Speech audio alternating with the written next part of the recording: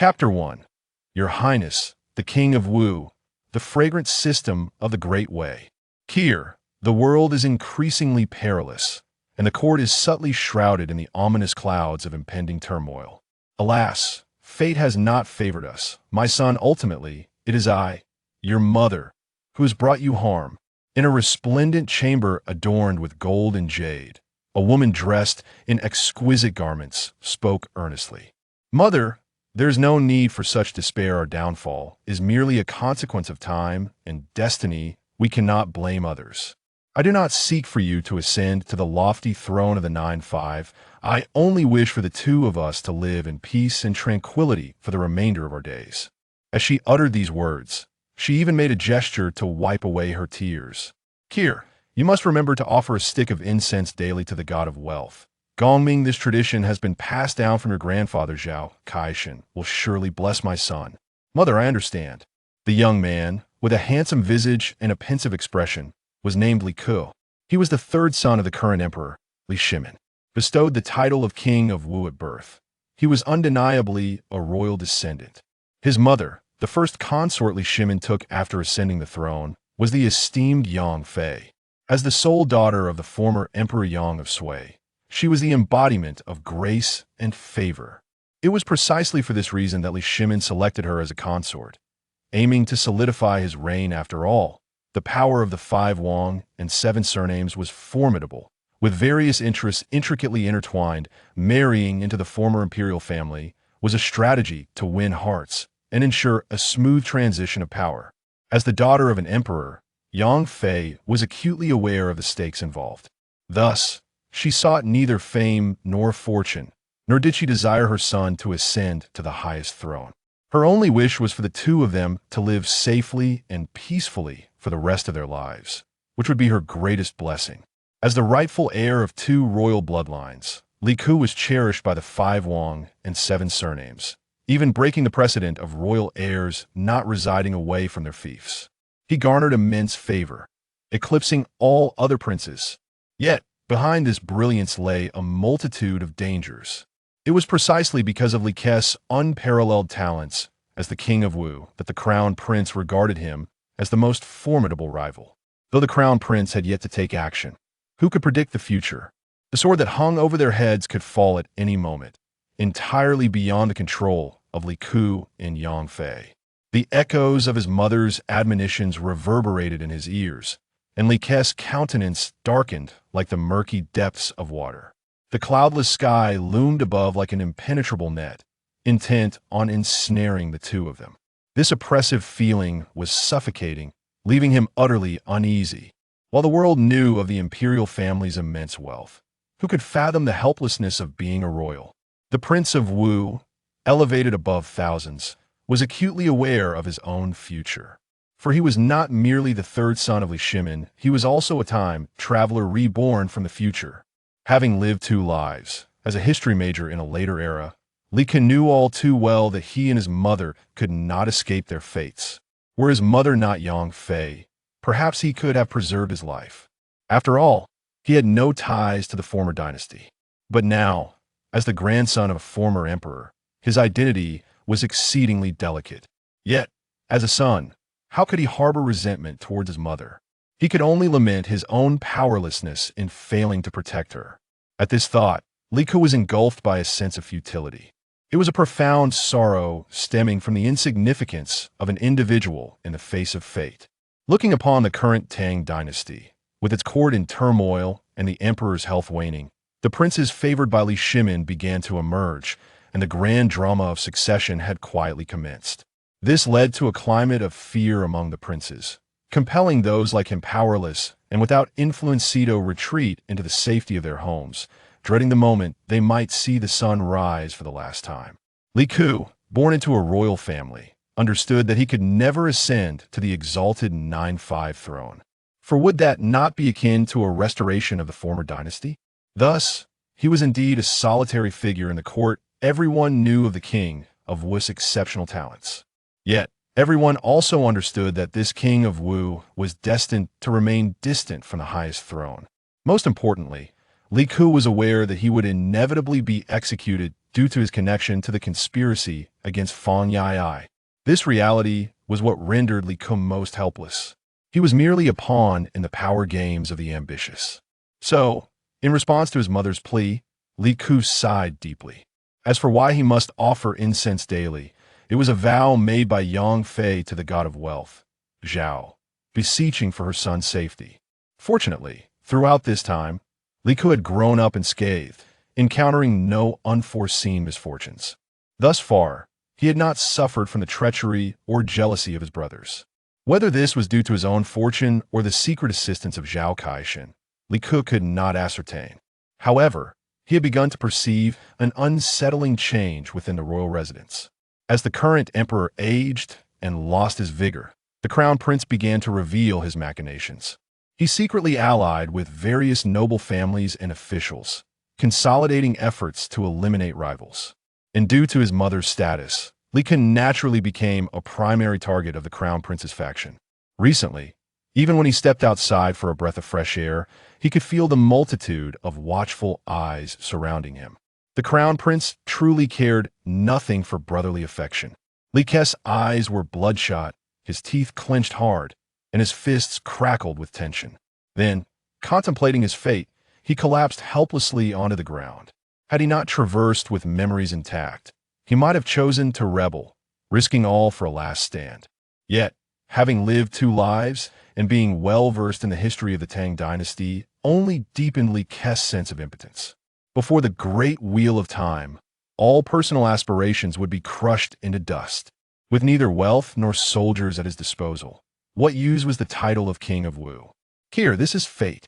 Now, all we can do is offer incense daily and pray for Zhao Caishen's blessings that we may traverse the remainder of our days safely.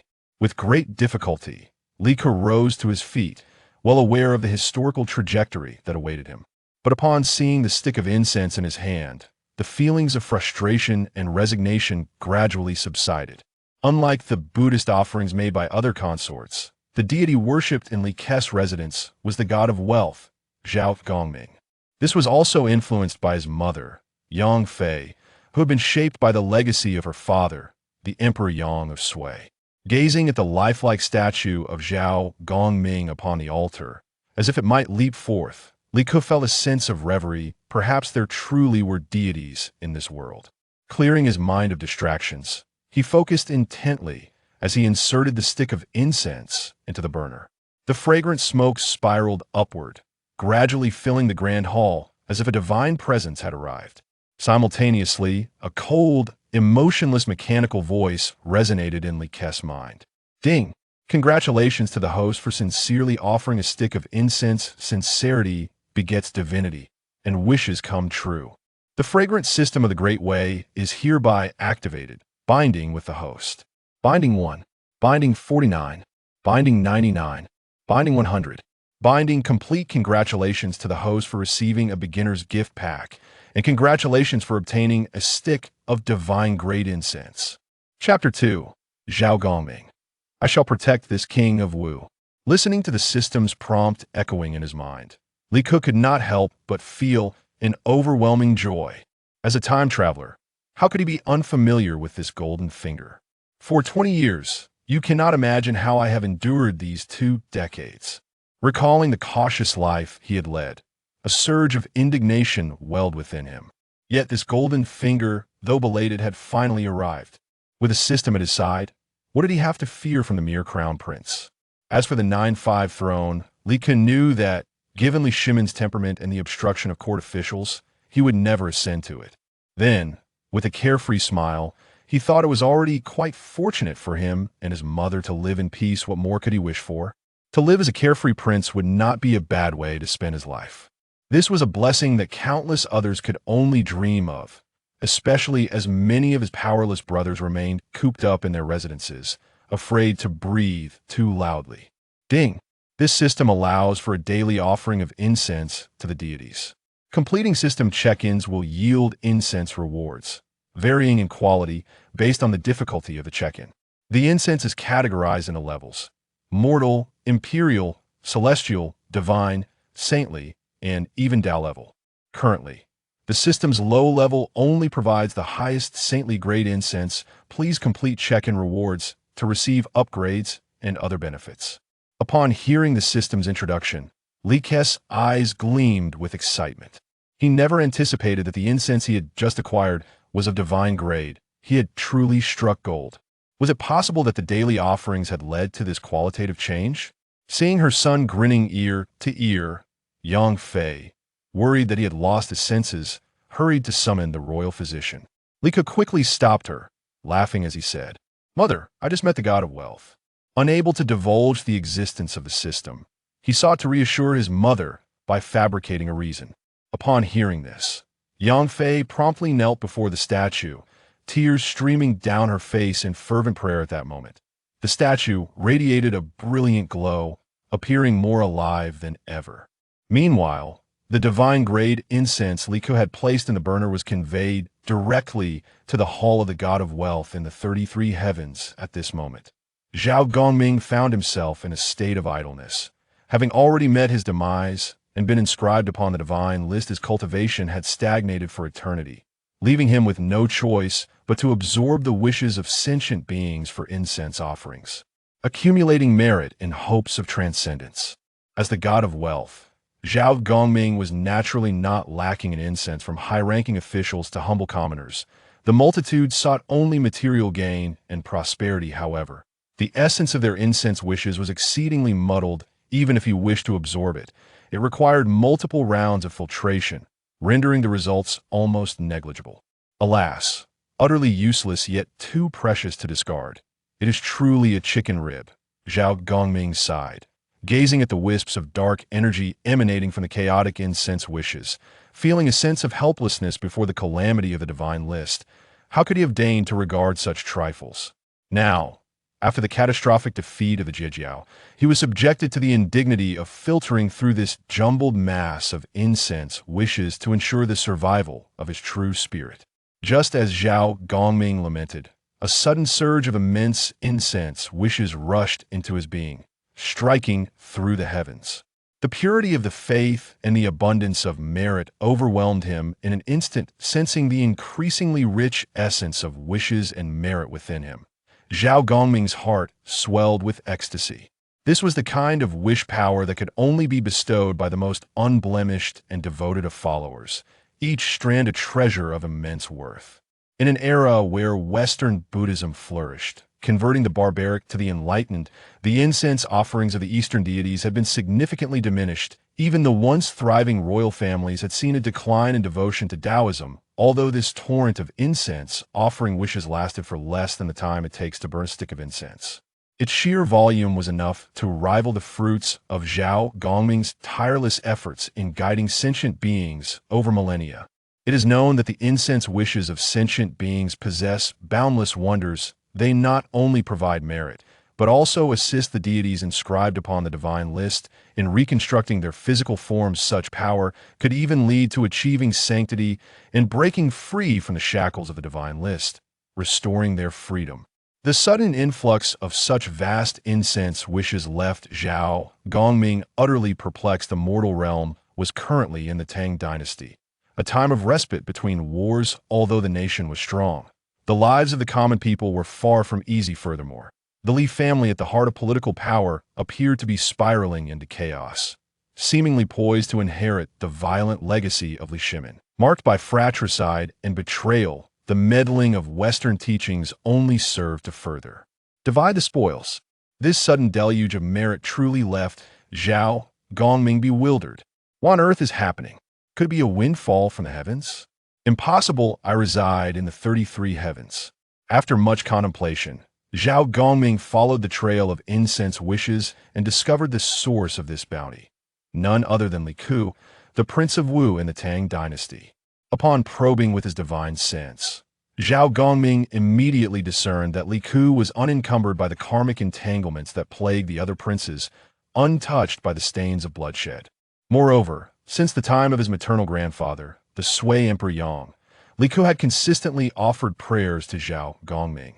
Even after the fall of the Sui dynasty, continuing to seek his protection, such sincerity stirred a warm current within Zhao Gongming's heart, reminiscent of the bonds forged in the crucible of shared trials before the calamity of the divine list. A thought flickered in his mind. As long as Li Ke's wish was not an overly ambitious one, such as aspiring to become a deity, even if it were merely to be a king, Zhao Gongming would certainly assist him in ascending to the throne. Upon realizing that Li Ke's humble desire was nothing more than for the safety of his mother and himself, wishing to live as a carefree prince, Zhao Gongming found himself shedding tears. Which prince in the realm does not yearn for the throne? Furthermore, with the tragic tale of fratricide that had marred the beginning of the Tang dynasty, the cycle of brother against brother would undoubtedly persist, setting a precedent for the ruthless pursuit of the highest power. This was the very consequence of Li Shimin's own actions, the seeds of which had already been sown.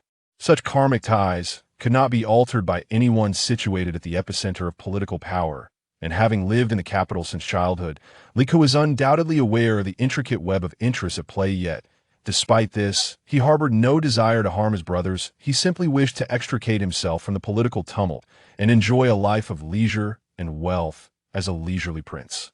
It is worth noting that once Li Ke's talents were revealed, coupled with his lineage as the grandson of the Sui Emperor Yang, he would undoubtedly garner the support of the 5 noble clans. Paving his way to the imperial throne, however, such a rise would come at the cost of widespread suffering, leaving the populace in dire straits. Li Ke's remarkable dedication to the well-being of the populace and the bond of brotherhood is truly commendable. Zhao Gongming, upon observing Li Ke, seems to glimpse the affection once shared among the disciples of the. Is it not simply a matter of living in peace and prosperity, enjoying the leisurely life of a princely figure? I, Zhao Gongming, shall safeguard you. In the 3rd chapter, after traversing over a decade, you inform me that this is the journey to the west. Just as Zhao Gongming was about to descend to the mortal realm, he suddenly sensed the profound karma enveloping Li Ke. His expression turned grave. How could such a seemingly powerless prince bear such immense karmic weight? There must be something amiss. Such deep-seated karmic ties, even a great Luo Jingxian would find burdensome to bear. Li Ke, merely a minor prince, should not be entangled in such intricate schemes. Upon further scrutiny, Zhao Gongming's astonishment only deepened. The burden Li Ke carries is none other than the karmic calamity discussed among the sages regarding the journey to the West. At present, as Buddhism flourishes in the West, it yearns to transport its scriptures eastward. The previous dynasty undertook grand construction projects, excavating the Grand Canal, and launched 3 military campaigns against Goguryeo, depleting the resources of the common folk. Indeed, the prosperity of the Tang dynasty began with the Sui. Emerging from the remnants of its predecessor, in the early Tang period, continuous military campaigns coincided with plagues of locusts and droughts, plunging the populace into dire straits, necessitating a form of self-deception for spiritual solace. The notions of universal equality and the Western Pure Land provided the perfect opportunity for the grand spectacle of the journey to the West. Now, everything is in place. All that remains is a catalyst. Thus, one can understand Wei Zheng's beheading of the River King of Jinghe, convening a grand assembly of water and land, allowing Xuanzang and Guanyin to manifest in the mortal realm. Crucially, during the Sui dynasty, Emperor Yang's excavation of the Grand Canal directly facilitated a resurgence for the dragon and water clans, making Li Ke, the grandson, the most fitting recipient of this grand karma. Moreover, to maintain the facade of peace, Li Heir must also accentuate the sins of the previous dynasty to highlight his own virtuousness. That a ruler capable of ruthlessly eliminating his own brothers would certainly be concerned about the fate of a mere prince. Sacrificing one life, or even a dragon, could secure the transmission of Buddhist teachings and the stability of the empire. What a splendid arrangement! The scheming of the sages and the secretive workings of fate are indeed ruthless.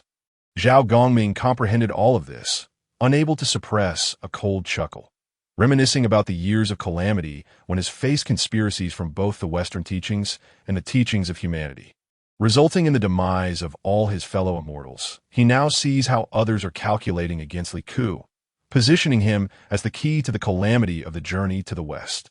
Truly, the ways of heaven are impartial. Reflecting on the infernal scene of his fellow disciples' demise and glancing at his loyal followers in the mortal realm, Zhao Gongming could not help but feel righteous indignation. In the past, his had never been afraid. Could it be that now, facing death, he would cower? The calamity of the journey to the west is the result of deliberations among several sages, leaving no room for him to intervene. Yet, as for this Prince of Wu, he feels a profound debt to the family. Merely wishing to be a carefree prince, such a humble aspiration, he cannot deny it. Once again I declare, Prince of Wu Li Ke, I, Zhao Gongming, shall safeguard you. After discerning the intricate karma, Zhao Caishan had made up his mind. Far away in the 33 heavens, Li Ke remains unaware of Zhao Gongming's thoughts, believing this to be just an ordinary world of the Tang dynasty. With the system in place, what is there to fear? Even if I cannot ascend to the pinnacle of power, can I not ensure the safety of mother and child? As Li Ke's mind wandered, the long-forgotten notification sound of the system echoed once more. Ding! This system kindly reminds you. The host has not yet checked in. You may check in to obtain an unknown grade of fragrant essence. Hearing the system's reminder, Li Ke recalled that in his excitement with his mother, he had completely forgotten about the check-in. Suppressing his anticipation, he immediately stepped outside, intending to find a suitable place to check in. Having finally acquired this system, he resolved not to be negligent or perfunctory with his first check dash and dot. It must be conducted in a site of great fortune and celestial significance to reflect his sincerity. With this thought in mind, Li Ke's steps became lighter. Upon exiting, he sensed the watchful eyes of the crown prince's spies trailing him, prompting a cold smile to form on his lips as he strolled leisurely. However, the vast expanse of the Tang dynasty made the surroundings feel increasingly unfamiliar as he wandered without a specific destination. This moment, observing Li Ke's imposing figure, the crown prince's spies were bewildered. The Prince of Wu had remained in the estate for years, maintaining a low profile. They initially thought he was finally about to engage with the influential families. Little did they expect he merely stepped out to buy a sugar painting and stroll around. Restrain your impulses. Perhaps he is deliberately misleading us. The spies nodded in agreement, well aware of the Prince of Wu's talents. As Li Ke continued his walk, he arrived at the riverbank, acutely aware of the persistent eyes trailing him. They clung to him like a stubborn plaster. Li Ke frowned. The crown prince was indeed anxious. He was eager to find incriminating evidence against him, intending to report it to the emperor and use the emperor's hand to eliminate him. Truly, one should not expect a friend to spare their life. The crown prince's malicious intentions were now glaringly obvious. Yet Li Ke had yet to find an opportunity to retaliate, so he could only lie low for the time being. Crown Prince, our accounts shall be settled slowly.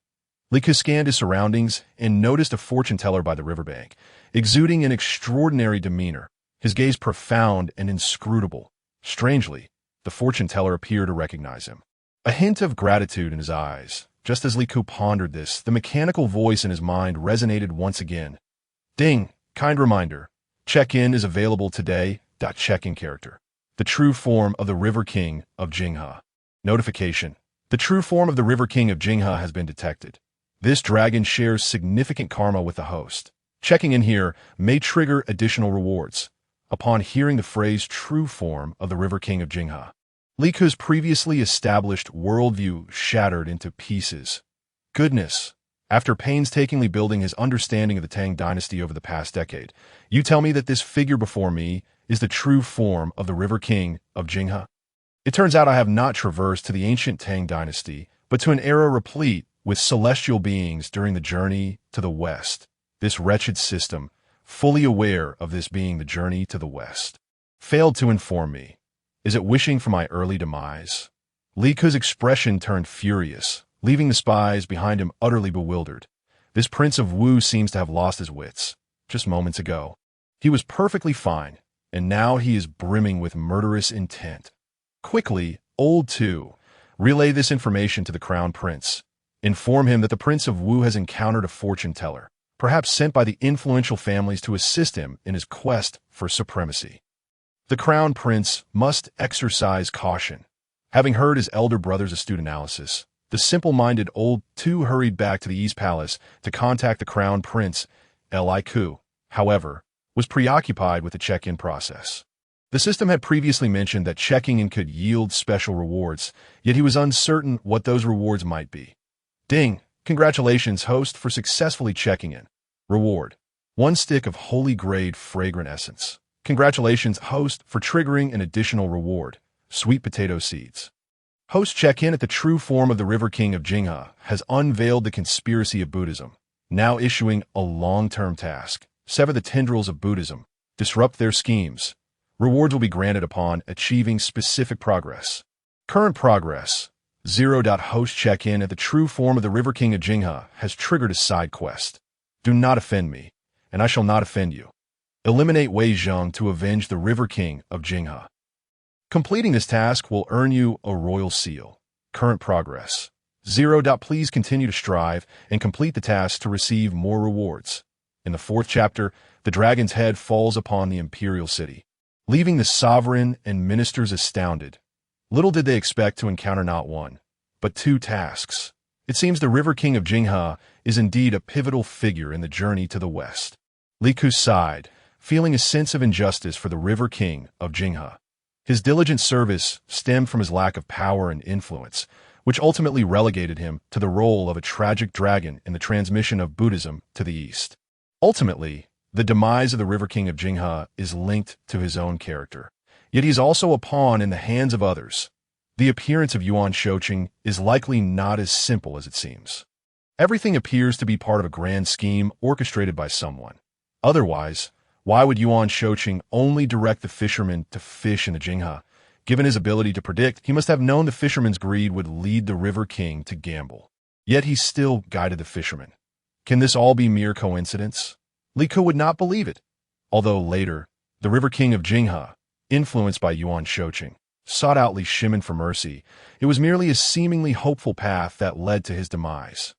Imagine, if Wei Zheng had not heeded the divine guidance of Guanyin to slay the Dragon King of Jinghe, he would have transgressed the celestial decree.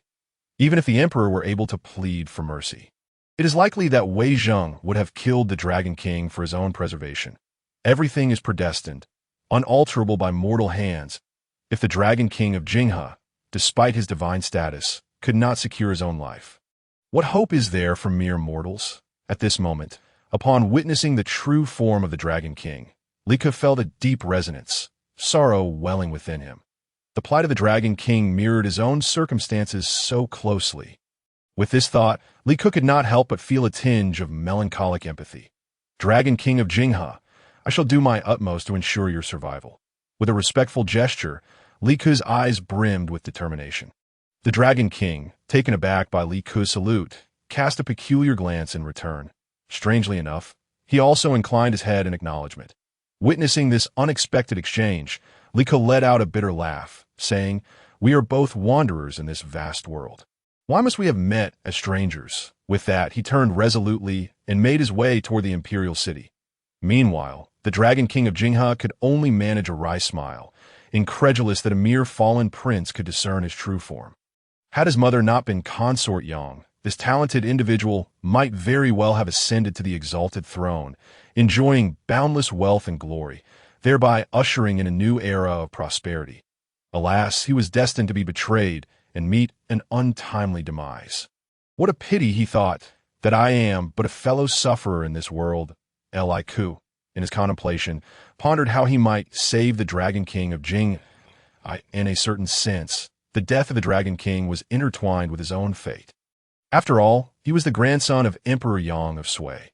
Reflecting on the rewards promised by the system, Li Ku's heart brimmed with murderous intent towards Wei Zheng, the pedantic scholar, in the grand hall of the Taiji Palace within the Chang'an imperial city. Emperor Li Shimin was engaged in a game of chess with Wei Zheng, while Crown Prince Li Changqian attended nearby. Suddenly, a commotion erupted outside the palace gates as a group of imperial guards burst in, led by an individual carrying a bloody dragon head. The head appeared heavy, causing the guard to struggle with its weight.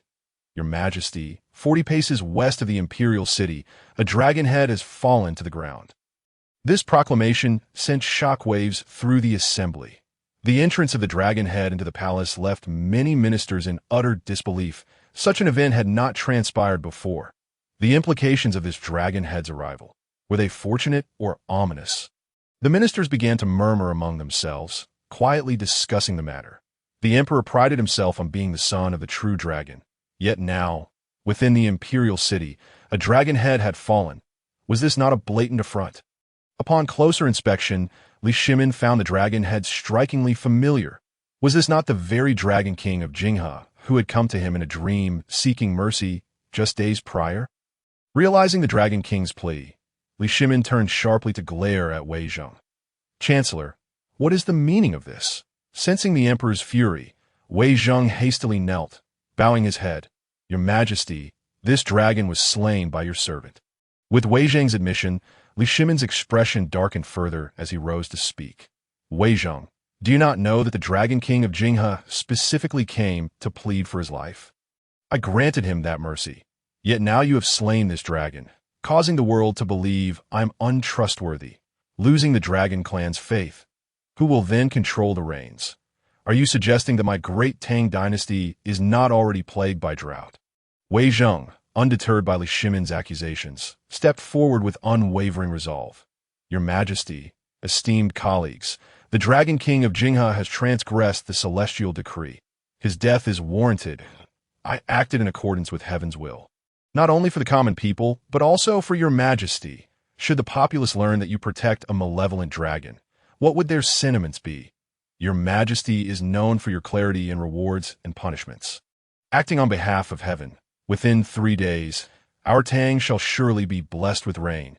Hearing Wei Zheng's heartfelt words, Li Shimin felt a warmth in his heart and quickly helped him to his feet, saying, Chancellor, I have wronged you.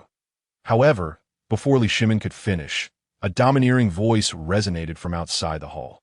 Father, this Wei Zheng harbors treasonous intentions. At this, the hall fell silent. The sound of a pin dropping could be heard. Treason, such an accusation could lead to the annihilation of one's entire lineage. Wei Zheng, incensed, shouted, How dare you? Who would dare utter such wild claims before the emperor? Treason. This is a grave offense. One must understand that many a prince had met their end for such charges. Who would dare invoke the word treason? Was this not a path to self-destruction? The crown prince, taken aback by the accusation, found it absurd that Wei Zheng could be suspected of treason.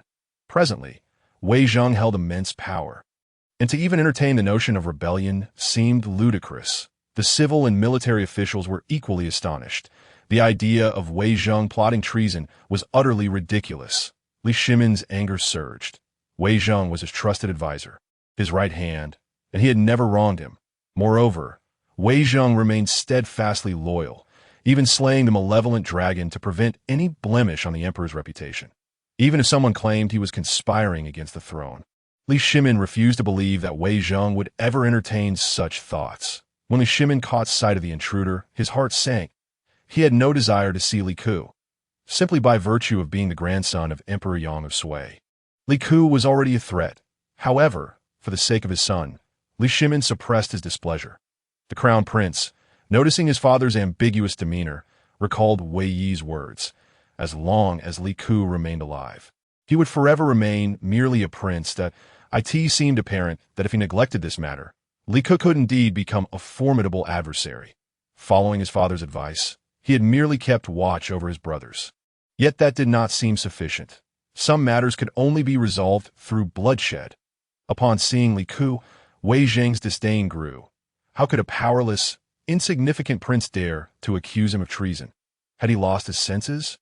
The crown prince, observing Wei Zheng's neutrality, hesitated to speak, considering the emperor's ambiguous stance. Yet, with a quick flick of his eyes, he devised a plan. Although Wei Zheng maintained a neutral position, if he were to assist in this matter, would he not be able to secure Wei Zheng's support for his own ascension? Weighing the importance of a high-ranking official against that of a seemingly useless brother, Li Chengxian was confident in his judgment. Thus, he declared, Third brother, how dare you? This is the Golden Luan Hall, not your Wangfu. If you withdraw now, I may yet persuade father to pardon your impudence. Chapter 5. Father, Wei Zheng is plotting treason.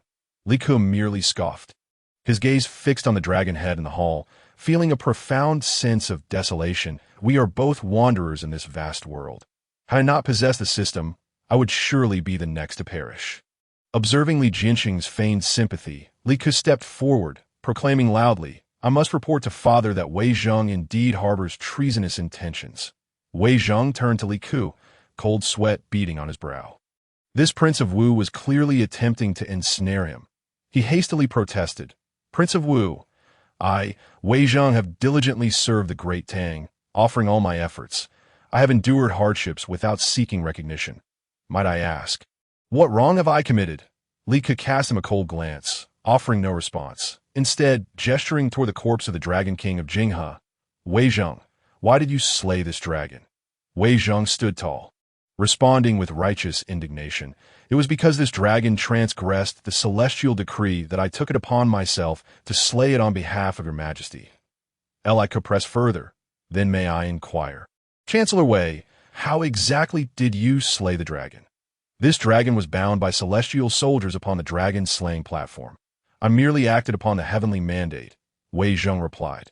The Crown Prince, displeased by Li Ke's interrogation, interjected, "Third brother, please do not make a fool of yourself here.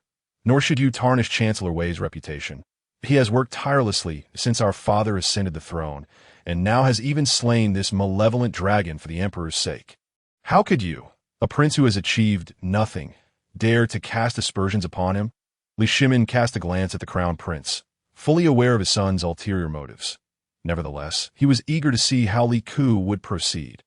Li Ke paid no heed to the Crown Prince's interference, continuing to press Wei Zhang. "You claim to have acted on heavenly orders?" Wei Zhang solemnly nodded. "This malevolent dragon transgressed the celestial decree. I acted accordingly and slayed it." Seizing the opportunity, Li Ke swiftly shifted his line of questioning. "Then I must ask you, Chancellor, whose heavenly mandate do you refer to?" Without hesitation, Wei Zhang replied, "The heavenly mandate, of course, is the decree of the celestial court." Li Ke scoffed at this. "Is it not the case that the heavenly mandate should originate from my father?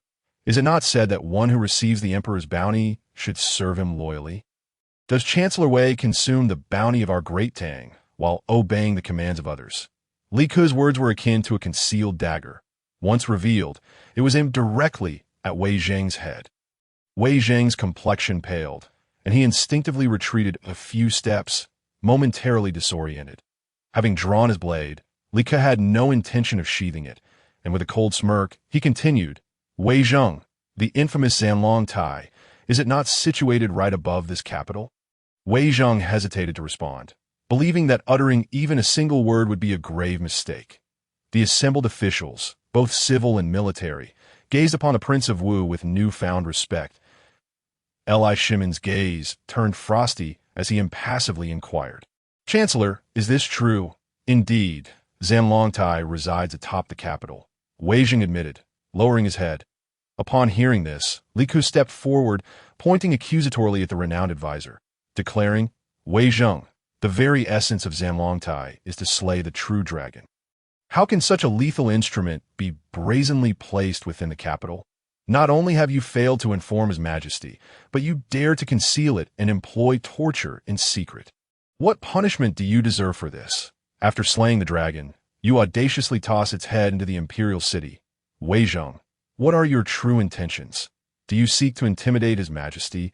Observing Li Ke's anguished demeanor, even Li Shimin felt a twinge of sympathy. Had he been too harsh on this son of his? He had previously dismissed Li Ke, believing his lineage to be a flaw, but now it appeared that Li Ke was indeed acting in his best interest. Wei Zhang, thoroughly shaken by Li Ke's words, realized that private torture was a severe crime, especially concerning Zanlong Tai. Noticing the old man frozen in fear, Li Ke advanced a few steps further. "Wei Zhang, why is it called Zanlong Tai? His Majesty is the true dragon of the heavens. Do you mean to suggest that this Zanlong Tai is intended to slay even His Majesty?" This line of questioning stripped Wei Zhang of all courage. "Your Highness speaks harshly. I was merely momentarily confused. All this was for the sake of the Great Tang.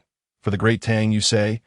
If you truly understand the importance of this matter, why did you not report it to His Majesty?" Wei Zhang's eyes darted. Unable to meet Li Ke's gaze, "I fear that His Majesty might be alarmed upon seeing the wretched dragon." This. Li Ke could only scoff coldly. Then, through gritted teeth, he retorted, "Wei Zhang, the vast empire of the Great Tang was built step by my father and uncles. What scenes have they not witnessed? Do not presume that your petty dragon, or even a host of deities, would instill fear in the Son of Heaven." Wei Zheng, knowing full well that you ought to report to his majesty, yet failing to do so, and even secretly bringing celestial soldiers into the imperial city, you are not merely conspiring against the throne. You have committed the heinous acts of harboring soldiers and deceiving the sovereign. Tell me, what have I said that is erroneous? Wei Zheng stammered, appearing far from the dignified chancellor he ought to be. However, after a moment of contemplation, he seemed to resolve himself and exclaimed, "Since today the Prince of Wu has forced me into such a corner, I must reveal the truth," aware that revealing his dealings with the Bodhisattva Guanyin would seal his fate. Wei Zheng looked up at Li Shimin and recounted how Guanyin had promised him that by slaying the Dragon King of the Jinghe, he could ascend to become a judge in the afterlife. Upon hearing this, Li Shimin's expression darkened. The court officials were equally astonished. "Does this mean I am to die?" His countenance was grim, tinged with an inexplicable terror. Who in the world is unafraid of death? Despite Li Shimin's illustrious life, his calm demeanor faltered in the face of mortality. "My lords, is there any way to grant me a few more years of life?" At this moment, all Li Shimin desired was to survive. And his words grew more blunt, yet no one responded. Panic set in. Wei Zheng was utterly alarmed. Li Shimin's fury flared. "Wei Zheng, what punishment do you deserve?" Immediately, sorrow overcame him. "I am but 40 years old. In the prime of my life, with so many unfulfilled ambitions and dreams, that am I truly to perish like this?" At this juncture, Li Ke interjected, "Father, why should you worry? Your son possesses a method of resolution. You are the revered sovereign, the master of the imperial fortunes. The divine beings would not dare to act against you. Please, rest assured, as for those malevolent spirits, what is there to fear?" Wei Zheng felt compelled to plead for his life. "Prince, every word you speak carries weight. Otherwise, it would be deemed treasonous." Li Ke disdainfully cast a glance at him, then knelt before Li Shimin with utmost sincerity, proclaiming, "Father, every word I speak is the truth. Should there be any falsehood, may I be reduced to ashes and meet a wretched end. Your Majesty, you are of unparalleled worth. I would not dare to be negligent. I implore you to deliver your judgment." Chapter 6. You seek irrefutable evidence? Here it is. At this moment, Wei Zheng also knelt, tears streaming down his face. "Your Majesty, you summoned this old minister today merely to discuss chess. You did not mention seeking clemency for the Dragon King of Jinghe." Thus, the old minister felt compelled to slay the Dragon King. "Otherwise, I would never disregard your sacred command. Please, Your Majesty, discern wisely." Li Shimin found himself in a quandary. After all, Wei Zheng did raise a valid point. He had indeed not had the chance to discuss clemency for the Dragon King before Wei Zheng acted. It seemed unfair to place the blame solely on him. However, Li Ke's mission today was to ensnare Wei Zheng, and he would not allow him to escape so easily. Thus, he advanced a few steps while still kneeling. "Father, Zanlongtai is situated within the palace, and the Dragon King of Jinghe is bound upon it. Can the divine not slay him? Why wait for Wei Zheng to undertake this act, only to cast the Dragon King's head into the palace? This is meant to publicly brand Wei Zheng as a dragon slayer. Today he can slay the Dragon King, but tomorrow, as the true dragon of the heavens, if his majesty does not heed his will he not allow the celestial beings to seize you and slaughter you at will? In the presence of his majesty, he is a minister. Yet before those celestial soldiers, he is a law enforcer called forth. It seems he has forged a deep bond with those deities, surely abandoning the mortal emperor."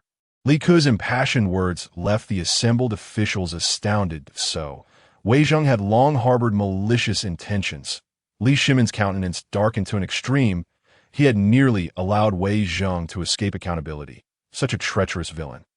And yet he had treated him with utmost respect. How utterly ludicrous. Wei Zheng, too, stood bewildered. Li Ke's remarks were driving him straight into infamy. I did not. Prince of Wu, we have no past grievances nor recent enmities. Why must you press me so? Do not feign innocence. Your treasonous heart is glaringly evident. I merely sought to protect my father by exposing your treasonous intentions. Is that a crime?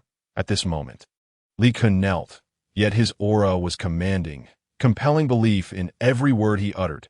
The death of the Dragon King of Jinghe had directly summoned the vengeful spirit of the dragon, leading Li Shimin through the depths of hell, thus awakening his desire to embark on a journey for enlightenment. This illustrates just how significant the Dragon King of Jinghe's demise was to the world of the journey to the west. Li Ku understood that he must seek justice for the Dragon King, lest the ideologies of the Western deities infiltrate the Central Plains, thereby thwarting the schemes of the Buddhist sect and dismantling their plots. Thus, Li Ku added, "Father, the Dragon Slayer ultimately becomes the vile dragon. I urge you to ponder this." The situation had escalated to this point. Meanwhile, Guanyin, meditating in the Zizhu forest, sensed a disturbance. She immediately opened her eyes and instructed the two attendant boys beside her. "We must descend to the mortal realm." The boys did not dare to question further, merely responding, "Yes." They swiftly made their way to the palace. The palace, suffused with golden energy, radiated wealth and harmony. Guanyin sensed that something was amiss with Wei Zhang, but was unaware of Li Ku's earlier words. Disguising themselves, she and her attendants alighted at the great hall's entrance. Li Ku felt a divine aura behind him and turned to glance over his shoulder. He could see this moment, bolstered by the system and Zhao Gongming's protection. He could perceive the true forms of the immortals. Upon realizing that Guanyin had arrived, he felt no surprise. Instead, he began to provoke Wei Zhang, saying, "You claim it was Guanyin who urged you to do this. Why not summon her to reveal her true self? If she were to defend you, I believe Father would spare you." Hearing this, Wei Zhang's heart sank. How could he possibly summon the Bodhisattva Guanyin? She was an exalted being among the immortals. Only a celestial being could summon him. How could he possibly possess the ability to invoke the Bodhisattva's divine presence? At that moment, Li Ku glanced again at the statue of Guanyin at the entrance of the Grand Hall. It seemed that the deity had no intention of revealing her true form to assist Wei Zhang. Thus, he couldn't help but remark, "It appears that the celestial beings merely utilize you. When true calamity befalls them, they retreat like turtles withdrawing into their shells." Whispers of agreement arose within the hall. The words of King Wu held merit. Since Prime Minister Wei could negotiate with the Bodhisattva, surely it should be easy to summon her now. "I have lived for decades without ever witnessing the Bodhisattva's true form. How wonderful it would be if she could indeed manifest her holiness. Then I could die in peace." But what does it mean that Prime Minister Wei remains silent? If he can meet the Bodhisattva himself, why can't we see her too? Perhaps Prime Minister Wei fears for his life, hence invoking the Bodhisattva. As the minister's remarks grew increasingly harsh, even a shadow of darkness seemed to gather around Guanyin's visage. Li Ku's audacity was truly excessive, daring to liken celestial beings to cowardly turtles. However, as Guanyin examined Li Ku's fate, she discovered he was indeed blessed with great fortune, leaving her at a loss as to how to deal with him. At that moment, Li Ku spoke again. "Since Prime Minister Wei has remained silent for so long, it seems my father must compel Guanyin to reveal herself." As soon as these words left his lips, a louder wave of discussion erupted in the court. "It is true that Li Shimin is the son of heaven, yet he is merely immortal. How could he possibly summon the Bodhisattva?" Even Li Shimin himself found this notion absurd. "How do you expect your father to summon the Bodhisattva? It's simple. All it requires is a decree from you." Fathered out at that moment, Guanyin found these mortals utterly ludicrous. To think that a mere decree could compel her to reveal her true form was laughable. She resolved not to lift her invisibility spell, curious to see what they might attempt next. Little did she anticipate that Li Ku would follow with, "Father, you could issue an edict declaring a nationwide eradication of Buddhism. If anyone continues to practice Buddhism, their entire clan shall be punished." Surely this would compel the Bodhisattva to reveal herself. Upon hearing this, most remained indifferent, but Changsun Wuji's expression darkened first, who in the entire court did not know that his sister, Empress Changsun, was a devout Buddhist. King Wu's suggestion clearly disregarded both himself and Empress Changsun. Hence, Changsun Wuji stepped forward, bowing to Li Shimin, and said, "I believe the proposal of King Wu is ill-conceived. The nation is currently besieged by locust plagues and drought. The populace, believing in Buddhism, endures their suffering with the hope of rebirth in paradise. If we were to eradicate Buddhism on a grand scale, The loss of faith could incite national turmoil, that I urge your majesty to reconsider. Chapter 7. King Wu speaks, Guanyin appears. Yet Li Ku, unfazed, addressed Chongsun Wuji, Uncle, are you not being overly hasty? Are you standing up now to plead for Wei Zheng? Chongsun Wuji's relationship with Wei Zheng had never been warm, and at this moment he had no intention of rescuing him. His concerns were solely for Empress Chongsun. Moreover, Wei Zheng was already like a brittle blade of grass, ready to scatter at the slightest gust. To plead for him would be utterly absurd. Thus, Chongsun Wuji replied to Li Ku, King Wu, you jest. Since Wei Zheng has incurred the emperor's wrath, he deserves his fate. I merely wish to uphold Buddhism's standing in the Tang dynasty. As the saying goes, above 3 feet, there are divine beings. It is precisely because of the reverence for the divine that people adhere to moral conduct. Lest they face karmic retribution, a widespread eradication of Buddhism could bring profound calamity to the Tang. However, the historical eradication of Buddhism by Emperor Taiwu of Wei and Emperor Wu of Northern Zhou did not have a significant impact on their respective dynasties. Our Tang dynasty already has Taoism to offer the people. It is the flourishing of Buddhism that has led to the decline of Taoism. Now is indeed the opportune moment to promote Taoism and eradicate Buddhism. Taoism advocates tenets beneficial to the people's beliefs. Why should they not embrace Taoism? Li Ku's arguments were undeniably compelling. For a moment, Li Shimin found himself in a quandary. At this juncture, no one was more pleased than Li Chengqian as the crown prince. Should Li Shimin meet an untimely end this year, he would ascend the throne immediately. Consequently, as Li Ku and Chongsun Wuji debated the eradication of Buddhism, a radiant smile involuntarily spread across his face. Li Ku noticed this and remarked to Li Chengqian, it seems the prospect of Father's imminent demise brings you great joy. Until now, Li Shimin had focused his attention on Li Ku and Chongsun Wuji, completely oblivious to the expression on Li Chengqian's face behind him. However, at this moment, he suddenly turned around and saw the smile that Li Chengqian had not yet managed to conceal. You ungrateful wretch, your father is on the brink of death, and you dare to smile. It appears you are longing for my demise. Li Chengqian had never anticipated that Li Ku would abruptly shift the focus onto him, so he promptly knelt on the ground, repeatedly bowing his head. Father, your wisdom is unparalleled. I merely found the dialogue between my brother and Lord Chongsun rather amusing, which led to an involuntary smile. Not because I wish for your early demise. Please see clearly. Li Shimin waved his hand dismissively, his expression one of sorrow. Enough that I no longer wish to delve into your thoughts. Simply contemplating my imminent demise sends my heart into turmoil, leaving me restless. It is truly disappointing that none among the court has proposed a way to prolong my life. At that moment, Wei Zheng suddenly recalled something that he believed this could save his own life. Thus, he addressed Li Shimin.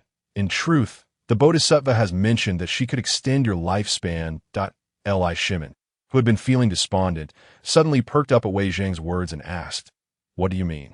Wei Zheng adjusted his kneeling posture, filled with trepidation, and said, the Bodhisattva once told me that after you traverse the underworld, you would still have 20 years of life left and would not perish this year. The notion of death is merely an illusion. Li Shimin heard this. A smile blossomed upon his face. Is that so? Did the Bodhisattva truly say this? After all, he was just a mortal who feared death and yearned for longevity. He also wished to avoid enmity with celestial beings. If Buddhism were to be eradicated, Guanyin would surely be among those condemned. However, if Guanyin could indeed guarantee him an additional 20 years of life, he might consider not eradicating Buddhism and instead promote it throughout the Tang dynasty. Seeing his plans potentially thwarted by Wei Zheng, Li Ku promptly interjected, Father, I believe Prime Minister Wei seeks to preserve his own life, thus fabricating this tale. He previously claimed that the spirit of the Dragon King of the Jing River would accompany you to the underworld, and now he asserts that the Bodhisattva will grant you an extra 20 years of life. Is this not contradictory? Even if the Bodhisattva could indeed predict a person's lifespan, how could the deceased possibly be revived? Not even the greatest celestial beings could achieve such a feat. Otherwise, would the world not descend into chaos? Even if, hypothetically, you could rise from the dead, what would the common people think? Would they not suspect you of having risen from the grave? Such a notion would be seen as an ill omen. Li Shimin found himself intrigued. If I could indeed rise from the dead, would that not be a good omen? No, no, no. You are thinking too simplistically. While mortals yearn for immortality, have you ever heard of a ruler who could die and come back to life, earning the people's adoration? One who has traversed the underworld would inevitably be shrouded in dark energy. Such a ruler awakening would likely not earn the respect and faith of the populace. Li Shimin felt cold sweat bead upon his forehead, instinctively taking a step back. How careless he had been, nearly falling into the trap of Wei Zhang's words, risking the loss of the people's trust. What do you suggest I do now? If the deities cannot ensure my longevity, why should I continue to revere them? If the divine beings do not safeguard the Tang, then it is upon you to protect the Tang's well-being. You have ordered the complete destruction of all temples within the Tang dynasty, decreeing that henceforth, all citizens shall no longer adhere to Buddhism, under threat of annihilation of their entire lineage. Such ruthless measures will undoubtedly lead to the swift demise of Buddhism within the Tang territory. Yet, Gongsun Wuji interjected timely, urging, Your Majesty, please reconsider. Since Buddhism was introduced to our land during the late Western Han dynasty, it has flourished for an extensive period. After the establishment of our Tang dynasty, it reached unprecedented heights. To eradicate Buddhism now would be an arduous task, demanding considerable time and exhausting the strength and resources of the populace. Should public outrage ensue, the citizens may very well rise in rebellion. History is replete with such instances that if you pursue the eradication of Buddhism, wouldn't that provide those inherently rebellious individuals with a justifiable cause to revolt. At this moment, Li Ke was permitted by Li Shimin to rise. He approached Gongsun Wuji with a leisurely gait and remarked, Uncle, your steadfastness in preserving Buddhism, is it perhaps due to the beliefs of Empress Changsun? Given your evident partiality, how can you still have the audacity to speak in such a just tone, seemingly defending the Tang dynasty's rule? Father, I assert that the eradication of Buddhism is indeed the only path to eliminate calamities. Suddenly, a voice resonated. Amidst, I have arrived. There is no need for further contention. Chapter 8. Is this not the manifestation of a sage? Avalokiteshvara could no longer bear to listen to the trivialities of mortals. Their discourse vexed her immensely. Thus, she revealed her true form, gracefully entering the grand hall accompanied by two celestial attendants. Avalokiteshvara radiated with a golden luminescence, clad in an immaculate white robe. As she approached, the two attendants, one male and one female, possessed an ethereal beauty. Heavens, is it truly Avalokiteshvara, due to the actions of King Wu? She has deigned to manifest. Were it not for King Wu's insistence on the eradication of Buddhism, we may never have witnessed Avalokiteshvara's presence. Could it be that King Wu is a living sage? Should we not kneel in reverence? Indeed, we had almost overlooked this. The assembly within the hall began to murmur in awe, subsequently prostrating themselves in veneration of Avalokiteshvara.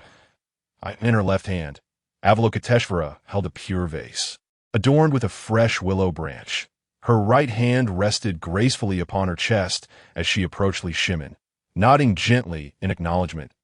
At this moment, Li Shimin stood transfixed, unable to fathom that Avalokiteshvara had truly manifested before him. Gazing at him with compassion, Shimin recalled the text he had perused regarding the emperors of yore. While some tomes spoke of auspicious signs at an emperor's birth, none had ever recorded an emperor witnessing Avalokiteshvara in person. Yet here he stood, the first to behold her, a privilege befitting a timeless sovereign. This thought filled him with exhilaration, rendering him almost weightless, as if he were on the cusp of transcendence. Simultaneously, his gaze shifted to Li Ke, astonished that his least favored son had compelled the appearance of Avalokiteshvara. This was no trivial feat. It appeared he might indeed be a reincarnation of a sage.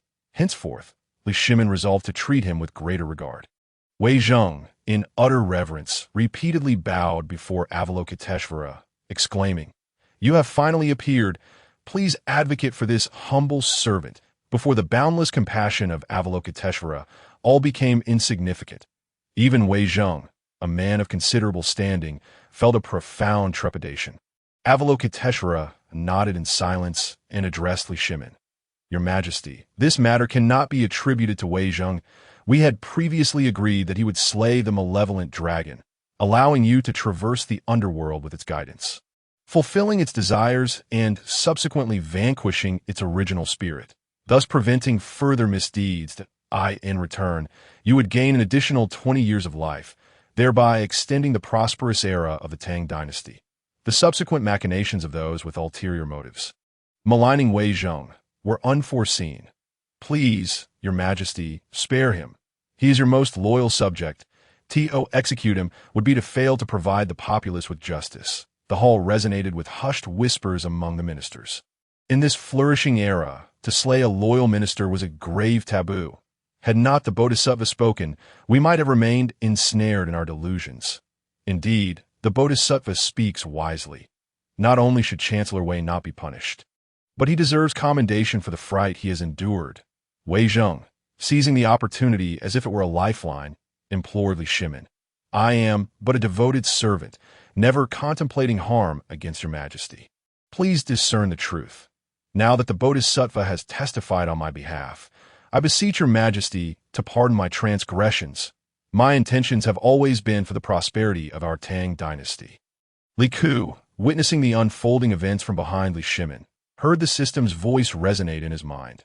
The progress of avenging Wei Zheng by eliminating the Dragon King stands at 70. Please, host, continue your efforts. It seemed that even the intervention of Avalokiteshvara could not guarantee Wei Zheng's continued existence. I felt emboldened and stepped forward to address Avalokiteshvara. Might I inquire, Bodhisattva, what evidence do you possess to prove that my father's lifespan may indeed be extended by 20 years? In truth, Avalokiteshvara had long been cognizant of Li Ku, recognizing his distinctiveness among the throng. While she could discern the past lives of any mortal upon merely gazing at them, with Li Ku, she could only perceive him enveloped in golden light, akin to a celestial being. His auspicious aura filled the entire hall, rendering even Avalokiteshvara unable to fathom his destiny. That a flicker of wariness arose within Avalokiteshvara. She sensed that Li Ku might prove to be a significant variable in her plans for the journey westward. The mere thought caused her countenance to subtly shift. Yet, having cultivated for millennia, she quickly regained her serene demeanor and spoke softly. I can procure the Book of Life and Death for your examination. How remarkable is King Wu! He has compelled Avalokiteshvara to manifest and now to present the Book of Life and Death. Such a tome is not meant for mere mortals to behold. Your words are misguided. While the Book of Life and Death may be beyond our reach, the Emperor is of the highest rank. Moreover, as King Wu claims, the Emperor holds a status akin to that of a deity. What harm could there be in him merely glancing at the Book of Life and Death? It seems the Emperor's life is destined for greatness. We are fortunate to witness Avalokiteshvara, a blessing that shall allow us to boast for a lifetime. Which mortal has ever encountered a true celestial being? We are indeed blessed.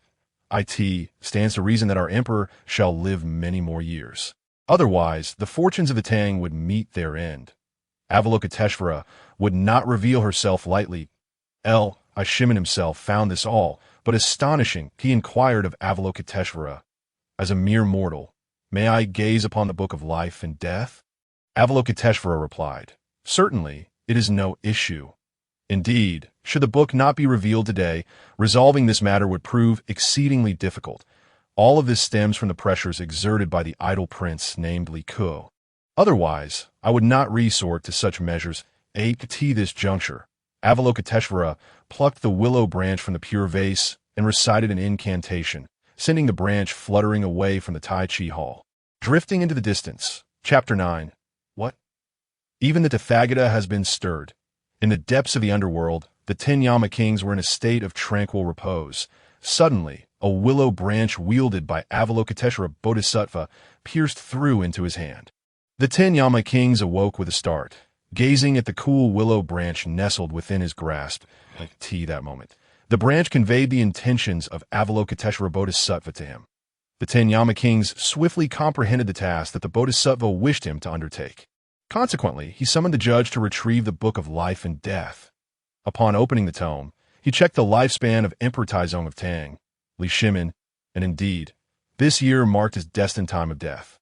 Chui, you shall journey to the mortal realm and deliver the book of life and death into the hands of Avalokiteshvara Bodhisattva. This matter pertains to the propagation of Buddhism to the East and must be handled with utmost care. Depart swiftly and return swiftly. Chui, the judge, accepted the command and set forth. Upon his arrival at the Hall of Supreme Ultimate, the numerous ministers were immediately thrown into a state of turmoil. The appearance of Avalokiteshvara Bodhisattva was already astonishing enough. But now even the judge from the underworld had manifested. They felt as if they were encountering an auspicious event beyond their wildest dreams. Each individual's heart brimmed with joy, reveling in the notion that they had been touched by divine grace, ensuring their future would be filled with blessings and smooth sailing. Although the judge hailed from the underworld, he could still be classified among the celestial beings. To witness so many deities in a single day was indeed an immense fortune. Each person felt a swell of pride, convinced they had been imbued with celestial energy, promising a future abundant with good fortune. At that moment, Avalokiteshvara Bodhisattva had already taken the book of life and death from Chui's hands. She swiftly turned to the page inscribed with the name of Li Shimin and spoke to him. Come and see. At that moment, Li Shimin felt as if his feet were rooted to the ground. The shock and astonishment he had experienced that day were overwhelming, leaving him momentarily incapacitated.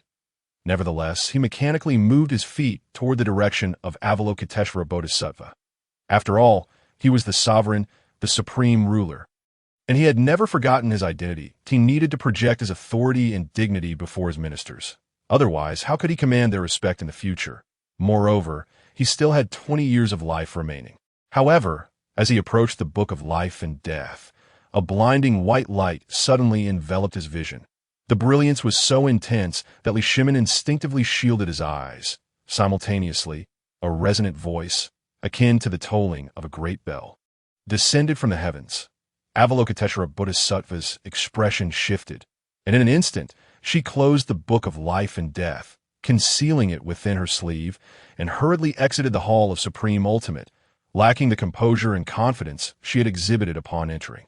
The ministers followed suit, eager to uncover the identity of the celestial being whose voice had resonated from the skies. Li Shimin, supported by Li Ku, joined the throng exiting the hall at that moment. They heard an even more commanding voice that was indescribable, yet it evoked a profound sense of reverence in all who heard it. Whose celestial presence could this be? The crowd exchanged bewildered glances. But the voice soon provided an answer. I am the Tathagata of the Thunder Sound Temple in the West. Avalokiteshvara, you have violated heavenly edicts by bringing the book of life and death from the underworld to present it to mortals. Quickly return to face your punishment. Avalokiteshvara immediately fell to her knees, bowing 3 times before joining her palms together in utmost respect, saying, "Disciple merely wished to persuade Li Shimin to heed my guidance." The voice of the Tathagata resonated with deafening clarity, each word striking the hearts of all present as if they had been dealt a heavy blow. Although the reprimanded was not themselves, the ministers bore expressions of dread, as if they were next in line for judgment. After all, they could not guarantee that they had never committed a single misdeed in their lifetimes. Before the Buddha, they felt diminutive, akin to mere insects. If even the compassionate Avalokiteshvara's actions were known to the Tathagata, how much more so their own? Fortunately, it seemed that the Tathagata had no intention of holding them accountable today. As he ceased speaking after delivering his admonition that moment, Li Ku, still kneeling on the ground, suddenly spoke. Tathagata, Avalokiteshvara has promised my father that he could live for an additional 20 years. You must be aware of this matter. Shouldn't this promise now be fulfilled? If it becomes known that even the omnipotent Tathagata does not uphold the vows of Buddhism, the number of adherents to the Dharma will surely dwindle. The Tathagata's voice reverberated again, still imbued with a commanding presence. You, Prince, possess an extraordinary bearing, not of ordinary stock. Since you have compelled Avalokiteshvara to act in such extraordinary ways, very well, since she has made a promise, I shall grant this additional 20 years. Suddenly, a golden light burst forth from the book of life and death concealed within Avalokiteshvara's sleeve. She hastily retrieved it and discovered that the inscription, which read Li Shimin of the Tang dynasty shall pass away in the 13th year of the Jingguan era, had transformed to Li Shimin of the Tang dynasty shall pass away in the 33rd year of the Jingguan era. The Tathagata had indeed granted Li Shimin an extension of 20 years to instill faith in Li Shimin regarding the Tathagata's promise, and to quell the murmurings of the crowd. Avalokiteshvara showed the book of life and death to Li Shimin. Upon realizing his lifespan had been extended, a radiant smile broke upon his face. He knelt down and bowed 3 times, exclaiming, "Thank you, Tathagata. Very well. Let this matter be settled today. Avalokiteshvara, return to the spiritual mountain to receive your punishment." With a sigh, Avalokiteshvara departed with her 2 attendants, riding the clouds westward. The ministers remained kneeling for a considerable time before daring to rise. They had truly endured an overwhelming day of astonishment. Not only had they encountered Avalokiteshvara and her 2 celestial attendants, but they had also witnessed the judge. The voice of the Tathagata had resounded in their ears. What a tremendous blessing this was!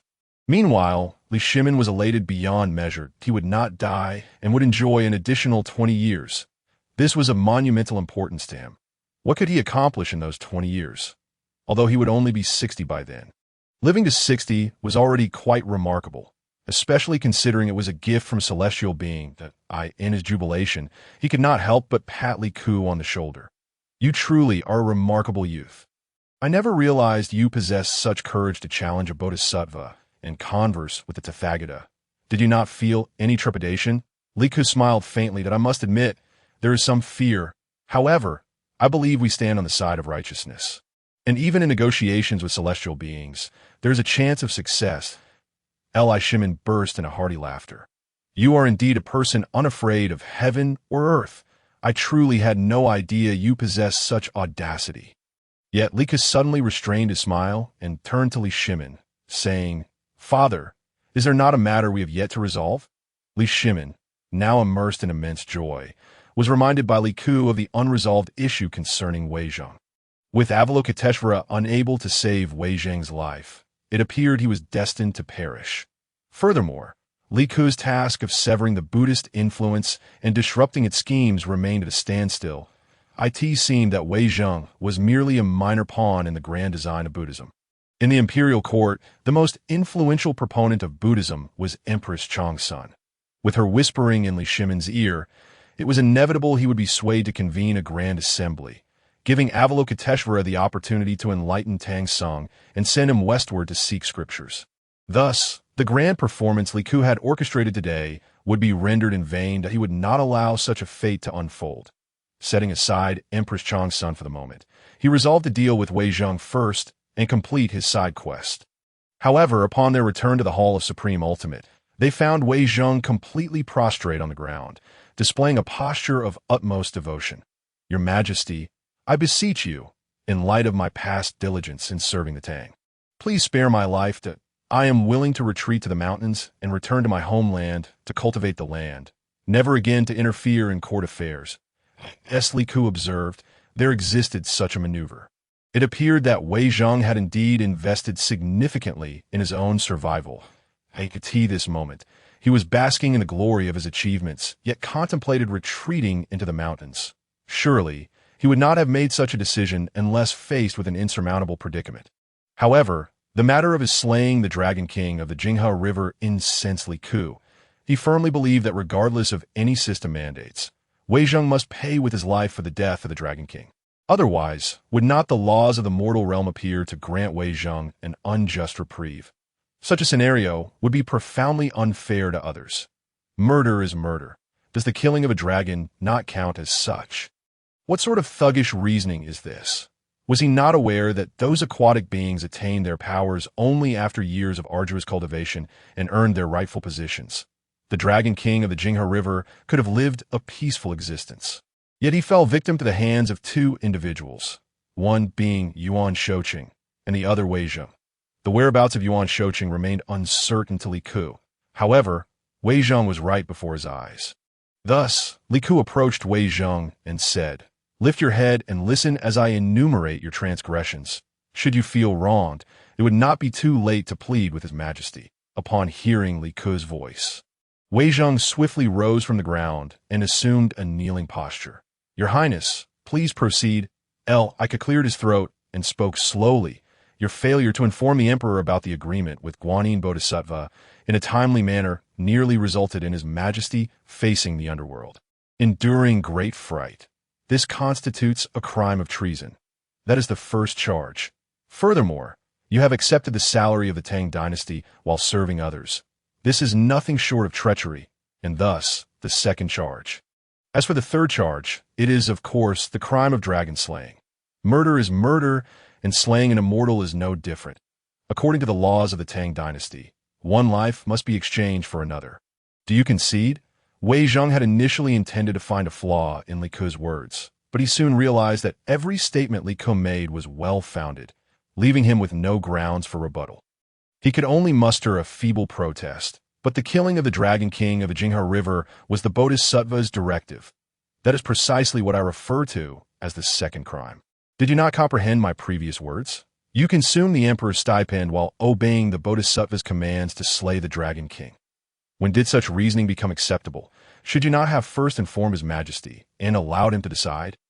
Do you consider yourself extraordinary simply because of your high rank? You have shown no regard for the Emperor. You now stand above countless others, yet you have failed to acknowledge that there is someone above you. You harbor no thoughts of the Emperor in your heart. Hence, I assert that you have committed treason against your sovereign. Each word spoken by Li Ke resonated powerfully. This left all the ministers present too intimidated to utter sound. None dared to argue with Li Ke or intercede on Wei Zheng's behalf. After all, Li Ke was radiating an undeniable aura of authority. His arguments were compelling, rendering it impossible to identify any loopholes. Meanwhile, Li Shimin sat upon the throne, his heart heavy with melancholy. He had once held Wei Zheng in high esteem, believing him to be an exceptionally rare advisor. Yet he turned out to be a prideful sycophant. While he had placed his utmost trust in Wei Zheng, the latter harbored ulterior motives at this juncture. Li Ke addressed Wei Zheng. If you believe any of my statements to be unreasonable, feel free to challenge me. I am all ears. After all, you are on the brink of death, so it matters little to allow you a few more words. Wei Zheng then sank back to the ground, exclaiming, I, your humble servant, have no arguments left. His eyes brimmed with tears. After years of navigating the treacherous waters of court, he had endured alongside the Emperor like a man walking with a tiger, yet he never anticipated facing his demise in such a setting. Li Shimin shifted his gaze to the ministers, asking, What do you all think? Should Prime Minister Wei live or die? The ministers instinctively fell to their knees, but none volunteered a response, for this was a question of life and death. Regardless of how they answered, they risked sharing Wei Zheng's fate. Even those who had previously enjoyed amiable relations with him now sealed their lips, unwilling to voice opinions that might jeopardize their own lives. Who could discern the Emperor's thoughts? Though Li Shimin appeared to be soliciting their opinions, it was likely that he had already reached a conclusion in his heart. Rashly choose sides at this moment would be exceedingly unwise. Moreover, they could sense Li Ke's cold gaze upon them, which served as an unspoken warning that, at this juncture, it mattered not what they thought. It was solely the Emperor's sentiments that counted. Thus, Cheng Yaojin was the first to speak. Your Majesty is truly wise. We shall adhere to your commands. Li Jing echoed. I am but a simple warrior, often engaged in battles at the borders, and my interactions with Prime Minister Wei have not been particularly close. However, since his actions do not align with the Emperor's will, we shall comply with your directives without question. I nodded in satisfaction. Indeed, Li Jing possessed both great talent and a shrewd mind. Swiftly distancing himself from Wei Zheng, by doing so, regardless of whether Wei Zheng lived or died, it would hold little consequence for him. Observing that several of the Emperor's favored ministers had voiced their opinions, the other ministers followed suit, uttering words that would safeguard their own lives. We shall obey all of your commands. Long live the Emperor. Li Ke then directed his gaze back to Wei Zheng, who bore a countenance shrouded in despair. It seemed he too understood the fate that awaited him. Chapter 11. The downfall of Wei Zheng. Completing the task, at this moment, Li Shimin cleared his throat several times to draw everyone's attention to himself. He then proclaimed an imperial edict. During his time in court, though Wei Zheng has achieved remarkable feats, His merits do not outweigh his transgressions. 3 charges, each fatal. Thus, I hereby decree that Wei Zheng shall be executed." Upon hearing this edict, all present held their breaths, even daring not to glance at Li Shimin. For the seasoned ministers who had accompanied him for years, execution was merely a matter of will. What were they compared to that? Ultimately, it was Wei Zheng's own actions that led him to this fate. Otherwise, he could have enjoyed another 20 years of glory, even with the ascension of the crown prince. He might have had the opportunity to assist him, yet he had squandered such a promising career through his own missteps. This was the consequence of his own making, and others could not alter this outcome. Wei Zheng slowly rose from the ground once more, assuming a kneeling position, and declared, "Thank you, Your Majesty, long live the Emperor. After I descend to the underworld, I hope you will take care of your health." As the saying goes, a person on the verge of death speaks with sincerity. In this moment, Wei Zheng voiced his true feelings. Yet Li Shimin remained unmoved, watching as the Imperial Guard seized Wei Zheng and dragged him away. For many years, Wei Zheng had been renowned for his loyalty and counsel, but he had also borne the brunt of harsh criticisms, causing Li Shimin some vexation. Nevertheless, Wei Zheng's image of loyalty had already been established. If Li Shimin were to execute him impulsively, it could provide ammunition for his detractors in the future, making it difficult to face the common people. However, this time it was Wei Zheng who had brought about his own demise. Leaving no room for blame on Li Shimin's part, in less than half a stick of incense's time, an Imperial Guard entered the Taiji Hall and reported to Li Shimin, "Wei Zheng is dead. How shall we handle his remains? Give him a proper burial." Li Ku mused that his father still needed to maintain a pretense for a while longer. However, he could not contain his anger and kicked the gravestone of Wei Zheng. Yet that was a story for another time. Li Ku did not dwell too much on this matter because at that moment, the voice of the system echoed in his mind, having caused the demise of Wei Zheng and avenged the Dragon King of the Jinghe River. This task is now complete, with a progress rate of 100. The reward, the human sovereign seal, has been bestowed upon the host. I Ku felt an immediate sense of clarity and lightness, breathing out pure energy rather than the usual murky air. This sensation of complete liberation was utterly delightful. Was this the effect of possessing the human sovereign seal? But was it merely this? Thus, Li Ku inquired within his mind, what is the purpose of the human sovereign seal? The system promptly replied, the human sovereign seal enables reincarnation in the mortal realm. The bearer will receive the aura of the human sovereign, augmenting their own abilities and enhancing cultivation efficiency, enhancing the efficiency of cultivation. Could it be that this system is designed for one to engage in self-cultivation? Would that mean he's embarking on the path of spiritual enlightenment? However, upon further reflection, such an arrangement seems quite reasonable. After all, Li Ku currently finds himself in the world of Journey to the West, where gods, demons, and monsters abound, and if he does not elevate his own abilities, he runs the risk of being effortlessly eliminated by some bizarre creature. Those supernatural beings may not be as lenient as Guanyin Bodhisattva, who is known for her compassion. Even if he were to offend Guanyin, Li Ku does not feel particularly concerned. Yet, should he provoke those gods and demons without possessing the means to protect himself? It would indeed be a dire predicament. As Li Ku contemplated this, a thin layer of sweat broke out on his back. The more he thought about it, the more he felt a sense of dread. Fortunately, he now possesses the Imperial Seal, which can assist him in enhancing his cultivation. Li Ku resolved to commence his journey of self-improvement as soon as he returns home. Li Shimin waved his hand, signaling the ministers to take their leave. The courtiers exited the Taiji Hall, each harboring a myriad of complex emotions at this moment. Only Li Shimin, Li Changxian, and Li Ku remained within hall. Li Shimin turned to Li Ku and remarked, "Your performance today was commendable, even surpassing that of your elder brother, who has consistently failed to achieve anything noteworthy." Li Changxian, upon hearing his father's evaluation, dared not voice any objections. The heart of a sovereign is hard to fathom. Moreover, today, Li Shimin had just executed a long-time advisor who had been by his side for many years. Who could say what other thoughts occupied Li Shimin's mind? If he were to carelessly utter words contrary to the emperor's sentiments, he might find himself embroiled in trouble. Thus, Li Changxian remained silent, awaiting Li Ku's response. Li Ku, ever humble, replied, "Everything is merely a natural progression. It hardly merits such high praise from father. You have indeed realized your intentions today."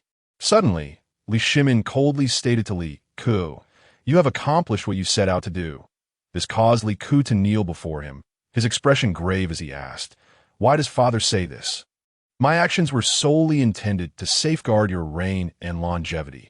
Following today's confrontation with Guanyin, the news will undoubtedly spread throughout the palace, leading to a shift in perception regarding her. After all, the court had previously held Guanyin in high esteem, believing her to be an omniscient deity. Yet today, you have repeatedly led her by the nose. Your audacity is commendable." This moment, Li Chengxian could not help but interject. "I see now.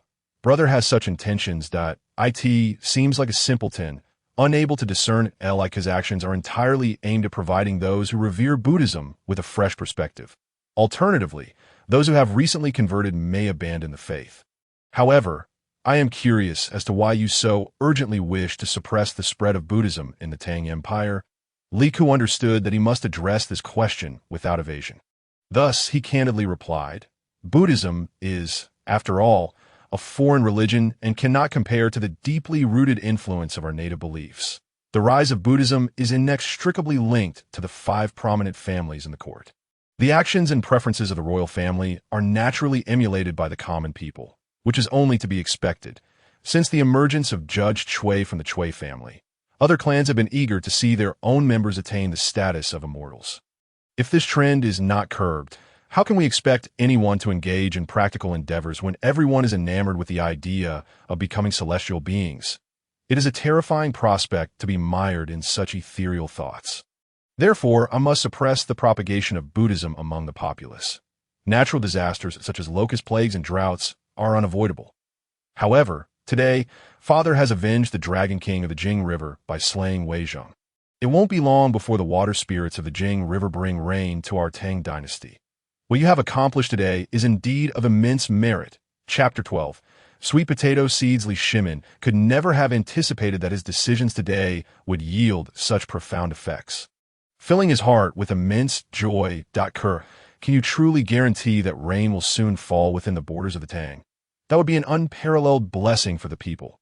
I can indeed assure you." Li Ku responded. Upon hearing this, Li Shimin's heart swelled with delight. "Very well. You may take your leave now. It seems you are quite fatigued from today's events. Crown Prince, you ought to learn from your brothers and adopt their strengths, rather than squander your days idly." Though reprimanded by Li Shimin, Li Chengxian dared not voice any dissent, merely responding, "Yes, I will heed your command." Upon returning to his royal residence, Li Ku retrieved the imperial seal from his garments. He noticed that the seal bore inscriptions in an unfamiliar script, likely created by ancient ancestors, as it did not belong to any known writing system. I chose not to dwell on this matter further. Instead, he caressed the imperial seal, feeling the boundless power it bestowed upon him. The seal radiated a golden hue, distinct from any ordinary jade, yet not carved from gold. The material was unlike anything Li Ku had ever seen. Truly a treasure of the celestial realm, he returned the imperial seal to his bosom and began to meditate on his bed. With a pure heart, devoid of selfish thoughts, Li Ku soon found himself in a deep state of concentration. Before him appeared numerous enchanting maidens, clad in sheer garments that accentuated their exquisite curves, their graceful movements enticing him to approach. However, Li Ku's mind remained exceptionally clear. He discerned that these maidens did not appear without reason. There must be a deeper significance. Thus, he refrained from advancing. Maintaining a respectful distance, he also noted that the maidens seemed unable to reach him, relying solely on their beauty to allure him. I could have found this entire scenario utterly absurd. He had come to cultivate, not to be distracted by such trivialities. With unwavering determination to attain immortality, how could he succumb to the temptations of desire? With a dismissive snort, he declared, "Begone!" Instantly, the once dancing maidens were struck with fear, collapsing to the ground as if confronted with something immensely terrifying. Shortly thereafter, Li Ku abruptly opened his eyes. Awakening from his trance, he found himself still seated on his bed, but the voice of the system echoed in his mind. "Congratulations, host, for passing the trial.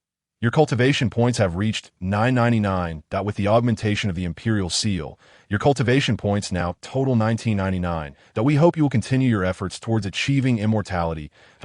Li Ku was astonished to discover that resisting temptation and controlling desire was, indeed, a form of cultivation. For him, this was a remarkably effortless task. Li Ku was a person of calm disposition, impervious to external distractions. Thus, this session of cultivation felt exceptionally light. As he leapt from the bed and slipped on his shoes, he felt as if he were walking on air. Without conscious thought, he stepped out of his room and found himself moving with remarkable speed.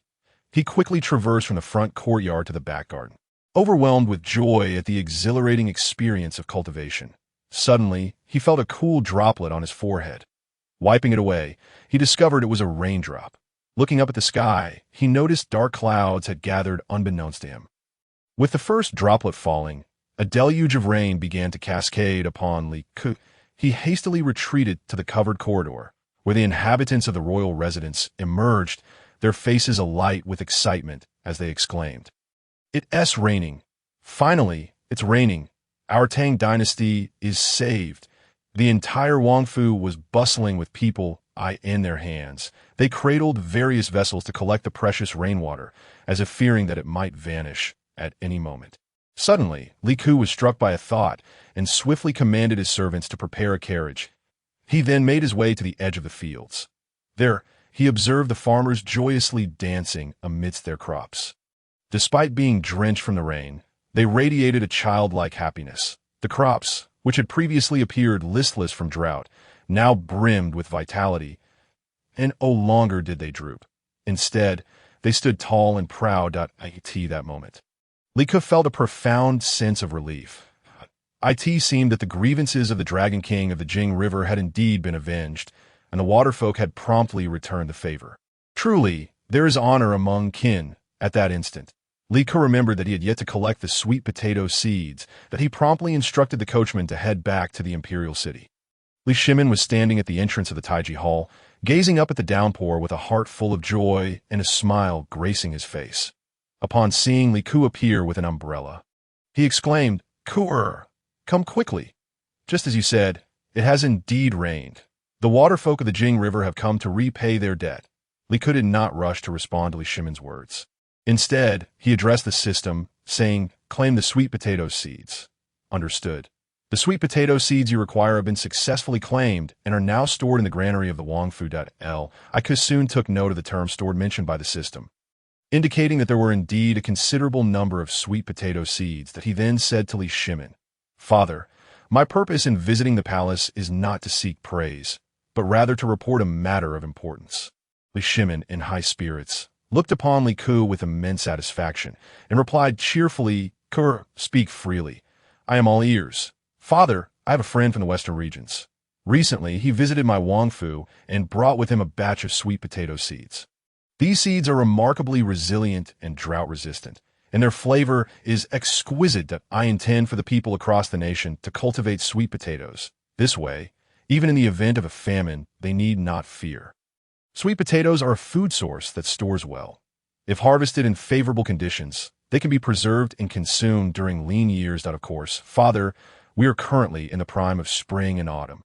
The magnificent era you have established in the Tang dynasty will likely endure for some time. Given that we have shown kindness to the waterfolk of the Jing River, I believe famines will no longer plague us. The necessity of storing sweet potatoes may never arise for the populace, but the benefits of cultivating this crop are immense. That I beseech you to consider my proposal." Li Shimin squinted thoughtfully at Li Ku for a moment before responding. "Ku, I never imagined you would accomplish so much while remaining in the shadows. You truly surpass your brothers. However, regarding sweet potatoes, I've never heard of them. What do they look like when grown?" Li Ku then described the appearance of sweet potatoes to Li Shimin and elaborated on their delightful texture. They are delicious whether roasted, steamed, or boiled. Once the farmers cultivate them, you shall have the pleasure of tasting them. Li Shimin was overjoyed, exclaiming, "Excellent! I shall issue a decree for farmers across the nation to cultivate sweet potato seeds." Every word spoken by Li Shimin held great significance for the citizens of the Tang dynasty, especially as he was now issuing a royal edict. The eunuchs swiftly drafted the decree and posted it in every populous area within the Tang territory. Iku then exited the palace, bringing the Jinwu guards to his Wangfu's granary, instructing them to distribute the numerous sweet potato seeds to various villages within the realm. When the farmers beheld the sweet potato seeds, they were momentarily taken aback. They held the seeds in their hands, placing them under the sunlight to observe that the seeds were distinct from one another, with some being yellow and others white. Each seed was encased in a skin of varying colors. Some purple, others brown. They had never encountered such things before and were filled with doubt. Could these indeed be cultivated? What would emerge from them? Yet, as this was a decree from the current sovereign, the farmers dared not defy it. They buried the sweet potato seeds underground, tending to them with fertilizer and water, hoping they would sprout swiftly. Iku understood that crops require time to grow. He could not rush the process. After accomplishing so much that day, he deemed it necessary to rest. Thus, after finishing his meal, he retired to his chamber to sleep. However, unbeknownst to him, Empress Zhang's son, also in slumber, encountered the Buddha in her dreams. The Buddha radiated a golden light, rendering his true form indiscernible. Overwhelmed with reverence, Empress Zhang's son dared not scrutinize the Buddha's appearance closely. Instead, she knelt in submission, ready to heed his words. The Buddha addressed her, saying, "Zhang's son, you are the Empress of the Great Tang and bear an indispensable responsibility in assisting Emperor Li Shimin. I have an important matter to discuss with you. You must listen carefully." Empress Zhang's son, trembling with awe, responded, "My humble name is Guanyin Bai Dot. I hold a deep faith in Buddhism. Should the Buddha have any instructions, please share them. I shall strive to fulfill them." The Buddha's voice resonated with a profound authority, echoing in her ears long after he spoke. "You must counsel Emperor Li Shimin to convene a grand assembly of water and land, inviting the reincarnation of Jin Chanzi, the Tang monk, to journey westward in search of scriptures. The scriptures he seeks pertain to Mahayana Buddhism, while only Hinayana Buddhism is propagated within the Tang. Mahayana Buddhism possesses the power to enlighten and guide sentient beings back to the path of righteousness. If widely promoted within the Tang, it could greatly elevate Buddhism and earn the respect and admiration of the Tang populace toward their sovereign." Empress Zhang's son repeatedly bowed her head. Yes, I shall relay the Buddha's instructions to the emperor without omitting a single word." The Buddha seemed pleased with her response, affirming with a deep before instructing, "Now, go and fulfill this task." Empress Zhang's son felt an overwhelming force urging her onward, and in an instant she awakened. Initially, she struggled to comprehend her experience. But soon the memories of her dream flooded back, feeling as if they were her own reality rather than mere dreams.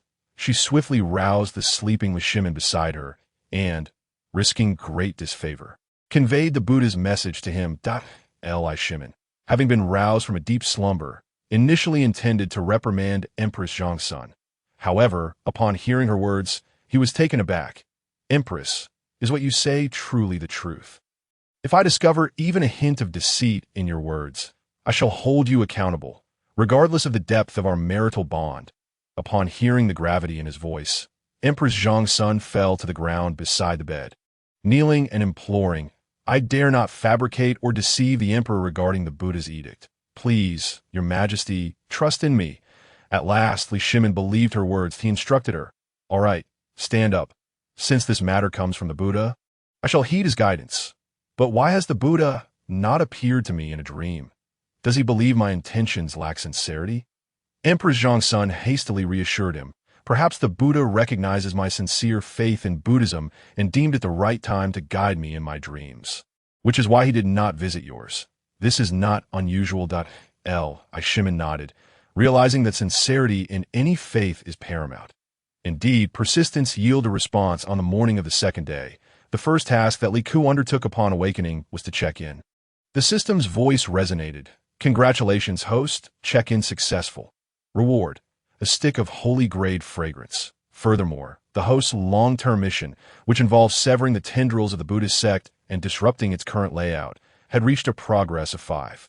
Completing certain milestones in this task would yield corresponding rewards. However, the current progress had not yet reached a level sufficient for a reward, urging the host to strive harder. Additionally, the check-in triggered a main storyline quest. The Tang dynasty represented the human race, and the mission was to thwart the control of demons, gods, and Buddhas over the Tang. The current progress stood at 0. Completing this task would reward the host with the seal of the Ghost Emperor. At this moment, Li Ku eagerly inquired, "What is the utility of the seal of the Ghost Emperor?" The system replied, "The seal of the Ghost Emperor can command ghostly soldiers, with a maximum of 100,000 under the host directive. Li Ku's spirits soared at this promising reward. He resolved to diligently fulfill this side quest. However, the system's announcement was not yet complete. Following the successful check-in, a second side quest was triggered: Journey to the West. Li Ku was taken aback. Must I embark on a journey to the West? The path was long, and his current cultivation level was far from sufficient to soar through the clouds. Relying solely on his 2 legs or a horse would hardly facilitate such a journey. Yet, this was a task set forth by the system, and he had no choice but to comply. Nonetheless, Li Ku reconsidered. With the seal of the Ghost Emperor in hand and the protection of 100,000 ghostly soldiers, would he not be safeguarded against any lurking demons or malevolent spirits? It seemed that completing this main quest was of utmost importance. However, having just received this task, with a completion rate of 0, he realized that if he were to journey west, he must enlist several formidable generals from the court, such as Cheng Yaojin, Li Jing, and Yuqi Jingde, to ensure his safety. With this thought in mind, Li Ku promptly instructed his servants to prepare the carriage. He intended to visit each of these individuals to request their company on his expedition westward. Chapter 14. Choosing sides. Li Ku's first destination was the residence of Li Jing, as it was the closest to the prince's manor. However, unbeknownst to him, by the time he set out for Li Jing's estate, it was already bustling with people who had gathered there, having received summons from Li Jing.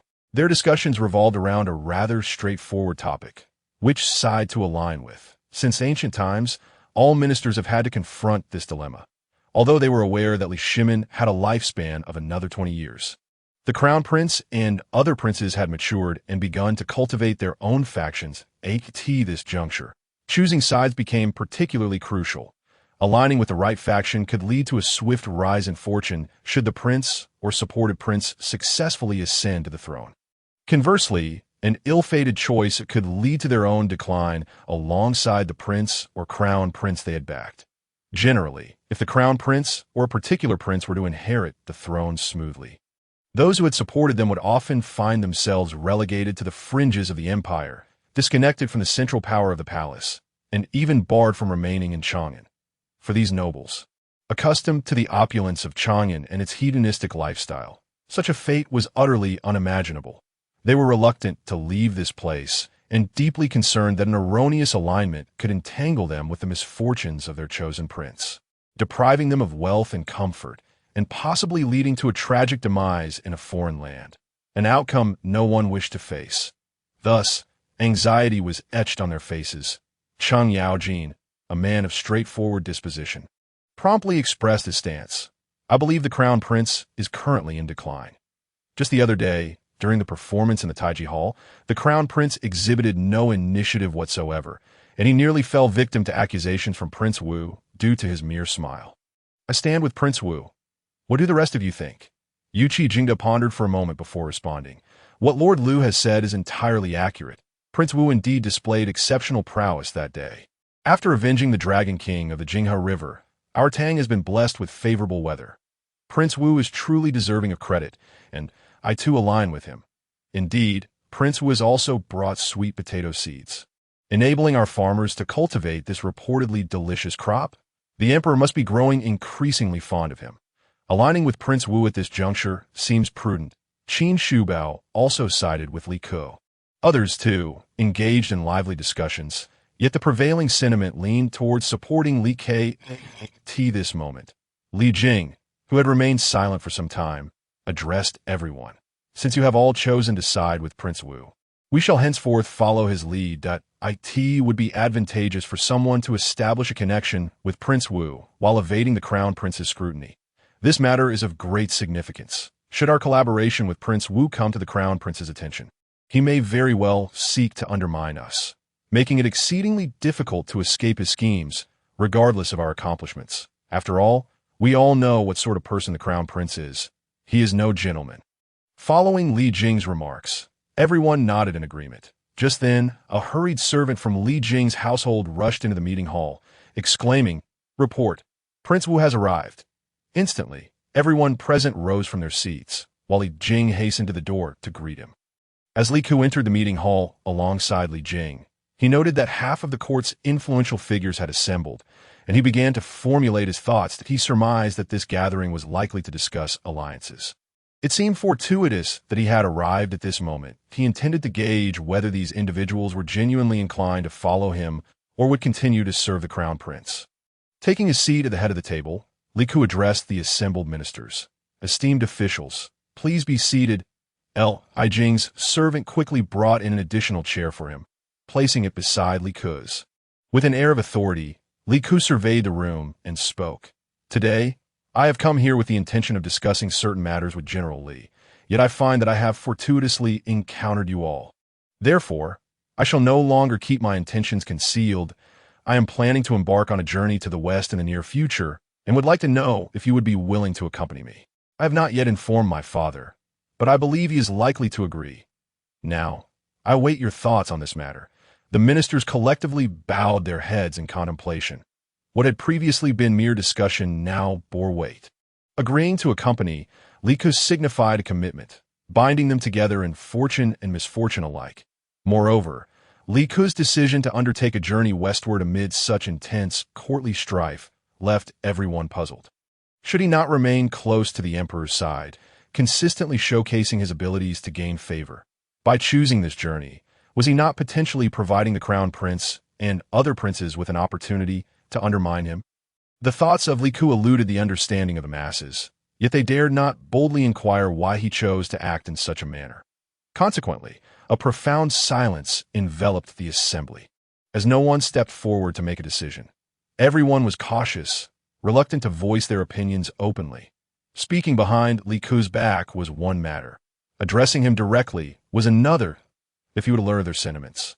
And should he find himself cornered by other princes or the crown prince, he would undoubtedly implicate them as well. In such a scenario, their chances of survival would be utterly diminished. Thus, the council chamber was filled with an oppressive quietude.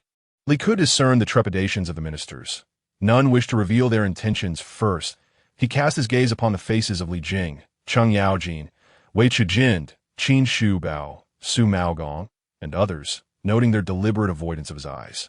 This prompted a hearty laugh from Li Ku. It seems I have successfully unveiled your true feelings. Do you think my journey to the west signifies my withdrawal from the competition for the throne? Such is far from the truth. Throughout history, the practice of favoring the younger over the elder has been commonplace. My choice to distance myself from this whirlpool of power does not imply that I will relinquish my claim to imperial authority. My father still has 20 years of life ahead to contend for the throne against other princes, or even the crown prince. At this juncture would be sheer folly. It is far more prudent to achieve notable accomplishments that may earn my father's favor. Do you not find my reasoning sound? Chapter 15. The appearance of the ancient Buddha of light. Upon hearing this, the assembly found his words profoundly compelling, leaving no room for rebuttal. Only someone as open-minded and far-sighted as the king of Wu could conceive such long-term strategies. They had indeed been short-sighted. Consequently, it was Cheng Yaojin who spoke first. "I am willing to accompany the king of Wu on his journey to the west."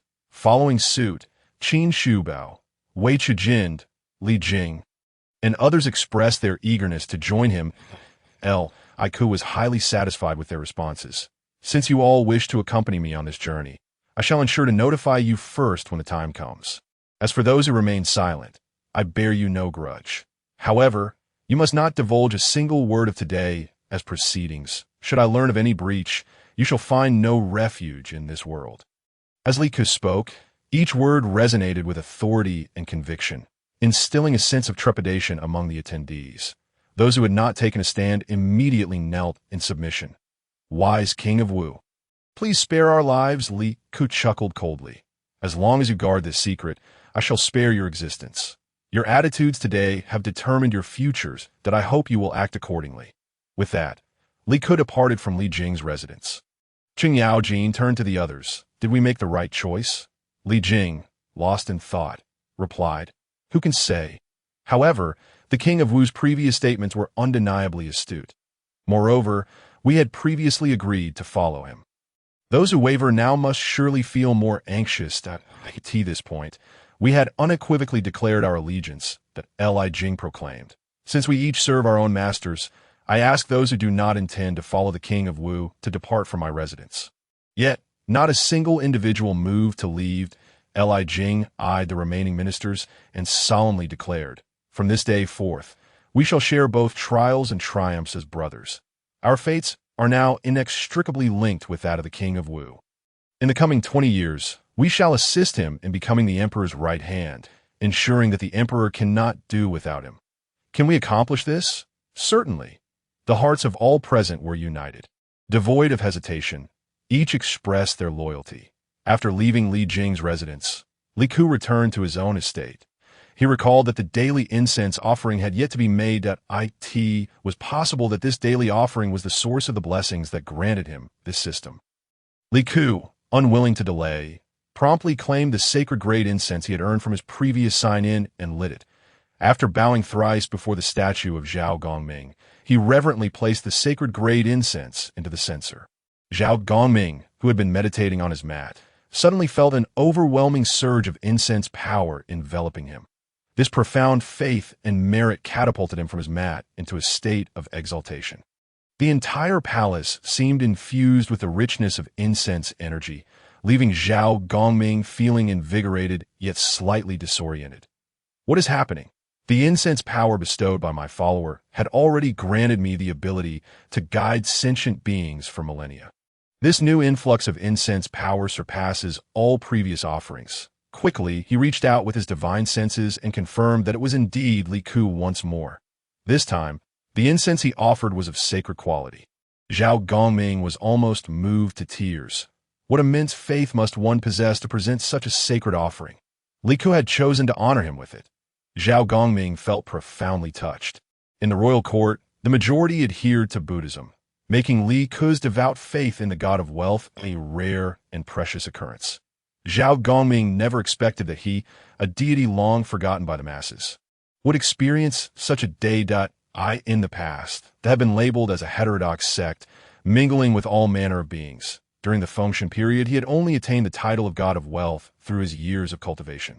Though the folk recognized his existence, the incense power he received was often muddied by their impure intentions, primarily driven by desires for wealth and sudden fortune. Such occurrences were improbable. Thus, the incense power he had long received remained tainted. However, Li Ku was different.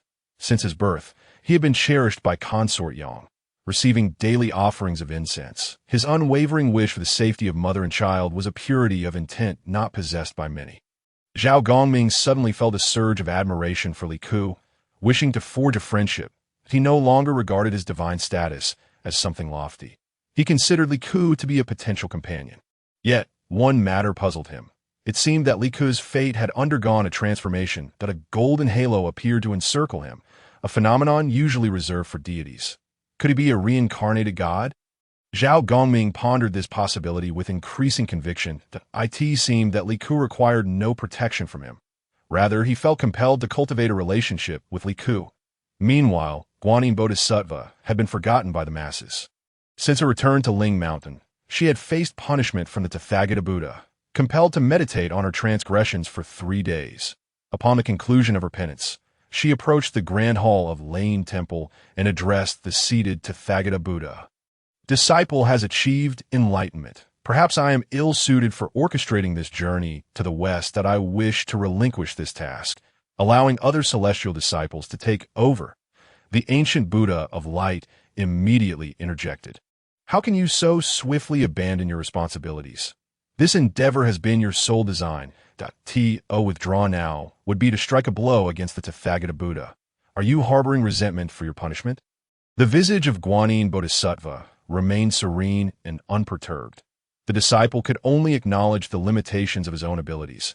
Reflecting upon his performance in the Taiji Hall, he deemed it utterly abysmal. Astonishingly, he had been led by the nose by a mere mortal prince. The disciple felt a deep sense of shame, unworthy to show his face in the realm of the Tang dynasty. Chapter 16. I have come to forge a connection with you. Women can be troublesome, and female bodhisattvas are not significantly better.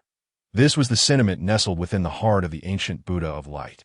The Tathagata Buddha had merely imposed a 3-day wall-sitting penance upon Guanyin Bodhisattva. After completing her time, she began to exhibit petulance towards the Tathagata, even threatening to abandon her duties. Was such behavior befitting of a celestial being? It seemed rather childish to the ancient Buddha of light. Moreover, the expressions of the other deities were hardly more favorable. The journey to the west had been a task specifically assigned to Guanyin Bodhisattva by the Tathagata. After so many years, despite her extensive plotting, she had failed to facilitate the pilgrimage of Tang Song, requiring the Tathagata himself to intervene and persuade Emperor Li Shimin to convene the Waterland Assembly through a dream sent to Empress Zhongsun. Had it been foreseen that matters would come to this, what role remained for Guanyin Bodhisattva? Her ineptitude warranted punishment, yet now she was unwilling to fulfill even the remaining tasks. That it was truly a slight against the Tathagata. The multitude of deities could not help but direct their gazes towards the Tathagata, who sighed deeply before addressing Guanyin Bodhisattva. If that is the case, I shall not compel you further. Let the ancient Buddha of light handle the affairs of the journey to the west. The ancient Buddha of light had never anticipated that this responsibility would fall upon him. He promptly bowed to the Tathagata, affirming, "Yes, I shall obey." Guanyin Bodhisattva, as if relieved of a great burden, also bowed to the Tathagata, expressing her gratitude. After uttering these words, she retreated to her abode in the South Sea's bamboo grove. As she meditated on her mat, a tempest raged within her heart. How had she allowed herself to be so flustered, to be led by a prince before so many mortals? It was truly perplexing. How could she have been so foolish? She felt a deep-seated loathing for herself. However, now that everything had settled, it was futile to continue reproaching herself. Perhaps Li Ku was an extraordinary individual, not merely an ordinary mortal, but rather a reincarnated deity. Otherwise, she would not have been unable to discern his fate. At this moment, Guanyin Bodhisattva suddenly realized that she had neglected to inquire about Li Ku's true identity from the Tathagata. This might remain an everlasting enigma in her heart. Meanwhile, in the 33 heavens, Zhao Gongming was already preparing to descend to the mortal realm to meet Li Ku. Zhao Gongming rode upon a cloud to a secluded spot devoid of people. There he transformed into an ordinary Taoist priest and began to stroll back and forth at the entrance of the prince's residence. The Prince of Wu is destined for great fortune. Why does he not promptly come forth to consult this humble Taoist? After merely 2 laps around the entrance, a household servant, brimming with excitement, hurried to inform Li Ku of this occurrence. Currently situated in the world of journey to the west, Li Ku perceived that everyone around him was extraordinary. Moreover, this Taoist seemed to have come specifically to seek him, that if he were to refuse the meeting, it could very well yield adverse consequences, particularly since the stranger claimed that great fortune awaited him. Li Ku felt a surge of curiosity. Thus, he instructed the servant, "Quickly invite this Taoist to the flower hall." Upon hearing the servant's words, Zhao Gongming, exuding an air of grandeur, followed the servant into the prince's residence. The residence was quite magnificent and expansive. After meandering for nearly the duration of half a tea session, they finally arrived at the elegantly adorned flower hall. The hall was not only furnished with intricately carved screens, but also suffused with the fragrance of sandalwood. Zhao Gongming's attention was immediately drawn to his own statue, which was enshrined at the hall's center. The look of delight crossed his face as he remarked to Li Ku, "It seems you hold great reverence for the god of wealth." Just as Li Ku was about to inquire about his visitor's identity, the voice of the system rang out. "This Taoist is none other than the god of wealth, Zhao Gongming." The system possessed a scanning capability that automatically annotated deities and spirits. Li Ku had grown accustomed to this. He then listened as the system continued. On the journey to the west, there lies a mountain known as the Two Realms. To traverse this mountain will prove exceedingly difficult. This is the reason the Tang dynasty has maintained its prosperity for so many years. The Tatar tribe on the other side of the mountain is unable to cross it, posing no threat to the Tang.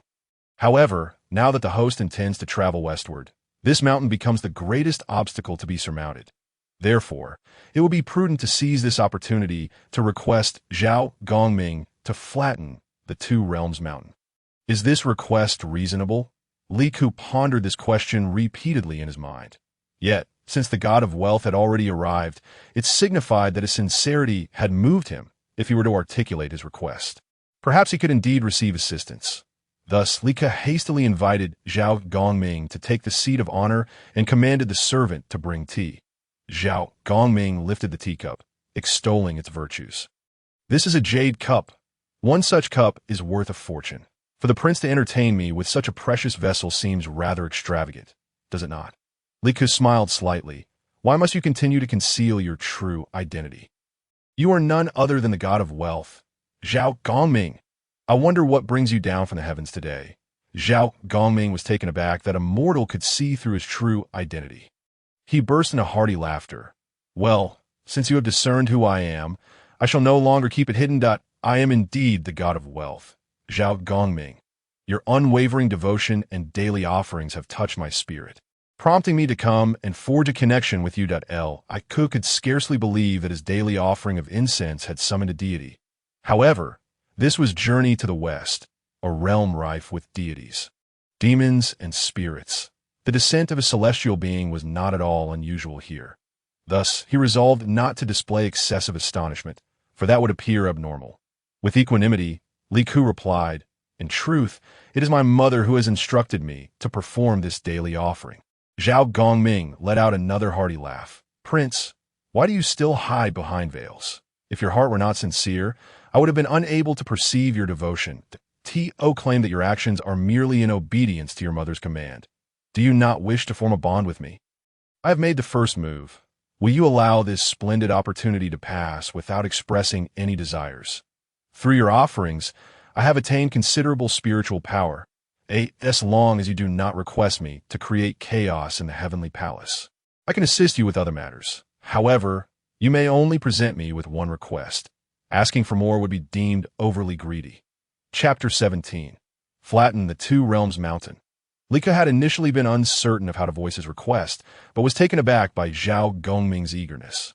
It seemed he had gained more from their interaction than he had anticipated. Nevertheless, he had previously offered incense to Zhao Gongming without any ulterior motives, which was likely why Zhao Gongming recognized his sincerity.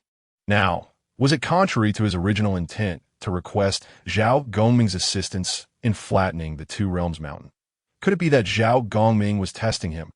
Thus, Li Ku refrained from immediately mentioning his desire for Zhao Gongming to level the mountain and instead engaged in casual conversation. "How has the god of wealth been lately? Do deities spend their days merely indulging in feasts and merriment?"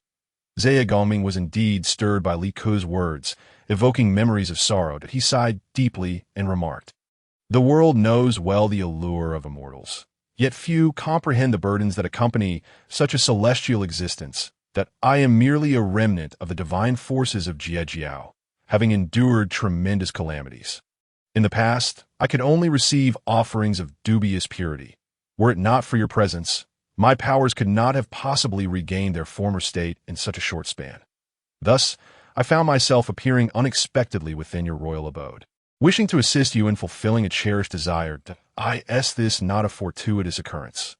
At this point, Li Ku was entirely convinced by Zhao Gongming's declarations. He promptly knelt before him, exclaiming, as a mere mortal, "I beseech the god of wealth for assistance with a matter." Zhao Gongming hastily helped Li Ku to his feet, saying, "Speak freely of your troubles, my lord. Whatever is within my power, I shall not shirk from." This was precisely the affirmation Li Ku awaited, and he swiftly conveyed the issue concerning the need to topple the Two Realms Mountain. Currently, the ancient Buddha of the burning lamp under the auspices of Tathagata was planning the water and land assembly, intending to send the reincarnated Tang Sung, Jin Chanzi, to the Western Paradise for sacred scriptures. Coincidentally, Li Ku also intended to journey westward. If this were merely a chance occurrence, Zhao Gongming could hardly believe it. "What prompts your desire to venture west?" he inquired. "The Tang Empire lies predominantly in the east, and knowledge of the Western world is scant, gleaned only from the scriptures of Buddhism. It is said that the West is a realm of ultimate bliss, where one may attain immortality and enlightenment. That I wish to witness its veracity.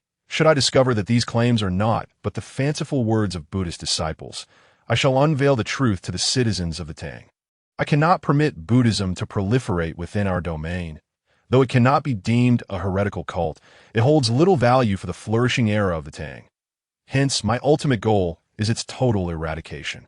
Upon hearing this, Zhao Gongming's eyes sparkled with unexpected excitement.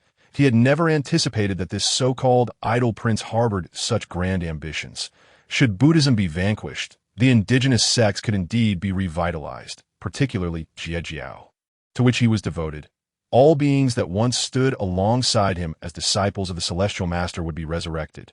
Consequently, the offerings he received would grow purer, and his powers would amplify. How could the celestial beings of the heavenly court continue to bow to Tathagata? Is the celestial master whom the common folk ought to revere as the true Buddha? Zhao Gongming could not help but slap his thigh in enthusiasm. Since you harbor such ambition, I shall lend you my strength. There is no time to waste. Let us set forth at once. Li Ku was momentarily taken aback. He had not expected Zhao Gongming to be such an impatient deity. Nevertheless, this suited him perfectly. Thus the two of them, one mortal and one celestial, rode forth to the base of Two Realms Mountain. Indeed, Two Realms Mountain rose to formidable heights, its summit seemingly merging with the heavens.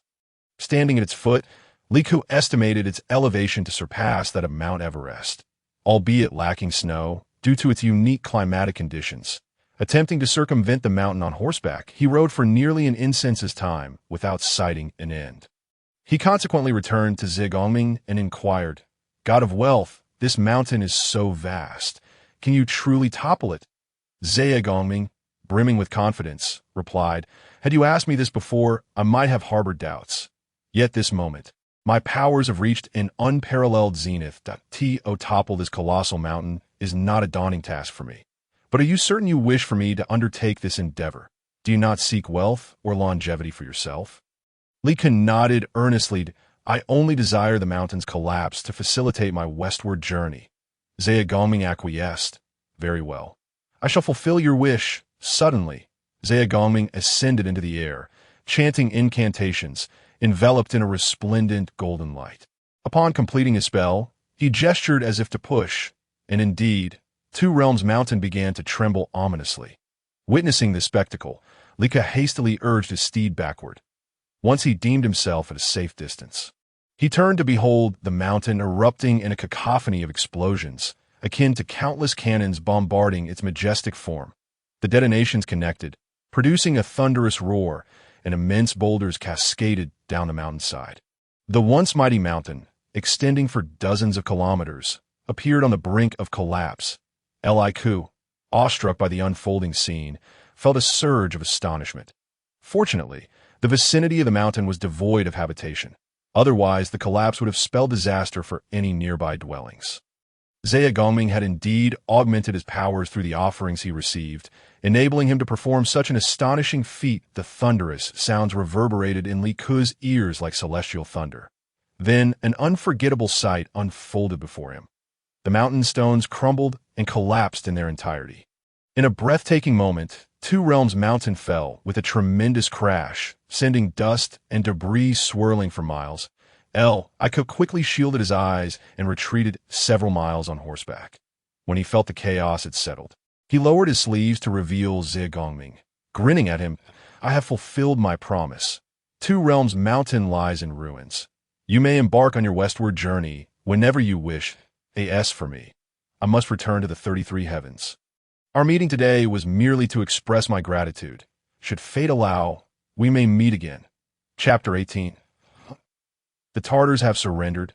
Li Ku dismounted and clasped his fists in gratitude to Zhao Gongming.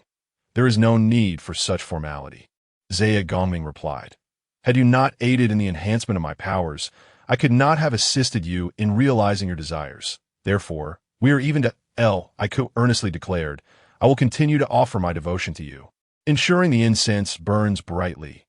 Zhao Gongming bowed in acknowledgement, saying, "I thank you, my lord. Let us part ways here." With that, Zhao Gongming stepped upon a cloud and soared into the sky. Li Ku, in disbelief, gazed at the remnants of the fallen Two Realms Mountain. Enveloped in shock, He had never imagined he would witness such an astonishing spectacle in his lifetime. He remounted his horse and navigated through the debris-strewn path. The landscape lay in ruins. Trees had toppled along the roadside, their canopies still vibrant with green, but soon they would lose all vitality.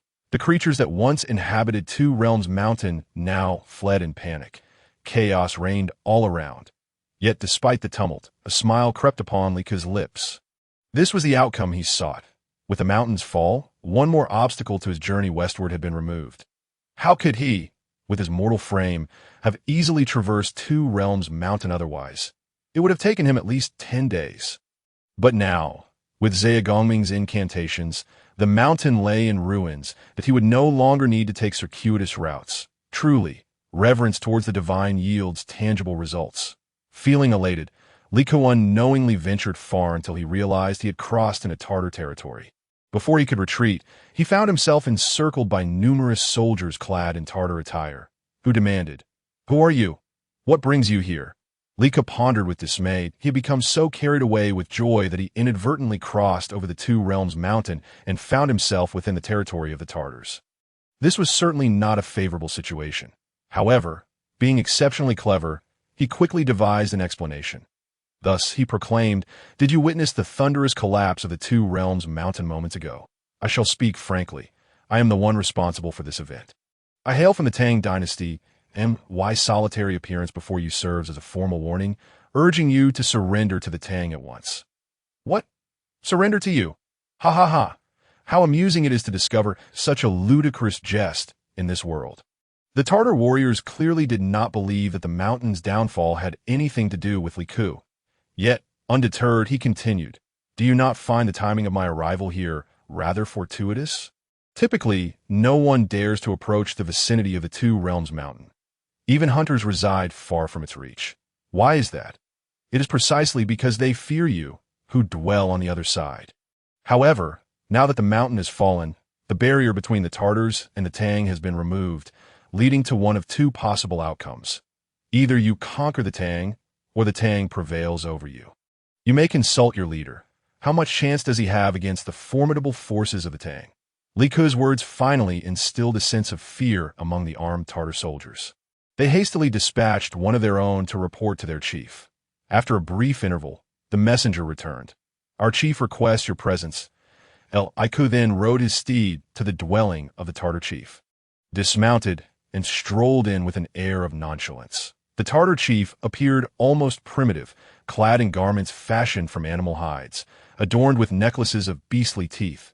Yet, despite his rustic appearance, he could not be dismissed as an insignificant figure in history. He represented a powerful and numerous nomadic tribe that had long occupied the opposite side of the Two Realms Mountain, standing in opposition to the Tang. The notion that the Tang could not traverse the mountain was merely a pretext. In truth, the Tang had previously sent envoys to investigate the Tartar situation and discovered their formidable strength. Although Li Shimin had established a prosperous Tang, he lacked the conviction necessary to defeat the Tartars. Hence, he spread tales of the mountain's insurmountability to convince the populace that once the Tang army could cross it, they would surely vanquish the Tartar warriors. Yet, all of this was but a fabrication. Li Ke understood this all too well, being a knowledgeable traveler of history. These events were documented in later historical texts, and at this juncture, Li Ke gazed upon the Tartar chief with an air of superiority, prompting the chief to show him a degree of respect as he inquired, "Might I ask, are you an envoy of the Tang dynasty?" That could be one interpretation. However, my true identity is that of a prince of the Tang. I did not inform my father, the emperor, of my actions in toppling the Two Realms Mountain. Yet, if you are willing to surrender, we may avoid the clash of arms. The Tartar chief erupted into laughter. "You come alone, claiming to have brought down the Two Realms Mountain. What evidence do you possess to substantiate such a claim? That mountain is a towering behemoth, one that many have struggled to surmount. Do you take me for a child easily deceived?" At that moment, a flame suddenly ignited in Li Ke's hand. A manifestation of his recent training, he had acquired some minor magical abilities. The fireball grew larger as Li Ke's expression remained composed. "Do you think you would have any chance of survival if I were to hurl this fireball at you? Would your tent remain unscathed? Are you human or divine?" The Tartar chief's countenance betrayed his fear as he stammered this question. I am both human and divine. Currently in the midst of my cultivation, I did not exaggerate. Upon hearing their chief's exclamations, the guards outside rushed in. Upon witnessing the fireball in Li Ke's hand, they instinctively raised their weapons against him. Yet the Tartar chief immediately commanded, "Withdraw. How could you be so disrespectful to a divine being?" The guards promptly retreated, their faces reflecting trepidation. The Tartar chief then knelt before Li Ke, beseeching him, "I had never imagined you to be a divine being. Please protect our Tartar clan from the ravages of war. We Tartar people are willing to surrender without a fight." This unexpected submission left Li Ke astounded. He had intended to showcase further magical feats, yet the chief had capitulated with such ease. I could not help but click his tongue in disbelief. The Tartar chief appeared rather naive. However, it was understandable.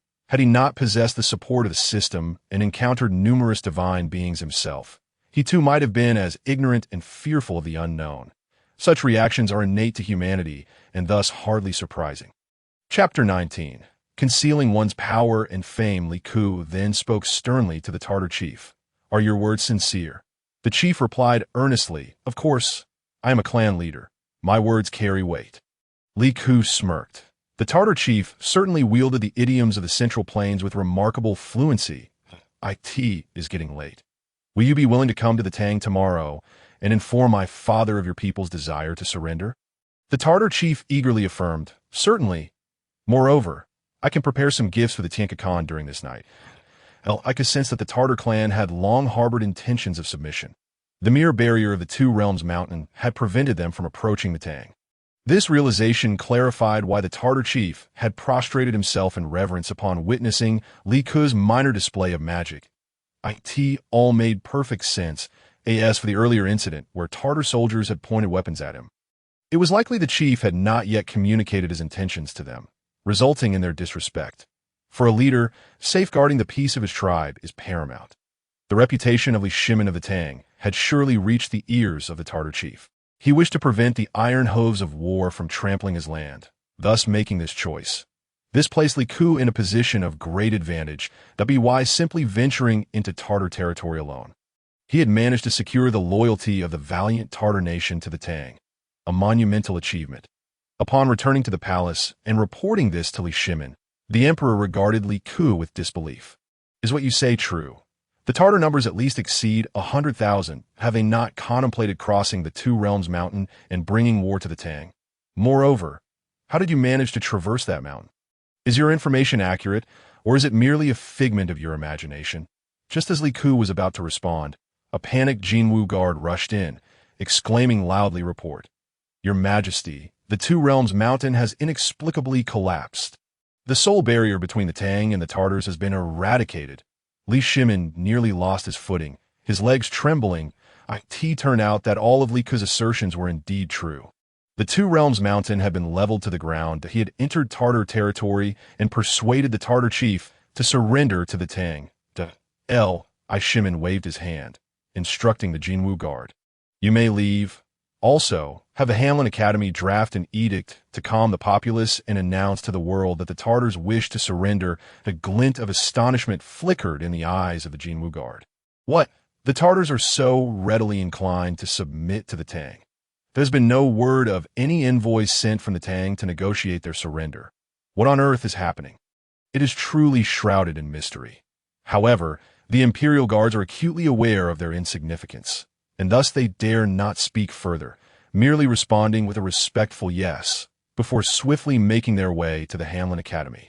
At this moment, Li Shimin had just taken his seat upon the imperial throne, turning to Li Ke and stating, "It appears that what you have said is indeed true. Why father should not have doubted the veracity of your words. Yet the nature of this matter is so astonishing. How could the towering and sprawling Mount Liangjie, extending for dozens of miles, suddenly collapse? Moreover, the Tatars have surrendered without a fight. All of this is utterly beyond my comprehension." Li Ke, however, maintained an air of calm indifference that, in truth, this situation is easily explicable. It seems that heaven has observed the slight imperfections in the prosperous era established by my father, prompting them to topple Mount Liangjie. fortuitously allowing me to pass by and persuade the Tatar chieftain Li Shimin suddenly erupted into hearty laughter. Excellent, excellent, truly remarkable. My father has long pondered when he might eradicate the Tatar clan, but now that they have expressed a desire to submit, our Tang dynasty's borders may once again expand. Furthermore, with the collapse of Mount Liangjia, trade and commerce can flourish between our two peoples.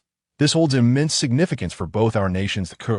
You are indeed my enlightening flower. Just as I was troubled by something, you have provided a solution. I scarcely know how to reward you. Ika hastily clasped his hands in a gesture of respect and replied, My actions are not motivated by a desire for reward.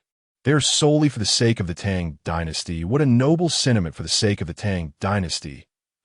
I find you increasingly endowed with the strategy and vision befitting an emperor. Compared to your other brothers, you are truly exceptional. Ika pondered. What does this imply? Does father intend to pass the throne to me? But I merely wish to live as a leisurely prince. No, I must refrain from displaying my remarkable personal charm before my father any further. Otherwise, he might depose Li Changxian from his princely status and elevate me in his stead, thwarting my own aspirations for a westward journey. What princely heir can roam freely across the land? They bear the weighty responsibility of inheriting the throne, but a single misstep could spell disaster for the Tang dynasty. Should public sentiment waver, the glorious era of our dynasty could very well come to an end. This is not the outcome Li Ke seeks. Thus, he addressed Li Shimin. In truth, my foolishness is merely a result of fortunate circumstances. The one truly destined to inherit the throne is still my royal brother. Many of his virtues may have gone unnoticed by you, just as you once overlooked my own merits. Li Shimin sighed with a hint of melancholy. Perhaps that is indeed the case. I can only hope you speak the truth. Otherwise, should Qian inherit the throne yet fail to sustain the grandeur of the Tang dynasty, I would die without peace. Iku immediately knelt before him, bowing thrice. May the emperor enjoy eternal longevity, and refrain from uttering such morbid words. Additionally, I have another matter to report.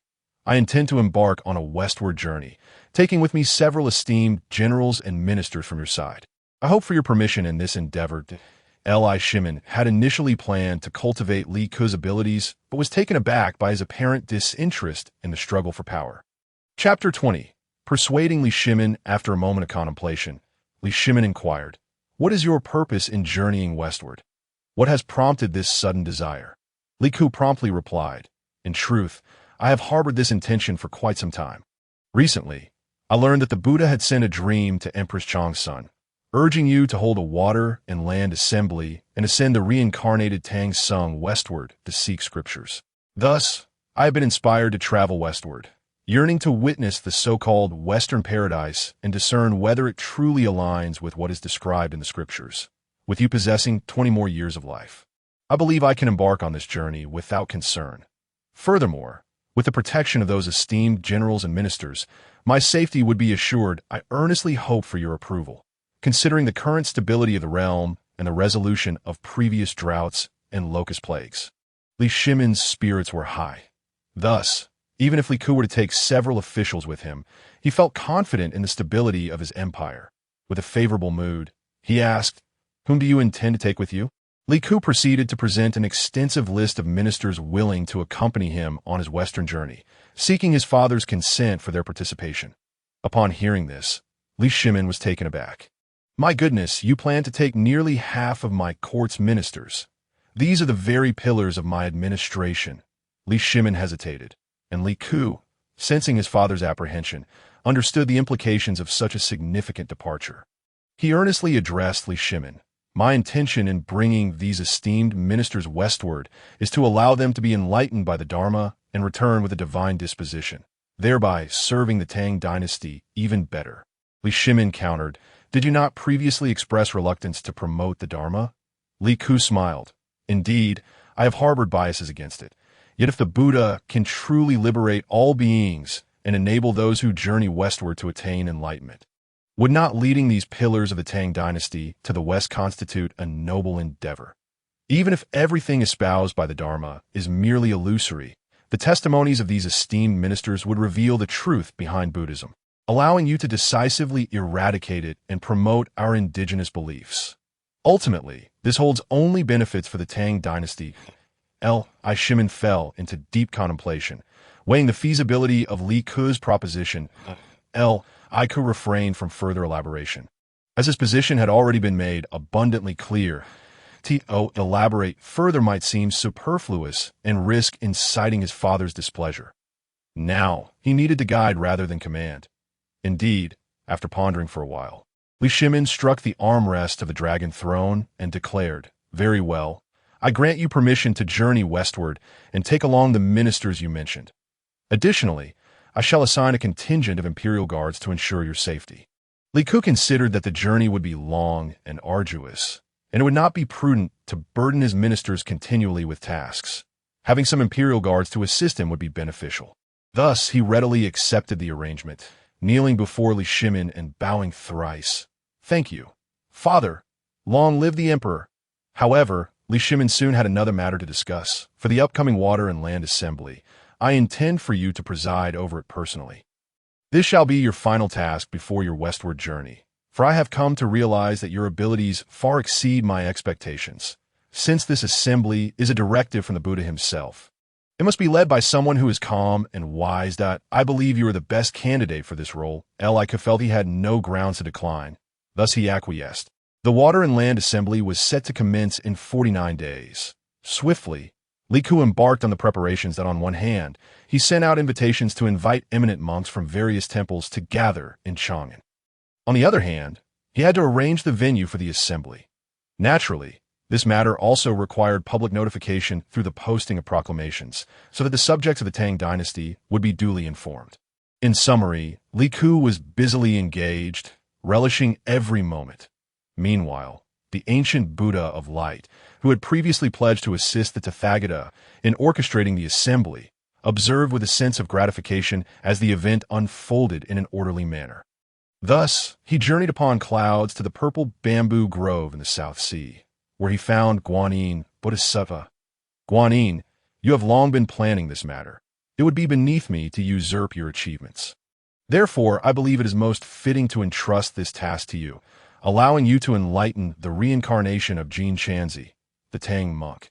Henceforth, you shall take charge." Guanyin Bodhisattva was utterly taken aback by the ancient Buddha's decision to place the matter back in her hands. "Yet you have contributed beforehand as well. Are you truly without ulterior motives?" The ancient Buddha, with a countenance of righteousness, replied, "Do you think I am the sort to be petty and calculating in the orchestration of the Water and Land Assembly and the planning of the westward journey? My contributions are negligible. I cannot claim what is rightfully yours. This endeavor will surely be immortalized in history, and your name shall be remembered by all. This is what truly matters, that my contributions need not be acknowledged. In conclusion, simply follow my guidance." After uttering these words, the ancient Buddha departed gracefully. Guanyin Bodhisattva was momentarily bewildered. After all the twists and turns, the task had ultimately fallen back in her hands. It seemed that some matters were indeed inescapable. Moreover, she had never anticipated that the ancient Buddha would be so unconcerned with fame and fortune. Truly, a Buddha's mindset is unlike that of ordinary beings. Had this been a mortal, they would have already reveled in their accomplishments, claiming all credit for themselves. Guanyin Bodhisattva contemplated this. A gentle smile graced her lips. Since everything had returned to the beginning, she would diligently complete the task. Otherwise, it would betray the ancient Buddha's earnest efforts. Chapter 21. The Water and Land Assembly. At this moment, Li Ke stood on the side of the Water and Land Assembly. He finally beheld the form of the reincarnated Jin Chanzi. Xuanzang. The man indeed possessed an extraordinary demeanor, enveloped in a radiant halo, truly a chosen one, distinct from the rest.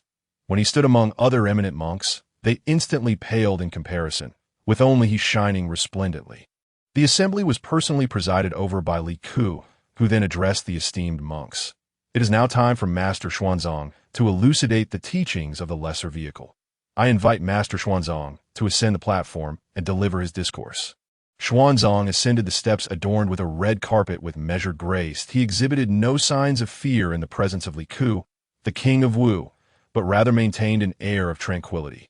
further accentuating his profound spiritual essence. Even Li Ke could not help but inwardly commend Xuanzang with a thumbs dash up. And no wonder, he is the reincarnation of Jin Shanzi. He is no ordinary individual. Jin Shanzi was indeed a remarkable figure. He was the second disciple of the Tathagata himself. However, due to differing interpretations of Buddhist teachings, the Tathagata had intentionally sent him to the mortal realm to refine his character before returning to his side. Although Xuanzang had forgotten all matters of his previous life, the aura and temperament he exuded were indelible. After expressing his admiration, Li Ke relinquished his position and moved to the foot of the platform to listen to Xuanzang's teachings. Yet his thoughts were not solely focused on Xuanzang, for he was aware that today marked the final day of the Water and Land Assembly. Guanyin Bodhisattva should soon be making her divine appearance. Meanwhile, Guanyin Bodhisattva, observing Li Ke gazing skyward, mused that he was indeed no ordinary man. Perhaps he was a reincarnation of a great celestial being. How else could he possess the foresight to know that she would soon descend from the clouds to reveal her true form? Nevertheless, Guanyin Bodhisattva did not dwell on this too much, for she had more pressing matters to attend to. As for the true identity of Li Ke, she intended to investigate further in due course. When Guanyin Bodhisattva manifested her true form, Li Ke displayed a demeanor of calm acceptance, while the others were gripped by fear, prostrating themselves in reverence. Guanyin Bodhisattva, casting her gaze upon Li Ke, who stood apart from the throng, felt a surge of indignation. How dare he show such disrespect?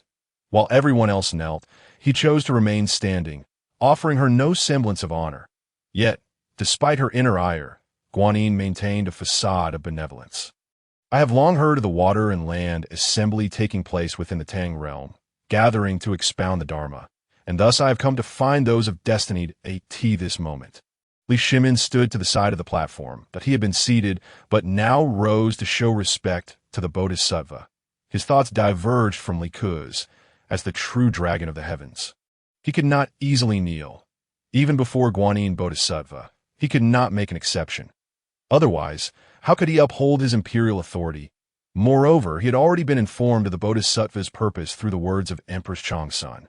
So he was not surprised it was at this moment that Xuanzang, who had not yet been granted the Tang surname, boldly inquired, "May I ask, Guanyin Bodhisattva, who is this one of destiny?" Guanyin Bodhisattva smiled gently, and all felt as though they were bathed in spring breezes. Her smile was breathtakingly beautiful, yet did not evoke any carnal desires. It was a beauty that transcended self and others. Captivating hearts and instilling reverence, this one of destiny is none other than you, Master Xuanzang. Xuanzang was taken aback and then asked Guanyin Bodhisattva, "Might you enlighten your disciple as to why you have chosen him as the one of destiny? Is there something you wish for him to accomplish?" The other eminent monks felt a twinge of disappointment upon learning that the one of destiny was not one of them. However, upon discovering it was Xuanzang, they felt a sense of respect. Though young, Xuanzang was already a highly revered monk, well known throughout the Buddhist community. His mastery of the lesser vehicle teachings had reached unparalleled heights, a level unattainable even by those venerable monks with white beards and brows. Yet, a shared curiosity lingered among them. What task did Guanyin Bodhisattva wish for Xuanzang to undertake? Guanyin Bodhisattva slowly began to speak. Master Xuanzang is presently expounding upon the lesser vehicle teachings, which cannot liberate wandering souls. I possess the great vehicle teachings, which can deliver beings from suffering and ensure that their bodies do not decay after death. Upon hearing this, murmurs of astonishment rippled through the assembly. The notion that a deceased body could remain uncorrupted was indeed remarkable. The great vehicle teachings were thus revealed to possess boundless power.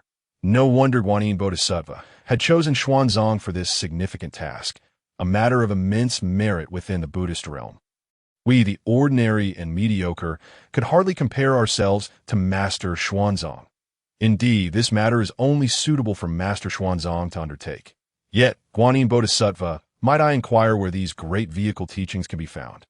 Xuanzang, feeling the weight of responsibility suddenly placed upon him, mustered his courage to ask. The great vehicle teachings reside in the great thunder sound temple of the Western Paradise, where the Tathagata dwells. They can resolve countless grievances and avert unwarranted calamities. Xuanzang felt a surge of divine illumination enveloping him, warming his entire being, as a vital energy began to gather in his dantian. Guanyin Bodhisattva perceived this influx of energy as well. It was the auspicious presence of the Buddhist fortune bestowing itself upon Xuanzang. Thus, Guanyin Bodhisattva appeared even more elated. A smile graced her lips as she addressed Xuanzang. The Great Thunder Sound Temple is a staggering distance of 180,000 miles from here. The journey is fraught with peril. Will you undertake it? Upon hearing of the arduous journey to the west, the other esteemed monks were immediately struck by doubt and hesitance. Moreover, the ominous phrase "many tribulations" further instilled in them a sense of impossibility regarding the task at hand. Yet, Master Xuanzang, with a sudden resolve, adjusted his robes and bowed thrice before the Bodhisattva Guanyin.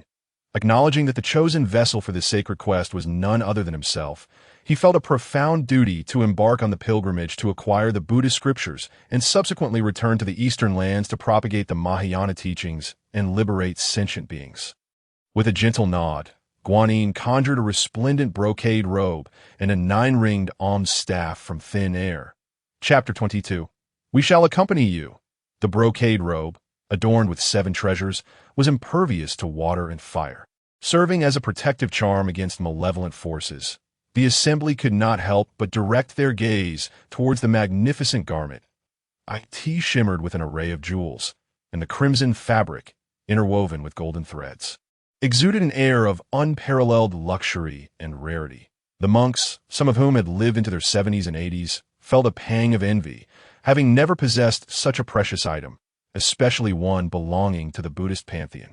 At that moment, regret washed over them for their initial reluctance. Had they been selected for the journey, they believed that even when beset by wolves, tigers, and malevolent spirits, the possession of such a divine relic would ensure their safety and fortune. But the revelations did not cease there. Guanyin then raised the 9-ringed alms staff before Xuanzang, stating, "This staff, bearing 9 rings, will protect you from harm when held in hand. I bestow it upon you." Xuanzang rose to accept these precious gifts, draping the brocade robe over his shoulders and grasping the 9-ringed staff, instantly amplifying his aura. Even Emperor Li Shimin, standing nearby, felt the spiritual power radiating from Xuanzang, nearly weakening in reverence. After these bestowals, Guanyin ascended on a cloud and, standing upon it, reminded Xuanzang, "Remember well the words I have imparted to you. Do not let them slip from your mind. The propagation of Mahayana Buddhism in the Tang dynasty depends upon your endeavors." Xuanzang immediately knelt once more, bowing deeply 3 times. Guanyin, assured, expressed her confidence in his commitment. "Very well, I shall depart in peace, entrusting all to you." With that, she vanished into the ether. The monks, still kneeling, were left in a state of bewilderment. Have we truly encountered a bodhisattva? Can mere mortals such as we ever witness such divinity? Their hearts brimmed with joy at the extraordinary event, having borne witness to Xuanzang's journey to seek the scriptures, a tremendous fortune indeed. Moreover, they beheld the true nature of the Buddhist treasures. The brocade robe was one thing, but the 9-ringed staff, crafted entirely from pure gold and glimmering with brilliance, was almost too dazzling to behold without squinting, lest its radiance blind them at this moment. Li Shimin recalled that his son, Li Ku, also wished to undertake a journey to the west. He summoned Li Ku to the high platform and introduced him to Xuanzang. "This is my second son, Prince Wu. Li Ku too harbors intentions of traveling westward, so it would be wise for you to journey together." Xuanzang, taken aback, expressed his gratitude for such an honor, exclaiming how fortunate he felt to accompany Prince Wu. Thus, the water and land assembly reached a splendid conclusion that on the following day, the populace awoke early to witness Xuanzang's departure from Chang'an. After all, Emperor Li Shimin had decreed his personal attendance to bid farewell to Xuanzang and Prince Li Ku. Such a grand spectacle was a rare occurrence, drawing nobility and common folk alike to gather outside the city gates. Li Shimin grasped Xuanzang's hand, proclaiming, "You venture forth to seek the true scriptures for the Tang dynasty. Therefore, I grant you the royal surname of Tang, and your name shall be Tang Sung." Xuanzang immediately knelt before the emperor, overwhelmed by the honor and gladly accepting the name.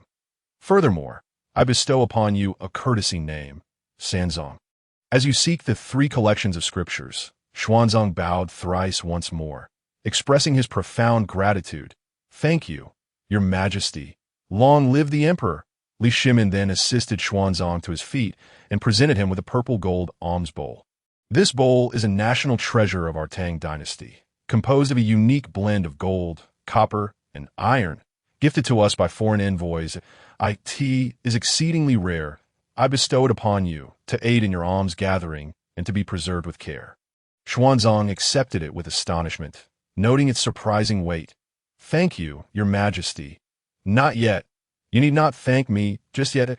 I have one more gift to present. Li Shimin then produced a stack of documents from his sleeve, handing them to Xuanzang. These are your travel permits. You shall traverse many nations on your journey westward. They will recognize the prestige of the Tang dynasty and allow you passage. Preserve these documents carefully. And at each kingdom, have the sovereign affix their royal seal. This will facilitate your journey. Xuanzang accepted the documents with a smile, tucking them securely into his robe, deeply satisfied with the emperor's generosity. Having previously been merely a monk in a temple, he was now favored by Emperor Li Shimin, granted a royal surname, and bestowed with such precious gifts, a notion he had never dared to dream of. Yet, the surprises were not over. A white steed was led forth by a guard, and Li Shimin handed the reins to Xuanzang. This fine horse, capable of covering 1,000 miles in a single night, has been meticulously chosen for your journey. Xuanzang was nearly moved to tears by such high honors. He felt overwhelmed by the magnitude of the kindness shown to him, but the proceedings were not yet concluded. Li Shimin gestured for Li Ku to approach. As I mentioned, my second son, Prince Wu, Li Ku, wishes to accompany you on your journey westward. Additionally, I shall introduce a few more individuals. With that, generals and ministers such as Li Jing, Cheng Yaojin, and Wei Qigong stepped forward, offering their services to escort the prince.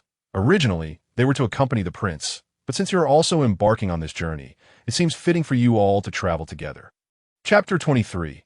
May the prince bestow great fortune upon you. Just then, a voice echoed from the heavens. As everyone looked up, they beheld Guanyin Bodhisattva manifesting once more, reiterating her previous words. Guanyin, reluctant to engage further with mortals, was compelled by the explicit directive of the Buddha Tathagata to closely observe Xuanzang's every action during his pilgrimage. Regardless of the trials he faced, she was to report every detail to the Buddha. Thus, she intervened to prevent the multitude from accompanying Xuanzang on his journey, for it was essential that he undergo this trial alone, that a journey with so many companions would merely turn into a leisurely excursion, devoid of the intended hardships and challenges. Moreover, the Buddha had explicitly decreed that the pilgrimage team should consist of only 4 individuals. The overwhelming entourage accompanying Xuanzang was clearly not in accordance with this divine mandate. Thus, the Bodhisattva Guanyin found herself compelled to linger in the air. Addressing Li Shimin, Tang Wang, it is imperative that Xuanzang embarks on his western journey with minimal companions. Otherwise, it would undermine the fundamental purpose of this pilgrimage for scriptures. The Tathagata has signaled to you that the intention behind Xuanzang's journey is to cultivate his character and, through enduring hardships, comprehend the profound suffering endured by the common folk. Only through such trials can he truly grasp the challenges inherent in seeking the scriptures. With so many accompanying him, how can he possibly sense the Buddha's heartfelt concern? Li Shimin immediately thought to himself, "That is not the case. I have done nothing. Do not speak so recklessly. All of this is the notion of Kuer and has nothing to do with me. The hat that Guanyin has placed upon me is far too grand." Instinctively, he turned his gaze towards the direction of Li Ku, displaying a sense of righteousness, quickly stepped forward and addressed the Bodhisattva. "Our expedition this time is for the purpose of commerce, which does not conflict with Master Xuanzang's quest for scriptures. He shall pursue his scriptures, while we shall pursue our profits. The 2 endeavors are mutually exclusive. We merely travel in each other's company. Rest assured, should he encounter any danger, we shall not intervene. That acceptable." Upon hearing Li Ku's words, Tang Sung could not help but inwardly scoff. "I sincerely thank your entire family." To think such shameless words could be uttered. Had I not been wholeheartedly devoted to the Buddha, I would have long since erupted in expletives. Bodhisattva Guanyin, intrigue, inquired, "You claim that you are accompanied by so many for the purpose of profit. What do you mean by that?" Li Ku smacked his lips and replied, "Bodhisattva, do you truly not comprehend this subtlety? During the Han Dynasty, there was Zhang Xian who ventured into the western regions, bringing our porcelain, silk, and jade to those lands, while also returning with their rare treasures, achieving the goal of trade exchange. Now, I lead so many to the West, not merely to witness the splendors of the Western blissful world, but also to gauge the nature of those countries. By establishing good relations with their kings, we can facilitate trade between our Tang dynasty and theirs. Consequently, a substantial influx of wealth will flow into our Tang." "Ah, how reasonable!" exclaimed the crowd. "And no wonder it is said that King Wu is a sage. His plan truly brings countless benefits without any harm." The multitude began to murmur excitedly. Though most were illiterate, they understood well the implication of the term profit as articulated by King Wu. If they could transport their textiles and porcelain to the Western nations, immense profits would await them. Yet, the extent of these profits remained a question. Someone boldly ventured to ask, "But how much profit can we expect?" Li Ku smiled and replied, "Excellent inquiry. The Western regions are generally comprised of small nations, such as the recently subdued Tatars. They are merely a nomadic people, numbering in the tens of thousands, while they possess a sizable population. They lack expertise in weaving and are utterly unfamiliar with the art of pottery. Their lives have been akin to living in a primitive state. However, since their submission to the Tang, you may observe for yourselves the current state of the Tatars as you pass through the Two Realms Mountain.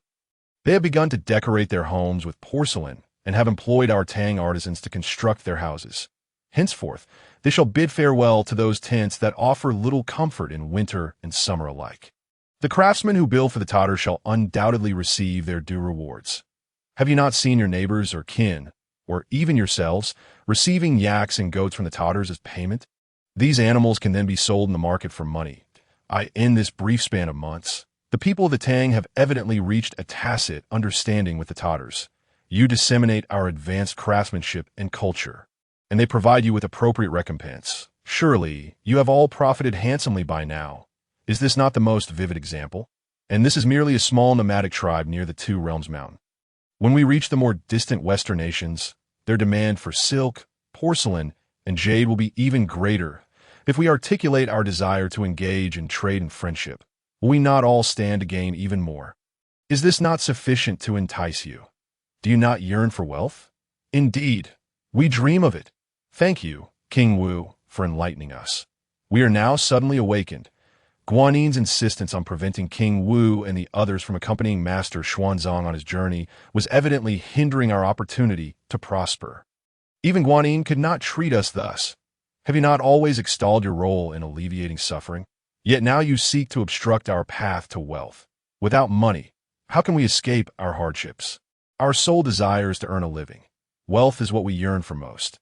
Whoever provides us with riches is our deity. Presently, we revere King Wu, the unparalleled sage of our time. Indeed, the sweet potato seeds he bestowed upon us have already sprouted. We never anticipated those seeds would truly germinate. When we beheld those green shoots, we were nearly moved to tears. This crop is notably drought-resistant, far easier to cultivate than rice and similar crops. We need only water them every few days. The crowd began to chatter animatedly about Li Ku's accomplishments. I could not help but smile slightly. Everything was proceeding according to his plan. The message from Zhao Gongming indeed proved valuable. Chapter 24. The god of wealth reveals himself this morning.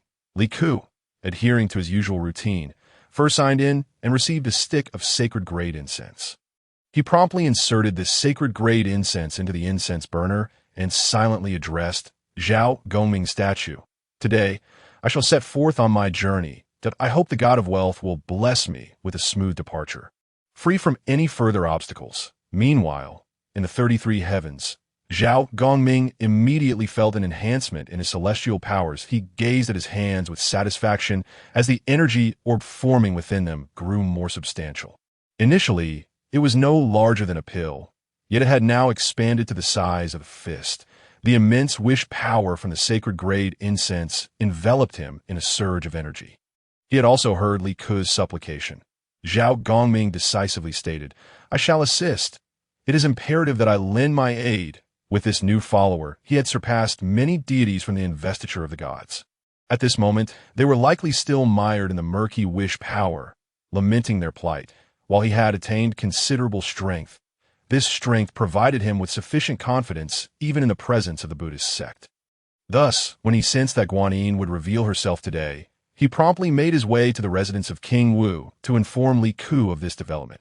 Having dealt with Zhao Gongming before, Li Ke felt not only respect for him, but also a budding camaraderie. "Thank you, God of Wealth, for your guidance. Otherwise, I would have found myself at a loss for words before Guanyin today, unprepared, and would have lost face in front of numerous ministers and citizens. Those who initially supported me would likely turn against me, causing immense repercussions. Has King Wu already made a decision?" Zhao Gongming inquired. A smile graced Li Ke's face out of course. "I have devised a strategy." He then shared his thoughts with Zhao Gongming. Upon hearing this, Zhao Gongming exclaimed, "Splendid! This approach will not only earn King Wu a commendable reputation, but will also allow me to avenge my prior betrayal." Once the mortal and the deity had conspired a plan, Li Ke turned to the gathered populace and proclaimed, "Next, I shall invite a celestial being to meet you all. When you encounter him, you shall undoubtedly find him familiar. Please welcome him with great honor." Zhao Gongming, under the watchful gaze of the crowd, made his way from the periphery to Li Ke's side, bowing deeply in greeting. "I apologize for my tardiness," he said. "Who might this celestial being be? His visage seems familiar, yet I cannot recall his name." "Indeed, it is peculiar," another mused. "Could he not be among the followers of Buddhism?" Over the years, I have been quite enamored with Buddhism, familiar with the bodhisattvas and Buddhas therein, yet I have never encountered this divine figure. Perhaps he is a deity of indigenous faith. This remark was met with nods of agreement from the others. That must be it. Perhaps he is the god of the land. Yet the god of the land does not possess such a towering stature, and this divine figure radiates an aura of fortune, instilling confidence in those who behold him. Indeed, I share that sentiment. Furthermore, his vibrant red robe evokes a sense of joy that I recall seeing his likeness in New Year paintings during my youth. He is the god of wealth. After much deliberation among the common folk, they finally recognized Zhao Gongming's identity and instinctively fell to their knees in reverence. "The god of wealth has arrived. We have failed to greet you properly. Please forgive us." Zhao Gongming beamed with delight, for it had been quite some time since he had received such a multitude of worshippers. He found himself momentarily unaccustomed to the attention and quickly urged, "Please rise." The crowd complied. Standing once more, it appears the royal family has long revered the god of wealth. No wonder the treasury is abundant, allowing us, the common people, to live in peace and prosperity, even during times of drought and locust plagues. The court managed to allocate funds for disaster relief, resulting in minimal loss of life. That it has always been the god of wealth support. But I have heard that Empress Chang's son adheres to Buddhism. Fool, do you not grasp even this simple nuance? The realm belongs to the Tang dynasty.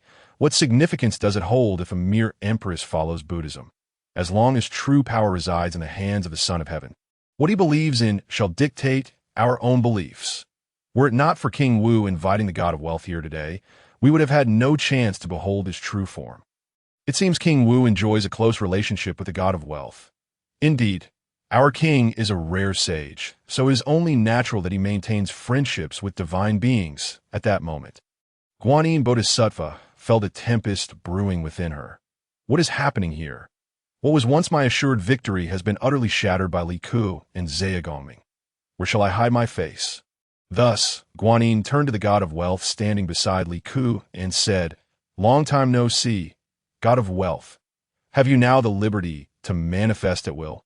Why do you abandon your abode in the 33 heavens to mingle in such trivialities?" The crowd began to murmur, realizing that even deities harbor discord.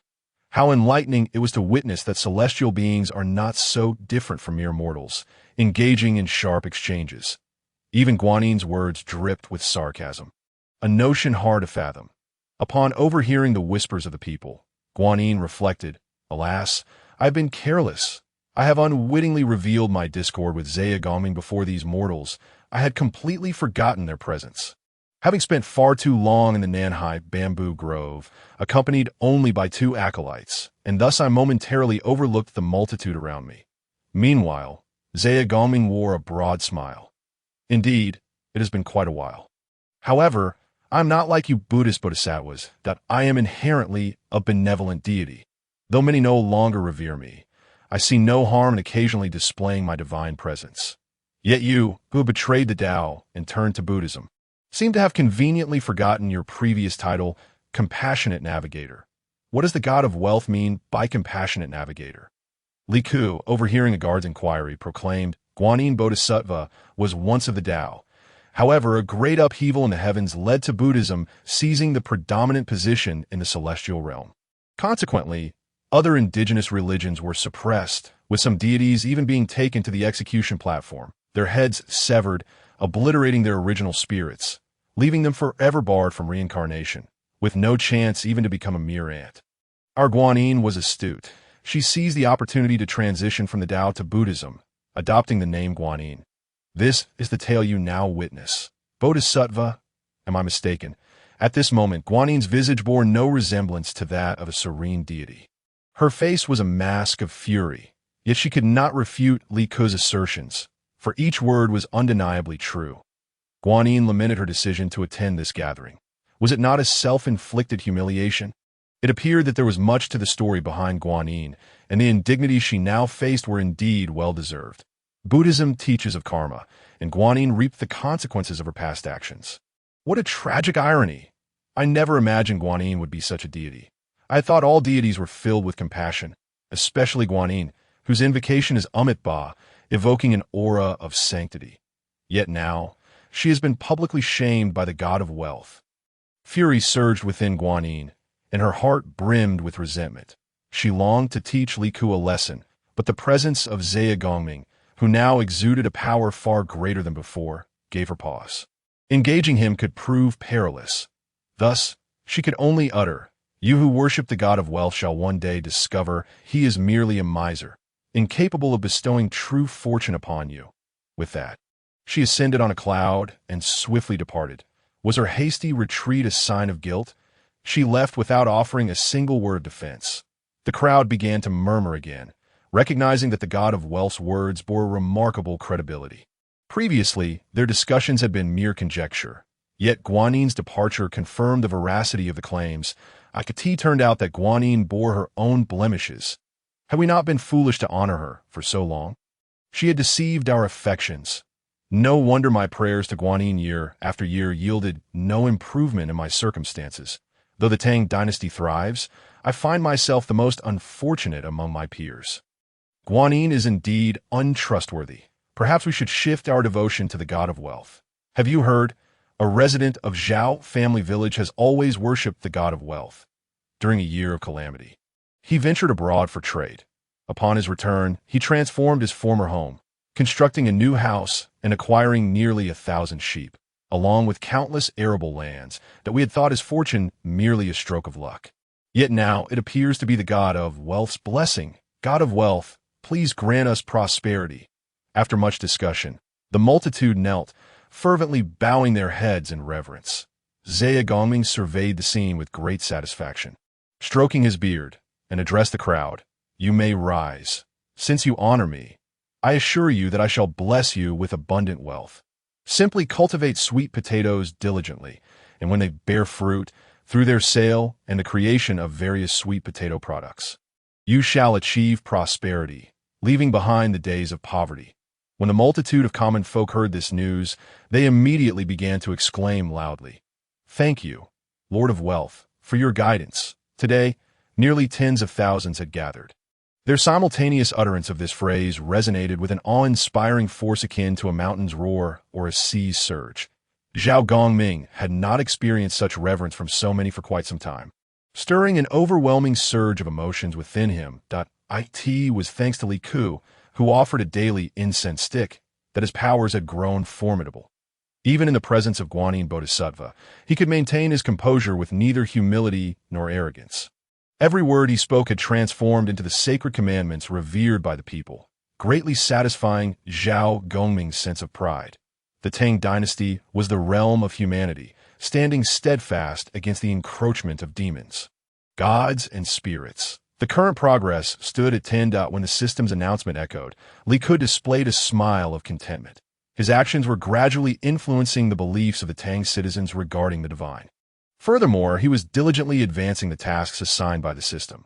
Once he obtained the Ghost Emperor's seal, commanding 100,000 ghostly soldiers, who could rival him?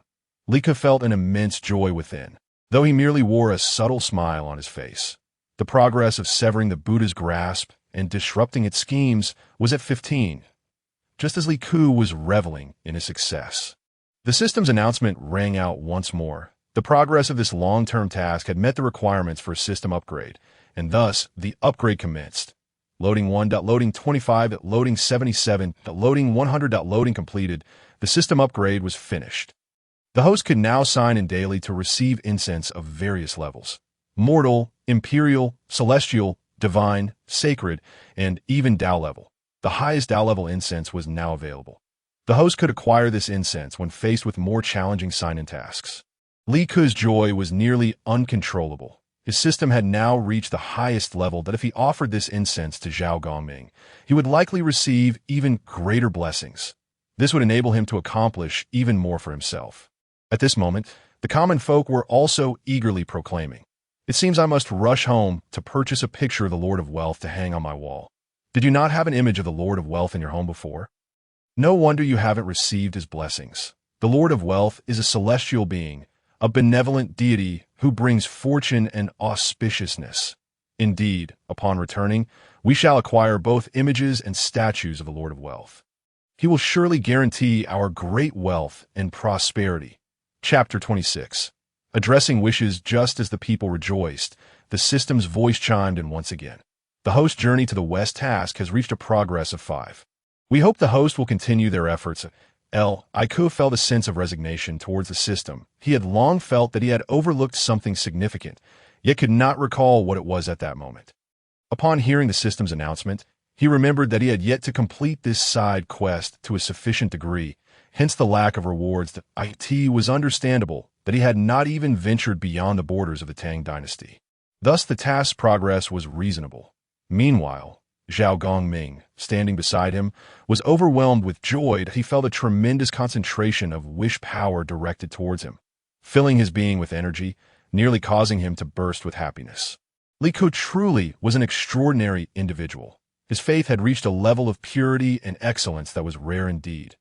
Now, rallying the citizens of the Tang to worship him and provide immense wish power only deepened Zhao Gongming's gratitude towards Li Ke. King Wu, from this day forth, should you have any needs, even if it involves traversing mountains of knives or seas of fire, I, Zhao Gongming, shall never refuse. Zhao Gongming expressed his heartfelt intentions to Li Ke. Li Ke smiled and replied, well said, well said. Since our bond has become so profound, why would I ever wish for you to engage in perilous undertakings? My devotion to you, offering daily incense, is solely to see you thrive, not to embroil you in danger. Of course, I will also exercise caution to avoid placing myself in jeopardy. Zhao Gongming was so moved that he found himself at a loss for words. He had never encountered a sage like Li Ke before. Always considering others, he had diminished his own stature to the dust. He never anticipated that someone as young as Li Ke could possess such enlightened thoughts. Zhao Gongming acknowledged that he could not compare to Li Ke's grand vision. His heart encompassed the heavens and the earth. As Zhao Gongming contemplated this, he nearly fell to his knees before Li Ke. Such a sage was indeed a rarity, appearing only once in millennia. He was fortunate to witness the true form of this sage. This could only be described as an immense blessing and fortune. King Wu, now that today's matters have been resolved, I must take my leave. Li Ke nodded, not urging Zhao Gongming to stay. Upon your return, please ensure the wishes of these common folk are addressed, allowing them to truly experience some fortune, naturally. Otherwise, they would not continue to worship me. I am well aware of this. Li Ke nodded in satisfaction and then clasped his hands in a gesture of respect to Zhao Gongming. I shall now respectfully escort the Lord of Wealth back to the 33 heavens." Zhao Gongming reciprocated with a similar gesture of farewell. Upon returning to his abode, he began to address the wishes of the people. Before him lay a glittering golden sphere, within which he could see the faces of various individuals. This was due to the citizens placing images or statues of Zhao Gongming at elevated positions. Allowing him to perceive their likenesses through the eyes of his own representations, he attentively listened to the first individual's wish. "I have yet to marry them. My elderly mother is gravely ill, and I have exhausted all the silver in my household. I beg the Lord of Wealth to show me the way, to help me earn some money to continue purchasing medicine for my mother, prolonging her life." This was a young man in his 20s. His heartfelt wish energy was remarkably potent, causing the golden sphere to radiate with a brilliance 100-fold stronger than usual. Zhao Gongming thought to himself, "Such a filial son must be granted wealth." With a wave of his hand, he cast a spell upon the young man. After the young man concluded his prayer and went to weed the fields, he unearthed gold ingots. The young man immediately fell to his knees, tears streaming down his face. "Thank you, Lord of Wealth, for your blessing. My mother has been saved." Zhao Gongming nodded in satisfaction. Next, he turned his attention to the wish of another. Before him stood a middle-aged man clad in silk, his rotund figure suggesting a life of great comfort. His plump face indicated a prosperous background. Zhao Gongming furrowed his brow. "What wish do you require my assistance with? It appears you've already achieved financial freedom." Zhao Gongming listened intently to the man's wish. "Lord of Wealth, a new shop is about to open across from mine. I ask this not a deliberate attempt to steal my business. I beseech you, may his shop attract no customers, all flocking instead to mine, leading to his complete downfall. If you can fulfill my wish, I shall surely rebuild your temple and craft a new statue." After this man rambled on fervently. He dutifully prostrated himself before Zhao Gongming's statue. However, Zhao Gongming's frown deepened. This man's intentions were impure. How could he bestow him with wealth? Ignored, Zhao Gongming listened attentively to the numerous wishes expressed by the people. Some aspired to achieve academic excellence, while others hoped to amass wealth in order to wed courtesans. Faced with this intricate tapestry of desires, Zhao Gongming felt not a shred of impatience. Instead, he was filled with an overwhelming sense of joy. He had never before managed such a plethora of affairs, having previously existed in a state of languid idleness. However, the situation had transformed. These individuals held him in profound reverence, allowing him to perceive their wishes through their offerings of images and statues. Moreover, their incense offerings had undergone a remarkable transformation, becoming remarkably clear and pure. This indicated that the populace no longer regarded him with skepticism, but rather had fully embraced the belief in his ability to bestow fortune upon them. Zhao Gongming felt as though he had been retired for a considerable time, only to be unexpectedly reappointed by his former institution. But he could once again shine and thrive. This elation invigorated him, for the previous state of inactivity had been exceedingly vexing. Now, with the aid of Li Ku, the citizens of the Tang dynasty once again revered him. This instilled within Zhao Gongming an inexhaustible reservoir of power. Conversely, the fortunes of the Buddhist order began to wane under the influence of this newfound energy. Previously, the fortunes of Buddhism had enveloped the entire realm of the Tang. Yet now, the mere fortune of a god of wealth could rival that of the Buddhist order. Such a phenomenon was truly astonishing. Chapter 27. The Emperor has issued a decree, a nationwide worship of the gods. At this moment, Li Ku had commenced his westward journey, though he had yet to depart the borders of the Tang. Along the way, countless citizens prostrated themselves upon seeing their entourage, performing the 3 kneelings and 9 prostrations in reverence to Li Ku. Although they had not witnessed the spectacle of Li Ku and the god of wealth collaborating against Guanyin Bodhisattva, they had heard of his renown through the accounts of others. Upon encountering the procession led by Li Ku, they immediately recognized him and began to pay their respect. Li Ku, however, remained unfazed by their adulation. In contrast, Tang Sung appeared somewhat uneasy. He had never before experienced such widespread veneration, of course. He understood that the people were kneeling before Prince Wu, Li Ku. Yet he found himself inadvertently basking in Li Ku's fortune, enjoying the elevated treatment of being revered by the masses. This was a novel experience for him, and he felt somewhat unworthy of such honor. Observing his discomfort, Li Ke gently placed a hand on his shoulder.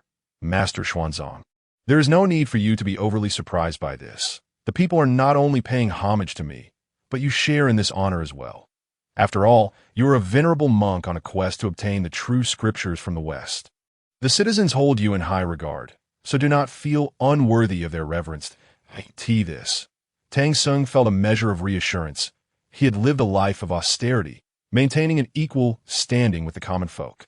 Though he bore the title of a high monk and received respect from many, this extensive display of prostration was a first for him, and he found it somewhat disconcerting. Iku erupted into hearty laughter. You will gradually grow accustomed to it.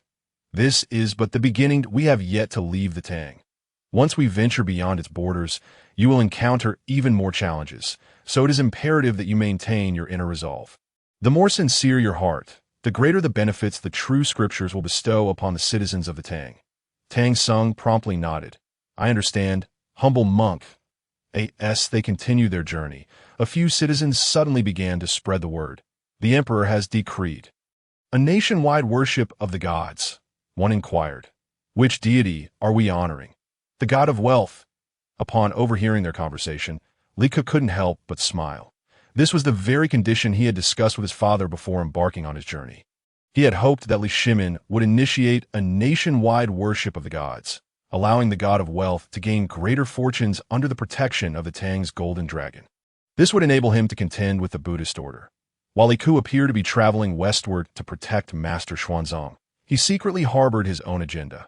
The system he was bound to vehemently oppose the flourishing of Buddhism, issuing tasks aimed at curbing its growing influence within the Tang. Thus, his journey would likely involve obstructing Tang Seng's pursuit of the scriptures as per the system's directives. Consequently, Tang Sung would face not only the anticipated trials, but also the traps that Li Ke would cunningly lay for him. Li Ke gazed at Tang Seng's devout expression and shook his head. You cannot blame me for this. It is all the system's doing. The system suddenly interjected. Please do not place all the blame on this system.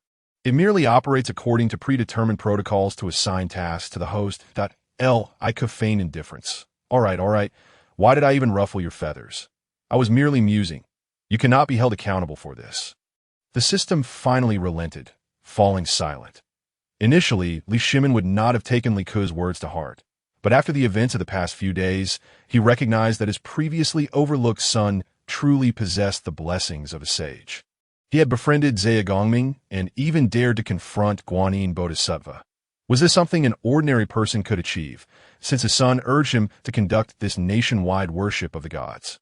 He would heed his son's counsel, confident that it would yield no adverse outcomes. The nationwide worship event promptly commenced with great fervor.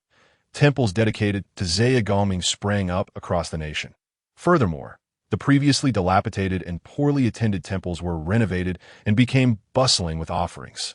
Faithful devotees, clutching their dreams of wealth, flocked to the temples to worship the god of wealth, hoping to receive his favor and attract prosperity.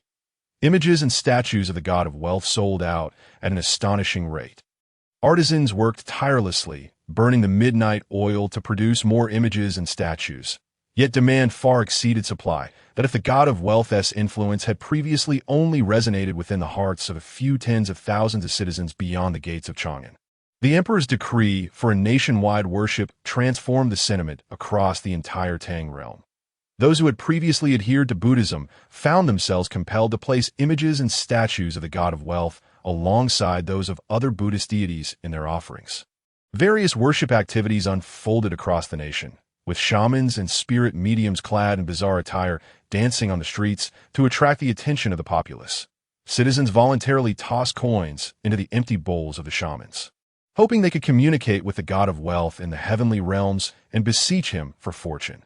Due to Zhao Gongming's recent diligence in his duties, many indeed experienced a surge of prosperity. Merchants thrived, and the sweet potato seedlings cultivated by farmers flourished. Even the previously disregarded practitioners of folk magic became active, asserting their connections with the god of wealth and enticing citizens to part with their money, promising to intercede on their behalf for blessings of fortune.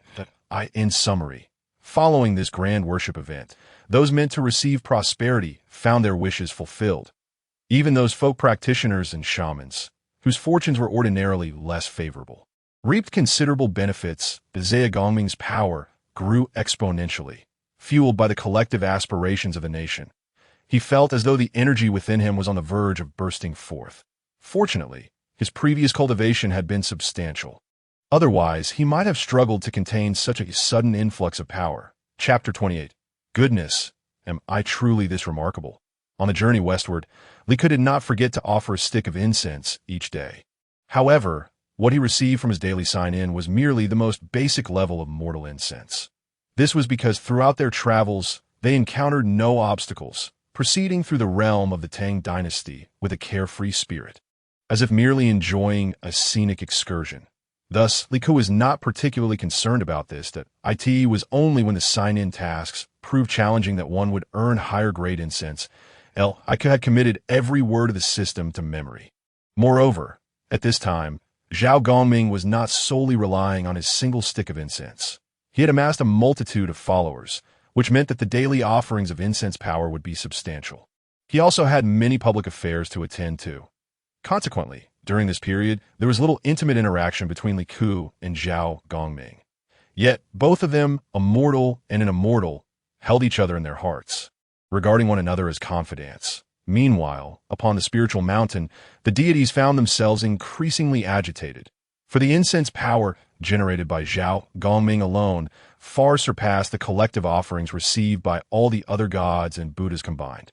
Should this trend continue unchecked, their future incense power would dwindle to nothing. At that moment, Jin Tu Jiedi arrived at the Great Thunder Sound Temple, reporting to the Tathagata Buddha that certain citizens of the Tang dynasty, in their fervent devotion to the god of wealth, had removed the statues of other bodhisattvas and Buddhas from their temples.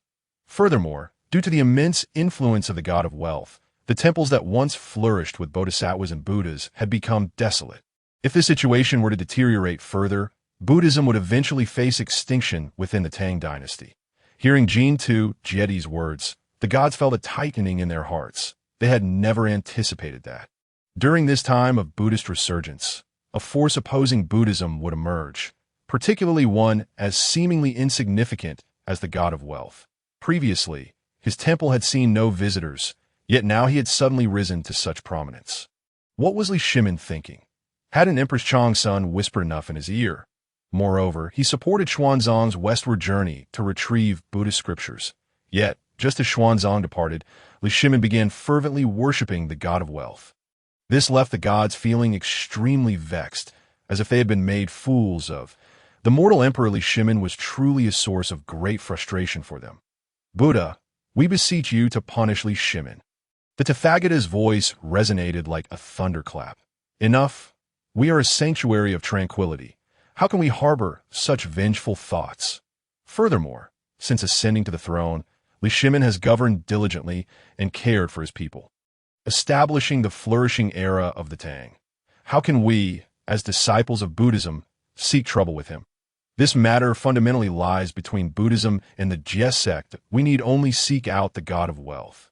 Zhao Gongming, for resolution. Bodhisattva Puxian stepped forward first, addressing the Tathagata. I am willing to confront Zhao Gongming and engage in discourse that if he refuses to heed my counsel, I shall battle him to ascertain which is superior, our Buddhism or his Jie sect. The Jie sect has been extinguished for such a long time. Who would have thought that Zhao Gongming, a remnant of the Jie sect, would rise again? Bodhisattva Puxian, possessing a fiery temperament, could hardly contain herself. At this moment, Bodhisattva Guanyin stood beside Puxian. I too wish to accompany you. Guanyin harbored resentment from her previous defeats against Li Ke and Zhao Gongming in front of many mortals. Now, she finally had the opportunity to confront Zhao Gongming openly. She was determined to make him regret it, to the point where he would hardly recognize himself. The ancient Buddha of light remarked, "When will this cycle of vengeance cease?" The Tathagata, somewhat irked, responded, "Ancient Buddha of light, are you implying that I am inferior to you, unable to rise above this turmoil?" The ancient Buddha immediately bowed and replied, "That is not my intent at all." The Tathagata snorted coldly and declared, Then I shall send you, along with Bodhisattva Puxian and Bodhisattva Guanyin, to the abode of Zhao Gongming in the 33 heavens to reason with him, urging him to sever the incense offerings from the people of the Tang dynasty. Should he refuse to listen, you may use your celestial powers to confront him. I trust that your combined strength will suffice to contend with him. Bodhisattva Puxian interjected. To deal with Zhao Gongming, I need no assistance from the two of you. I can handle it alone. No. Your temperament is far too impulsive. It is likely you would resort to combat before any negotiation could occur.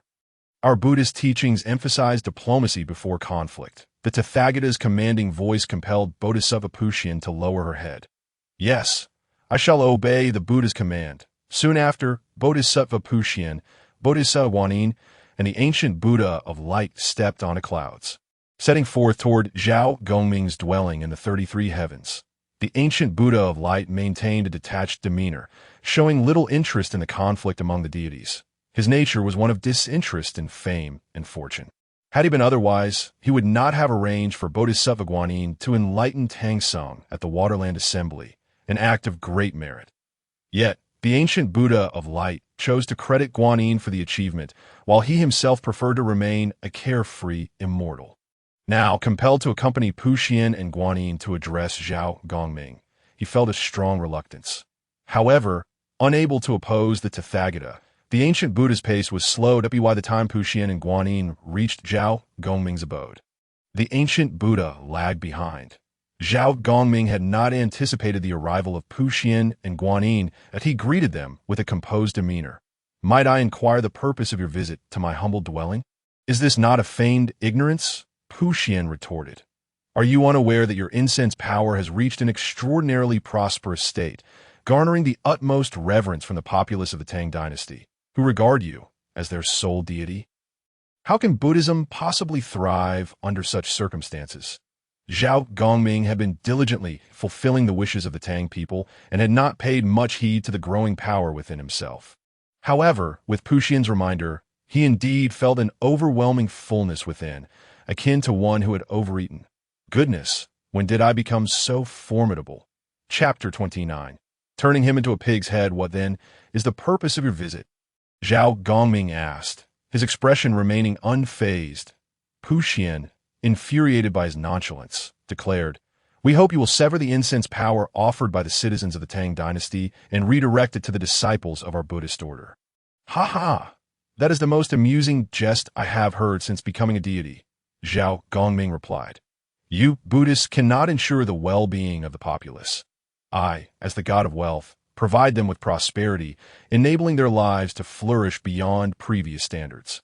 They willingly offer me their incense power. How could I possibly refuse? Furthermore, you audaciously demand that I transfer it to your Buddhist disciples. How shameless! I ought to reveal your vile countenance to the people of the Tang dynasty. At that moment, the ancient Buddha of light finally arrived, albeit in silence. Noticing him standing behind Puxian and Guanyin, Zhao Gongming quipped, Are there still more deities yet to arrive? Please have them join us all at once to prevent the annoyance of staggered visits. The ancient Buddha of light finally spoke. The Tathagata has sent only the three of us to you. There are no other reinforcements. There is no need for concern. Jinju and Xiantian, we have come to offer friendly counsel, hoping to avoid any serious conflict. Zhao Gongming found the words of the ancient Buddha of the flame lamp to be exceedingly amusing, for the two bodhisattvas standing before him were clearly on the brink of confrontation. Should he disagree with their demands, he would undoubtedly face their wrath. However, Zhao Gongming felt no trepidation at that moment. Had this transpired in the past, he might have knelt down, pleading for mercy. Yet now, with his inner power surging, it seemed he was on the verge of an explosive release. Harbor fear of these three deities would indeed be laughable.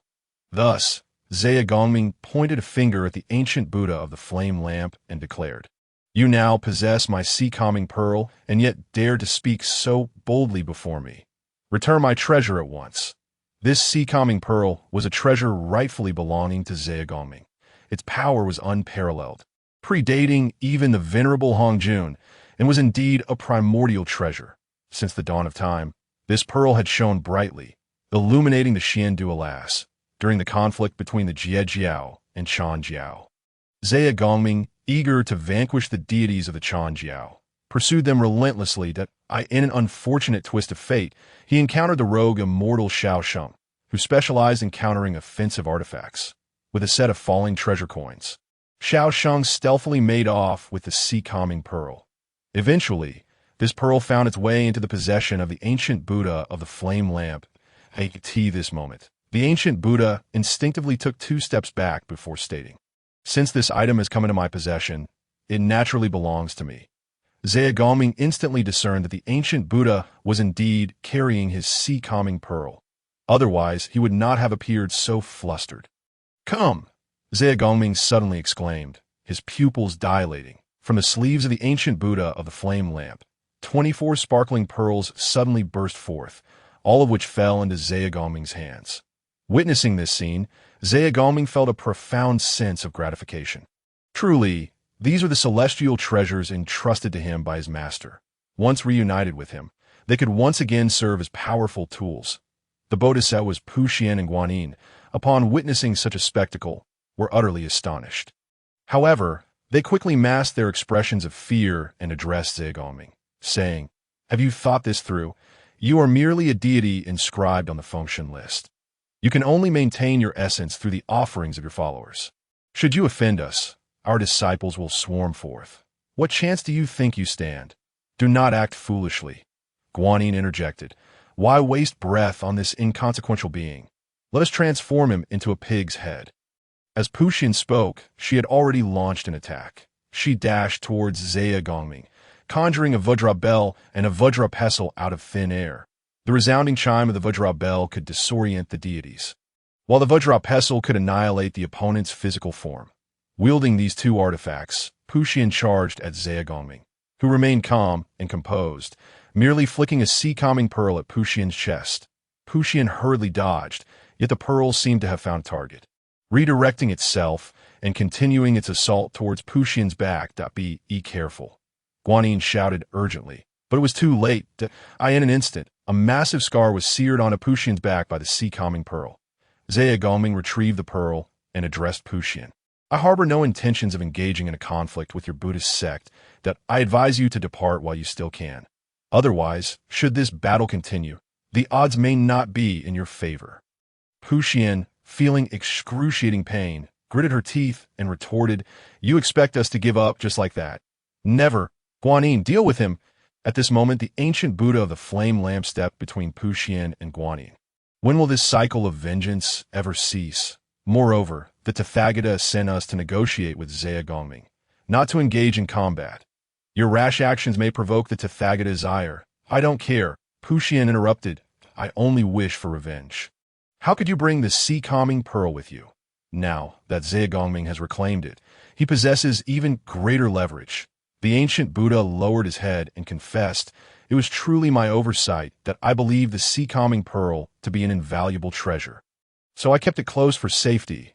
Who could have anticipated it would recognize its master? Perhaps we should not have sought out Zhao Gongming today. Why dwell on this further? Your indecisiveness has allowed Zhao Gongming to mock us. Together, we shall confront him. I refuse to believe he can gain the upper hand. Ancient Buddha of the flame lamp, Guanyin, let us combine our powers and deal with this intruder." With Puxian's urging, the ancient Buddha and Guanyin could no longer remain passive. Thus, the 4 deities engaged in a fierce battle, a true spectacle of divine conflict, shaking the very heavens and earth. Chapter 30. Reaping the benefits of other strife, Zhao Gongming possessed another artifact, known as the Dragon Binding Rope, which had been stolen by Shao Sheng during his skirmishes with the Chanjiao deities. Its current whereabouts remained unknown. Had he the Dragon Binding Rope, these 3 deities would pose no challenge, as he could simply bind them without needing to expend his own power or artifacts in combat. As Zhao Gongming fought, a cunning idea struck him. He feigned retreat, descending to the mortal realm. Just as Puxian was about to pursue, the ancient Buddha cautioned, "Hold on. There may be a trick at play. If you obstruct me again, I shall consider you an ally of Zhao Gongming." Puxian shot back, "You seem particularly fond of muddying the waters." The ancient Buddha, now incensed, retorted, "I am merely looking out for your best interests, yet you twist my intentions." With that, the ancient Buddha ceased further argument. watching as Puxian and Guanyin descended to the mortal realm while he remained in the 33rd heaven, observing the unfolding events below. The common folk of the Great Tang, busy with their daily lives, were suddenly startled by a resounding howl from above. When they looked up, they were astonished to see three deities engaged in battle in the sky. Zhao Gongming, having stowed away the sea-calming pearl, wielded his divine whip against Puxian and Guanyin, who brandished their Vajra pestle, Vajra bell, and willow branch. Though the willow branch appeared fragile in Guanyin's hands, it wielded formidable power. With a mere flick, Zhao Gongming felt as though he had been struck with great force. Fortunately, his immense power and strong defenses allowed him to endure thus in truth. Had he chosen to use the sea-calming pearl against the two bodhisattvas, they would have stood no chance. However, Zhao Gongming sought to showcase the struggle of the bodhisattvas before the people of the Great Tang. Deliberately revealing his prowess, the two bodhisattvas, eager for a swift victory, momentarily forgot to conceal their forms. They were laid bare before the eyes of the populace. Instantly, the citizens began to murmur among themselves. What is happening? Why are these three deities appearing in the sky simultaneously? And why are they fighting? What grievances could have led to such a clash descending to the mortal realm? At this moment, Li Ku, who was heading westward, naturally observed the unfolding situation. The vast expanse of the Tang dynasty meant that it would take them several days to exit its borders.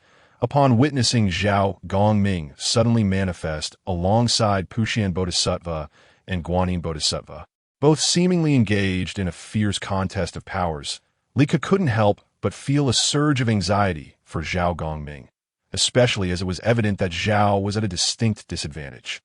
This only intensified Li Ku's unease. However, when Zhao Gongming feigned a retreat towards the imperial city of Chang'an, a wave of understanding washed over Li Ku. He realized Zhao Gongming's intentions. He aimed to reveal to the citizens of the Tang dynasty the true nature of the deities they revered. These beings, steeped in bloodlust and brutality, starkly contrasted with the boundless compassion depicted in Buddhist scriptures. This realization dawned on him. Li Ku addressed the remaining soldiers who were still observing. Let us proceed. At this juncture, Tang Sung drew closer to Li Ku's steed and spoke. Lord of Wu, there is a matter weighing on my mind that I am uncertain whether to voice, yet I shall do so regardless. After swallowing hard, he continued, It is said that the god of wealth shares a close bond with the Lord of Wu. Yet now, as the god of wealth finds himself in peril, why does the Lord of Wu appear so detached? Shouldn't you hasten to provide assistance? Li Ku chuckled softly, finding Tang Sing's naivety endearing. We are but mortals, while they are celestial beings. What aid can we truly offer? Tang Sing pondered this for a moment before inquiring. Why are Puxian Bodhisattva and Guanyin Bodhisattva pursuing the god of wealth? In my view, they embody great compassion. Observing Tang Sing's confusion, Li Ku felt a sense of reassurance. Surely, the common folk would waver even more swiftly. Thus, he smiled enigmatically. In due time, you shall come to understand. Indeed, above the imperial city, the three deities engaged in a life-and-death struggle, prompting both Li Shimin and Empress Changsun to emerge from the palace. Gazing skyward in astonishment, upon witnessing Guanyin Bodhisattva's manifestation, Empress Changsun immediately knelt in fervent reverence. Yet, Guanyin was presently occupied with the battle, having no time to acknowledge Li Shimin too, felt a swell of confusion. How could these two bodhisattvas, who were supposed to embody boundless compassion, be embroiled in conflict with Zhao Gongming, the god of wealth? Was it a contest for incense offerings? As this thought crossed his mind, clarity struck him. His earlier decree for large-scale worship across the nation had surely granted Zhao Gongming a considerable influx of incense power. It was this very energy that enabled Zhao Gongming to contend with Puxian and Guanyin. Thus, it seemed the actions of Puxian and Guanyin stemmed from jealousy, leading them to such outrageous behavior. This appeared to be the only plausible explanation that he glanced at Empress Changsun, still prostrated on the ground, and felt a flicker of irritation. Empress, you must rise at once. The deity you revere is currently vying for incense offerings against the god of wealth. What purpose does your worship serve now? Complying with the emperor's command, Empress Changsun hurriedly stood, albeit still bewildered. Your Majesty, what do you mean by contesting for incense power? Li Shimin proceeded to share his thoughts with her. Empress Chang's son, possessing both intelligence and insight, had advised him on numerous occasions, guiding him to make pivotal decisions that shaped the Tang dynasty's prosperity. While she held deep reverence for Guanyin, she was not blind to reason. After hearing Li Shimin's explanation, she found it compelling. How could a bodhisattva engage in a struggle for incense power? Such actions would betray their very essence. Meanwhile, hundreds of miles away, Lika suddenly heard the system's voice. Ding! Progress on severing the Buddhist sect's tendrils and disrupting their layout stands at 25. As this task has reached a certain milestone, you are awarded corn seeds. Chapter 31. The God of Wealth's Cunning. Alas, yet again I am rewarded with corn seeds. Where are they now? They are temporarily stored within the system's space. The host may retrieve them at any time through communication with the system. I couldn't contain his delight. Following the acquisition of sweet potato seeds, the common folk had rekindled their faith in Zhao Gongming and their respect for him. Now, with corn seeds, transporting them to the western regions would surely evoke profound gratitude from those small nations. It seemed he had reaped a significant gain without exerting effort, and the task's progress was advancing swiftly. The only plausible explanation lay in Empress Changsuan's diminishing faith in Guanyin due to the latter's conflict with the god of wealth. Otherwise, such rapid progress would be unfathomable. Akati must have stemmed from a once fervent believer in the Buddhist sect experiencing a decline in faith. Empress Changsun, as the highest-ranking devotee of Buddhism in the Tang dynasty, had her disappointment in Guanyin severing yet another tendril of the Buddhist sect, a cause for celebration. Ku's private mirth did not escape Tang Seng's notice, who perceived Li Ku as an enigmatic figure. Throughout their journey, Li Ku had been exceptionally considerate towards him, yet he seemed to harbor some profound secret, speaking in an enigmatic manner. Particularly, his connections with celestial beings filled Tang Song with a sense of reverence.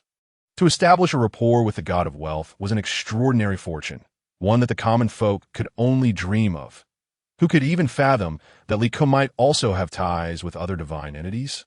Thus, a profound sense of distance lingered between Tang Song and Li Ku. Initially, Li Ku harbored the desire to befriend Tang Song. However, Tang Song consistently presented himself with a demeanor so humble it seemed to sink into the dust, which rendered Li Ku quite uncomfortable. Given that their relationship was not one of equality, the prospect of genuine friendship appeared unlikely, much to Li Ku's regret. Nevertheless, he did not abandon his aspiration to cultivate a connection with Tang Song. He believed that where earnestness prevails, even the hardest obstacles can be overcome. They had yet to depart from the borders of the Tang dynasty, and Tang Song remained a stranger to him. Li Ku was confident that, after they had shared some experiences, Tang Song would come to realize that his intentions were entirely aligned with his own. Although Li Ku contemplated severing the grasp of Buddhism and undermining its schemes, he perceived Tang Song as blameless, merely an ordinary mortal.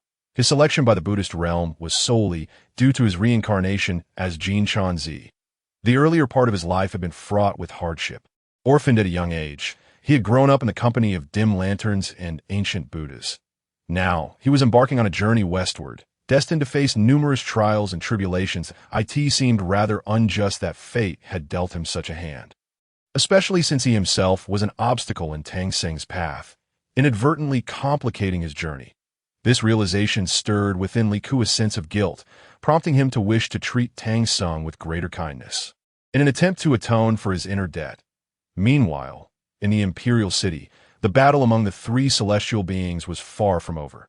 Zhao Gongming felt that his objectives had been achieved. The populace had witnessed their revered disciples of Buddhism engaging in combat, naturally weakening their faith. His conviction was further solidified upon noticing that Empress Changsun had transitioned from a posture of supplication to one of standing. This suggested she had discerned the true nature of Guanyin Bodhisattva, leading to her evident disappointment. This was precisely the outcome Zhao Gongming had sought. Thus, he ceased to conceal his intentions, producing the Dinghai Pearl and launching it directly at the two bodhisattvas.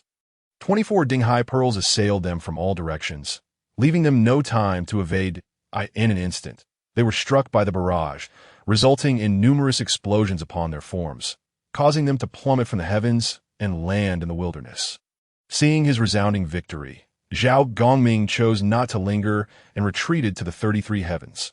The Randall Buddha had long been aware of earthly events and had already taken his leave, reporting the occurrences to the Tathagata, thus refraining from remaining at Zhao Gongming's abode.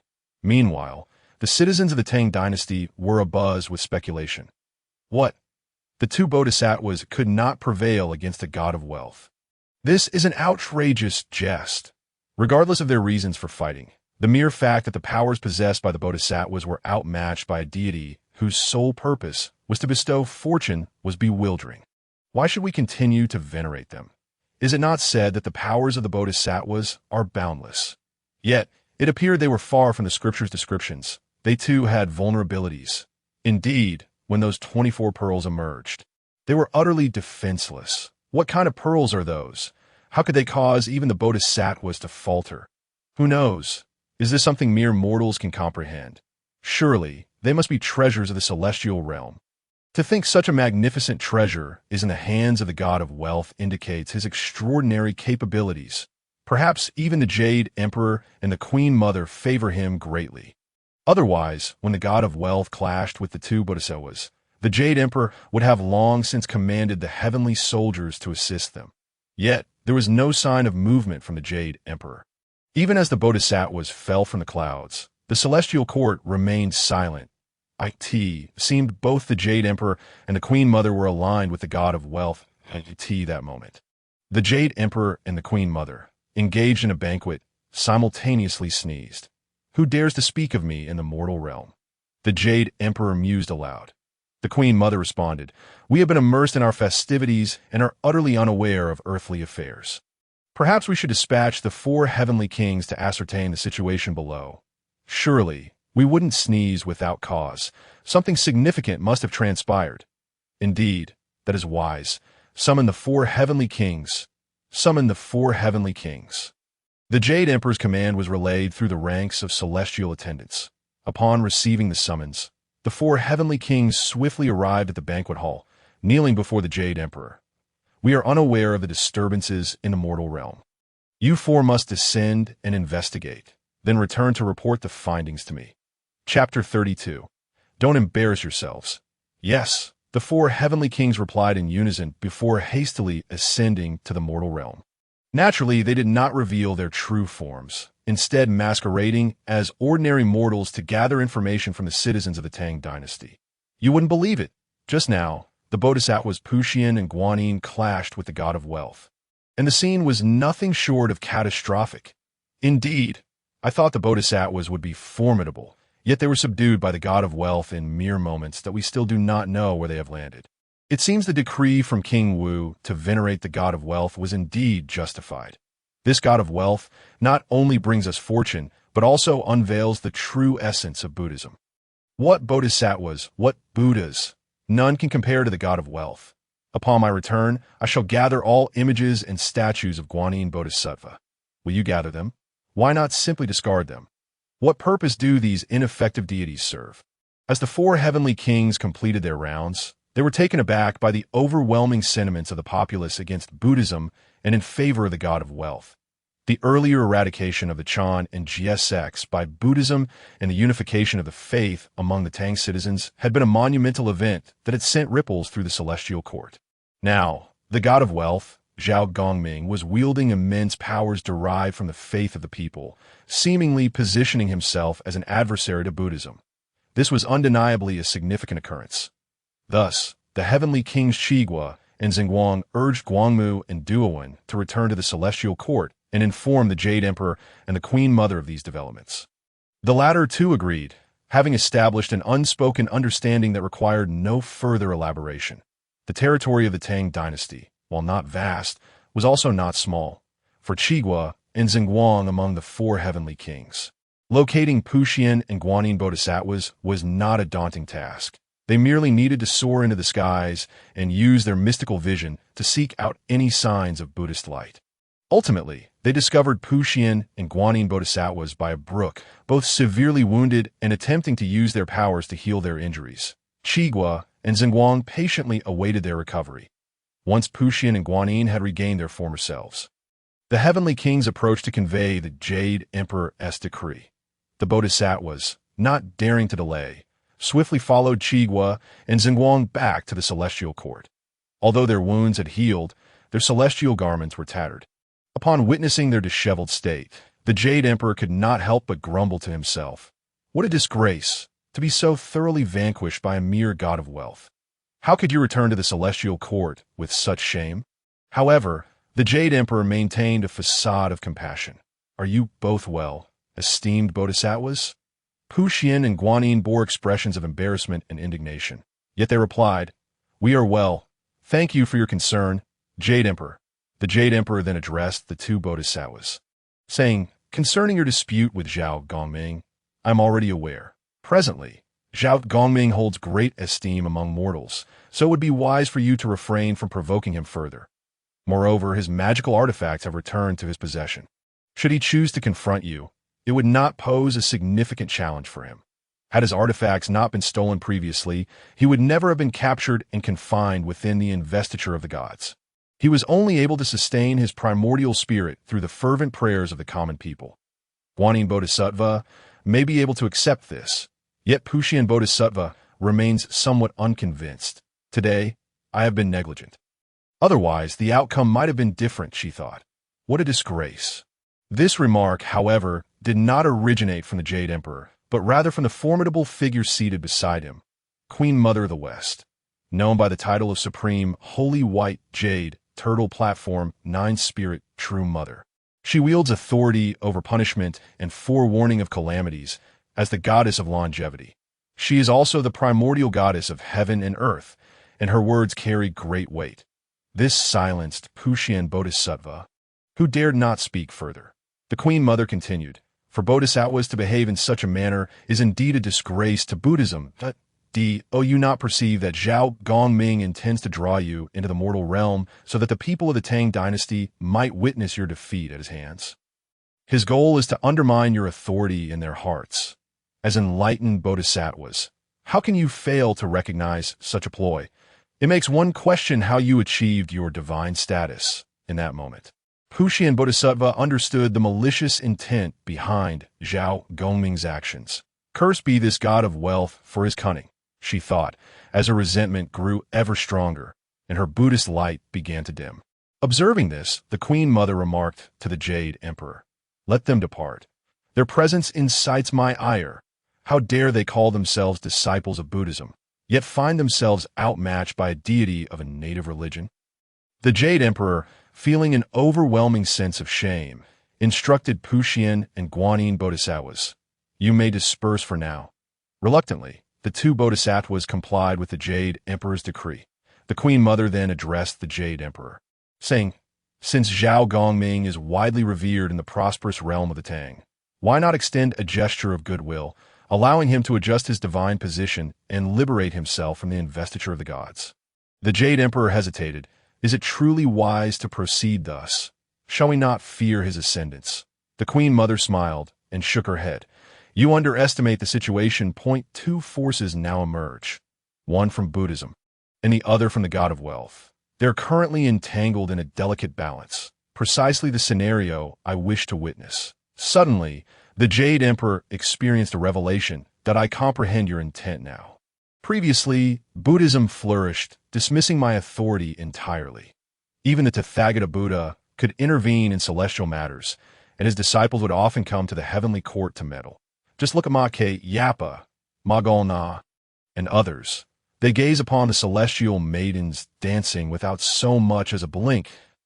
If we do not present a deity to rival them, how will we maintain our influence in the heavenly realm? Thus, the discourse continued that we can no longer permit Buddhism to thrive unchecked, that if we do, they may ultimately usurp our positions, and we may find ourselves deprived of such exquisite performances and delectable feasts, reduced to mere prisoners of their dominion. Although the Jade Emperor deemed the Queen Mother's words somewhat alarmist, recognizing that Buddhism, which espouses compassion, would not go to such extremes, he acknowledged the possibility of Buddhism surpassing the heavenly court. After the banquet concluded, the Jade Emperor summoned Zhao Gongming to the heavenly court. Zhao Gongming had recently been busy fulfilling the wishes of his devotees in the 33 heavens, feeling invigorated as he granted their requests.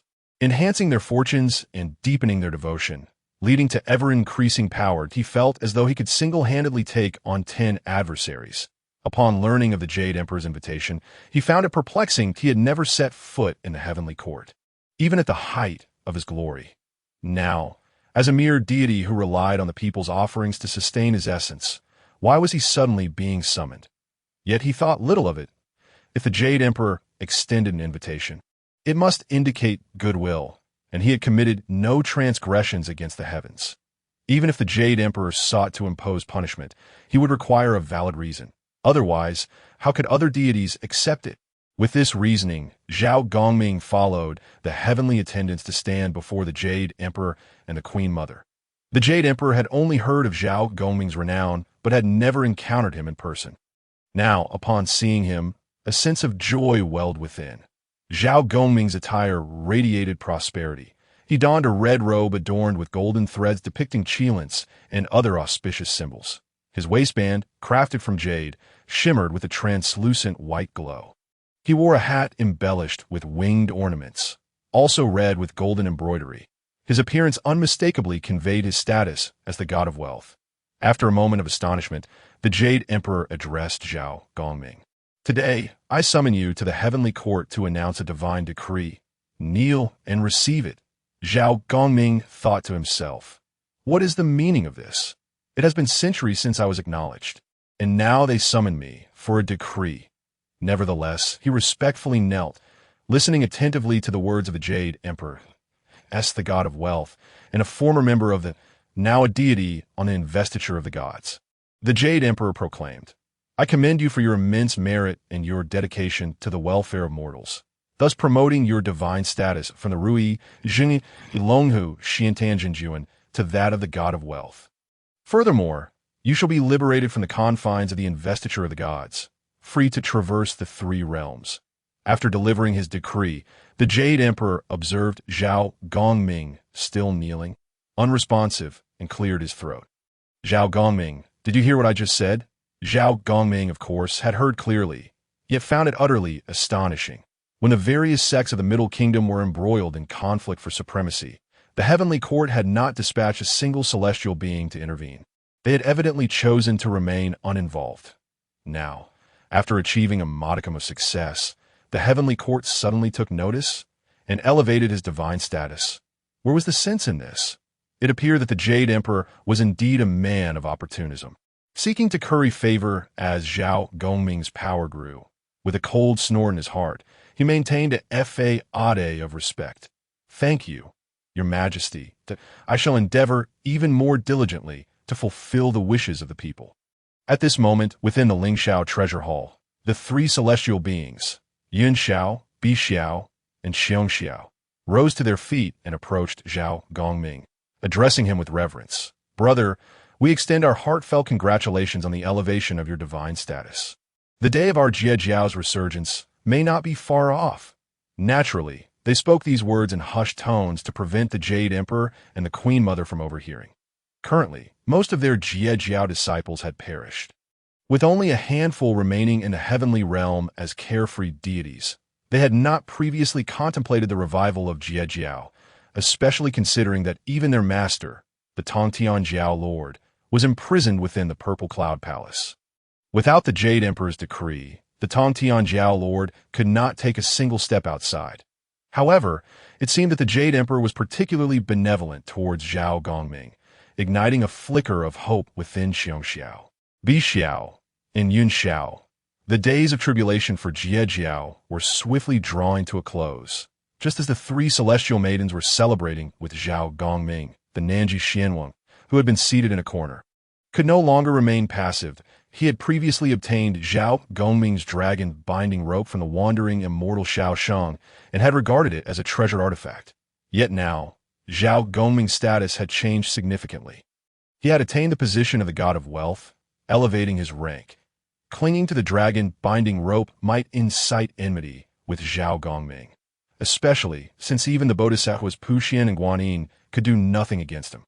Aware of his limited power compared to these two bodhisattvas, Nanji Xianwang approached Zhao Gongming and presented the dragon binding rope with both hands.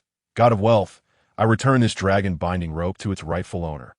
and I hope you will not hold it against this minor deity for having previously claimed it as my own. Zhao Gongming was genuinely taken aback by Nanji Xianweng's initiative to return the dragon binding rope. He had been unaware of the rope's rightful owner and had no means of retrieval. Now that he knew it belonged to Nanji Xianweng, who was willing to return this celestial treasure, Zhao Gongming felt immense joy. Your kindness is greatly appreciated. Chapter 34. One achieves enlightenment, and even the chickens and dogs ascend to heaven. Zhao Gongming sensed that the heavenly court seemed intent on using his power to counterbalance the formidable momentum of the Buddhist sect. Thus, he felt he had the standing to negotiate conditions with the Jade Emperor. He glanced at Yin Xiao, Bi Xiao, and Xiong Xiao, who still bore their names upon the investiture of the gods, should the primordial heavenly venerable employ the god-slaying whip to punish them. They would endure unspeakable suffering, unable to truly enjoy freedom. Having extricated himself from the investiture, Zhao Gongming was beyond the reach of the primordial heavenly venerable, yet the plight of his 3 junior sisters, who continued to suffer, was an unbearable reality for him. Therefore, he approached the Jade Emperor and bowed respectfully. Jade Emperor, may I present a request? The Jade Emperor, feeling he had already extended a considerable favor to Zhao Gongming, was taken aback by the latter's audacity to ask for more. His expression darkened as he inquired sternly, "Speak your mind, but know that I may not acquiesce." Zhao Gongming recognized that requesting further favors immediately after his elevation seemed somewhat inappropriate. Nonetheless, he understood that opportunities to meet the Jade Emperor were scarce, and he must voice his true thoughts this time, lest he miss the chance entirely. Thus, he bowed once more and said, "Now that the Jade Emperor has elevated my divine status and removed my name from the investiture, allowing me to exist as a carefree deity, might I implore you to also remove the names of my 3 junior sisters from the investiture? If this is not done, they will remain under the primordial heavenly venerable's control. Should he ever take offense and wield the god-slaying whip against them, they would have no chance to escape, forced to endure their punishment passively. The mere thought of such a fate befalling my 3 merely Xianxian junior sisters fills me with profound sorrow. They were once all great Luo, golden immortals. Yet after the investiture tribulation, their statuses have diminished, and their names are now inscribed upon the list, subjecting them to numerous constraints that prevent them from enjoying the freedom I now possess. The very notion of this reality causes me unbearable anguish, rendering me incapable of joy. Since the Jade Emperor has graciously elevated my divine status today, I beseech you to allow my 3 junior sisters to be freed from the investiture as well." Upon hearing Zhao Gongming's heartfelt plea, Xiong Xiao, Bi Xiao, and Yun Xiao were moved to tears, embracing one another in a flood of emotion. Due to the investiture tribulation, their names had been inscribed upon the list, marking them as part of the 365 deities. This list was under the control of the primordial heavenly venerable, and any misdeeds on their part would result in punishment from the god-slaying whip. The sting of the whip was not to be underestimated, for a single strike would diminish their divine power by 1/10, and 10 strikes would strip them of all their magical abilities.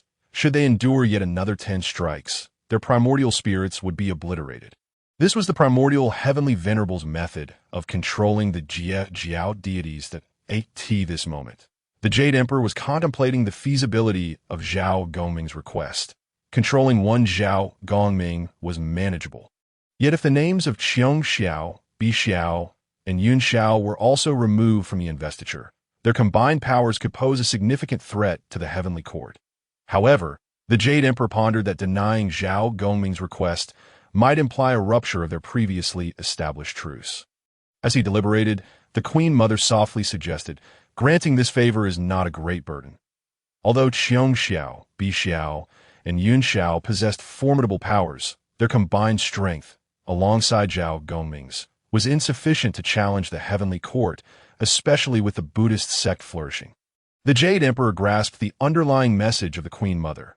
Zhao Gongming was the primary asset, while Xiong Xiao, Bi Xiao, and Yun Xiao were mere bonuses. Realizing that his fears of their powers rivaling those of the heavenly court were unfounded, the Jade Emperor relaxed and smiled. Granted. Upon hearing the Jade Emperor's words, Xiong Xiao, Bi Xiao, and Yun Xiao immediately fell to their knees, exclaiming their gratitude. They felt as though the oppressive aura surrounding them had dissipated, and they yearned to demonstrate their regained powers, eager to test their newfound strength. However, aware that the occasion was not suitable for such displays, they suppressed their excitement, their faces adorned with smiles. The other deities and Buddhas present at the banquet were taken aback by this scene. Particularly, Moajua had discreetly slipped away from the gathering and returned to the Ling Mountain to report this development to the Tathagata Buddha, while the Tathagata Buddha initially showed little reaction. The other bodhisattvas and Buddhas began to murmur among themselves. What does the Jade Emperor's decree imply?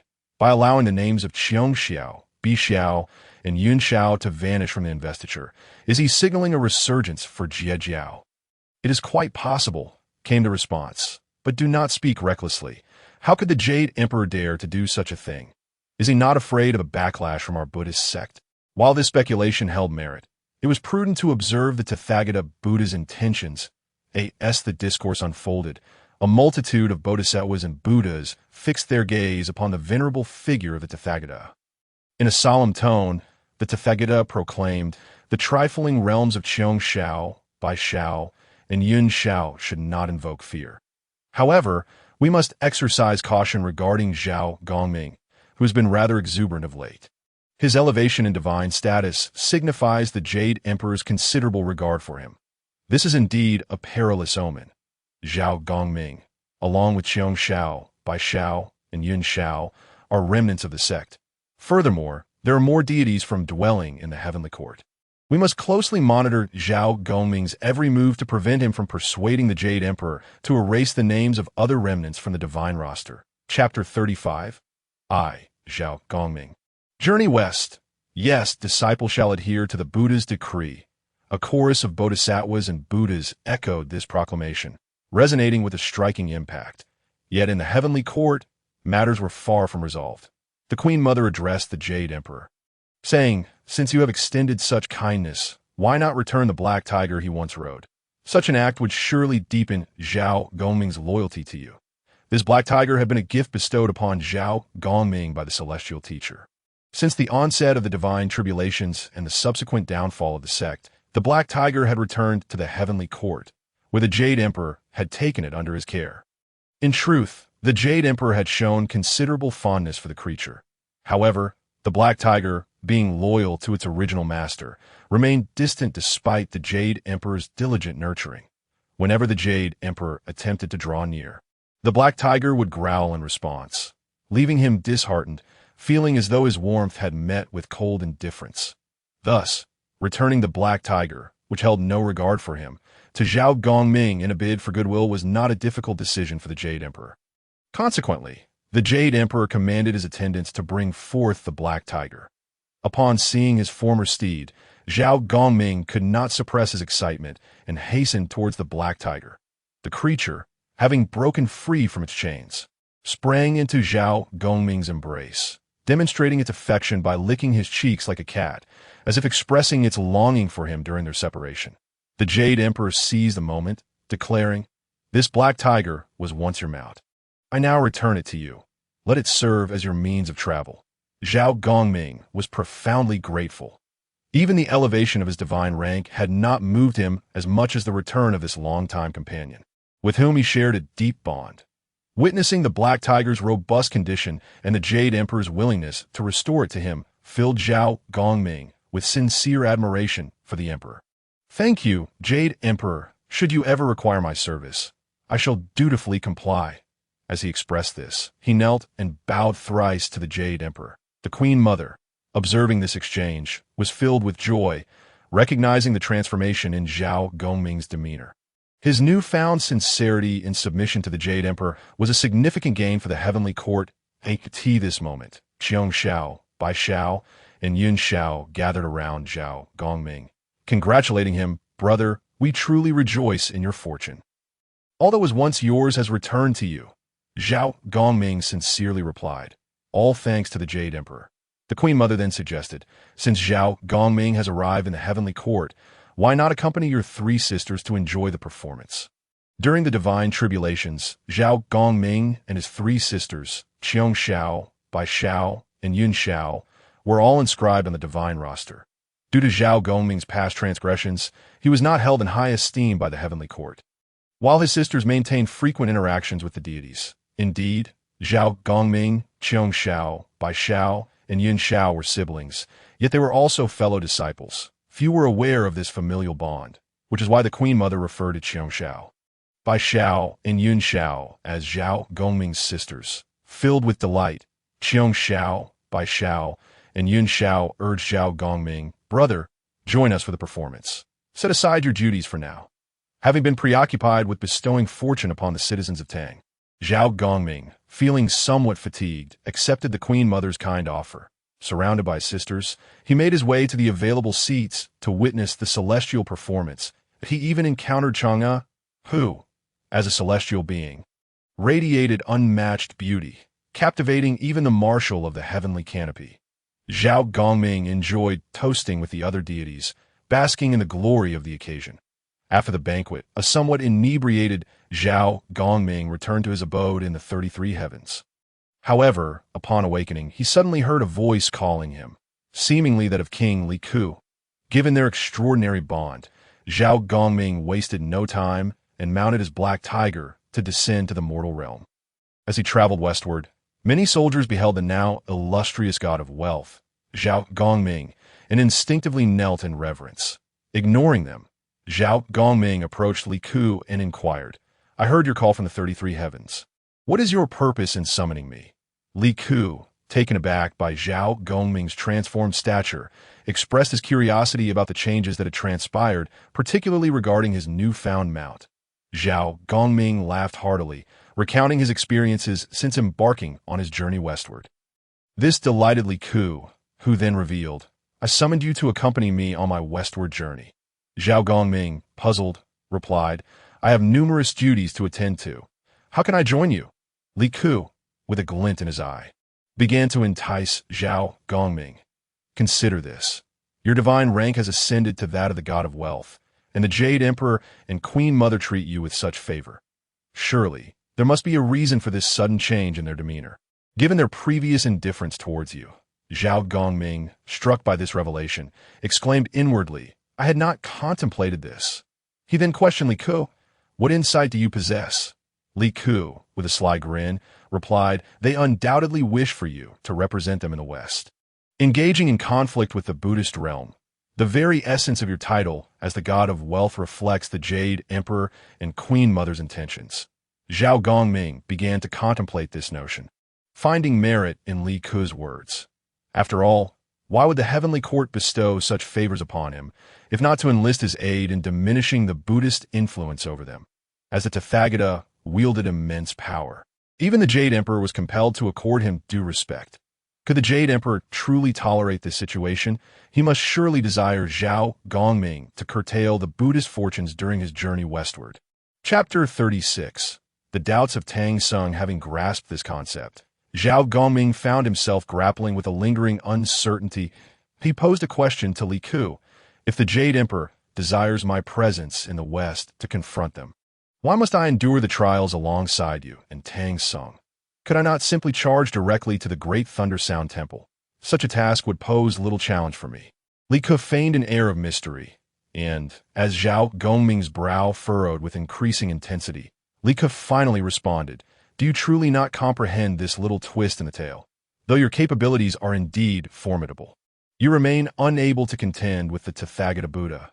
However, along the journey to the West, you shall encounter the arduous trials of the 81 tribulations.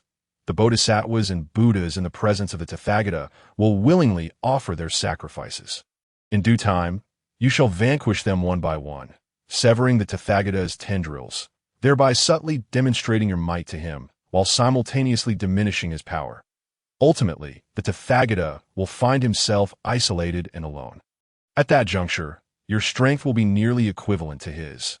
This is precisely the scenario the Jade Emperor and the Queen Mother most desire to witness, to undermine the fortunes of the Buddhist realm and establish a balance among various powers is the ultimate objective of your journey to the West."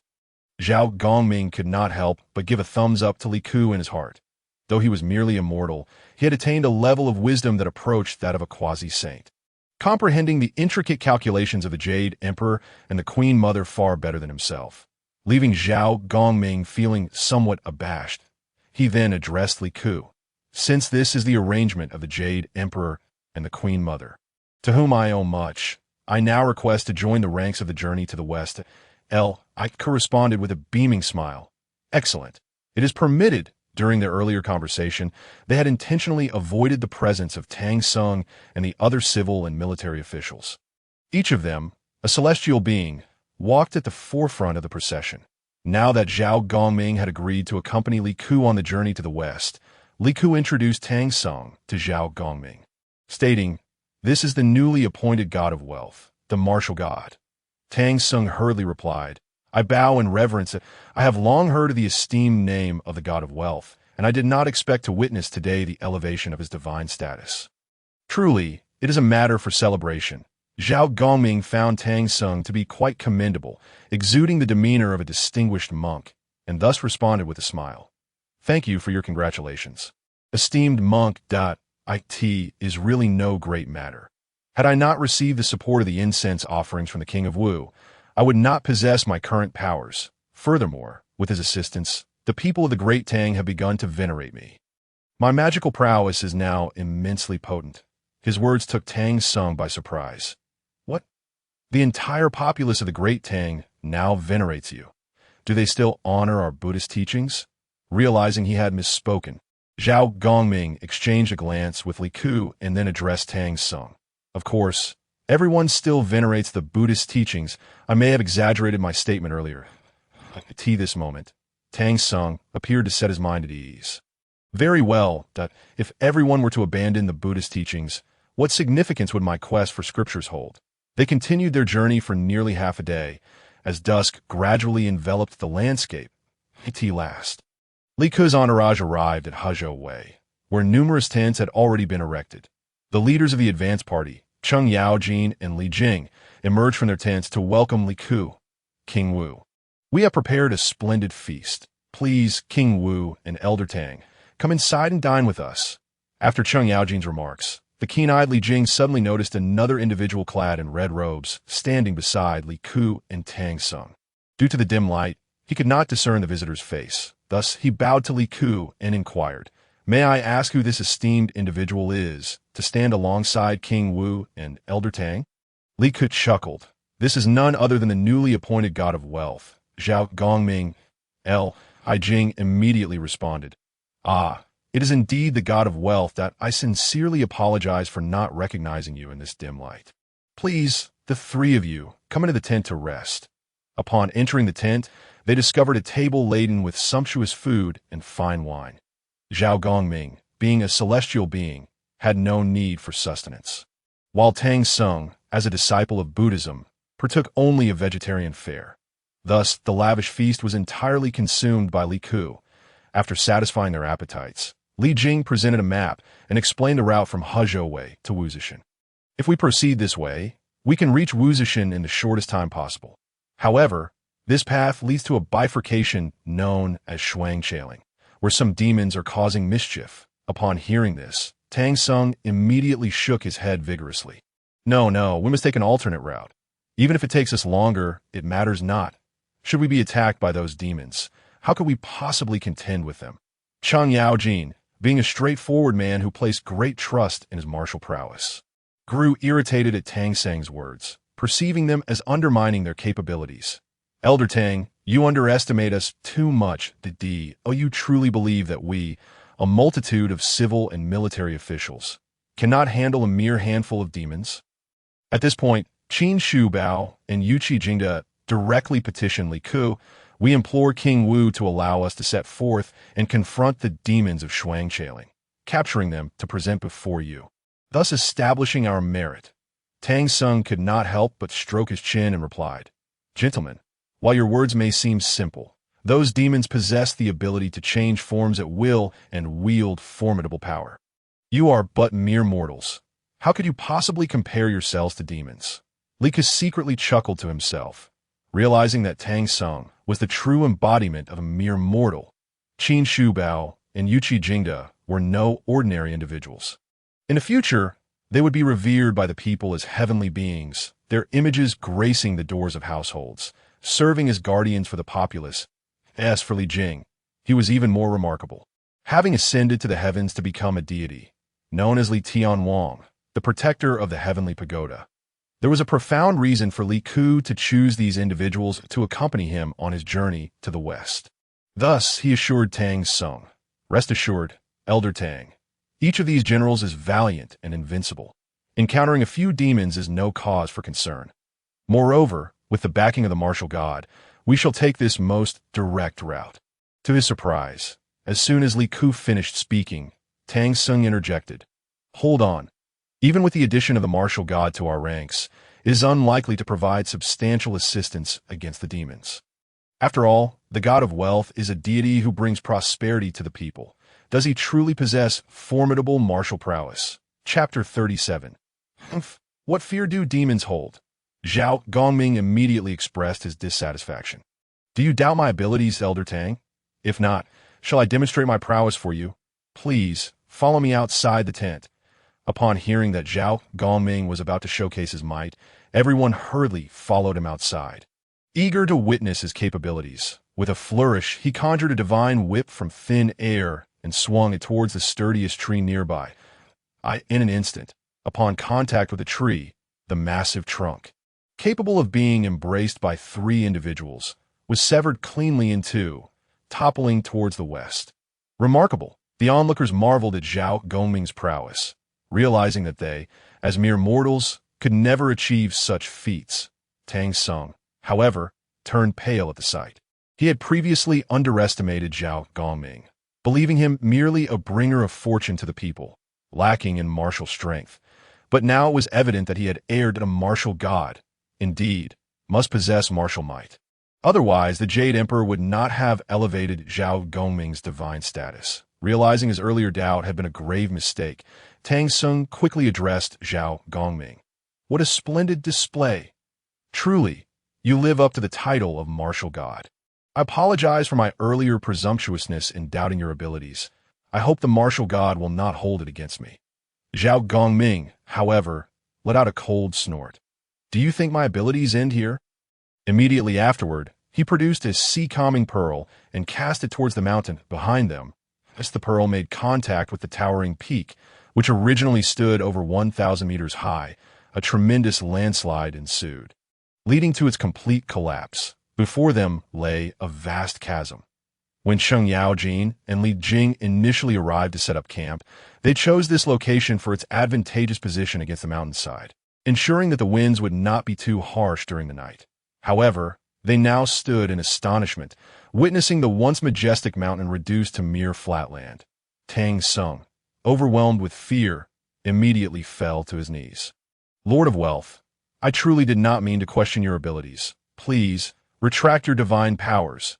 Zhao Gongming, feeling a sense of pride, retrieved the sea-calming pearl and addressed Tang Sung. "You are merely a mortal. I shall not hold it against you. We must continue our journey together. I do not wish for our relationship to become strained. Your doubts regarding me matter little, as long as you resolve them within your heart. So, do you still fear the demons of Shuangchao Ridge?" Tang Sung quickly shook his head. "No, no. With the protection and escort of the Lord of Wealth, those demons are utterly insignificant." That night passed in tranquility. As dawn broke the following day, Li Ku emerged from his tent, stretching widely. The first thing he did was to sign in. Ding. Sign-in successful. The host receives a divine-grade incense stick. Recently, Li Ku had only acquired mortal-grade incense, the lowest tier among all incense levels. Yet today, he received an incense of divine quality, second only to Dao level and Saint level, instantly sharpening his senses. Clearly, fortune favored him today. They were set to undertake a significant military operation against the demons of Shuangchao Ridge, with Zhao Gongming as the primary commander. Thus, Li Ku made his way to Zhao Gongming's tent. There he found him seated in meditation, legs crossed, a posture of rest for the divine. Respecting this, Li Ku chose not to disturb him and took a seat on a nearby chair. After a brief interval, Zhao Gongming opened his eyes. Upon seeing Li Ku, he exclaimed joyfully, "To see the king of Wu at first glance fills me with immense joy." Li Ku responded earnestly, I am equally delighted to befriend you. Brother Gongming, today we shall traverse Shuangcha Ridge, and I rely on your guidance. Rest assured, King Wu's affairs are my own. Moreover, I have a humble request. Let us become sworn brothers, shall we? Li Ke's eyes sparkled with excitement. Am I truly fortunate enough to be your brother? Of course. Have you not already called me elder brother? Very well. I happen to have received a divine grade incense today. Allow me to burn it for you. Just as Li Ke was about to seek an incense burner, Zhao Gongming conjured one from thin air, then seated himself at the table. Understanding Zhao Gongming's intentions, Li Ke sincerely placed the divine grade incense into the burner. My goodness, the immense energy is almost overwhelming. Zhao Gongming's first impression was one of astonishment. Though the incense Li Ke offered was merely divine grade, the profound change in his feelings, transitioning from a mere follower to a sworn brother, imbued the incense with exceptional potency. Zhao Gongming hastily transformed this incense's spiritual energy into divine power, ensuring he would not be overwhelmed by its intensity. The potency of this spiritual energy is astonishing, as Zhao Gongming worked to convert the energy. He found himself nearly overwhelmed by its duration that he watched as the incense burned steadily, releasing wisps of fragrant smoke. As long as the incense burned, the spiritual energy would not dissipate. Finally, upon the incense's completion, Zhao Gongming had transformed all the spiritual energy into divine power. This process was immensely pleasurable, and in that moment, he felt as invigorated as Li Ke had earlier, stretching in delight. The sensation of being enveloped by divine power was a rare experience for him. And now it had become a new norm. Faced with the demons on Shuangcha Ridge, he felt no trepidation. Thus, when their westward journey brought them to Shuangcha Ridge, Zhao Gongming could hardly contain his laughter upon seeing the three demons. They were none other than the incarnations of disciples of Guanyin Bodhisattva. One was the messenger of wisdom, another the king of inspiration, and the third the boy of good fortune. Such a combination would have once caused Zhao Gongming to feel apprehensive. Yet now he felt no fear of these three disciples. Chapter 38. Celestial Treasures. Mine. Zhao Gongming stepped forward, positioning himself a meter away from the three divine incarnations, and declared, "Why do you persist in disguising yourselves before me? Are you unaware that I can see through your true forms?" The boy of good fortune crossed his arms and promptly replied, "You must not reveal our true identities. After all, others cannot see what we truly are. If you disclose this secret, divine retribution shall surely follow." Zhao Gongming's expression darkened as the boy of good fortune continued to threaten him. "Do you wish to be cast back into the divine list again? Do not forget, while your powers have increased, you are still no match for the primordial supreme being. He who defeated you once can certainly do so again." Zhao Gongming's countenance soured. He detested being reminded of his defeat by the primordial supreme being. When his name had been inscribed on the divine list, he had contemplated resisting, but the supreme being's power was beyond that of any celestial being. For years, they had been subjugated by him. And now, having barely escaped the divine list, he had no desire to be trapped within it once more. Thus, the boy of good fortune's words instilled a sense of trepidation within him regarding these three divine incarnations. Suppressing his dissatisfaction, Zhao Gongming said to the boy of good fortune, "Very well, I shall not disclose your true forms. Let us engage in combat instead. If I win, you will allow us to continue our westward journey." The messenger of wisdom grinned smugly.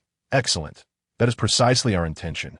Upon finishing his statement, the messenger's arms elongated tremendously, lunging towards Zhao Gongming as if to seize his neck. Zhao Gongming swiftly dodged the attack and unleashed the sea-calming pearl, directing it towards the king of inspiration and the boy of good fortune. The king of inspiration, protected by the robe of ice, suffered minimal damage, whereas the boy of good fortune was caught off guard, sustaining severe injuries as his body exploded. Fortunately, being an immortal with an indestructible essence, he quickly gathered his spiritual consciousness and restored his original form, albeit having lost a significant portion of his divine power. Injured, the boy of good fortune turned to the king of inspiration and the messenger of wisdom, saying, "It seems I can only rely on you." The king of inspiration and the messenger of wisdom assured him, "Do not worry, we shall handle everything." After receiving their affirmation, The boy of good fortune clasped his hands in salute and vanished, realizing that, burdened with injuries, he had no chance of victory against Zhao Gongming and would only serve to hinder his fellow disciples. Thus, he returned to the purple bamboo forest in the South Sea to report the situation to Guanyin Bodhisattva. Zhao Gongming was taken aback by the King of Inspiration's abilities, or perhaps it was the celestial treasure he possessed that stirred a sense of envy within Zhao Gongming. This robe of ice had managed to withstand the impact of his sea-calming pearl. He truly felt a profound envy. Thus, Zhao Gongming was suddenly struck by an idea. How splendid it would be if this exquisite robe of ice belonged to him. At this thought, Zhao Gongming conjured the binding dragon rope from his hand and cast it towards the King of Inspiration. The King of Inspiration had intended to evade this time, yet the binding dragon rope relentlessly pursued its target once it had been set upon, continuing until it ensnared its prey. The messenger of wisdom, initially seeking to take advantage of this moment to strike Zhao Gongming, found his plans thwarted, as Zhao Gongming had already anticipated such a move. Consequently, the messenger of wisdom's attack was effortlessly neutralized by Zhao Gongming, while the binding dragon rope successfully ensnared the King of Inspiration. This left the three disciples originally under the guidance of Guanyin Bodhisattva with only the messenger of wisdom remaining, causing him to feel a twinge of panic. Alas, could the situation be any more dire? He found himself in a quandary, unable to attack or refrain from doing so. Just then, as the messenger of wisdom was momentarily distracted, Zhao Gongming unleashed the sea-calming pearl. The messenger of wisdom, caught off guard, was struck in the chest by the sea-calming pearl, resulting in a violent explosion that left a gaping wound. He hastily summoned his divine power to mend his injuries. But after exhausting all his strength, he could only manage to heal himself partially at this point. He lacked the capacity to continue battling Zhao Gongming. Thus, he said to Zhao Gongming, "We concede. Please release him." Due to the prior warning from Guanyin Bodhisattva not to reveal their true forms before the westward journey led by Li Ku, the messenger of wisdom could only refer to the King of Inspiration as such. Refraining from uttering his name, Zhao Gongming waved his hand, and the binding dragon rope loosened its grip. The King of Inspiration suddenly plummeted from the air, landing painfully. Another characteristic of the binding dragon rope was its ability to siphon the divine power of deities. It was precisely because the King of Inspiration had his power drained by the rope that he lost his ability to ride the clouds. Otherwise, he would not have fallen so clumsily. Upon witnessing this, the messenger of wisdom implored Zhao Gongming, "Mighty God of wealth, please restore his divine power. How can he maintain his dignity in the heavenly realm without it?" At this moment, Zhao Gongming began to devise a scheme. Truly, he was deserving of the title of God of Wealth. He intended to strike a deal with the King of Inspiration. Approaching him, he whispered, "I shall not reveal your true identity, but if you wish to regain your divine power, you must relinquish this robe of ice to me." The King of Inspiration immediately clutched his robe, retorting, "You covet my celestial treasure. This was personally bestowed upon me by Guanyin Bodhisattva. How could I possibly part with it so easily?" Zhao Gongming replied, "Very well. Then you shall be the first deity to lose your divine power. I fear you may not even return to the South Sea, let alone face Guanyin Bodhisattva. You wish to invite her wrath." Just as Zhao Gongming was about to take his leave, the King of Inspiration suddenly grasped his sleeve, saying, "Wait, we still have matters to discuss." Zhao Gongming smiled triumphantly. "So, have you finally agreed to my proposal?" The King of Inspiration gritted his teeth, appearing to make a momentous decision as he said to Zhao Gongming, "Fine, take it." He then removed the robe of ice from his person. This robe, composed of an unknown material, felt exquisitely smooth and cool to the touch. Upon acquiring this celestial treasure, Zhao Gongming was overwhelmed with joy. He rebound the King of Inspiration with the binding dragon rope and, chanting incantations, restored his divine power. Once the binding dragon rope was released, the King of Inspiration and the messenger of wisdom hastily fled the scene. Chapter 39. A gift. Who said you aren't my brother? At this juncture, others had followed Li Ku to Zhao Gongming's side. They surrounded him, lavishing praise upon him. The title of God of Wealth was truly well-deserved. His martial prowess was undeniably formidable. "I confess, I had never anticipated the extent of the god of wealth's abilities. Moreover, god of wealth, what treasure have you obtained from that creature? It appears to be quite precious. Indeed, could you enlighten us as to what this remarkable item is? Listening to these mortals, Zhao Gongming felt a surge of superiority. They were utterly ignorant of such celestial treasures. Merely mortals. However, Zhao Gongming was not one to become arrogant at the slightest achievement. He quickly composed himself and spoke in a steady voice. This is a celestial treasure, likely pilfered by those creatures that it is known as the Robe of Ice. I trust you have all witnessed its prowess, and why Calming Pearl was rendered ineffective against it. Keep in mind, its attack capabilities are the highest caliber, yet this Robe of Ice can counter it. Tell me, how valuable do you think it is? Cheng Yaojin immediately exclaimed. May I touch it? Just once, please, god of wealth. Zhao Gongming did not feel diminished among these mortals. On the contrary, he enjoyed conversing with them, for he recognized their own abilities. Were not the mortals favored by King Wu, Li Ku, anything but ordinary. Thus, he obliged Cheng Yaojin's request, presenting the Robe of Ice before him. Cheng Yaojin, cautious not to damage such a celestial treasure, gently glided his hand over the fabric. After doing so, he could not help but marvel. Goodness, how extraordinary! What manner of material could yield such softness and coolness? How can something so gentle withstand such severe attacks? Truly miraculous. At this moment, Tang Sung cautiously raised his hand and inquired, might I also have the honor of touching it? Zhao Gongming then offered the Robe of Ice to Tang Sung, who, like Cheng Yaojin, delicately caressed the garment. Indeed, it is a remarkable treasure. How does it withstand the assault of the Calming Pearl? Zhao Gongming was eager to answer this question, as the Robe of Ice now belonged to him. The greater the astonishment of the onlookers, the more pride he felt. You not see the barrier woven into it. This barrier can obstruct any attack. Typically, barriers manifest at the entrances of celestial treasures. Yet to find one embedded in a garment is unprecedented. Perhaps this is its unique feature. I see.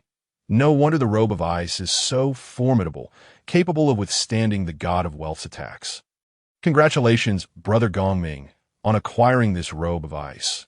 With it, you can don it to protect yourself against the foes you shall face ahead.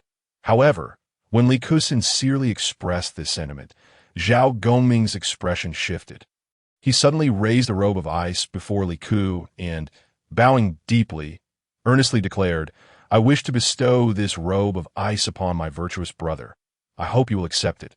While Li Ku did not initially react strongly, the other civil and military officials were instantly thrown into a frenzy. What? The god of wealth refers to King Wu as his virtuous brother. When did they form such a bond? Indeed, our allegiance to King Wu was undoubtedly wise.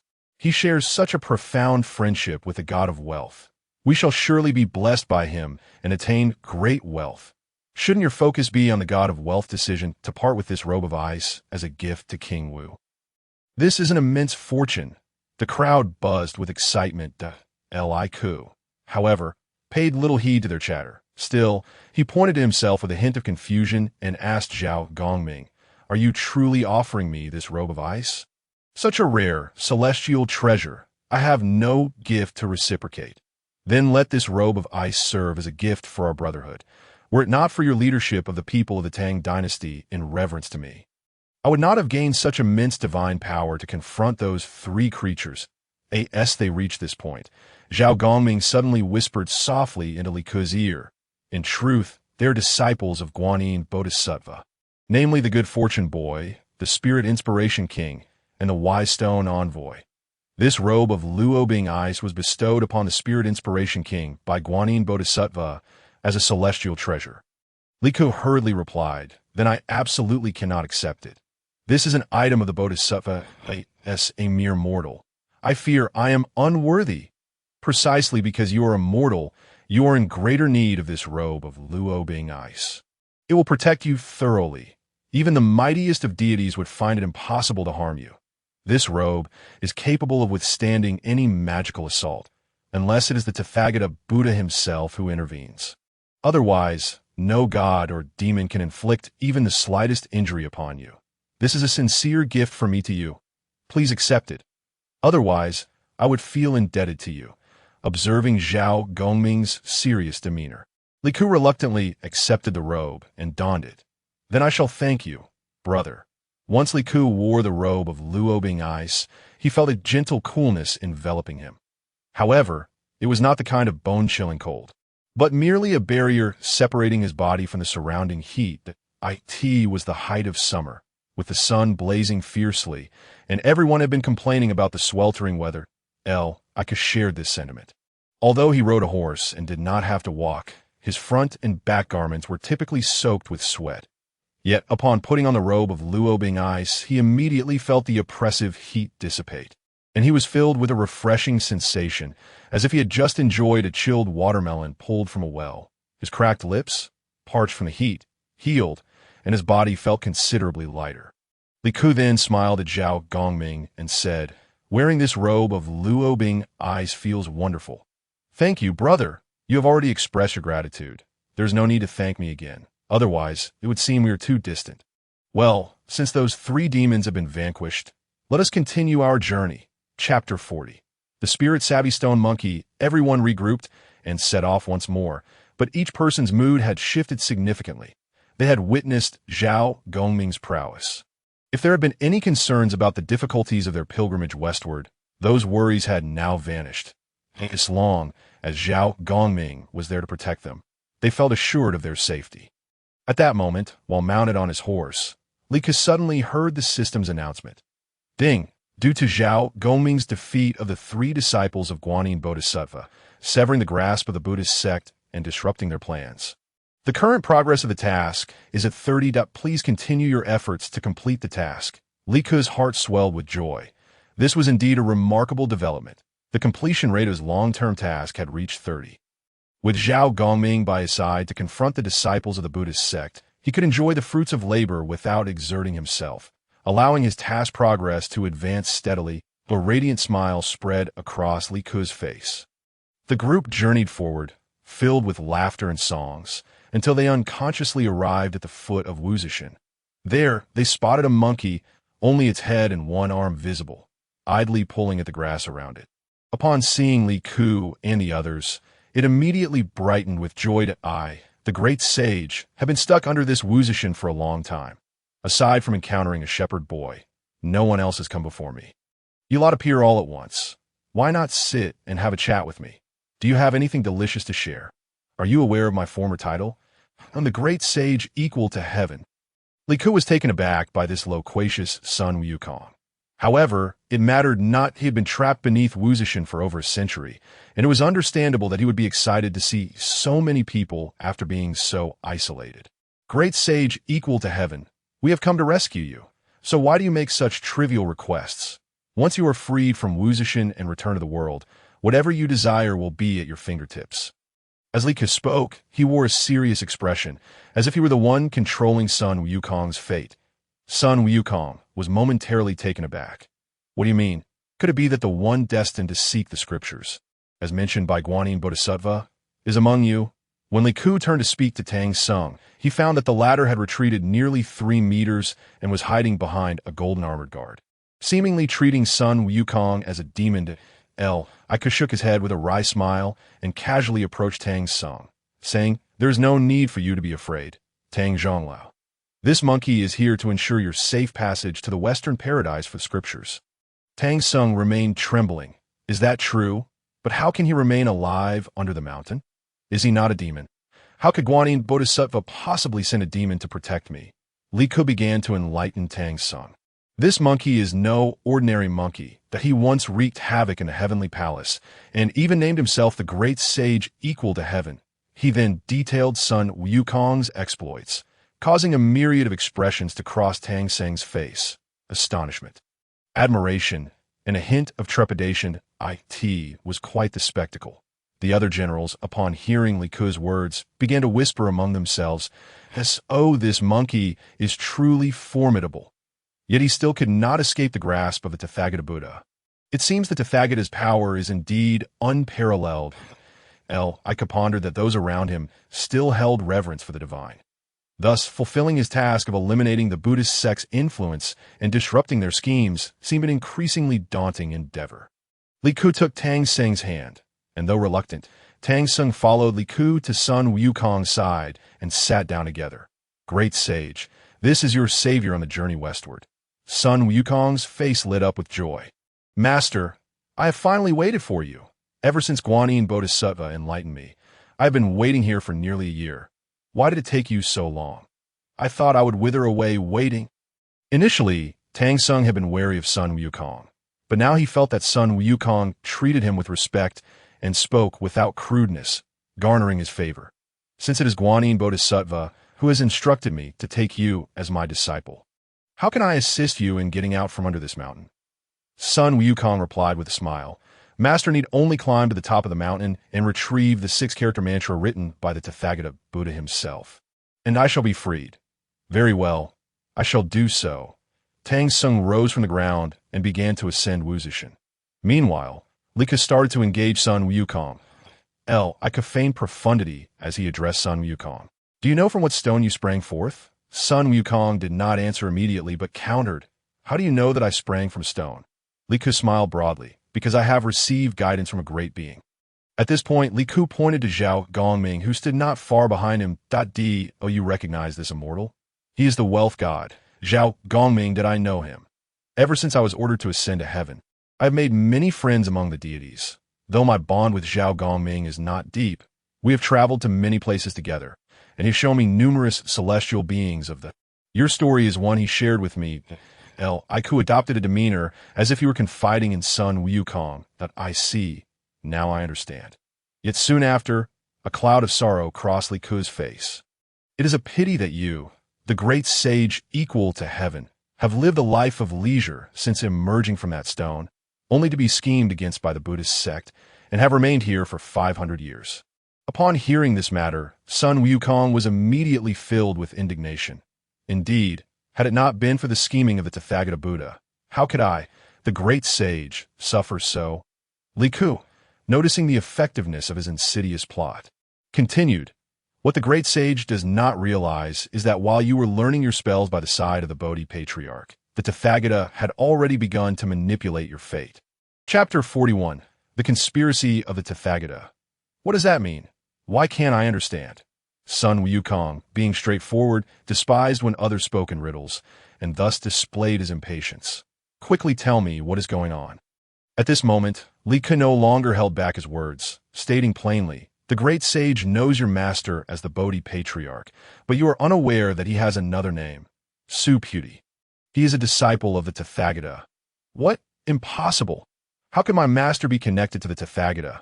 Li Ku seemed to revel in his success, narrowing his eyes with a smile as he continued to persuade Sun Wukong. When you departed from the Bodhi Patriarch, did he not instruct you never to mention your lineage or claim he had taught you any skills? Indeed. How do you know so much? It was Zhao Gongming who informed me. After all, he has had dealings with you. You must have disclosed some of this to him, correct? I, Sun Wukong, have always been forthright. Perhaps I inadvertently revealed this while inebriated. Now I am in trouble. My master will surely punish me. He will no longer appear in your life, for his task of teaching you has been completed, and he has returned to the Tathagata. That a look of confusion crossed Sun Wukong's face. What task does he have? His task was to impart skills to you, so that you might protect the monk on his journey to the Great Thundersound Temple to seek the true scriptures. Otherwise, do you think the Bodhi Patriarch would have taken a mere monkey as his disciple? Li Ku wore a mysterious expression, his demeanor shifting like the weather. To it is because I possess great talent. My master appreciates me. I could have found Sun Wukong's naivety amusing. No, it is not as you think. The Tathagata has been plotting against you from the very beginning. You know the origin of the stone from which you emerged. Sun Wukong scratched his head in frustration. Hurry up and finish your sentence. Asking a question and getting a response each time is driving me mad. Look at your impatience. I will explain slowly, Li Ku replied leisurely. Once a great chasm appeared in the sky, and the goddess Nuwa forged 601 pieces of divine stone to mend it, restoring the heavens. After completing her task, she discovered a leftover stone. Thus I emerged from that remnant. Indeed, the great sage is wise and quick-witted. You've even learned to answer before I finish. But I still do not comprehend how this relates to the Tathagata's conspiracy. That moment. Li Ku stood to gaze at the monk, who had only reached halfway up the mountain, realizing he had ample time to persuade Sun Wukong to betray the Buddhist order. He then resumed his seat before Sun Wukong and continued, "The goddess Nuwa does not belong to the Buddhist realm. She is a deity of humankind. Therefore, in essence, you are a child of Nuwa and of the human race. Your true duty is to protect humanity, not the Buddhist order. If the Tathagata truly wished to save you, he would not have kept you imprisoned beneath this five-finger mountain for 500 years. They claim to universally save all beings and relieve suffering. Why then are they so cruel to you?" "Indeed, I nearly fell for the Tathagata's deception," Sun Wukong exclaimed, anger flaring his eyes. I was quite pleased with Sun Wukong's reaction. Realizing he had successfully led the monkey astray, "I have suffered greatly because of that old Tathagata. These 500 years have felt like an eternity that I long for the day I can escape this five-finger mountain. I never imagined that the Tathagata was the one plotting against me all along. He made me endure hardship, only to later offer me a taste of sweetness, making me grateful and loyal to him. So it was, how foolish of me, the great sage, to be outwitted by the celestial beings." Li Ku then soothingly told Sun Wukong, "Now that you have seen through the conspiracy of the Buddhist order, you need not exert yourself on this journey westward. You may protect the monk, yet you can also delay the progress of the scriptures, if you happen to exhaust them along the way. Consider it a form of revenge." Sun Wukong nodded vigorously. "You speak wisely. By the way, I still do not know your name. I am Prince Li Ku of the Tang dynasty." Like stated his name with solemnity. "The Tang dynasty. I have indeed traveled there. It is a prosperous place. Why do you not remain in the palace, venturing here solely to reveal the schemes of the Buddhist order?" Sun Wukong found it difficult to fathom the intentions of this mortal before him. "Not at all. I aim to journey westward and accompany your master," Tang sung. Just then, the voice of Chung Yaojin reached Li Ku's ears. "Prince, Tang Chonglao has removed the 6-character mantra from the mountaintop. He is descending." Before Li Ku could react, Sun Wukong's face lit up with joy. "Once that 6-character mantra is removed, I can emerge. These 500 years have nearly driven me mad. I long to soar through the heavens and traverse the realms to alleviate my inner turmoil." "Master, hurry down the mountain. I can hardly wait." Tang Seng's voice sounded distant and subdued. "I, too, wish to descend quickly, but the rocks are numerous and the path steep. It is quite challenging for me to climb up. As the saying goes, it is easy to ascend the mountain but hard to descend. Forcing me to hurry down may not be feasible. Please allow me some time. No, I cannot wait. Brother Gongming, please assist my master. Take him away from this five-finger mountain swiftly. I must break free." Sun Wukong's impatience was palpable. Zhao Gongming, seeing Sun Wukong's plea, smiled and agreed. "No problem." Chapter 42. Daring to see trouble with me. Immediately, he soared upward, grasping Tang Seng's arm, and whisked him away from the five-finger mountain. Meanwhile, the soldiers following Li Ku were commanded to retreat swiftly. However, Li Ku did not leave his original position. Sun Wukong urged him, "You should step aside quickly. When I break free, the falling stones may strike you. You are but a mortal. A rock could mean certain death." Li Ku merely smiled gently. "Do you not sense the faint aura of immortality surrounding me? I am in the midst of cultivation. My cultivation points have reached 263. For 50, not only can I perform minor spells, but I also possess the strength of bronze and iron. These stones pose no threat to me. Then I shall emerge." With the sound of Sun Wukong's laughter, he suddenly began to exert his strength, gradually propping himself up with both hands and feet. Meanwhile, the previously motionless Wuzishan mountain began to tremble. Wuzishan was not significantly smaller than the mountain of two realms, yet merely through the strength of a single monkey, Sun Wukong, stones began to cascade down from its peak.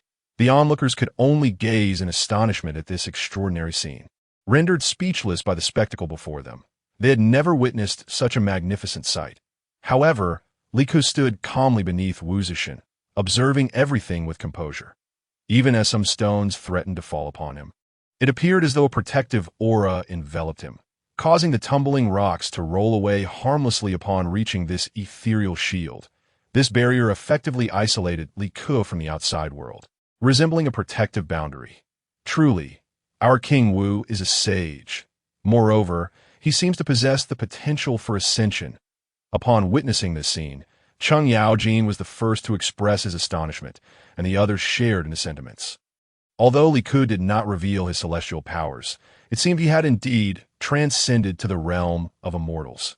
Only divine beings could remain unperturbed by such falling debris. I could see that moment. A massive boulder weighing over 200 jin came crashing down from the mountainside, heading straight for Li Ke's head. The crowd, witnessing this alarming sight, urgently shouted, "King Wu, dodge quickly. If that boulder strikes you, it would be certain death." Yet upon hearing their cries, Li Ke merely turned his head towards them and smiled gently.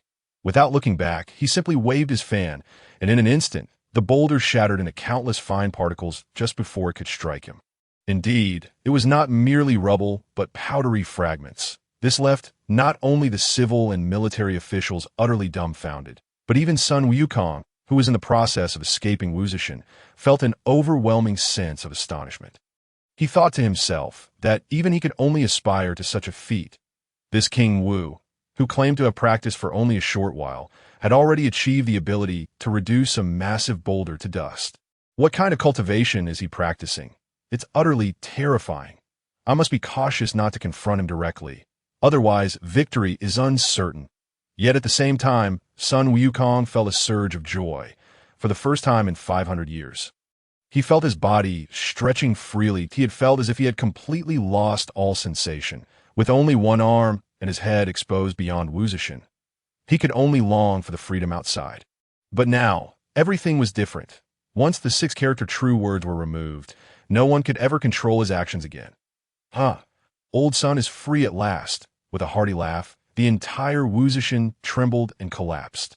Sun Wukong soared into the sky, then descended into the sea, washing away all the dust from his body before finally appearing before Li Ke. Yes, he did not approach Tang Sun, but came to Li Ke. For he regarded Li Ke as the sage who had guided him through confusion. He was more concerned whether breaking free from Wu Zishan had harmed this sage. To his relief, Li Ke appeared unscathed and continued to converse lightly. Li Ke plucked a strand of seaweed from Sun Wukong's head and said, "Remember our agreement. You must consistently delay the journey westward. You must not allow Tang Sung to acquire the true scriptures. Otherwise, you will find yourself in opposition to all of humanity and become a tool exploited by the Buddhist sect." Old Sun remembers.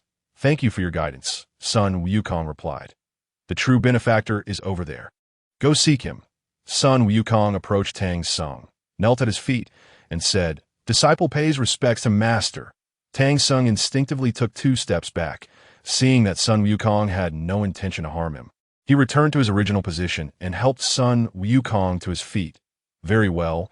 You shall accompany me on the journey westward. That I was truly astonished by your abilities just now. On this journey, we shall rely on you to subdue demons and capture monsters."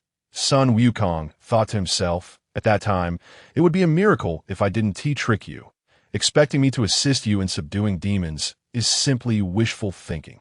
Thankfully, King Wu informed me of the Buddhist sect schemes. Otherwise, I would have been deceived and delighted at the same time.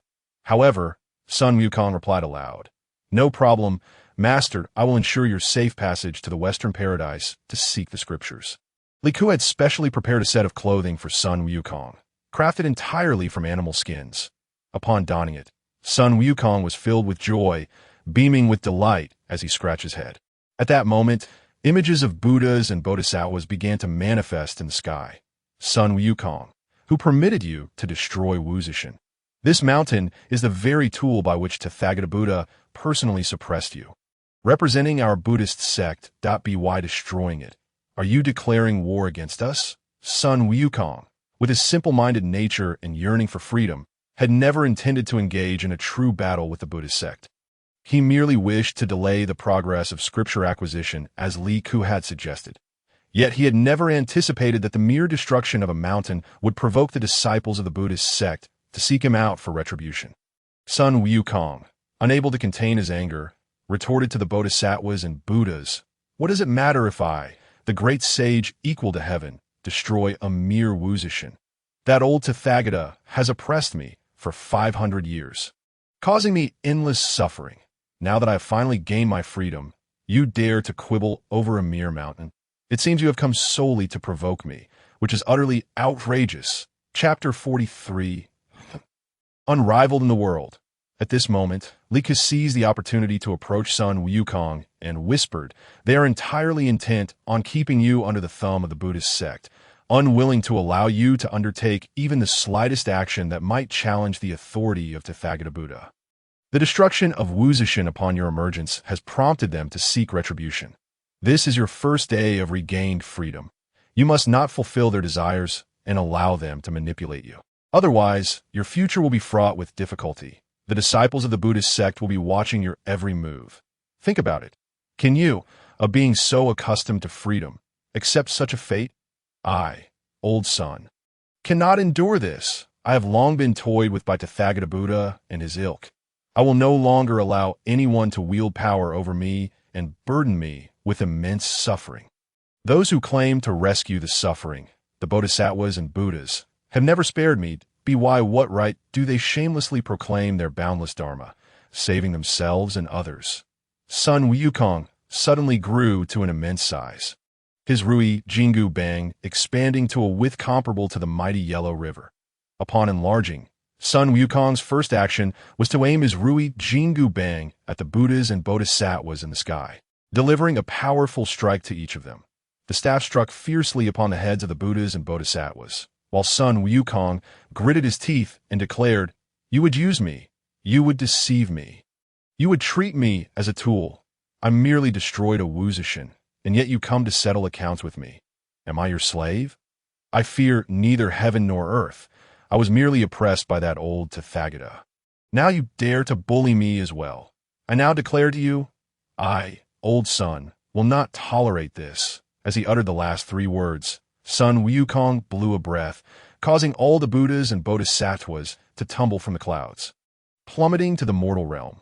Upon witnessing this spectacle, Sun Wukong couldn't help but burst into laughter. The only being capable of subduing me is that old Tathagata. But now, I am no longer as naive as before, and I will not gamble with him again. If you cannot bear it, go back and report today's events to the old Tathagata, and let him come to settle accounts with me. I am not afraid of him. The long-browed Arhat was the first to rise from the ground and address the towering Sun Wukong. "You audacious monkey! Do you dare to attack our disciples of the Buddhist sect? Do you intend to rebel against heaven? You must remember that if the Buddha Tathagata was able to subdue you once, he can certainly summon you again. You wish to remain imprisoned beneath the mountain for all the years to come?" At this moment, Li Ke addressed Zhao Gongming, saying, "Brother Gongming, it seems you will need to take action." Zhao Gongming immediately grasped Li Ke's intention. He leaped on his son Wukong's shoulder and whispered in his ear, "Rest assured, my magical powers have become exceedingly formidable that I can share with you the secrets of my cultivation. With this knowledge, you need not fear the Buddha Tathagata any longer." Upon hearing Zhao Gongming's words, Sun Wukong's spirits soared. "Pray tell, what are your secrets of cultivation?" "It is all reliant upon the fervent wishes of the people of the Tang dynasty. Previously, I was merely a minor deity in the heavenly realm. But now, you can sense my divine power, which feels boundless, does it not?" At that moment, Sun Wukong noticed the overwhelming divine energy within Zhao Gongming, nearly bursting forth from his being. It turned out that this fervent wish power held such tremendous strength. Sun Wukong felt enlightened. Now that the god of wealth had revealed this secret to him, he feared the Buddha Tathagata no more. Sun Wukong began to dance joyously across the heavens and the earth with his colossal form. The Bodhisattvas and Buddhas watched in astonishment as mountains crumbled beneath his feet, reduced to dust. Vast stretches of forest were trampled underfoot. They could not help but rebuke Sun Wukong, exclaiming, "You, O Monkey King, who are offered salvation by the Buddha, remains so obstinately defiant. It seems that without the use of force, this matter will not be resolved today." At that moment, Manjushri Bodhisattva said to the 18 Arhats, "Quickly, form a formation." The 18 Arhats swiftly established a formation and charged towards Sun Wukong. He, in his exuberance, felt as if he had returned to the time when he feared neither heaven nor earth and reigned supreme in the universe. However, a sudden burst of Buddha light appeared before him. The 18 arhats encircled Sun Wukong, chanting scriptures while wielding various magical artifacts to assail him. Sun Wukong paid them no heed, with a mere sweep of his golden staff. All the arhats plummeted back to the mortal realm, scattered in different directions. Some were even left spitting blood, unable to rise again, prompting Sun Wukong to let out a triumphant roar. Look at your disciples. Old Tathagata, they fell before me with no means of defense. Even if you were to appear before me now, I would not be afraid. Samandabhadra Bodhisattva, being of a fiery temperament, immediately turned to Manjushri Bodhisattva, saying, "We must restrain Sun Wukong's arrogance." You see the dark aura gathering between his brows. This is a sign that he is on the brink of becoming demonic. The Tathagata once suppressed him beneath the 5 Fingers Mountain to prevent him from succumbing to darkness, hoping to guide him with the Dharma. Yet, who could have anticipated that he would repeat the same mistakes? At this moment, Sun Wukong had shrunk back to his original size and approached Li Ku. Li Ku, noticing the signs of Sun Wukong's impending transformation, resolved to lend him assistance. He said to Sun Wukong, "There is one thing I have yet to inform you. Your master, Patriarch Bodhi, has been suppressing your spiritual energy. With your innate power, you could easily transcend to the great celestial immortal realm. However, he has erected barriers, confining you to the pinnacle of the Tai golden immortal stage. In truth, after your cultivation, you could become a great Luo golden immortal. At that point, your powers would be so formidable that even the Tathagata would regard you with caution. Yet, out of self-interest, the Tathagata has commanded his disciple, Suput, your master, to restrain your inner energy. Thus, you find yourself no match for the Tathagata. Otherwise, in the entire heavenly realm and the mortal world, not even in the underworld or dragon palace, would there be any deity capable of rivaling you. You would become the supreme and invincible being." Chapter 44. Mortal Ascension. As Li Ku spoke, he noticed Sun Wukong displaying signs of fervent excitement. Seizing the opportunity, he added fuel to the fire. "Go forth and create a tremendous upheaval. Defeat those deities and Buddhas you once never dreamed of opposing. Let all be destroyed and reshaped. This is your rightful path. You should not have been imprisoned beneath the 5 Fingers Mountain for 500 years. This vast expanse of heaven and earth is the battlefield you were meant to conquer. You shall transcend the 3 realms, unbound by the 5 elements.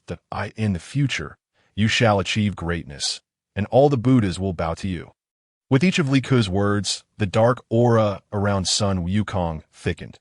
Meanwhile, all present felt the overwhelming aura emanating from him, which seemed to be on the verge of eruption.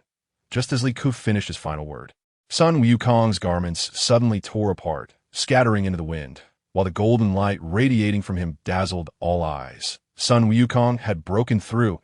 He had become a great Luo golden immortal. It was entirely due to Li Ku's eloquence that Sun Wukong's competitive spirit was ignited, shattering the barriers set by Patriarch Bodhi. That moment, Sun Wukong felt an abundance of energy coursing through him, as if he could truly contend against heaven, earth, and all injustices in this world. "This is magnificent." Sun Wukong articulated each word with fervor, sending shivers through the hearts of all present. That moment, Li Jing approached Li Ku. "Inquire, my lord, what manner of existence is Sun Wukong now? Is he a celestial being or a demon?" Li Ku glanced at him indifferently and replied, "A demon immortal. Sun Wukong has not yet reached the point of becoming a true demon, but if he were to do so, it would not bode well for us. Thus, he is a great Luo golden immortal in form, yet unrecognized by the heavenly court, and can only be described as a demon immortal." Li Jing nodded. "I see now." The mortals, including Li Jing, understood that Sun Wukong harbored no ill intentions towards them. Hence they regarded him with respect. Although Sun Wukong had wreaked havoc, shattering the 5 Fingers Mountain and flattening countless peaks and forests, he had harmed no one. Therefore, the mortals quickly accepted Sun Wukong's identity as a demon immortal. "So he is on our side?" Li Jing asked again. This time, Li Ku faced him, calmly nodding in agreement. Li Jing's heart soared with joy. Then we shall have Sun Wukong to aid us in overcoming monsters and demons on our journey westward. In that case, the god of wealth can conserve some energy. While Li Ku was persuading Sun Wukong, Zhao Gongming had been listening intently to their conversation. However, he refrained from exposing Li Ku's forced rationale. For in his heart, Li Ku was his brother. Since they were brothers, how could he betray him? Thus, Zhao Gongming carefully safeguarded the web of lies spun by Li Ku. Yet, just as they each harbored their own thoughts, the Five Fingers Mountain, which had been reduced to dust, suddenly restored itself to its former state. Atop the mountain, the six-character true words were inscribed anew. The voice of the Buddha, Tathagata, resonated throughout the cosmos. Bold and reckless monkey, how dare you shatter my Five Fingers Mountain? Do you truly wish to openly oppose my Buddhist teachings? Just as Sun Wukong was about to respond, he was halted by Li Ku, who then addressed the ethereal Buddha light in the sky, saying, Buddha Tathagata, what do you mean by this? You have recreated the Five Fingers Mountain to obstruct our passage westward. This is a tribulation meant for the monk, who is the reincarnation of Jin Shanzi. The previous Two Worlds Mountain was toppled by Zhao Gongming. This Five Fingers Mountain cannot be allowed to vanish again. Otherwise, the journey of 98 trials would be incomplete, and the monk's path to enlightenment would be hindered. This would bring countless detriments and no benefits to the quest for the Buddhist scriptures. Ha! How utterly ridiculous! Tathagata, do you still intend to deceive the monk? At this moment, the monk could not help but ponder, why am I being mentioned all of a sudden? I am utterly perplexed by all of this. Although Sun Wukong is my disciple, he seems far too powerful for me to control. Moments ago, King Wu was inciting him to wreak havoc upon the heavens and the earth. Yet, all of this is of no concern to me. Thus, Tang Sung hastily interjected, Buddha of infinite light. Your humble disciple is but a fool, utterly incapable of controlling this demon immortal. Please, let the Buddha deliver the punishment. This cannot be laid at your feet. One must simply acknowledge your mortal nature. It is entirely within my expectations that you cannot govern Sun Wukong. After uttering these words, the Buddha's voice grew profoundly somber. Bodhi monkey, how dare you transcend your boundaries and become a demon immortal? Do you comprehend your transgressions? Sun Wukong suddenly donned a cheeky grin. I, the old sun, never imagined I could become so formidable that even the celestial deities stand powerless against me. Previously, I was deceived by you. But now I have attained clarity. Thus, do not think to continue ensnaring me in your web of deceit. The Buddha, momentarily taken aback, fell silent for an extended duration. Could it be that this demon monkey has discerned my manipulations? Impossible! Given his utterly naive disposition, it is inconceivable that he could fathom such intricacies. Could it be that someone has guided him?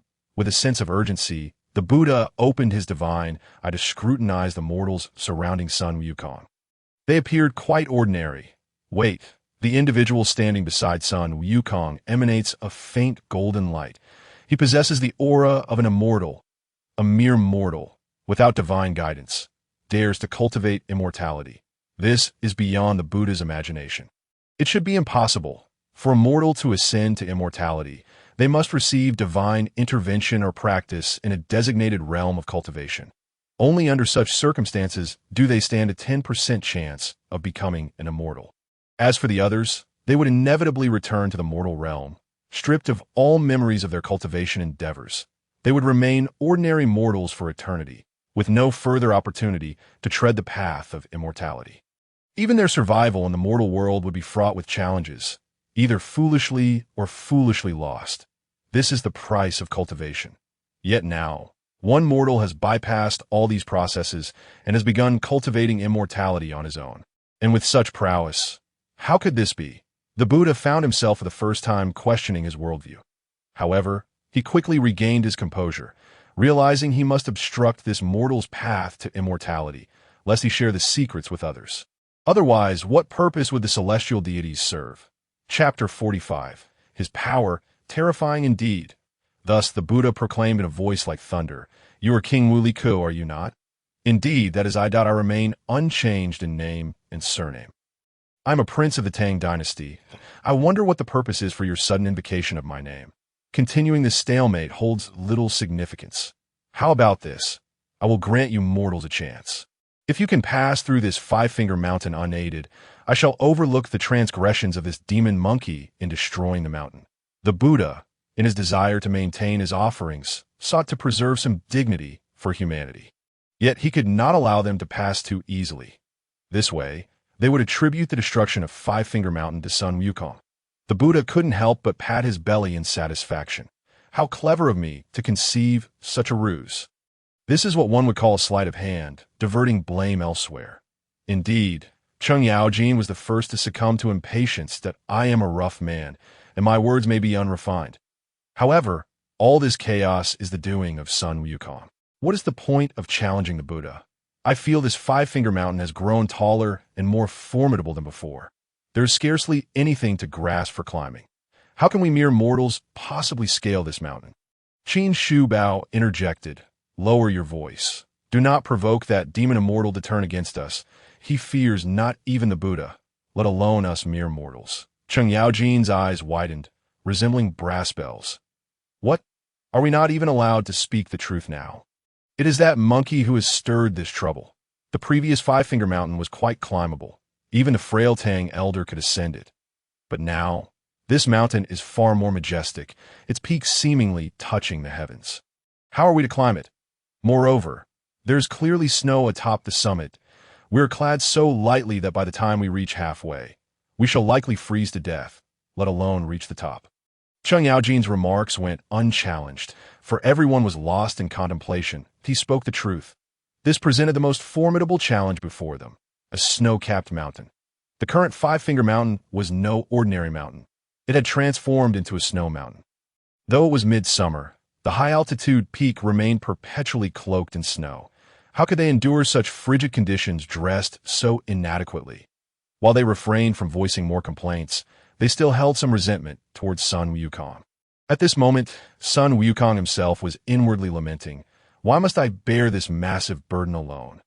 Buddha, you are truly insidious. I suspected you were no good from the start, and now I see you are nothing less than a schemer. No, you are even more despicable than a mere schemer. You have orchestrated this entire affair, using me as a pawn, and now you seek to lay the blame for punishing mortals at my feet.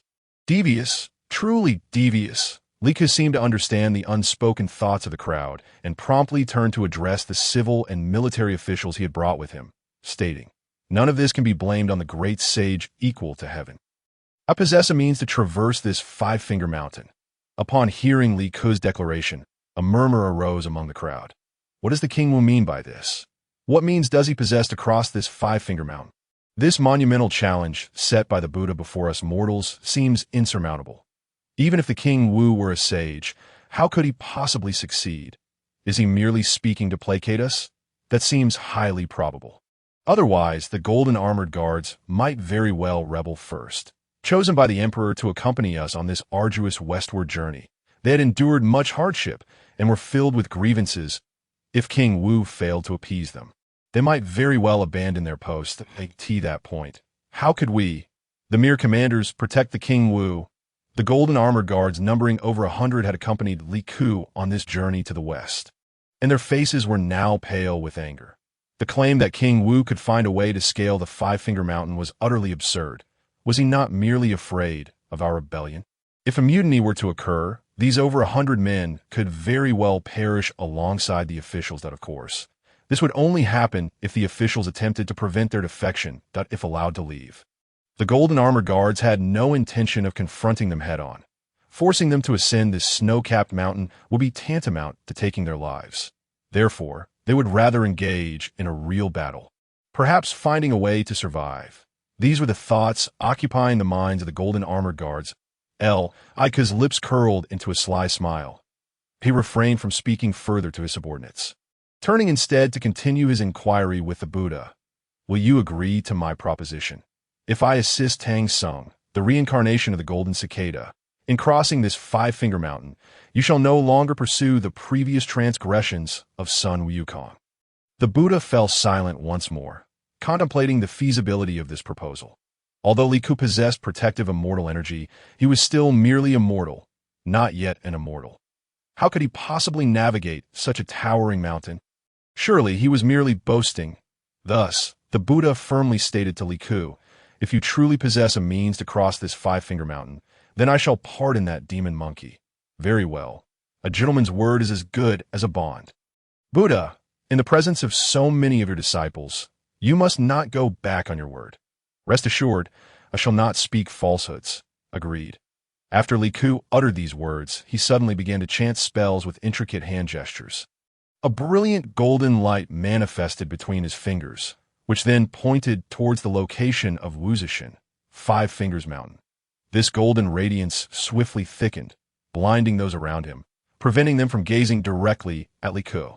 Only the Buddha Tathagata discerned that Li Ku's cultivation had reached an exceptionally advanced level. He was attempting to carve a cave with his celestial power. The Buddha Tathagata contemplated intervening to stop Li Ku. But having previously vowed to allow him to find his own way across Wuzishan, he could not impede him regardless of the means employed. As Li Ku's magical power continued to amplify. A tunnel large enough for 3 individuals to enter side by side appeared beneath Wuzishan. At this moment, Li Ku also withdrew his magical energy, allowing everyone to finally comprehend what he had accomplished. My heavens, our king is not merely a sage. He is an immortal. Chapter 46. The Totem of Faith. After completing these feats, Li Ku gazed upward with a look of satisfaction. Buddha Tathagata, I have fulfilled my promise. Can you truly forgive the actions of the great sage equal to heaven? He implored. Not forget your earlier words. They are remembered by all deities and us mortals. The Buddha Tathagata thought to himself. Goodness, I never imagined I would be outmaneuvered by a mortal. This King Wu, Li Ku, is indeed extraordinary. Although his magical power is not yet formidable, he has already achieved the ability to tunnel through mountains. Such power is akin to that of a mountain deity. He realized he had underestimated him, believing he had merely stumbled upon a method of cultivation without truly mastering it, destined to achieve nothing of significance. However, it was evident that he had gravely misjudged the situation. Li Ku was profound and enigmatic, and he must regard him as a significant rival. Otherwise, he risked being outmatched again. Since he had been forced into this corner, he conceded. Very well, I shall forgive that demon monkey. The Bodhisattva Samanapadra, still reluctant, questioned, Buddha, must we truly pardon that demon monkey? He does not even regard you with respect. Moreover, how could that mortal have cultivated such powers in such a short time? Who taught him this celestial art? We must investigate thoroughly. Otherwise, if mortals widely cultivate immortality, our status as deities will be jeopardized. Speak more, if you wish, he retorted. You are quite the chatterbox, are you not? You have divulged our secrets. The Buddha Tathagata chastised Samantabhadra internally 100 times, yet maintained his dignified composure outwardly. He then proclaimed in a voice like thunder, all shall proceed, as I command. Follow me back to Mount Ling without further discussion. The assembled Buddhas and Bodhisattvas could clearly feel the Tathagata's heightened aura. He was evidently displeased. Continuing to argue would only invite greater punishment and risk transferring the Tathagata's wrath towards the demon monkey onto themselves. Thus, they obediently followed the Buddha Tathagata away from Wuzishan. At this moment, Zhao Gongming approached and patted Li Ku on the shoulder. Why, dear brother, when did you learn to cultivate immortality? How could you keep it from me? Li Ku hurriedly clasped his hands in greeting. Brother Gongming, there has simply been too much happening, and I momentarily forgot to inform you that I did not intend to conceal it. I hope you can forgive me. Zhao Gongming laughed heartily. Am I the sort to hold grudges? If you can achieve fruition, I shall wish you well. However, the path of cultivation is long and arduous. You must be prepared for hardship. Li Ku smiled slightly. Thank you for the reminder, Brother Gongming, that he refrained from mentioning the matter of the human emperor seal to Zhao Gongming, lest it expose the existence of the system that as a transmigrator. Li Ku was uncertain whether the deities of the journey to the west would comprehend the notion of system. Sun Wukong, bewildered, inquired, when did you become brothers? You only swore brotherhood recently. Zhao Gongming, brimming with pride, replied, this King Wu I have befriended is indeed a remarkable individual. You have witnessed his abilities firsthand. He can tunnel through mountains. He is a representative figure among mortals who cultivate immortality. In recent centuries, I have not heard of anyone achieving such high cultivation on their OW. Li Ku, grinning at Sun Wukong, remarked, in a strict sense, "We are indeed brothers. After all, you were created by the goddess Enwa, while we humans were fashioned from clay by her. Thus, we share the same origins." Sun Wukong, surprised to find himself related to Li Ku, beamed with joy. "Excellent. I, old son, greatly admire you. I am willing to be your brother." The two immortals began to laugh together. Meanwhile, the other civil and military officials stood in stunned silence, utterly astonished. They never imagined that the formerly unassuming King Wu, Li Ku, would achieve such monumental feats on the journey westward. He had excavated a cave from a mountain using profound and mysterious magical powers. When had they ever heard of King Wu, Li Ku practicing immortality? Moreover, his magical prowess seemed quite formidable. Cheng Yaojin, patting his belly with glee, turned to Su Maogong and said, "Well, following King Wu, Li Ku has proven to be wise, hasn't it?" Su Maogong shot him a sidelong glance. "When have I ever expressed regret?" Indeed, none of the civil and military officials who followed Li Ku had ever contemplated abandoning him. Even when he clashed with the Buddha Tathagata, they remained steadfast in their loyalty. They firmly believed that their leader, King Wu Li Ku, represented the highest form of faith, that he could lead them, mere mortals, to witness the vastness of the world and guide the people of the Tang dynasty into an era of unprecedented prosperity. As they considered this, expressions of pride and satisfaction adorned their faces.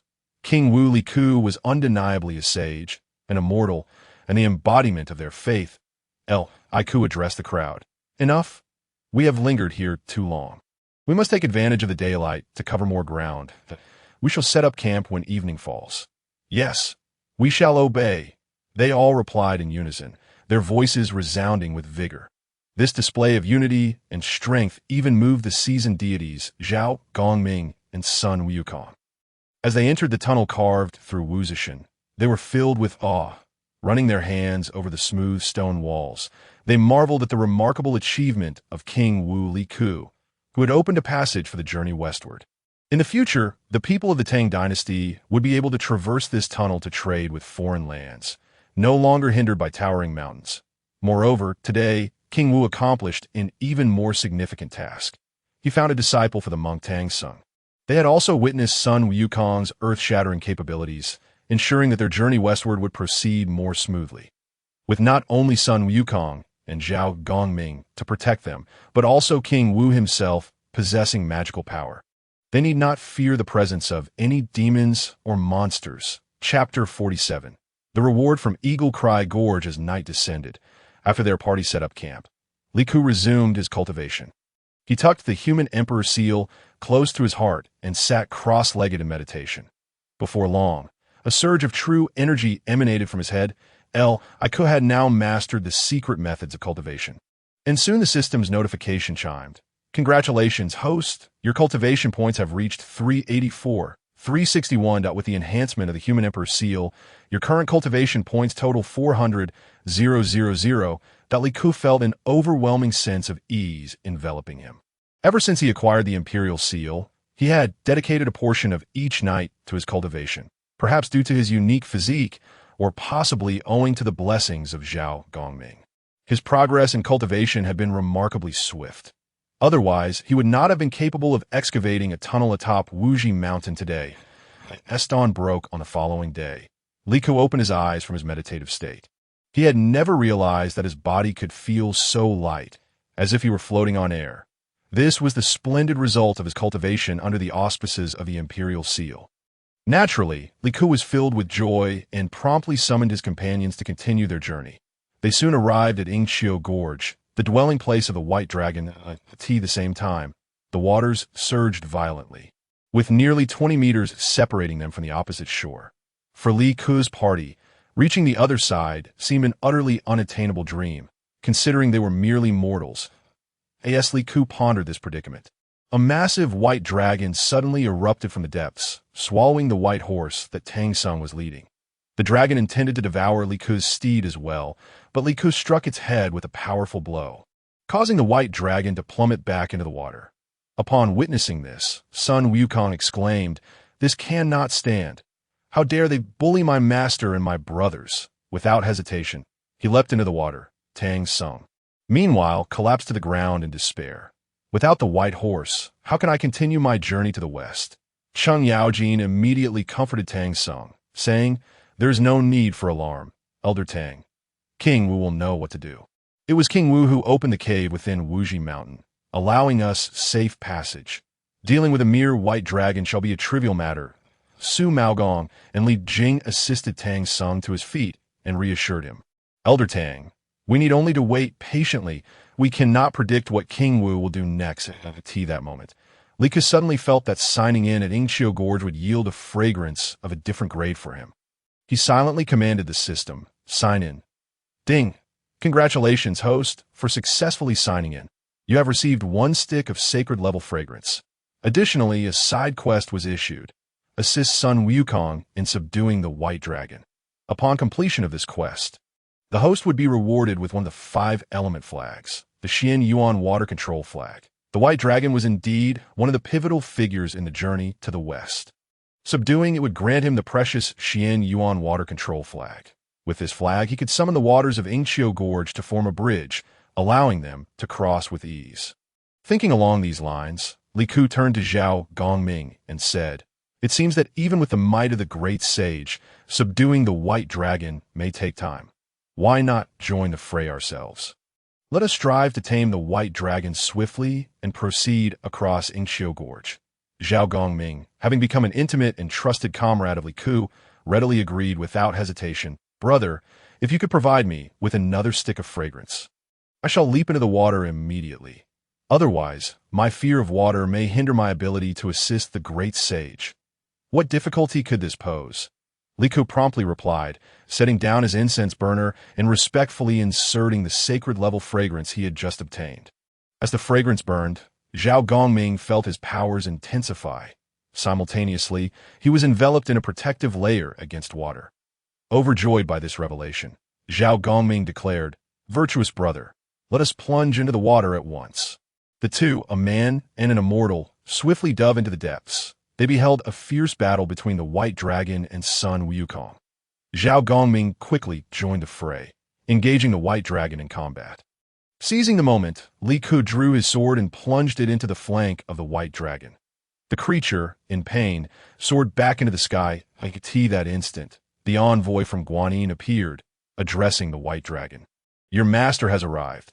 Do you wish to continue your misdeeds?" The white dragon transformed into human form and knelt before the envoy, clutching its wound, and said, "I only saw a demon monkey and a man and an immortal. Where is my master?" The envoy shook his head in disbelief. "You, little white dragon, have been cultivating for quite some time, yet cannot recognize your master. The white horse you just devoured belonged to him." It was only then that the white dragon turned to see Tang Sung, supported by Li Jing and Su Maogong. Realizing that his master had indeed come, he felt an overwhelming sense of relief. Believing his karmic debt could finally be resolved. Overjoyed, the white dragon transformed back into human form and approached Tang Sung, kneeling at his feet and bowing 3 times. Disciple pays respects to master. The envoy then turned to Tang Sung, saying, "This will be your disciple henceforth. Since he has devoured your white horse, let him become a white horse to carry you on your journey to the west." Tang Sung immediately knelt down, expressing his gratitude to the envoy. "Thank you, celestial youth." The envoy smiled gently before vanishing swiftly. The white dragon soon transformed into a magnificent white horse, approaching Tang Sung, who caressed its graceful form. Tang Sung felt immense satisfaction, astonished that the white dragon could become the steed he would ride. Zhao Gongming, emerging from the water, promptly healed the white dragon's wound. Sun Wukong, however, felt unsatisfied, desiring a more thrilling confrontation. Only Li Ku was brimming with joy, for his rewards had arrived. He brandished the Xian Yuan water control flag he had just obtained, summoning the waters of Yingqiu Gorge to rise and form a bridge suspended in midair. The group traversed this water bridge, successfully crossing Yingqiu Gorge. Chapter 48. Persuading the white dragon in the days that followed, the quality of the fragrances Li Ku acquired during his sign-ins varied greatly. Sometimes he received mortal level, at other times imperial level, and occasionally celestial level fragrances, but he had yet to attain a divine level fragrance. let alone a sacred or transcendent one. But nevertheless, Li Ku remained unfazed, for he anticipated this outcome. Only at specific locations could one obtain higher-grade fragrances. The next sign-in location was to be Guanyin Temple. However, despite its proximity, it took them nearly 10 days to finally reach their destination. This delay was unavoidable, as not only was Tang Sung a mere mortal, but even the companions Li Jing, Qin Shubao, and Wei Chidi led were also of mortal constitution. That it remained uncertain how long it would take for them to achieve their goals. Moreover, the over 100 golden guards were also mere flesh and blood. They could not leap vast distances like Sun Wukong, nor could they fly on clouds like Zhao Gongming. Although Li Ku had made significant strides in his cultivation, he was still far from the ability to fly.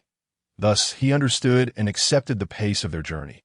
Upon their arrival at Guanyin Temple, they were warmly welcomed. That moment, Li Ku addressed the system once more.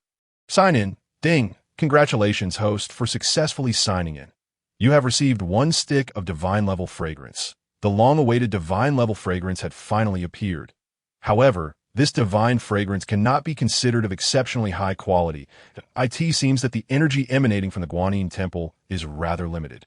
As they are merely facing ordinary mortals, to acquire such a divine aroma is indeed an unexpected gain. This moment, Li Ku suddenly conceived an idea. If he were to sign in at the cave where the black bear monster resides, perhaps the quality of this fragrance might elevate that. This time, Tang Sung was engaged in conversation with the head of the Guanyin Temple, while the others had been assigned to chambers for their stay. It must be noted that the Guanyin Temple is quite a sizable monastery, capable of accommodating the many civil and military officials brought by Li Ku. However, the over 100 Jinwu guards could not be accommodated. Thus, they had to set up tents outside the temple. Observing Li Ku's remarkable demeanor, the head of the Guanyin Temple inquired of Tang Sung, "May I ask who this esteemed individual is? There seems to be an air of nobility about him." Tang Sung replied with a smile, "This is His Highness, the 3rd Prince of the Great Tang, Wang Li Ku, the head of the Guanyin Temple," whose eyesight had been dimmed by age, immediately sparkled with recognition.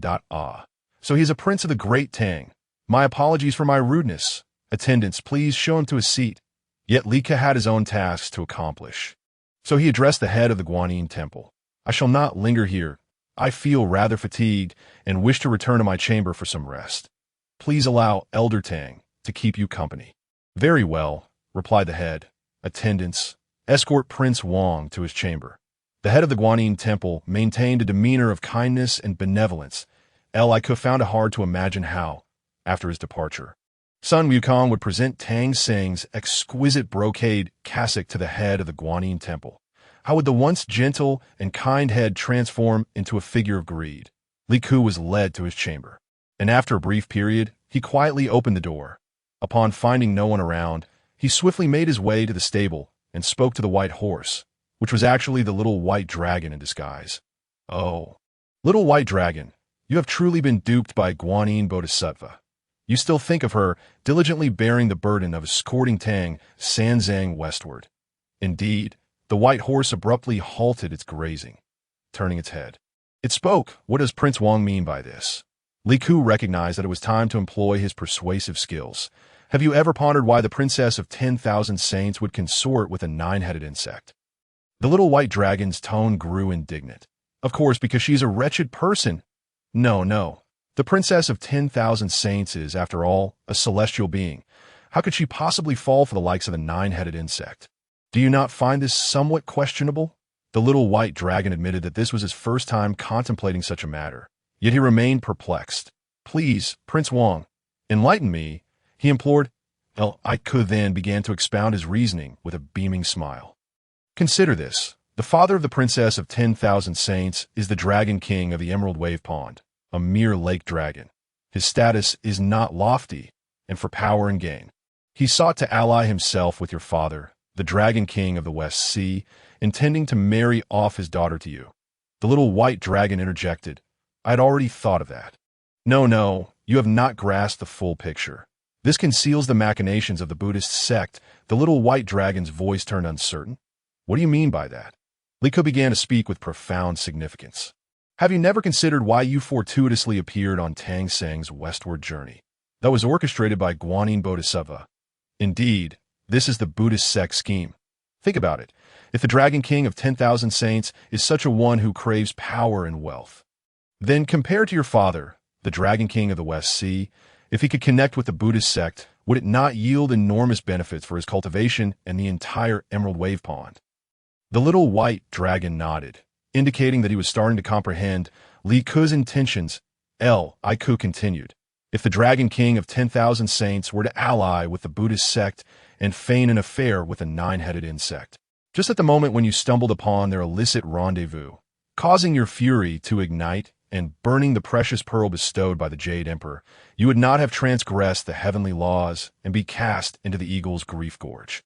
The little white dragon's mind was in turmoil as he began to piece together the implications. Even if the princess of 10,000 saints were bold, she could not possibly rendezvous with a nine-headed insect on her wedding night.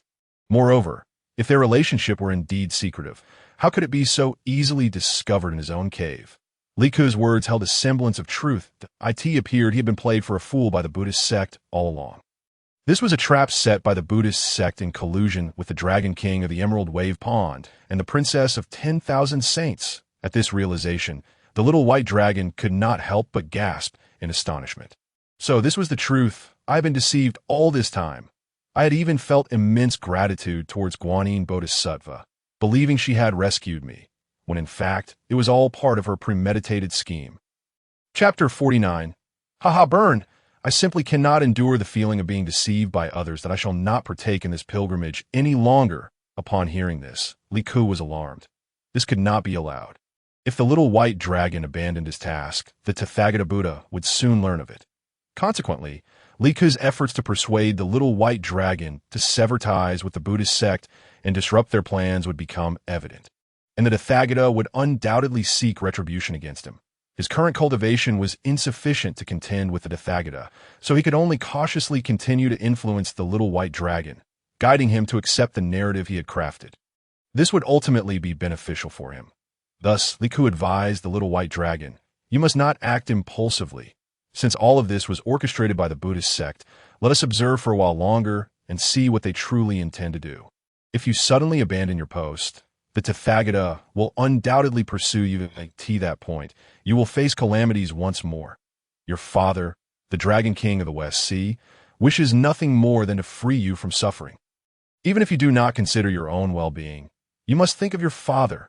Upon hearing Li Ke's words, the little white dragon suddenly experienced an epiphany.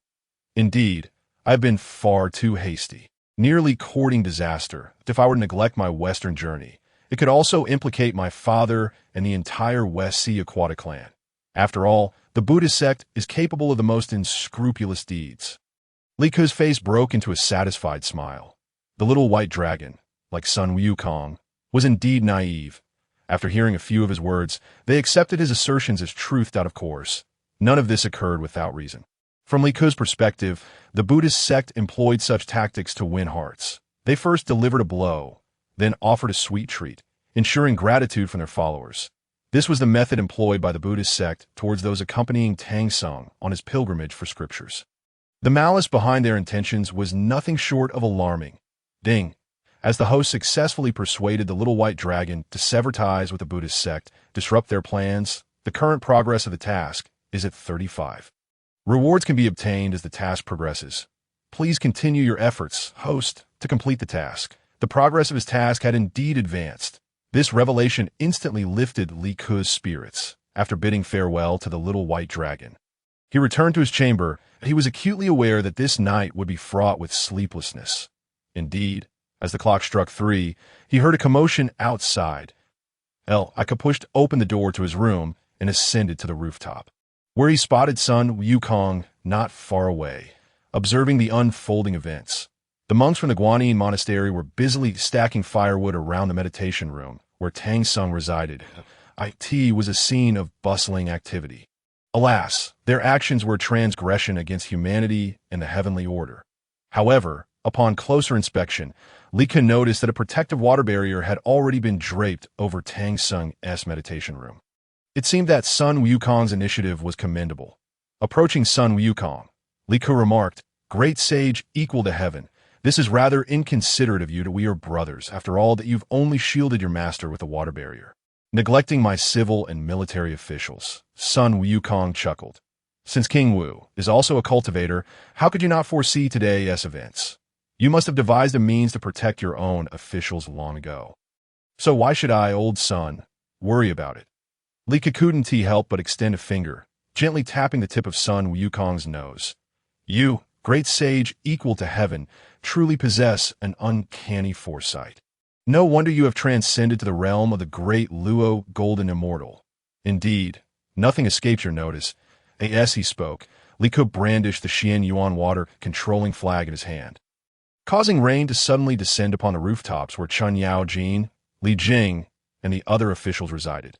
The clouds loomed low, nearly brushing the rooftops, and the rain cascaded down, only to be absorbed by the earth upon contact, leaving the monks utterly oblivious to the underlying intricacies. Sun Wukong, witnessing this, was taken aback. Could it be that the land of Guanyin Monastery had some connection to King Wu? I must summon him and inquire. He thought that Li Ke, smiling, interjected, Great sage, do not be overly curious. This has nothing to do with the land. It is merely one of the effects of a Xian Yuan water controlling flag. It can conjure water or make it vanish at my will. At present, my intention is to merely dampen the roofs without letting it seep into the ground, thus the current scene. Sun Wukong scratched his head, realizing it was indeed a remarkable treasure. Alas, it does not belong to me. I'm left with only a golden staff, which is rather meager. Why should the great sage belittle himself? With that very staff, you swept through the heavenly realm, attracting the attention of gods and Buddhas alike. Is that not a tremendous feat? Though I cultivate, it is merely through my artifacts that I safeguard those loyal officials who follow me. You, however, possess genuine celestial power, and such power is immensely formidable. Who could rival you? Moreover, you have already transcended to the great Luo Golden Immortal Realm. I have yet to congratulate you. This flattery brought great comfort to Sun Wukong, who felt elated and convinced that befriending Li Ke was indeed a wise decision. Sun Wukong was no fool. He would not deign to associate with ordinary mortals. Yet the extraordinary wisdom and capability displayed by Li Ke convinced him of the latter's exceptional nature, prompting Sun Wukong to embrace a camaraderie with him. Otherwise, he would have had little patience for any other mere mortal. Since we have both ensured the safety of those we cherish, I shall take my lead. By the way, the golden guards outside the Guanyin Monastery are about to rush in to extinguish the flames. You must stop them, otherwise the fire will not flourish. Sun Wukong's face bore a profound smile as he conveyed this. I Ke smiled in return. I understand perfectly. Great sage, do feel free to return to your slumber. Li Ke descended from the rooftop and approached the entrance of the Guanyin Monastery. Upon opening the gate, he discovered his golden guards, each holding a vessel of water, prepared to rush in to douse the flames. He immediately commanded them, do not enter. Let the fire burn ever brighter. Chapter 50. Secrets of the Guanyin Monastery. The golden guards were perplexed. The fire was intensifying, and if the entire Guanyin Monastery were to be consumed, it would pose a danger to you as well, my lord. Moreover, Lord Lu and the others remained inside and were likely unaware of the blaze. Would you truly stand by and watch them perish in the flames? Some matters were challenging for Li Ke to elucidate to these mortals. Yet, maintaining his composure, he replied, return for now. Trust my orders. You shall not be misled. You can extinguish the fire tomorrow. Tomorrow, by then, the Guanyin Monastery will have been reduced to ruins. No, you must heed my words. What? Is my authority now devoid of weight? Sensing Li Ke's rising ire, the golden guards hurriedly retreated. We shall obey, my lord, they replied. After persuading the golden guards to withdraw, Li Ke yawned and returned to his chamber to rest. That night, the Guanyin Monastery was engulfed in flames. Yet, miraculously, Tang Sung and the civil and military officials brought by Li Ke remained unscathed, as the first light of dawn illuminated the remnants of the Guanyin Monastery. Tang Sung and the officials emerged from their respective quarters, intending to stretch their bodies. However, halfway through their yawns, they were left utterly dumbfounded. What had transpired? Just yesterday, the Guanyin Monastery stood grand and magnificent. How did it transform into this desolate ruin overnight? What could have caused this? At that moment, Li Ke also stepped out from his chamber.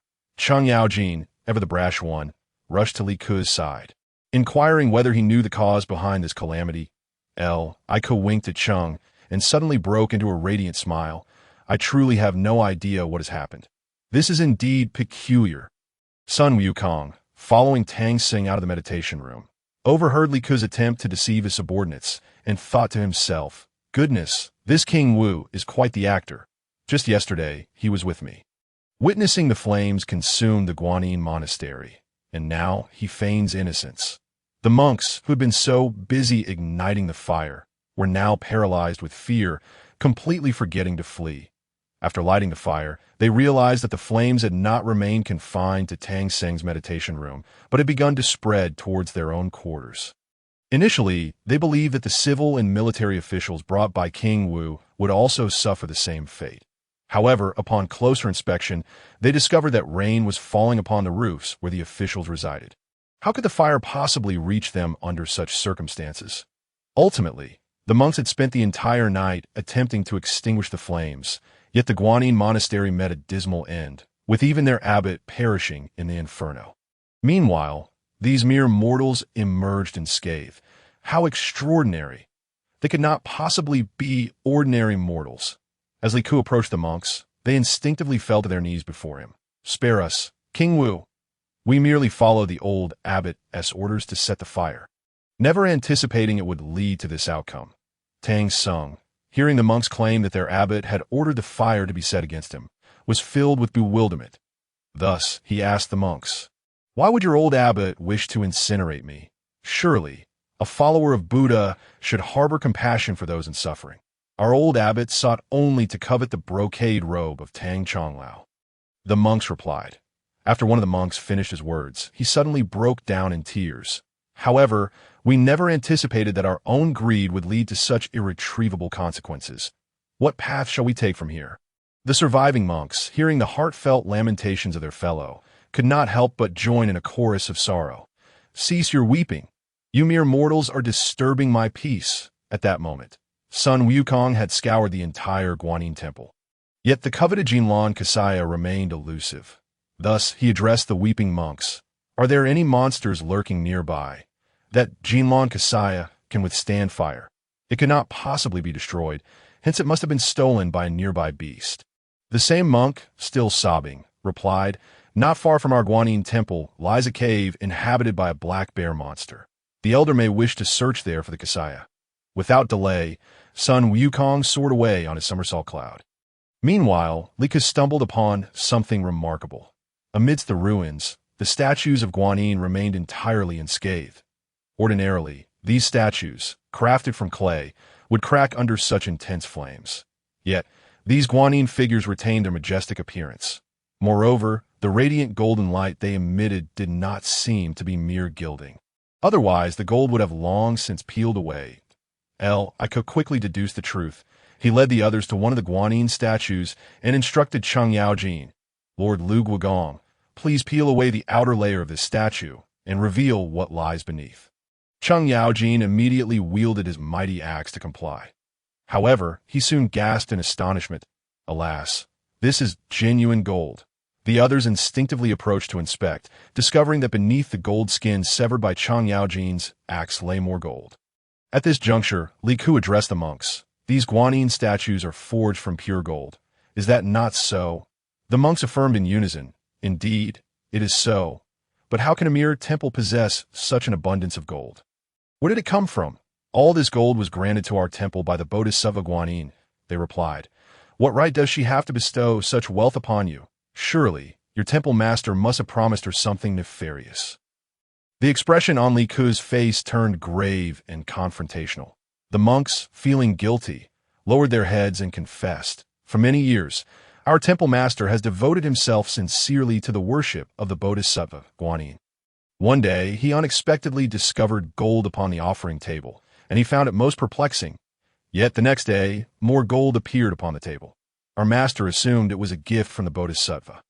He dared not hoard it for himself, and instead fashioned a golden statue for her to eye. As a humble monk, would not deceive King Wu. Chapter 51. Observing your fabrication, Li Ke seemed to have grasped a pivotal point against the Bodhisattva. And thus he declared to the monks, "So, you mean to say that the Bodhisattva Guanyin has always been aware of the happenings within the Guanyin temple? She must have known of yesterday's great fire. Yet she did not appear in time to save your temple master and the entire temple, leaving only her golden form behind. That not so." Upon hearing Li Ke's assertion, the monks exchanged glances, realizing the unsettling truth. Over the years, the Bodhisattva had continuously bestowed gold upon their temple master. Their master had invested all the gold into the crafting of her golden effigy, creating an unspoken bond between them. Now, when their temple master was in peril, the Bodhisattva did not reveal her true form to protect him. Was this not an act of ingratitude? Cheng Yaojin could no longer contain his emotions and cried out, "Oh, how infuriating! How can there be such a selfish and self-serving Bodhisattva in this world? She dares to call herself the savior of suffering beings, yet when her devotees are in true distress, she hides away." Furthermore, with the Guanyin temple in ruins, these monks would have nowhere to seek refuge. This disaster for the Guanyin temple was profound, yet the Bodhisattva, who had always received offerings, did not appear to bless her followers. It was truly disheartening. Hearing Cheng Yaojin's words, the monks began to feel a sense of validity in his reasoning. They had never before blamed the Bodhisattva, but now it seemed she had indeed gone too far. Their temple master had treated her with such kindness, crafting her golden form from gold. Surely, she ought to offer her protection in return. At that moment, Sun Wukong and the black bear monster clashed above the Guanyin temple. Battling fiercely, Sun Wukong had managed to reclaim the Jinlan Kasaya from the black bear monster, but the beast, realizing its loss, pursued him relentlessly. After nearly 300 exchanges, the Bodhisattva Guanyin manifested. "Cease your wickedness," she proclaimed, casting a golden headband that encircled the black bear monster's head. The creature immediately felt a piercing headache and dropped its black spear, struggling helplessly in the air. "Black bear monster, will you take refuge in the Buddha? Do not continue to deceive the world. The death of the temple master was due to you." As the people of the Guanyin temple lamented the Bodhisattva's inaction, she had already overheard their discussions from the sky, resolutely deciding to place all blame upon the black bear monster. After all, it was a demon. Even if it sought to argue, the pain of the headband would render it unable to muster the strength to defend itself. At this juncture, Li Ke confronted the Bodhisattva Guanyin. "On what grounds do you accuse this black bear monster as the root cause of the temple master's demise? We have been considering that you are the architect of all this chaos. Impudent Wu King, I spare you from punishment, recognizing you as the prince of the Tang dynasty. Yet, you repeatedly challenge my authority. What punishment do you deserve?" Li Ke appeared unfazed. "Bodhisattva Guanyin, why not recount your own tale first? I have lived with integrity and have never committed a wrongdoing. Why did the temple master die? You should first absolve yourself." The Bodhisattva found herself momentarily at a loss for words, unable to counter a mere mortal. She thought to herself, "Very well, you possess a silver tongue. I shall engage you in a debate to ascertain whether the blame can indeed be placed upon this black bear monster." "Black bear monster, do you wish to take refuge in the Buddha?" The black bear monster nodded vigorously. Yes. Please, Bodhisattva Guanyin, release your powers. My brain feels as though it will burst from this headband." At that moment, the Bodhisattva waved her willow branch, loosening the headband's grip, allowing it to return to a more comfortable fit. Just as the black bear monster prepared to breathe a sigh of relief, the Bodhisattva sternly asked, "Do you confess your sins?" The black bear monster, puzzled, replied, "I do not know what wrong I've committed. I merely stole a Kasaya, and that monkey has since reclaimed it. I am left empty-handed. Do you not recall the evils you have wrought over the years? The temple master has continually lured pilgrims to your black wind mountain, allowing you to devour them, while you repaid him with gold and elixirs. The elixirs were given directly to the temple master, prolonging his life.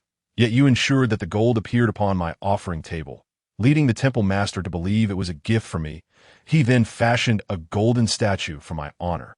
While I remained blissfully unaware that it was only upon sensing your battle with Sun Wukong that I hastily arrived and pieced together the events that transpired.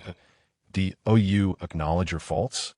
The black bear monster could not help but feel utterly astonished that it was commonly believed that Guanyin Bodhisattva would never utter falsehoods.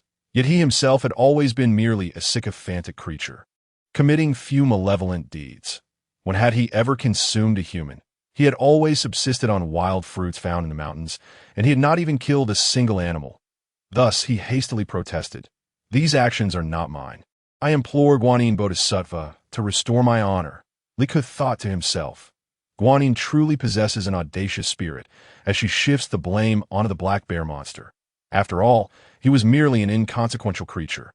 However, the dignity and trust of the Buddhist order must not be trampled upon. Otherwise, its fortunes would dwindle significantly. When Zhao Gongming remarked to Li Ke that Guanyin was indeed a master of fabrication. Li Ke quietly cautioned Zhao Gongming, "Brother, do not speak too freely to at this moment. We lack the strength to confront the Buddhist order. We should merely observe Guanyin's performance." Zhao Gongming felt a profound sense of bewilderment. Hadn't he always sought to oppose the Buddhist order? Why was he now reluctant to stand up? It was because Guanyin had falsely accused the black bear monster, who possessed neither backing nor strength. Even if I wished to exonerate him, it would not suffice to convince the masses. Nonetheless, the journey westward is long, and I refuse to believe we cannot find an opportune moment for everyone to discern the true nature of the Buddhist disciples. Chapter 52. The Demon King's Seal. Eagerly awaiting you, Guanyin Bodhisattva had initially been quite concerned that Li Ke would persist in his argument. If that were the case, she would truly be a loss. However, to her surprise, Li Ke did not utter another word. This restored a measure of confidence within Guanyin. She then addressed the black bear monster. "Very well. I shall not dwell on past grievances. I will not put you in a difficult position that I appoint you as the guardian deity of my Mount Luojia. Would you be inclined to accept this offer?" At that moment, what choice did the black bear monster have? If he refused to become the guardian deity, he would be met with the wrath of Sun Wukong. Therefore, he promptly replied, "I am willing. Thank you for your guidance, Bodhisattva." At this juncture, he had completely forgotten that Guanyin had cast the blame upon him. He only desired to preserve his life. Even if it meant bearing the blame for the Bodhisattva, he was willing to do so. Just then, the golden armored guards rushed into Guanyin's courtyard, carrying various vessels filled with water. "Fire! Where is the fire? We have come to extinguish it. Alas, we have arrived too late." How has Guanyin's courtyard come to resemble this? These golden armored guards, acting under Li Ke's orders, displayed a remarkably genuine sense of indignation. The oblivious Tang Sung addressed them. "The fire has already been extinguished. Moreover, we have identified the culprit behind this fire. It is none other than the master of Guanyin's courtyard and this black bear monster." Fortunately, Guanyin Bodhisattva manifested in time to subdue the black bear monster. Otherwise, he would have continued wreaking havoc upon the world. Guanyin Bodhisattva was quite pleased with Tang Seng's response that he was devotedly loyal to her, truly worthy of being the chosen seeker of scriptures. Thus, Guanyin decided to take her leave. Since all matters were now settled, she would return with the black bear monster to Mount Lu. As for you, surviving monks, sell my golden body and use the proceeds to seek your own fortunes. The monks expressed their heartfelt gratitude to Guanyin Bodhisattva, saying, "You are indeed the savior of the suffering. We previously misinterpreted your intentions, believing you had struck a deal with our courtyard's master, thus leading to the acquisition of so much gold. But now it seems we were mistaken. Please do not hold it against us. Of course, I shall not punish you. You have merely misunderstood me. Now that the truth is revealed, I shall not linger any longer." With that, Guanyin Bodhisattva and the black bear monster vanished into the sky. Li Ke clicked his tongue. Guanyin Bodhisattva certainly knew how to win hearts. The truth was that she had insinuated to the master of Guanyin's courtyard to forge a golden body for her. Yet it had transformed into the narrative that the black bear monster coveted the flesh of the pilgrims, offering gold to the master of Guanyin's courtyard in exchange for human flesh.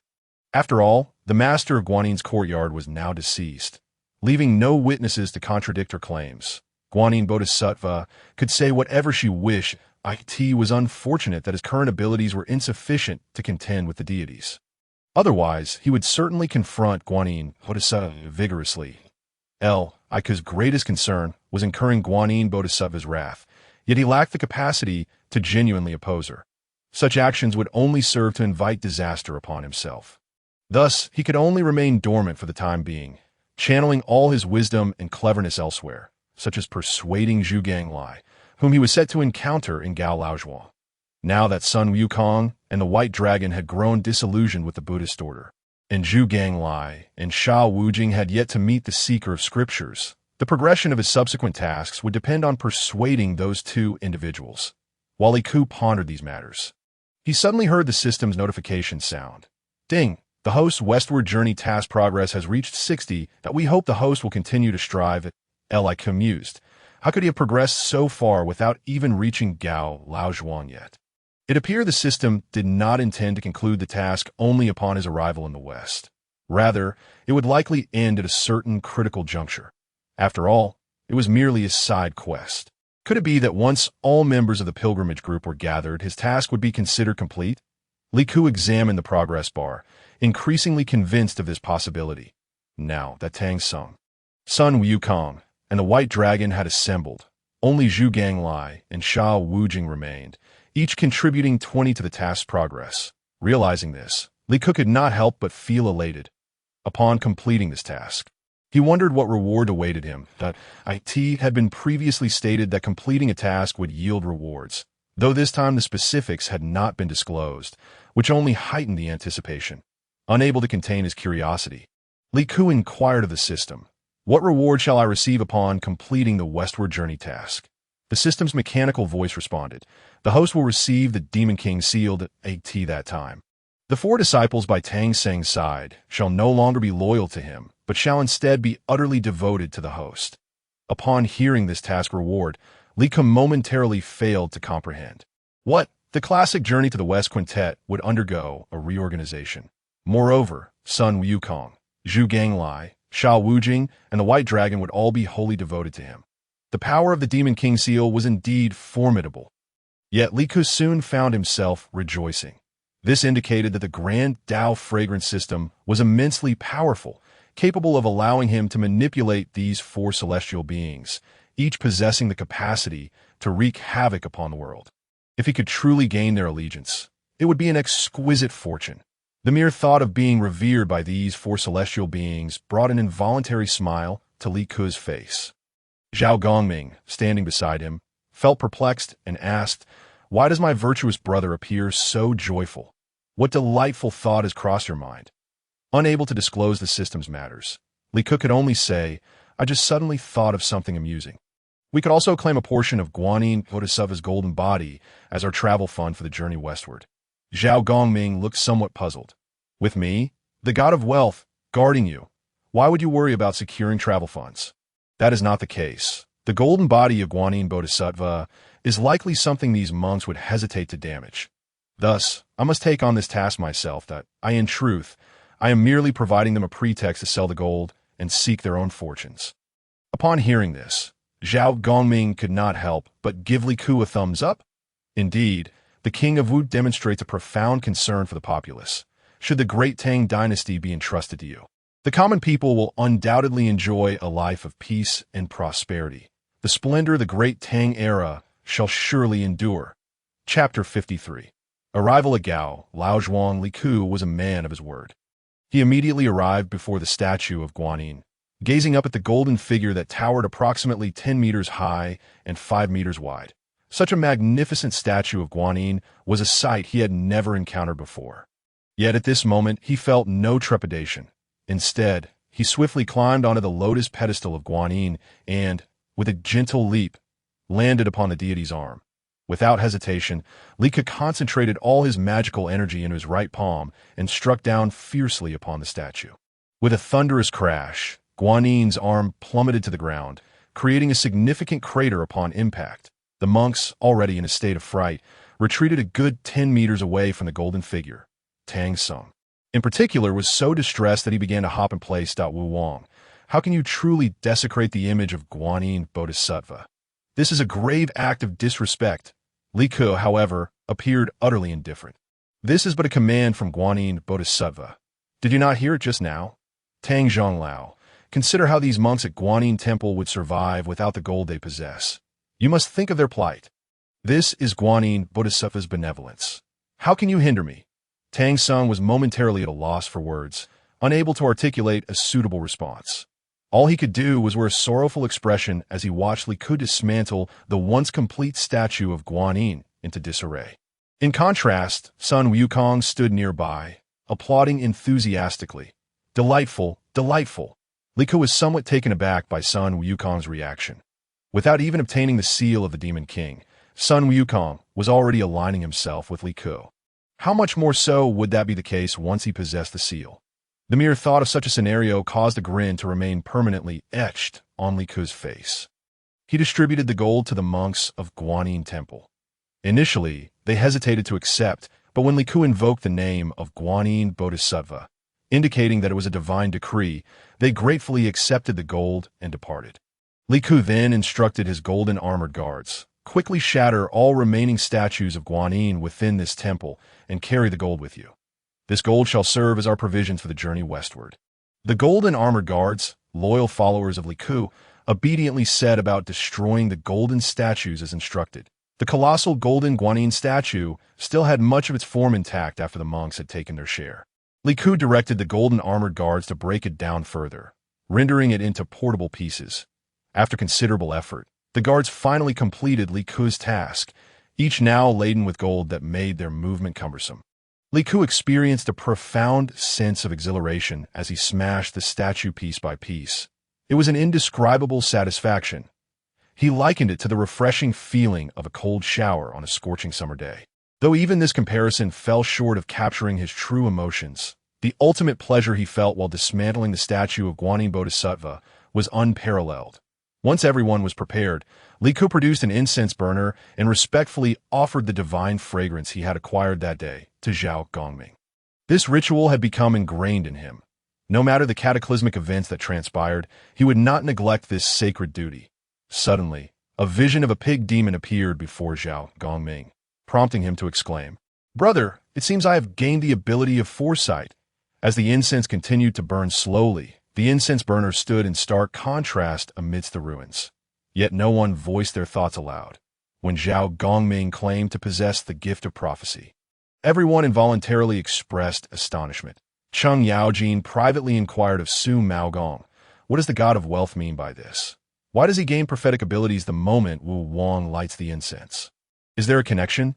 Su Maogong replied, "Whether there is a connection or not, let us not speculate. If you have doubts, perhaps you should directly ask Wu Wang. He is compassionate toward his subordinates and will not hold it against you." Being a straightforward man, Cheng Yaojin, encouraged by Su Maogong, boldly approached Li Ku to Wu Wang. "May I inquire if the incense you burn is for the god of wealth?" Li Ku saw no reason to conceal the truth and nodded earnestly. Zhao Gongming then described the vision that had materialized before him. "I have seen the great sage equal to heaven being carried by that pig demon." Sun Wukong interjected, "And what are my affairs? I must deal with this demon properly." After the incense had burned completely, the group resumed their journey. After several days of travel, they finally arrived at Gao Laojuan. However, they did not anticipate encountering a flustered young man shortly after entering the village. Upon seeing such a large group, he hurriedly tried to evade them. Yet, Sun Wukong, eager as ever, seized him by the collar and brought him before the others, demanding, "Have you done something wicked? Why do you appear so furtive in our presence?" The young man immediately replied, "I was merely frightened by your formidable presence and sought to avoid you." Not out of guilt, he continued, "The entire village is currently at dinner. Why are you not eating, but instead running around?" The young man fell to his knees before Sun Wukong, pleading, "Oh, demon grandparent, I beg you to spare me. We already have one demon in our household. With you added to the mix, our family simply cannot endure." "Who is a demon?" Sun Wukong retorted, "I am the illustrious great sage equal to heaven."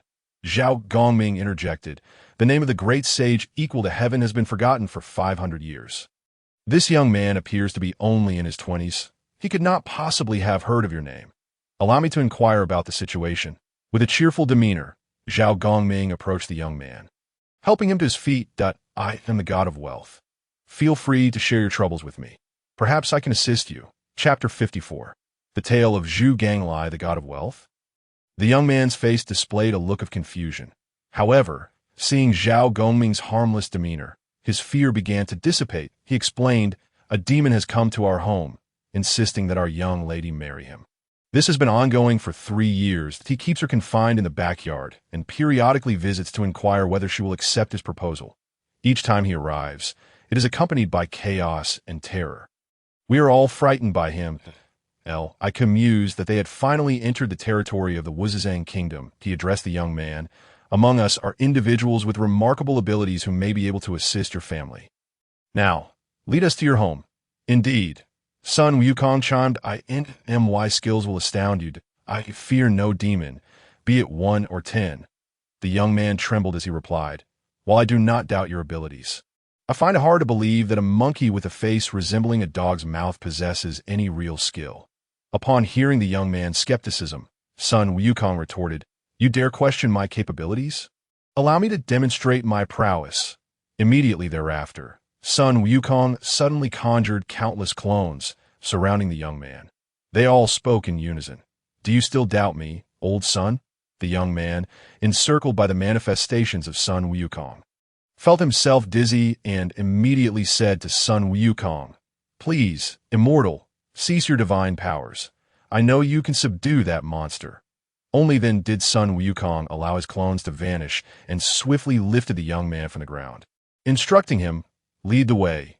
Disoriented, the young man stumbled forward, evidently still shaken from the earlier fright. As they progressed a short distance, they arrived at a grand estate. The young man approached and knocked on the door, which was promptly opened. He then ushered everyone inside his home. Ku instructed the Jinwu guard to proceed ahead, suggesting they set up tents outside Gao's residence to rest until they had captured the monster, after which they would regroup with the Jinwu guards. The Jinwu guards all bowed respectfully before taking their leave. A servant had already informed old Gao of Li Ku and the others' arrival, so he quickly came out to greet them.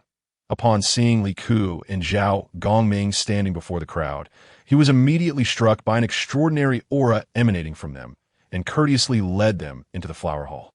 Unable to contain his impatience, Sun Wukong immediately addressed old Gao. "Pray, tell us about the monster's appearances. I am quite intrigued by its origins." Old Gao was startled at the sight of Sun Wukong. "Are you not a monster yourself?" At that moment, Tang Sung interjected, "Do not be alarmed, old Gao. This is my disciple. We are monks on a mission from the Tang Emperor to the west to obtain scriptures. Though his nature is mischievous, he harbors no ill intentions." Old Gao, reassured, placed a hand on his chest and turned to Li Ku, asking, "And who might you be?" Li Ku introduced himself. "I am the 3rd prince of the Tang Emperor. I intended to journey westward and was fortunate enough to accompany Elder Tang, so you need not fear us. We are all good people." Upon hearing Li Ku's identity, old Gao immediately knelt before him. "I did not realize a prince of the Tang Emperor had descended. I apologize for my inadequate reception that I hope the prince will not hold this against me." Ku hastily assisted old Gao to his feet, saying, "If you have any grievances, please do not hesitate to share."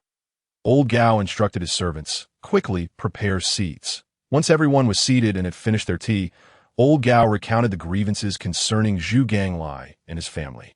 After listening to old Gao's account, Sun Wukong clasped his hands together and exclaimed, "This truly amuses me.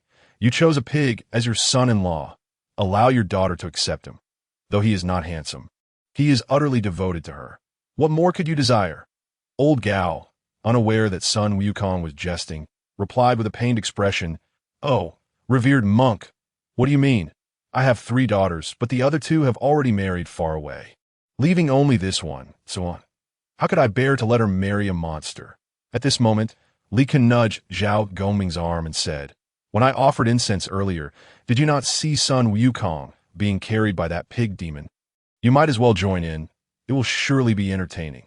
Zhao Gongming soon grasped Li Ku's intention and revealed a knowing smile. "This murky water, Zhao Gongming, am quite eager to stir." He then addressed old Gao. "Take us to where your daughter is confined. Today, I and the great sage will rescue her and subdue that monster." Old Gao's face lit up with joy. "Really? Do you truly possess such abilities?" At that moment, the young man sent by old Gao to seek experts against Zhu Ganglai approached and whispered a few words to him that I have witnessed the prowess of that monkey. He can conjure countless clones, He is nothing like the useless fellows we had previously sought. Old Gao's spirit soared, and he turned to Zhao Gongming and son Wukong, saying, "Please, follow me." He then instructed the young man. "Gao Kai, arrange accommodations for our remaining esteemed guests in our guest rooms, and ensure they are well fed and cared for." Gao Kai nodded in agreement, understood. Old Gao then confidently led Zhao Gongming and son Wukong to the backyard. After flying into the rear courtyard and rescuing Miss Salon, they transformed, one in its Salon's likeness, the other into another beautiful maiden. Awaiting Zhu Gonglie's arrival, night descended. Zhu Ganglai indeed came as anticipated. Upon entering the room, he was taken aback to find another stunning maiden beside Salon, whose beauty could only be described as breathtaking. Overjoyed, he exclaimed, "Pray tell, how did this fair maiden enter this chamber?" Chapter 55. I, Old Pig. Desire both of these brides. The woman transformed by Zhao Gongming spoke. "I, enchanted by martial Tianpeng, have descended to earth to seek union with you. Might you be willing?" Zhu Ganglai was instantly elated that a celestial maiden has graced me with her presence. How could I have failed to recognize such fortune? I never imagined that in my current form, I would capture the favor of a goddess. Zhao Gongming and son Wukong could hardly contain their laughter. However, Zhu Ganglai believed their smiles were simply expressions of delight at his presence. Zhao Gongming, suppressing his mirth, addressed Zhu Ganglai. Martial Tianpeng was once a figure of great admiration in the heavenly realm. Alas, this small fairy has never had the chance to associate with him. Now that he has fallen into hardship, I have come to follow him as for Zhu Gonglie's former identity as Martial Tianpeng. This was revealed to Zhao Gongming when Li Ku offered incense earlier, allowing him to witness Zhu Ganglai introducing himself to Tang Song, that he realized that as long as Li Ku offered incense, he could glimpse future events. When he shared this discovery with the others, they were astonished to learn that Martial Tianpeng had been cast down to the mortal realm for violating heavenly decrees, reincarnated into a pig-s form. The contrast of identities elicited laughter from all the Iku and Tang Sung had not yet fallen asleep, as Tang Sung had heard Li Ku mention acquiring another disciple. Initially skeptical, Tang Sung's disbelief turned to acceptance when Zhu Ganglai appeared before him, kneeling at his feet. Simultaneously, he couldn't help but wonder if this Wu Wang possessed foresight akin to the god of wealth. Such abilities were truly remarkable. Although the other party was a sage, he had never anticipated that their powers could reach such extraordinary heights. Meanwhile, Zhu Ganglai spoke up, "Master, I have come under the enlightenment of the Bodhisattva. Along the way, I have endured great mockery from the god of wealth and my senior brother. They took turns making me carry them, each heavier than the last, nearly exhausting me upon hearing this." Li Ku and the officials behind him erupted with laughter, particularly the instigator, Li Ku, who laughed uncontrollably. Just one son Wukong had caused Zhu Ganglai immense suffering. Now, with Zhao Gongming added to the mix, he could envision Zhu Ganglai being playfully tormented by the two deities. Tang Sung, too, struggled to suppress his amusement. He then addressed Zhu Ganglai. "From now on, I shall bestow upon you a new name, Zhu Beiji. You shall henceforth renounce indulgence and embrace the Buddhist path." "Yes, master, I shall obey." Upon hearing these words, Li Ku felt that his opportunity had finally arrived. He must transform all of Tang Sung's disciples into his own assets. Although Zhu Beiji did not possess the formidable powers of Sun Wukong, he was still capable of the 36 transformations and should not be underestimated. This was a crucial step in severing the Buddha's grasp and disrupting their plans. Thus, when the group set off again, Li Ku approached the burden-bearing Zhu Beiji and said, "Martial Tianpeng. O Martial Tianpeng, how lamentable it is that, despite having once been a celestial being, you now find yourself at the mercy of gods and Buddhas." Zhu Beiji, indeed harboring doubts, inquired, "What does Wu Wang mean by this?" Sensing that Zhu Beiji had taken the bait, Li Ku elaborated, "It was the Buddha's intent to cast you into the pig's womb. Otherwise, how could the deities in the heavenly court be so meticulous in their duties, yet commit such a grave error?" In truth, Zhu Beiji had contemplated this matter before. However, he had believed that the deities would not harbor any bias against him, attributing the oversight merely to negligence. Yet, now, With Li Ku bringing up the past, he felt as if he had previously underestimated the situation. Noticing the change in Zhu Beiji's expression, Li Ku continued, "Remember when you, Marshal Tianpeng, were so handsome and charming in the heavenly realm, living a life of ease? Why did Chang'an not take a liking to you and even reported you to the Jade Emperor for punishment?" This was all the machinations of Guanyin Bodhisattva, sowing discord on the Buddha's orders. Zhu Beiji was utterly taken aback. "How do you know this?" Li Ku feigned an air of mystery. "Just wait, I shall demonstrate shortly." He then commanded the system, Sinai, and I could believe that signing in beside Zhu Beiji would yield a considerable reward, as the latter had once possessed the aura of an immortal, as anticipated. The system promptly announced, "Ding! Host sign-in successful. Received 1 stick of holy grade incense." Iku was genuinely astonished to have obtained such a high-grade incense, having not received anything of such caliber in a long time. This filled him with immense joy. He quickly produced an incense burner and began to offer incense to Zhao Gongming. Zhao Gongming, witnessing events yet to unfold, approached Li Ku and remarked, "Dear brother, I seem to have glimpsed a paradise beyond this world. What is happening?" Li Ku replied with a smile, "This is the place we are about to traverse. After all, brother Gongming, do you not possess the ability of foresight?" Zhu Beiji, bewildered, exclaimed, "Is this for real? I, old pig, do not believe it. You merely burned a stick of incense for the god of wealth, and he can foresee future events. Such divine power surely belongs only to the Buddha and Bodhisattvas. Though the god of wealth holds a significant position, he cannot possibly reach such a level. Let us move forward and see for ourselves. Then you shall discern the truth of my words." After many days of travel, they arrived at a place of breathtaking beauty. Iku turned to the astonished Zhu Beiji and asked, "What do you think? As long as I offer incense, the god of wealth can comprehend all matters. Knowing your trivial affairs is but a simple task, since descending to the mortal realm and being reborn as a pig." Zhu Beiji had long since lost his former cleverness, becoming rather simple and honest. He quickly accepted Li Ku's words as truth. Who would have thought that the Buddha was scheming against me all along, with even Guanyin Bodhisattva as an accomplice? Guanyin has truly led me astray, leaving me to endure so many days of desolation and suffering in the Cloud Stack Cave. Had I been reborn as a human, I would not have faced such disdain. Even if I wished to marry, I would have frightened everyone away. Chapter 56. This scenery is enchanting. Ding! Congratulations, host, for severing the Buddha's grasp and disrupting their plans. The current progress of the task is at 4-5, as the host has achieved a certain progress in the task. A reward of 9,000 blades of snowfall is granted. This is an offensive magical artifact. When invoked, it can transform the falling snow into icy blades to attack enemies.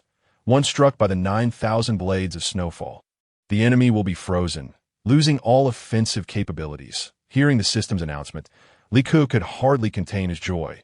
His task progress had advanced significantly, indicating that his persuasion of Zhu Beiji had been remarkably successful. Furthermore, possessing the 9,000 blades of snowfall would mean that he need not fear heavenly soldiers at all. As these thoughts crossed his mind, his elation was uncontainable. Yet, that was not the end of it. Ding! The progress of the host's journey to the West task has reached 80. The host is encouraged to continue their efforts. Ha! Li Ku laughed heartily within. Once he had successfully recruited Sha Wujing, his task would be complete, and he would receive the Demon King sealed. At that point, Tang Seng's 4 disciples would be entirely at his command. Each of them possessed divine powers, especially Sun Wukong, who could traverse heaven and earth, omnipotent. If he could gain Sun Wukong's allegiance, he could essentially wipe out half of the deities in the heavenly realm. When he finally confronted the Buddha, Tang Seng's 4 disciples would surely lend him their strength. What was there for him to fear? As they ventured forth, they entered a realm that resembled a fairyland. Trees blossomed with myriad flowers, their petals dancing and fluttering in the breeze, the blossoms in various colors and accompanied by enchanting fragrances, enveloped the travelers in a state of intoxication. As the petals fell upon them, they felt an invigorating sensation. The melodious chirping of birds added to the ambience, and the soft grass beneath their feet felt like walking on a plush carpet, creating an illusion of effortless movement. As mere mortals, They had never encountered such a paradise. Thus, they became unwittingly entranced. The golden-winged guards even began to lose their composure. That's so beautiful. So beautiful. I wish to remain here forever. Never to leave. Gold and weapons mean nothing to me. I would relinquish everything just to live here. Li Ke thought to himself that this was troubling. While the place appeared stunning, it possessed a bewitching quality that could ensnare the heart. He promptly turned to Zhao Gongming, saying, "Brother Gongming, please help restore the senses of those golden-winged guards. Otherwise, if they become lost here, they may face dire consequences. Have you not noticed? Although the place is filled with flowers and celestial herbs, there are no fruits. If they abandon everything, how will they survive? This is a massive trap." Zhao Gongming had also been entranced by the beauty and had not considered that the most alluring things could be the most perilous. With Li Ke's reminder, his awareness returned. "Dear brother, thank you for your warning. Otherwise, I too might have succumbed here. I shall now cast a spell to restore the senses of the golden-winged guards." Zhao Gongming began to chant incantations, a thread of golden light emanating from his hand, transforming into myriad sparkling points of light that scattered over the golden-winged guards, previously entranced and dazed. The guards suddenly regained their senses as the lights enveloped them, bewildered to find gold and weapons strewn upon the ground. "What just happened? I can't recall anything at all." One exclaimed, "It feels as though I have blacked out after drinking." Another chimed in, their minds blanked. Li Ke then proclaimed, "Just now, your consciousness was nearly consumed by the beauty of this place. Thankfully, the god of wealth saved you, or you would have met a grim fate. Do you not owe your gratitude to the god of wealth?" Upon hearing Li Ke's words, the golden-winged guards immediately knelt down. "Thank you, god of wealth, for saving our lives." Li Ke then instructed them, "You must quickly offer incense to the god of wealth to express your gratitude." The crowd indeed began to light incense. Zhao Gongming nodded, just about to express his gratitude to Li Ke when he suddenly felt a powerful surge of faith rushing into his body. In that instant, he found himself slightly dazed. When he regained his composure, he realized that the reverence of the Jinwu guards towards him had significantly deepened, which explained the earlier occurrence. Zhao Gongming then cheerfully gestured with his hand, urging them to rise. "Please, get up. Since I share a brotherly bond with your King Wu, it is only fitting that I assist you in reclaiming your consciousness." Following Zhao Gongming's words, the Jinwu guards finally stood up, simultaneously retrieving their gold and weapons. At that moment, Tang Sung inquired, "Surely there are no demons here? What could cause the Jinwu guard to nearly lose their consciousness?" Sun Wukong couldn't help but chuckle, responding, "Master, since when did you acquire such extraordinary abilities to discern the presence of demons in a place? If you possess such powers, what need do I have to intervene?" Tang Sung promptly laughed in return. "I merely spoke without much thought. Yet, I am somewhat puzzled as to why it is only the Jinwu guards whose consciousness was affected by this scenery, while we have encountered no such issues. After all, I am but a mortal." Li Ke then addressed Tang Sung. "The civil and military officials I lead each possess extraordinary destinies. And as for you, Tang Zhonglao, being the reincarnation of the golden cicada, you inherently carry your own karmic ties. Thus, in the presence of such breathtaking scenery, it is only natural that you remain unaffected. However, the Jinwu guards are different. They're the most ordinary of mortals, easily enchanted by the beauty surrounding them, which is entirely understandable." Tang Sung appeared to be enlightened, exclaiming, "Ah, I see." Just then, a somewhat hoarse voice interrupted, "Who are you?" Chapter 57. Would this prince ever succumb to such temptation? Everyone turned towards the source of the voice and discovered a massive bird's nest perched atop a giant tree. This nest was woven from green branches. Remarkably, the leaves above, despite being severed from the nurturing tree, remained lush and vibrant, showing no signs of withering. The tree itself was so large that it would take dozens of people holding hands to encircle it. The enormous nest had a diameter of nearly 5 to 6 meters, and within it sat a kindly-faced old monk. Who recognized that they had arrived at the abode of the Wuchao Zen master on foot a mountain. Indeed, after Tang Sung introduced himself and clarified the identities of Li Ke and the others to the Wuchao Zen master, the master gracefully descended from the nest, standing before them. However, To Li Ke's surprise, the Wuchao Zen master did not continue conversing with Tang Song, but instead approached him directly, saying, "So you are the third son of the Tang Emperor.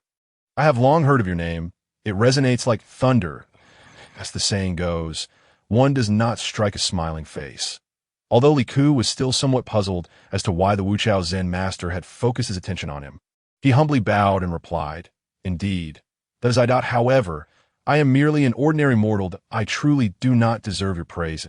I could see this moment, son Wukong." Impatient, urged the Wuchao Zen master, "You should introduce yourself as well. Who are you? Why do you keep fixating on the King Wu?" The Wuchao Zen master, upon hearing Sun Wukong's words, did not take offense but instead smiled warmly, saying, "I am the Wuchao Zen master, and I have been cultivating here, which has influenced the aura of this place, making it resemble the heavenly realm." Sun Wukong then remarked, "Indeed, as this old man claims, the heavenly realm is no different from this earthly beauty. I have ascended and know well what it is like." Cheng Yaojin looked puzzled and asked Sun Wukong, "Is it true, great sage? Does the sky truly mirror the beauty of this earth? If so, then have we not stumbled upon a great fortune?" Sun Wukong danced with joy, declaring, "Indeed, indeed. You all are merely basking in the light of King Wu. If it were not for King Wu leading you on this journey to the west, you would never have witnessed such beauty nor encountered this old man. And this old man is no ordinary being." The Wuchao Zen master then scolded, "You rascally monkey! Not only do you fail to address me as Wuchao Zen master, but you also refer to me as old man repeatedly. That I have a few words to share with you." Sun Wukong chuckled, "I am all ears, old man." The Wuchao Zen master responded with a smile, "A wild boar carries a burden, and a water demon meets its fate. An aged stone monkey bears no wrath." Upon hearing this, Sun Wukong was incensed. "You dare to insult me as an old stone monkey? I shall surely smash your bird's nest to pieces." As Sun Wukong swung his golden staff to strike the nest, it suddenly ascended into the heavens, causing his blow to miss.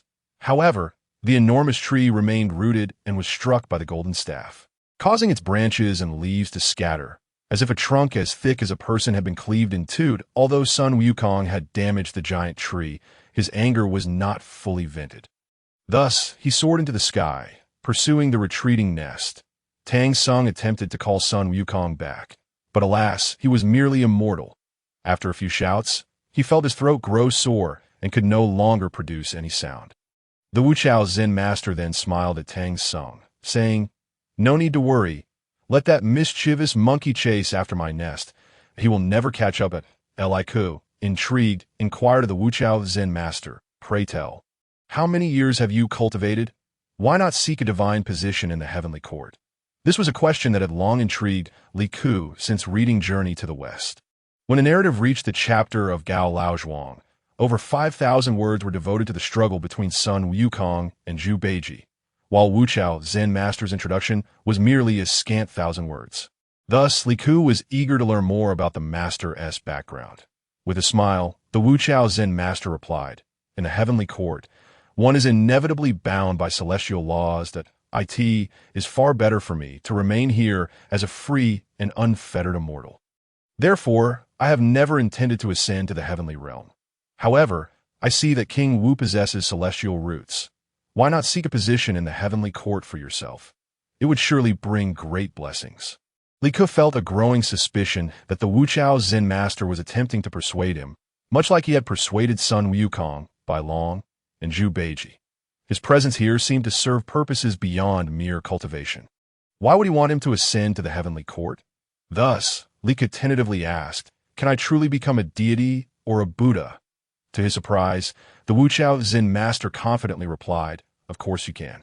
Li Ke suddenly burst into laughter. "I merely tested you, and you let slip your true motives. Did you not claim that you had no ties to the deities of the heavenly realm? How then can you assert that I can become a deity?" The Wuchao Zen master's expression shifted abruptly, no longer the amiable visage from before, now tinged with a hint of ire. "I have shown you a clear path, yet you refuse to even try. Truly, you are but a common mortal, unworthy of counsel." Yet Li Ke maintained his cheerful demeanor. "Then may I inquire if your suggestion for me to become a deity is indeed the will of the Bodhisattva? The Wuchao Zen master's previous calm demeanor faltered, and he appeared momentarily flustered. And no, it cannot possibly be the Bodhisattva's intent. You must not presume. Master Wuchao appeared to be genuinely flustered, to the extent that he began to stutter. Meanwhile, Li Ku's mind was as clear as a mirror. It dawned on him that the Buddhist sect had taken notice of him. Surely, his previous attempts to persuade Sun Wukong, the White Dragon, and Zhu Beiji had reached the ears of the Tathagata Buddha. Consequently, they had promised him certain benefits. However, he was merely immortal. Should he abruptly attain an immortal form, it was highly likely that he would lose his spiritual awareness, that in such a scenario, he would merely become a puppet manipulated by the deities. Once they had exhausted their use for him, he would likely be discarded like an old shoe. This unprofitable transaction was not something Li Ku was inclined to pursue. Chapter 58. A matter that cannot be concealed. Li Ku shrugged his shoulders. Regrettably, I lack such fortune to become a deity. I merely wish to live as a carefree prince among mortals. He felt immensely grateful for Master Wu Chao's earnest efforts. Seeing that he could not sway Li Ku and was instead becoming subservient, Master Wu Chao hastily bowed to Li Ku and then approached Tang Sung. I now impart to you 54 verses of the Heart Sutra, totaling 270 characters.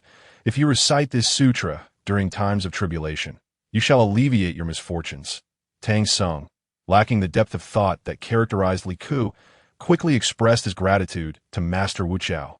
Thank you, Master, for bestowing this sutra upon me.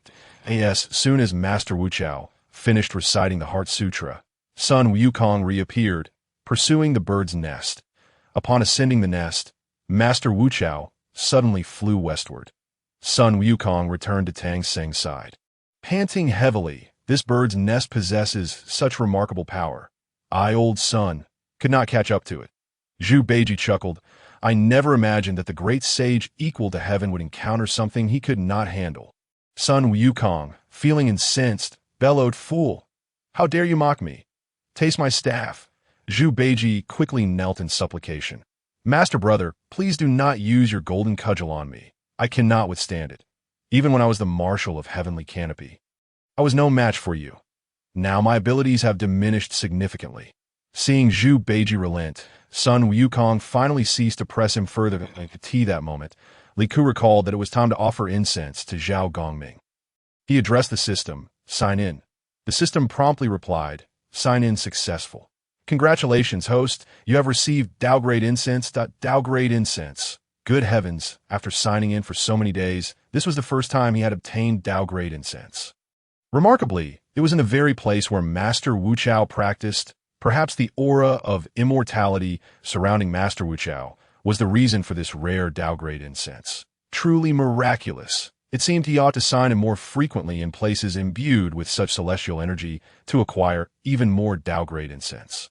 The joy within Li Ku was beyond description, and a broad smile illuminated his face.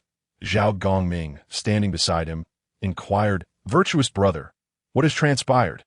Have you encountered some great joy? Li Ku replied, This is a moment of great joy for both of us. Just wait while I offer incense for you.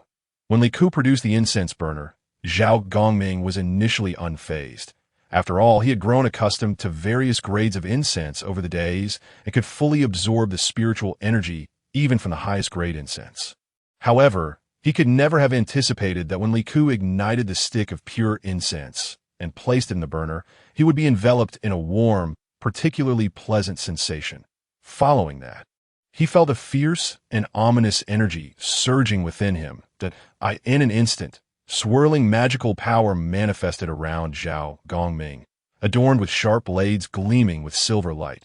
Should anyone dare to attack him at that moment, they would surely be harmed by these blades. As Zhao Gongming observed the remaining half-stick of pure incense, he began to devise a method to control the swirling magical energy.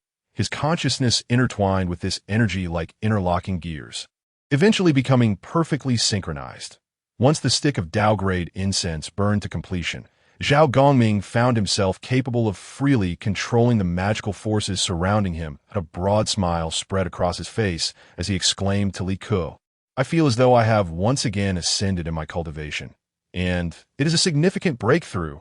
Li Ke mused that since he had offered Dao Great Incense to Zhao Gongming, it was only natural that it would yield the expected results. At that moment, Li Jing suddenly remarked, "God of wealth, the golden aura surrounding you has become increasingly pronounced. It would be easy for mortals to discern that you are a deity." Zhao Gongming, belatedly realizing the truth, asked, "Is it truly that obvious?" The civil and military officials behind Li Ke nodded in unison. It could not be more evident. Dressed in a bright red robe, he was already conspicuous, and now, with a golden glow enveloping him, it was clear he was the god of wealth descending to bestow riches upon mortals. If Zhao Gongming accompanied these mortals to other realms, it would be simple for them to recognize his uniqueness. At this moment, Zhao Gongming began to exert effort to restrain his celestial power. After about the duration of another stick of incense, he finally managed to gain control over the surging celestial energy within him. Previously, his celestial power had been as vast as an unending ocean, and he had never conceived that his once limited power could transform into such an expansive force so swiftly. He remained unaware that this was the result of the Dao Great Incense Li Ke had burned. He knew that when Li Ke offered him incense, he could gain spiritual energy. However, Zhao Gongming had not considered that the quality of incense varied. Today, he had received the spiritual energy from Dao Great Incense. And if he did not achieve a significant breakthrough, it would be a disservice to the reputation of such incense. Once all was settled, Zhao Gongming felt completely at ease. He took Li Ke's hand and said, "Initially, I regarded you merely as a follower, but we later became friends, and now we are brothers. There is something I wish to ask, though I am uncertain if I should go ahead. How is it that the spiritual energy you provide me is so potent?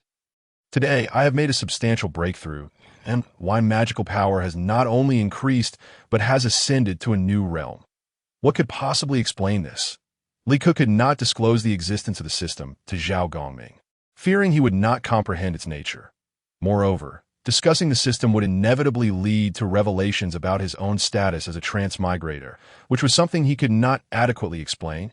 Thus, he feigned a look of bewilderment. "What? I merely burn a stick of incense for you daily, as per my mother's instructions. I never imagined it would have such a profound effect on you." Li Ke's act of feigning ignorance went unnoticed by Zhao Gongming, who found himself feeling perplexed. So that is the case. Perhaps it is due to the overwhelming power of your faith. That can only be the explanation. Indeed, that must be it. After their discussion on the matter concluded, the group set off once more. Along the journey, the enchanting scenery, reminiscent of a celestial realm, bestowed upon them by Master Wu Chao's cultivation, captivated everyone. However, this wondrous atmosphere was not extensive. They soon exited this otherworldly locale after walking for approximately the duration of a stick of incense. Chapter 59. Errant thoughts. As night fell, the group erected tents in the wilderness. Li Ke, however, began to meditate within his own tent. During this period, he had dedicated 2 hours each night to his practice, sacrificing sleep. Yet this training did not impede his clarity of mind. Upon awakening the following day, he felt no drowsiness whatsoever. Rather, he sensed that his spiritual awareness had become even more acute, with the Emperor's seal nestled in his bosom. He commenced his meditation. This time, he sensed that he had arrived at an exceedingly prosperous location. Upon careful observation, he realized that this was none other than Chang'an City, the very street where his Wu Wangfu was situated. Upon his return, Li Ke found the place to be even more raucous than when he had left, teeming with a throng of people. Amidst this multitude, a particular voice rang out with remarkable clarity. "Come quickly, witness the magic show. It is truly miraculous. If you miss it, you shall regret it for a lifetime." Intrigued by the proclamation, Li Ke followed the sound to the innermost circle of onlookers. At the center stood a man with a long beard, exuding an air of refinement, resembling a scholarly figure rather than a magician. He was extracting a fishbowl from his robe, within which swam 3 goldfish. "How astonishing!" gasped the crowd. Indeed, it seemed as though he had divine assistance. The common folk around Li Ke began to clap their hands in delight, with some tossing their spare coins into the copper basin at the magician's feet. In no time, the basin was overflowing, almost spilling over. Li Ke thought to himself, "This is rather excessive." The basin, as large as a wash basin, had been filled to the brim with the gold and silver offerings from the crowd, leaving him utterly astonished. Having lived for over 20 years, he had never witnessed such a spectacle. The magician, upon seeing the bounty, remained unfazed. He poured the coins into a burlap sack and placed the basin before him once more. He then resumed his performance, captivating the audience with every gesture, particularly Li Ku, who felt the magician possessed extraordinary abilities. Each time, the magician produced another bowl of goldfish, with their numbers seemingly multiplying until there was scarcely space for them to swim. At that moment, Li Ku called out to the magician, "Can you conjure something larger?" The magician appeared to have been waiting for this very request. In an instant, he made the bowl of goldfish vanish and turned to Li Ku, asking, "Pray tell, what would you like me to conjure?" After a moment's contemplation, Li Ku replied, "Could you summon a whale from the sea?" The crowd gasped and murmured in disbelief. Was this man out of his mind? To conjure a mere trick is already remarkable. How could one possibly summon a creature of such magnitude from the ocean? Clearly, he intended to challenge the magician beyond reasonable limits. Yet, amidst the clamor of disapproval, the magician burst into hearty laughter. "What is a whale, after all? Very well. I shall summon one, but you must ensure to widen your circle, lest the falling whale cause any harm." The crowd, taken aback by the magician's audacity to promise such a feat, instinctively began to retreat. Some inquisitive souls voiced their concerns. "Are you trying to deceive us? What if you cannot produce a whale?" The magician, undeterred, addressed Li Ku again. "Since this request originated from you, why not wager a bet? If I fail to summon a whale, I shall cease my performances and vanish from Chang'an forever." Li Ku, inspired by the magician's confidence, felt a surge of competitive spirit. "And if you succeed, what would you require of me?" The magician chuckled heartily. "Nothing too onerous, merely that you refrain from burning incense henceforth." "What?" Li Ku exclaimed, incredulous at the simplicity of the demand. Indeed, compared to the magician's potential exile from the Tang realm, the penalty for Li Ku seemed trivial. Yet upon hearing this, Li Ku was struck with a sense of dread. If he could no longer burn incense for Zhao Gongming, the system might sever its ties with him. He had embarked on a journey westward. Without the system's support, Zhao Gongming could no longer accompany him. The rewards within reach would vanish, and his entire plan for the westward pilgrimage would be jeopardized. Realizing the gravity of the situation, Li Ku pointed an accusatory finger at the magician. "You shall not ensnare me in this wager. You are but a figment of my imagination, a mere illusion. All of this is but a mirage. You are all false." As he uttered these words, he abruptly opened his eyes to find himself still within the confines of his tent. He inquired of a guard, "What hour is it?" The guard respectfully replied, "It is already the hour of the tiger." I could wipe the sweat from his brow, relieved to have awakened in time. Otherwise, he might have committed an irreversible folly. At that moment, the system's voice chimed in. "Ding! Congratulations, host. Your current cultivation points have reached 633. 111. With the enhancement of the Human Emperor seal, your cultivation points now total 894. 271. Li Ku realized something remarkable. The augmentations from the Human Emperor seal seemed to be increasing. Perhaps it was due to his advancing level of cultivation. At this juncture, Li Ku felt no traces of fatigue and decided to sign in first. After receiving a stick of celestial great incense, he offered it to Zhao Gongming. Anticipating no significant events on the day's journey, he signed in without hesitation. As expected, the incense he received was of a modest celestial grade. However, he anticipated encountering the yellow rat's spirit ahead. Perhaps he could procure a higher grade incense at the entrance of its lair. Chapter 60. Alas, the guard has disappeared. As their party continued onward, they arrived at a thatched cottage. Tang Sung, representing the group, knocked on the door. An elderly man and a child appeared before them. Upon seeing Tang Sung's kind demeanor, the old man joyfully inquired, "Might I ask where this esteemed monk hails from?" Tang Sung joined his palms in respect and replied, "I am a monk from the eastern Tang, journeying to the west in search of sacred scriptures." He gestured towards Li Ku. "This is Prince Li Ku of the Tang. We have come to this place not to covet your home, but to request a meal." The old man, noticing the nearly 100 people behind Tang Sung, began to tremble, his voice quivering. "So many wish to dine." "Alas, my supplies are insufficient." Tang Sung then asked, How much food do you have remaining? The old man displayed a pained expression. I fear that after 2 or 3 more meals, there will be nothing left. Upon hearing this, Zhu Beiji fell to the ground, flailing his legs that I, old pig, have a great appetite. How fortunate to find a place to eat. Yet you have no surplus. What shall I eat? Without food, I cannot continue. Sun Wukong approached Zhu Beiji, tugging at his ear. Fool, you must maintain your dignity. Do you not see how you have abandoned the image of Marshal Tianpeng? Yet Zhu Beiji, in a fit of despair, continued to lament. The old man, at a loss for how to handle Zhu Beiji's antics, finally said, If you are so hungry, I shall offer all my remaining provisions for your consumption. After all, my grandchild and I are destined to starve sooner or later. A day more or less makes no difference. I could have been silently observing from the sidelines, but at this moment, he ventured into the old man's humble abode alongside Tang Sung. Due to the considerable number of attendees, only the civil and military officials followed Li Ku into the thatched cottage, while the remaining Jinwu guards remained outside.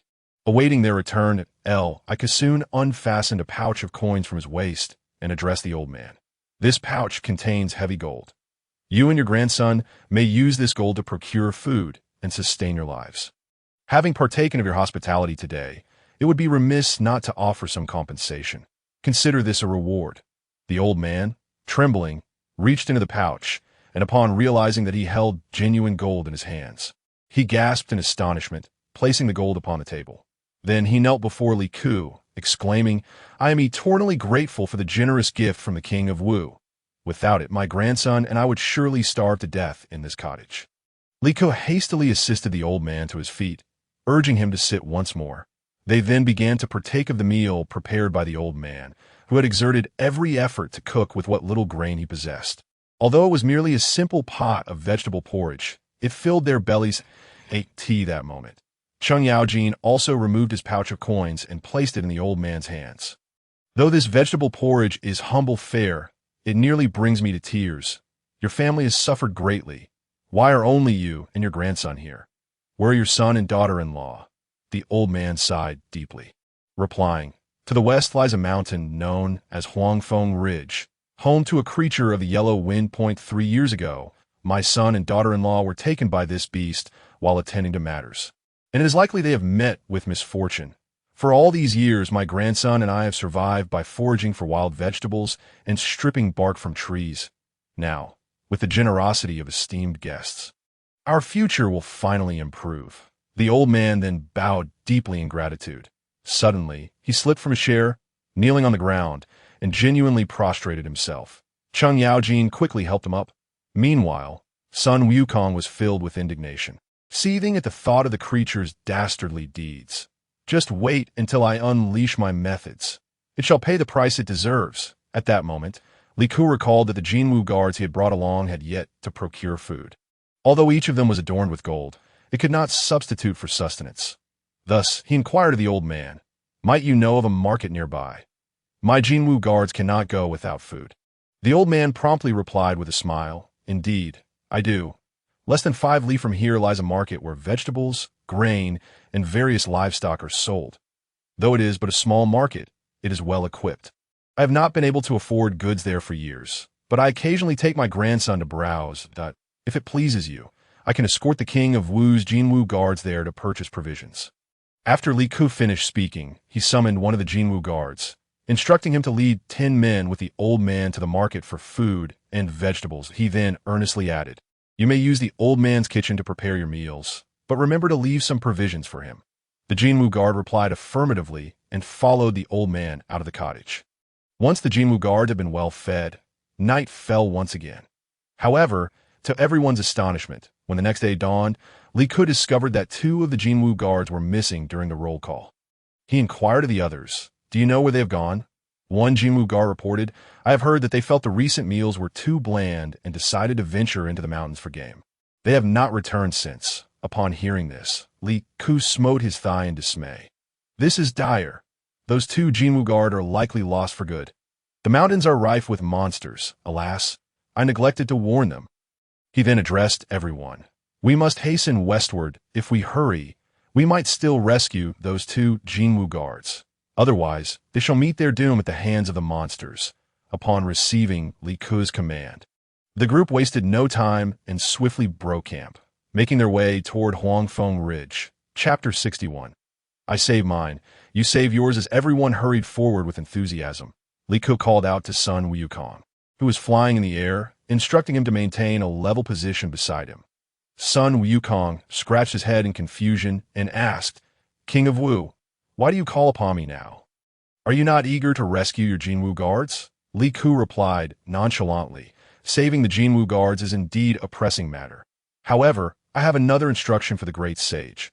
When we reach Huangfeng Ridge, it is likely that Tang Sung will be captured by the mountain's monsters. To that point, do not act too hastily. Although the Buddhist sect has set numerous traps along the way to ensnare Tang Sung, you need not exert yourself excessively, merely delay them. Those monsters, having received instructions from the Buddha, will not immediately consume Tang Sung. Thus, there's no need for you to be overly anxious. Moreover, have you forgotten the grievances between you and the Tathagata Buddha? Simply bide your time and see if the Tathagata can maintain his composure. Sun Wukong's expression shifted to one of enlightenment. I see now. Thank you, King of Wu, for your guidance. The current Sun Wukong was a far cry from the one of the past. After Li Ke's counsel, he had completely discerned the Buddhist sect schemes. Ultimately, he was but a tool to be exploited, and all of this was a play orchestrated by the Tathagata Buddha himself. Upon their arrival at Huangfeng Ridge, the group was caught off guard when a sudden malevolent wind swept through. This fierce wind came with such speed that it rendered their eyes unable to open, sending dust and debris swirling. Everyone instinctively raised their arms to shield their eyes from the encroaching particles. Fortunately, Li Ke and his civil and military officials were shielded by the golden will conjured by Zhao Gongming, preventing them from being swept away by the sinister gust. However, Zhao Gongming's celestial power could only protect this small group at present. Safeguarding the over 100 Jinwu guards would require considerable time and effort. Reliant on Li Ke's offerings to accumulate energy for protection, that it was only when the oppressive wind finally settled that they realized the grim truth. Over 100 Jinwu guards in Tang Sung had vanished without a trace. At that moment, Zhu Beiji collapsed by the roadside, weeping bitterly. Oh no, our master is gone. He must have been taken by the monsters. Who knows if they plan to steam him or braise him? Perhaps we should quickly divide our belongings and go our separate ways. Thankfully, our master has a few treasures. Otherwise, I would claim the brocade cassock, and you could take the golden bowl that I couldn't help but chuckle inwardly at the sight of Zhu Beiji. After all, it was through his persuasion that Zhu Beiji had come to this point. Otherwise, he wouldn't have immediately thought of dividing the luggage instead of rushing to rescue Tang Sung at this moment. Both Sun Wukong and Zhu Beiji had distanced themselves from the Buddhist faith, though they had yet to openly express their sentiments. However, Li Ke was also faced with a pressing matter. Over 100 of his Jinwu guards had been captured by the monsters. Thus, it was imperative for him to rescue his guards. Tang Sung possessed the Heart Sutra gifted by Master Wu Chao. As long as he continuously recited it, the monsters would find it challenging to devour him. Yet there was no such assurance for his 100-plus Jinwu guards that as Li Ke pondered this predicament, they reached the entrance of the Huang Shujing's lair. Sun Wukong stepped forward to knock on the door. Sure enough, Huang Shujing soon emerged and unleashed a malevolent wind that swept Sun Wukong away to an unknown location. Seizing the opportunity, Li Ke addressed Huang Shujing, demanding, "Return my Jinwu guards." Huang Shujing, brimming with arrogance, retorted, "It has been ages since I've seen so many people. They will suffice for my little demons to feast on for 3 to 5 years. If you wish to reclaim your guards, you might as well forget it." At that moment, Zhao Gongming leaped down from his horse and approached Huang Shujing. You know who I am. The god of wealth, who doesn't know of your current flourishing state. Though we are in a remote area, we have heard whispers of the grand sacrifices held by the Tang dynasty. The deity being honored is none other than you, the god of wealth. How is it that you have suddenly become entangled with Tang Sung and his companions? Zhao Gongming scolded Huang Shujing. "You audacious monster! How dare you inquire about my origins? Release them at once. Otherwise, I shall resort to my methods." While Zhao Gongming was engaged in conversation with Huang Shujing, Li Ke discreetly sidled away to sign in. Ding! Congratulations, host, for successfully signing in and receiving a stick of holy grade incense. To obtain a stick of holy grade incense at Huangfeng Ridge was an unforeseen boon for Li Ku. However, upon reflection, he realized that Huang Shujing was originally the guardian deity of the mountain for Lingji Bodhisattva. He was indeed a celestial being, making his successful sign-in and the acquisition of holy grade incense quite reasonable. Upon receiving the holy grade incense, Li Ku immediately offered it to Zhao Gongming. Instantly, Zhao Gongming felt as though his feet were firmly anchored to the ground, making it exceedingly difficult to move. Coincidentally, he had just reached an impasse in his negotiations with Huang Shujing, who began to unleash the malevolent wind once more. Yet, Zhao Gongming remained motionless. Huang Shujing, taken aback by this unexpected sight, hastily attempted to retreat into his lair.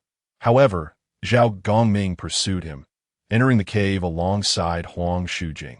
Soon after, Zhao Gongming discovered a boundless surge of energy swirling within his dantian, reminiscent of tumultuous ocean waves.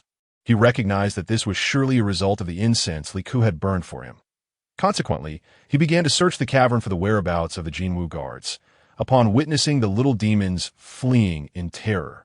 The guards understood that Li Ku had come to rescue them alongside Zhao Gongming. They simultaneously emitted signals for help. Zhao Gongming finally located them, swiftly untied their bonds, and led them out of the monster's lair. When Cheng Yaojin saw Zhao Gongming emerging from Huang Shujing's cave accompanied by the Jinwu guards, he rushed forward, exclaiming, "God of wealth, you are truly remarkable. Even the great sage equal to heaven feared the monster's malevolent wind. Yet you stood unfazed. You have successfully rescued these Jinwu guards, which is indeed a great achievement." Chapter 62. Your mountain guardian slaughters. At this moment, Sun Wukong staggered back. The malevolent wind of the monster had indeed been formidable, blowing him to a desolate place. It took some time for him to retrace his steps. Upon seeing the Jinwu guards behind Zhao Gongming, he was utterly astonished. "God of wealth, how did you manage to save them?" Zhu Beiji chuckled and replied, "You must ask me, the old pig. I will recount the merits of the God of wealth in full detail." Zhu Beiji then began to vividly describe the scene he had witnessed, leaving Sun Wukong in awe. "I never anticipated that the God of wealth possessed such extraordinary powers. I find myself humbled." Zhao Gongming offered a courteous gesture to Sun Wukong, exuding an aura of amiability.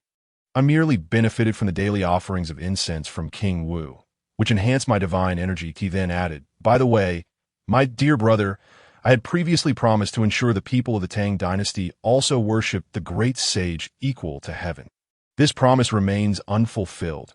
Initially, Sun Wukong had been incensed by the malevolent wind, but upon hearing Zhao Gongming's words, he felt he too might acquire a continuous stream of divine energy akin to Zhao Gongming, thereby enhancing his own powers. Thus, he began to rejoice, dancing with delight. "King Wu, can you truly accomplish this?" Li Ku perceived this as an opportunity to vie for divine energy with the celestial beings. His goal was to prevent the monsters and deities from exerting control over the Tang dynasty, thus allowing his mission to progress. While other tasks were advancing rapidly, this particular mission had stagnated, a situation he found unacceptable. By encouraging the populace to worship Zhao Gongming, he could maintain a degree of control over Zhao Gongming's actions. Ultimately, everything lay in the hands of this prince of the human race. Hence, after driving away Guanyin Bodhisattva with the support of the people, his mission progressed. Moreover, the people's worship of Zhao Gongming did not hinder this objective. However, without the Demon King seal, hastily urging the people of the Tang dynasty to worship Sun Wukong could lead to chaos, as Sun Wukong might act unpredictably, complicating matters further. After all, this monkey was not one to regard the heavenly realm lightly, let alone a mere prince of the human race. Therefore, Li Ku stated to Zhao Gongming and Sun Wukong, "I will certainly make this happen. However, our first priority must be to rescue Elder Tang." He then winked at Sun Wukong. "We have delayed long enough. It's time to withdraw. Otherwise, Elder Tang may truly be in peril, and the Heart Sutra may not save him. After all, Huang Shujing has suffered a significant defeat and is likely in a fit of rage. If he were to impulsively devour Elder Tang, our journey to the west would lose all significance. Iku's true intention was to follow Tang Seng's expedition to various crucial junctures for sign-ins. Otherwise, how could he acquire higher-grade incense to offer to Zhao Gongming? Sun Wukong was swiftly persuaded by Li Ke's reasoning. He said, "You all wait here. I shall go knock on the door once more." Yet, Li Ke interjected, "Allow me to assist you this time." Sun Wukong felt perplexed. "You are but an ordinary person at this point." Sun Wukong recalled that when he had been trapped beneath the Five Elements Mountain, Li Ke had once mentioned his cultivation of immortality. Sun Wukong then softly inquired, "Have you achieved another qualitative leap in your cultivation?" Li Ke's face lit up with pride. "Naturally." Sun Wukong's spirits soared with joy. "Now I have an ally." Thus, Sun Wukong began to pound on the door once more. Huang Shujing reappeared. "You monkey have the audacity to knock on my lair's door repeatedly. It is truly tiresome to be frank. Your master has long since been devoured by me, so abandon all hope." If you wish to lie, you ought to consider who you are deceiving. Just moments ago, you were being pursued and beaten by the god of wealth. How would you have had the time to eat my master? You, this little imp, dare to deceive me, the great Sun Wukong. What do you take me for? When the cunning Huang Shujing realized that he could not fool Sun Wukong, he hastily began to conjure up evil winds once more. This time, Sun Wukong was swept away again. Iku had been hiding behind a rock. As Huang Shujing prepared to return his lair after blowing Sun Wukong away, Li Ke suddenly unleashed the snowfall of 9,000 blades. A formidable offensive artifact, freezing Huang Shujing in place. At this moment, Zhao Gongming also arrived by Li Ke's side. "What should I do?" Li Ke inquired of Zhao Gongming. "Dare you to slay him?" Zhao Gongming, of course, could discern that Huang Shujing was none other than the mountain deity Lingji Bodhisattva's guardian. However, Zhao Gongming had already developed a deep-seated grudge against Buddhism, so he did not hesitate for a moment. He swiftly conjured 24 sea-calming pearls from his hands and hurled them at Huang Shujing. Upon contact, the 24 pearls exploded, shattering Huang Shujing into fragments. The minor demons were also completely eradicated by Zhao Gongming's sea-calming pearls. As Zhao Gongming stowed away the pearls, Lingji Bodhisattva, lured by Sun Wukong, happened to witness this scene. Lingji Bodhisattva, filled with sorrow, reproached Zhao Gongming, "Why must you take his life? This Huang Shujing is but my mountain deity in disguise, merely adding trials to Tang Seng's pilgrimage. You have now harmed his life and shattered his primordial spirit. Do you intend to oppose my Buddhist sect?" Zhao Gongming maintained a demeanor of nonchalance. "How was I to know he was your mountain deity? He did not inform me, nor did he have mountain deity inscribed upon his forehead, that I merely regarded him as an ordinary demon and killed him. What is the big deal? The Buddhist doctrine has always emphasized alleviating suffering and saving lives. This demon committed heinous acts, devouring many souls and seeking to consume more, and why slaying him is merely executing divine justice. Lingji Bodhisattva, if you have any rebuttals, do speak. I, Zhao Gongming, am all ears." Lingji Bodhisattva found himself momentarily at a loss for words. "You, just wait. I shall report this matter to the Tathagata Buddha at that moment." Li Ke interjected, "Count me in as well. Go ahead and seek out the Tathagata Buddha. I am a prince of the Tang dynasty, under the protection of the true dragon of Tang's fortune. Do ask the Tathagata Buddha if he dares to lay a finger on me. We truly did not intend to oppose the Buddhist sect. We simply did not know he was your mountain deity." This was a genuine case of collateral damage. "You may freely concoct any excuses now," Lingji Bodhisattva replied. "Prince, I know you are but a mortal. I shall not hold it against you. However, Zhao Gongming, you are a deity of wealth. You cannot possibly be oblivious to the fact that Huang Shujing was transformed from my mountain deity. Once we reach the Tathagata Buddha, we shall have a thorough confrontation." Li Ke thought to himself, "How much do you underestimate me? I have willingly stepped forward to take responsibility, yet you still disregard me as a mere mortal. In truth, his cultivation was likely not inferior to Lingji Bodhisattva's." Nevertheless, Li Ke chose not to voice his thoughts further. After all, it was unwise to argue with summer insects about ice. Lingji Bodhisattva still considered himself an ordinary mortal, and there was no need for Li Ku to provoke himself unnecessarily. Moreover, his cultivation had yet to reach a level where he could confront the Tathagata Buddha. Should the Tathagata Buddha discover that he had deliberately slain Huang Shujing, it would undoubtedly be detrimental to him. Thus, Li Ku cautioned Zhao Gongming, "Brother Gongming, you must remember to never admit that you knew Huang Shujing's true identity. Otherwise, you will surely invite a death sentence upon yourself. The immortal execution platform shall be your place of demise." Zhao Gongming smiled indifferently. "I can still discern this matter clearly. However, the prospect of slaying a disciple of the Buddhist sect is truly exhilarating. If I had the capability, I would wish to march straight to Ling Mountain, annihilating all the deities and restoring the standing of my sect in the hearts of the people." Lingji Bodhisattva, unable to wait any longer, exclaimed, "Zhao Gongming, your delay is a sign of guilt." Zhao Gongming released Li Ku's hand and said to Lingji Bodhisattva, "Let us depart." The two celestial beings soon soared on clouds toward Ling Mountain. At that moment, Sun Wukong approached Li Ku and inquired, "What is going on? My keen eyes spotted you using a special attack, rendering that Huang Shujing immobile from a distance. How did you manage that? Pray tell." Li Ku smiled faintly. "It is a newly acquired divine ability of mine, capable of freezing enemies that I in such a state. They are utterly defenseless."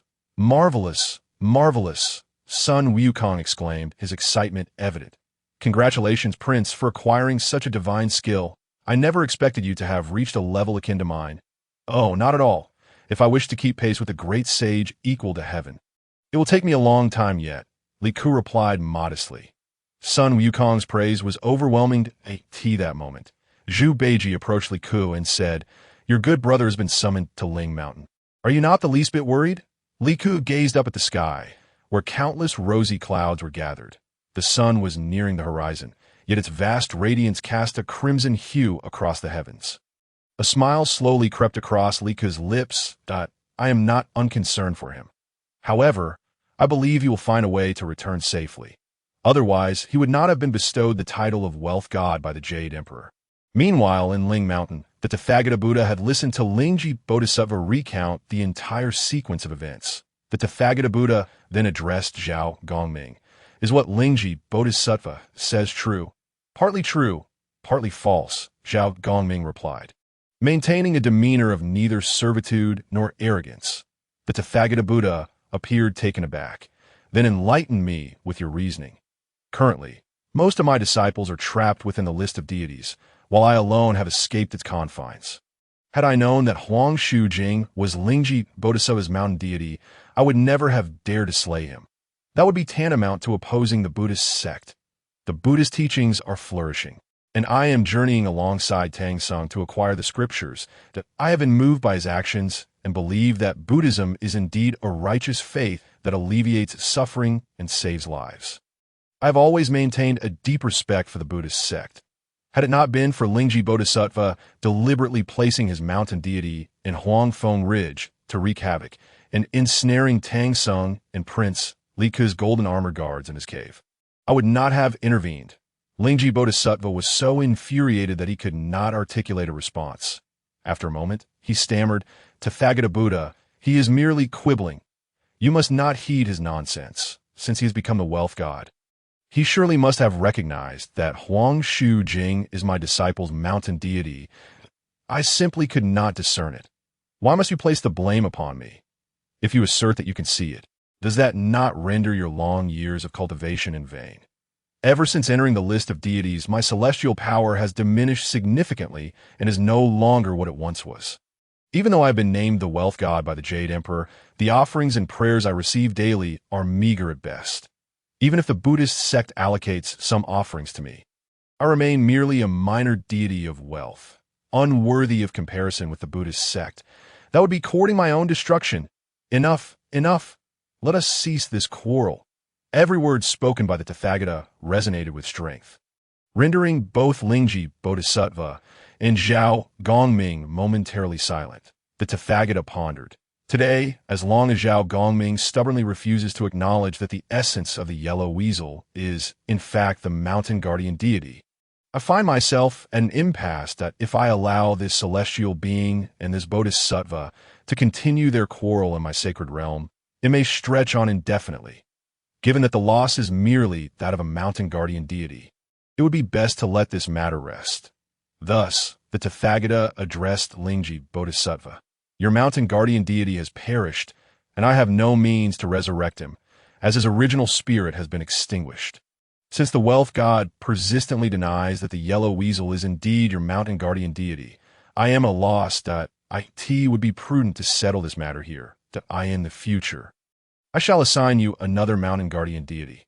Seeing that the Tathagata had spoken thus, Lingji Bodhisattva realized that further contention with Zhao Gongming would be fruitless, and could only respond with a hint of reluctance. Yes, I thank the Buddha. Chapter 64. The theft of the Xian Yuan water-controlling flag. When Zhao Gongming returned to the group from Ling Mountain, cheers erupted all around. Their earlier concerns about him facing retribution from the Tathagata were alleviated, especially since they had witnessed Zhao Gongming slay the yellow weasel. This was indisputable. Unbeknownst to them, Zhao Gongming had his own means of escape. After congratulating him on a safe return, Su Maogong and the others could not help but inquire, how did the wealth god manage to extricate himself? Zhao Gongming laughed heartily. Lingji Bodhisattva falsely accused me of knowing that the yellow weasel was his mountain guardian deity in disguise, but I truly had no knowledge of it. Fortunately, the Tathagata acted justly, stating that he would send another mountain guardian deity to Lingji Bodhisattva, which allowed me to return.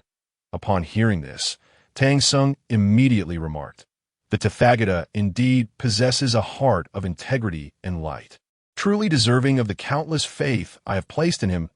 This moment, Li Kan noticed the disdainful smirks on the faces of Sun Wukong and Zhu Beiji. They seemed to regard Tang Sanzang as a rather pedantic individual, and the Tathagata he revered did not earn their respect. This perfectly aligned with Li Ku's intentions. It appeared that his influence on them was indeed profound. Soon, they would reach Lusha River, and after accepting Sha Wujing, his journey to the west would be successfully completed. At that point, with the Demon King seal in hand, he would have the authority to assign tasks to Tang Sang's 4 disciples at will. As he contemplated this, a sense of satisfaction washed over him. Time passed swiftly yet slowly. After departing from Huangsha Ridge, they spent nearly several months traversing to Lusha River. Throughout this journey, Li Ku diligently recorded his attendance and offered incense to Zhao Gongming. However, each time, the incense he received varied in quality, ranging from mundane to royal, or even celestial grade, yet not a single divine incense was obtained. Iku understood the reasoning. Their path had led them through desolate and impoverished landscapes. Attaining higher quality incense in such circumstances was an impossibility. However, on the day they arrived at the river, the sight before them left everyone in awe. The river surged forward, boundless and vast, from their vantage point. The opposite bank was entirely obscured, resembling the infinite expanse of the Milky Way. Both mortals and immortals appeared minuscule before this mighty river. Cheng Yaojin lifted a massive stone, intending to determine the river's depth by casting it in. The stone, weighing over 100 pounds, swiftly vanished into the waters, swallowed without a sound. Cheng Yaojin was left astounded. My lord, the depth of this water is unfathomable. How are we to cross this river? Even if we attempted to fashion rafts from trees, it would be impossible to navigate these turbulent waters. Moreover, with so many of us, how many trees must we fell to construct enough vessels for everyone?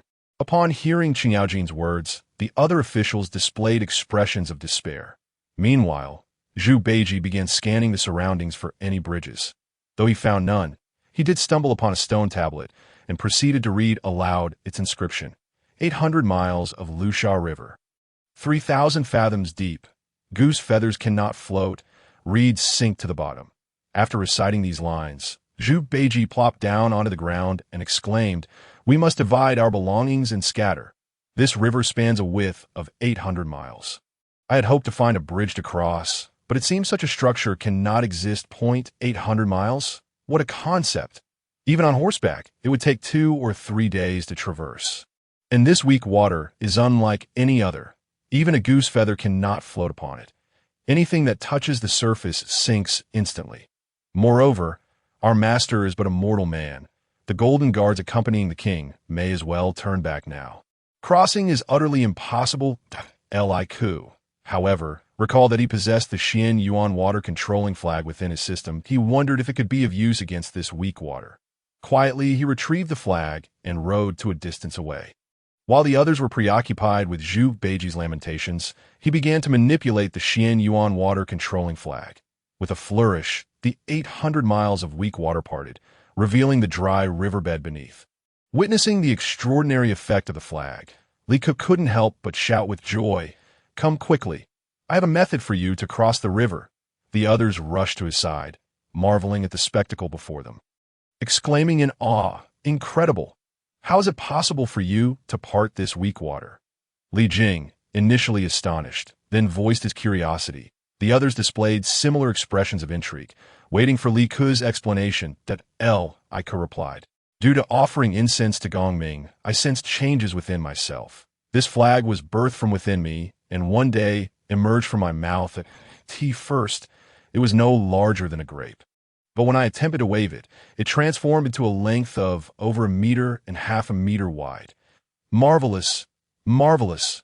May we have a look?"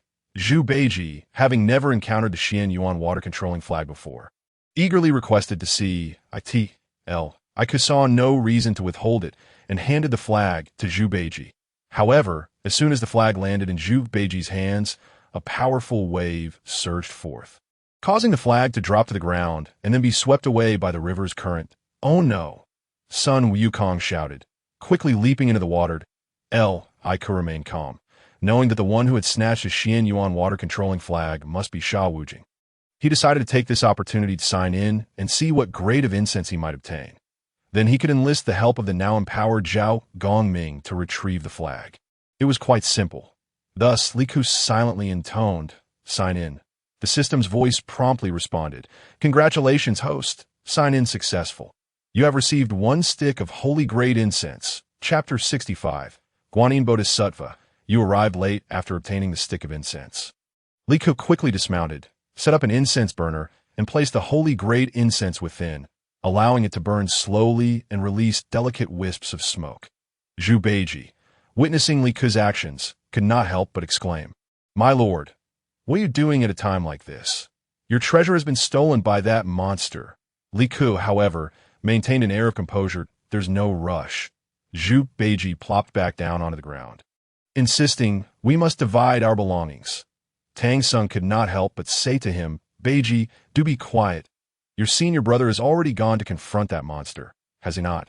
It would suffice if you did not lend him a helping hand.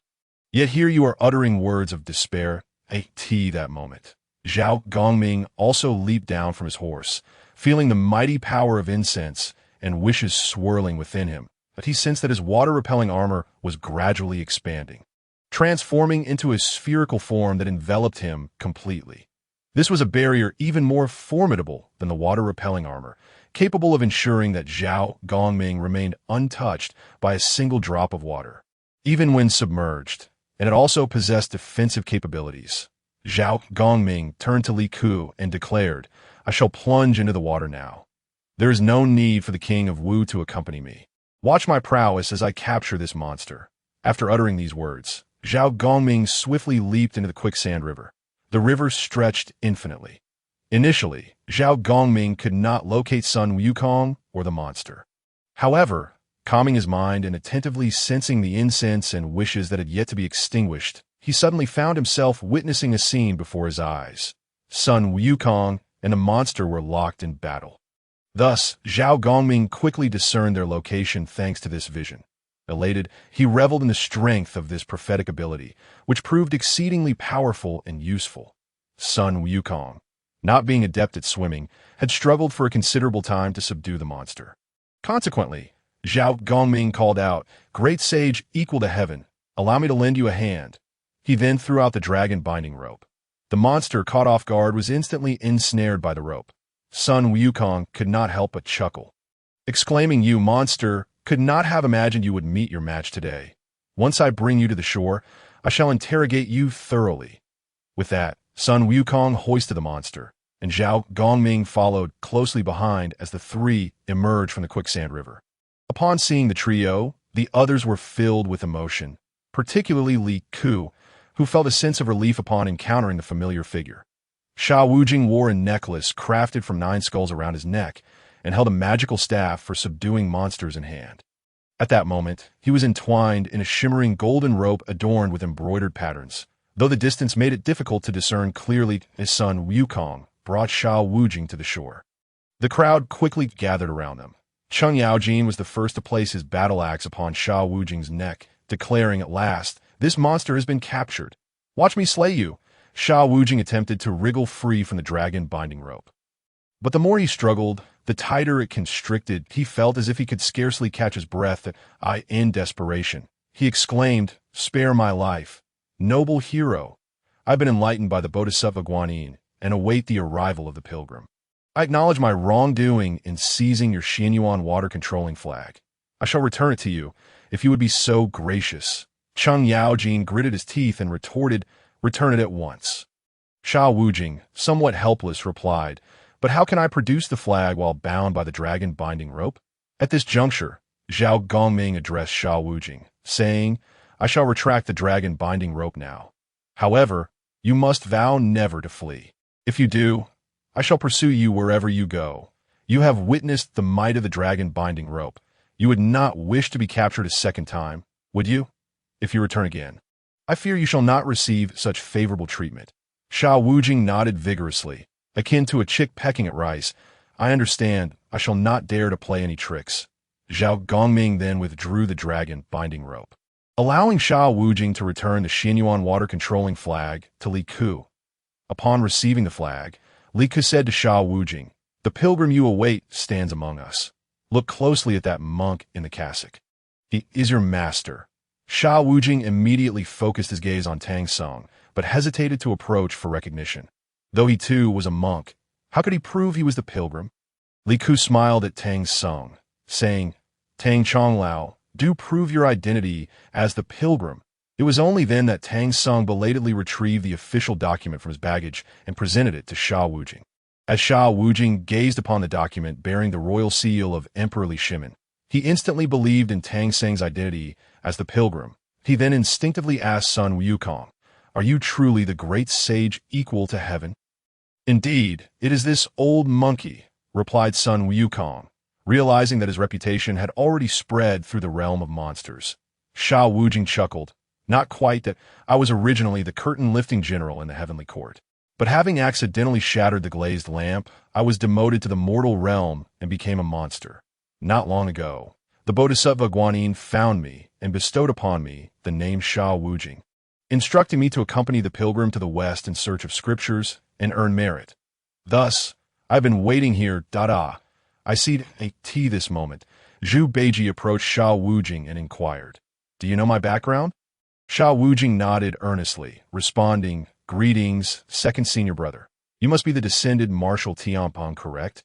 You even know my name." Zhu Beiji exclaimed, "It is indeed surprising that we live together in the heavenly court, yet fail to notice each other's presence. In the days to come, we shall walk side by side. It truly feels like fate has played a hand." Upon realizing that Tang Song was indeed the pilgrim, Sha Wujing immediately knelt at Tang Song's feet, declaring, "Disciple Sha Wujing pays respects to master." Cheng Yaojin, in turn, had no choice but to remove his axe from Sha Wujing's neck. What a turn of events. A flood has swept through the Dragon King's temple, and family does not recognize family. "Sha Wujing, have you taken your vows?" Just then, the Bodhisattva Guanyin made her divine appearance. Son Wukong burst into laughter, exclaiming, "Guanyin, you have arrived too late. Sha Wujing has already pledged himself to my master." Guanyin felt a pang of embarrassment. She had sensed unusual activity at the quicksand river from her abode in the purple bamboo forest of the South Sea and had hurriedly come, only to find she was a moment too late. According to the arrangements of the Buddhist realm, Sha Wujing was supposed to pledge his allegiance to Tang Song the following day under her guidance. Yet everything had unfolded ahead of schedule, and with Zhao Gongming's assistance, Iko had even played a part in facilitating Sha Wujing's vows. Where could the Buddhist realm save face now? Guanyin felt a surge of anger within, yet maintained a facade of compassion that in that case, Sha Wujing, You must diligently protect Tang Sung. Once you have helped him reach the West to obtain the true scriptures, you shall undoubtedly receive a reward of merit. A few flattering words were necessary. Otherwise, her journey here would have been in vain. At this point, Xiao Wujing had yet to be swayed by Li Ke's persuasion and held the Buddhist realm in high esteem. He promptly knelt and began a kowtow to Guanyin, expressing, "Thank you, Bodhisattva Guanyin, for your guidance. I shall devote my utmost efforts to safeguard my master." "Very well, then," Guanyin replied, "that I shall take my leave for now. Continue on your journey." With that, Guanyin vanished into the sky, but instead of returning to her purple bamboo forest, she went to the holy mountain. Upon encountering the Buddha, she immediately reported, "This prince of the Tang, Li Ke, is indeed a grave concern for us that he has now begun to interfere with the journey to the West for scriptures. Today, he has expedited Xiao Wujing's vow to become a disciple. Furthermore, he has previously made remarks detrimental to the Buddhist realm to Tang Seng's other 3 disciples and has openly proposed to eradicate Buddhism within the Tang territory. Such egregious actions must be met with punishment. Otherwise, his presence on the journey to the West will undoubtedly lead to further complications." Amidst, the Tathagata uttered a sacred mantra before addressing Guanyin Bodhisattva. "Perhaps this is the decree of fate that governs us. As deities, we possess no authority to condemn any mortal, unless they have indeed transgressed the celestial order. Should we punish Li Ke, we might momentarily find solace. However, we would ultimately tarnish the dignity of our Buddhist order. From a long-term perspective, such an action is hardly prudent. Furthermore, Li Ke holds an exceptional status in the hearts of the Tang populace.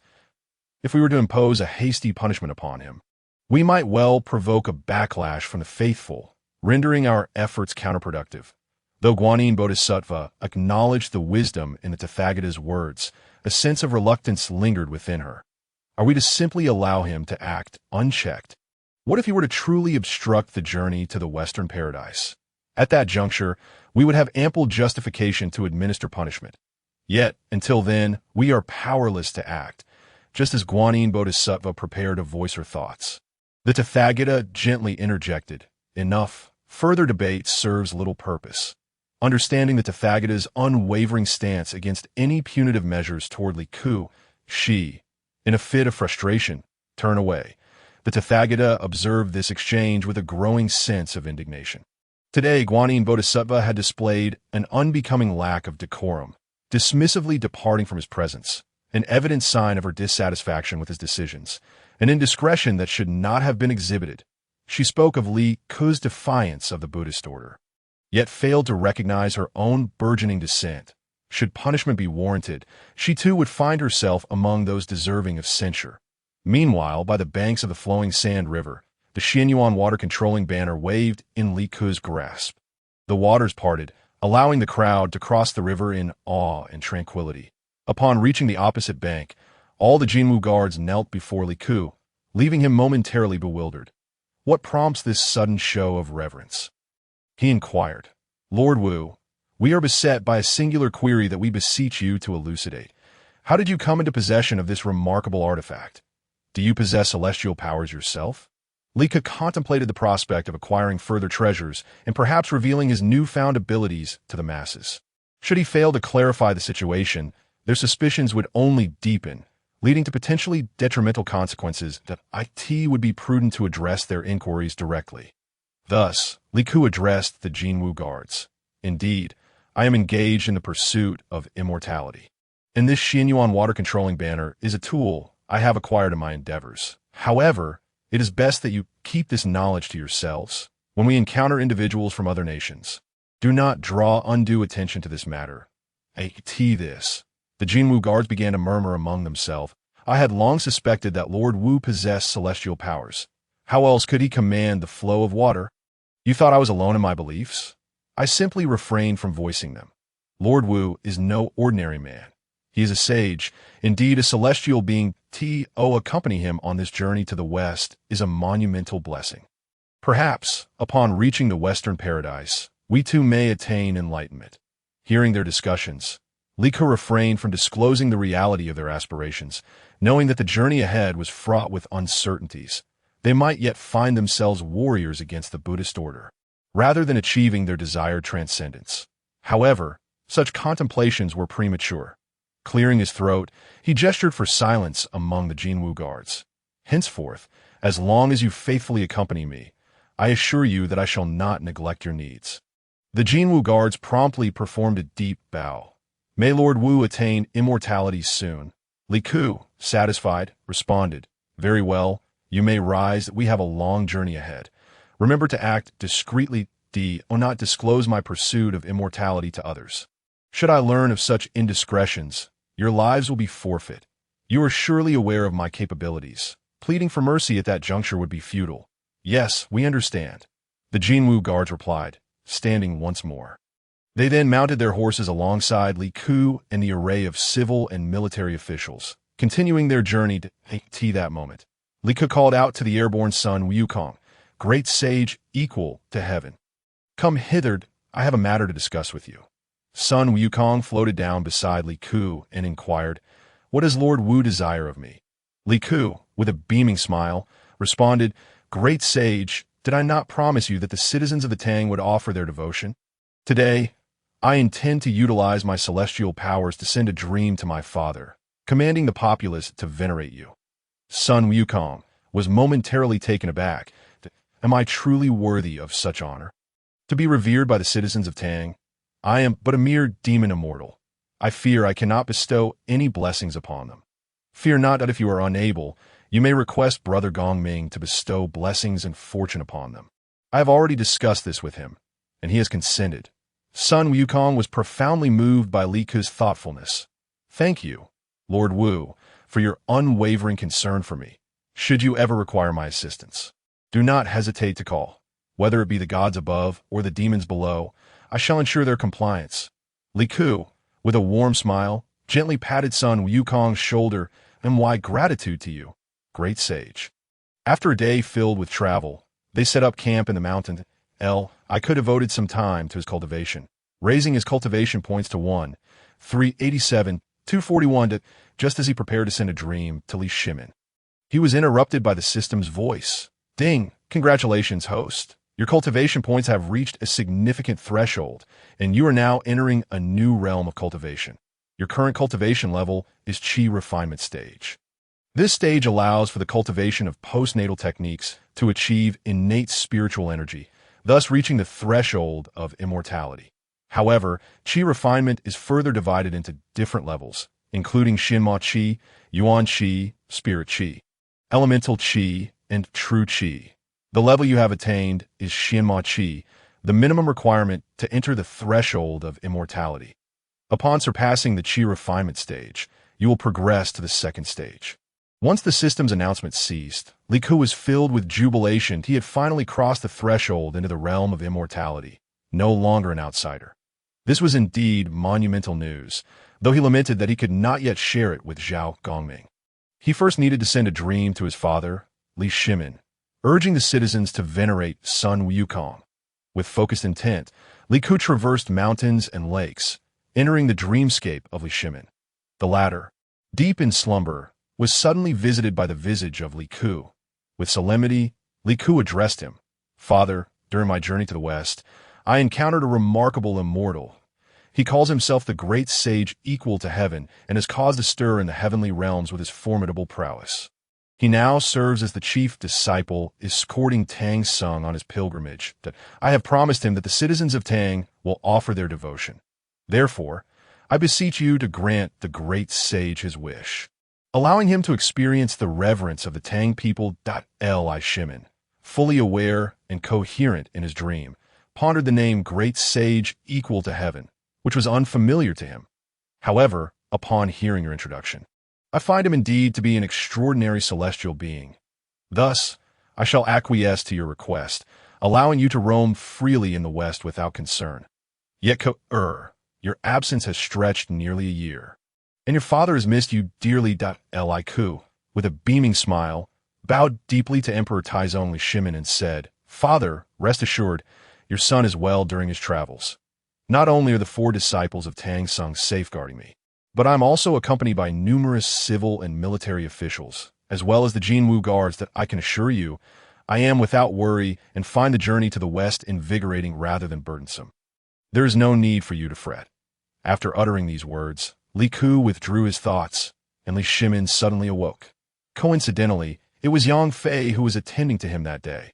Upon learning that Li Shimin had dreamed of their son, Yang Fei could not help but say, "Ku-er has always been a child of great discernment, since he has urged you to rally the nation in reverence to the great sage equal to heaven.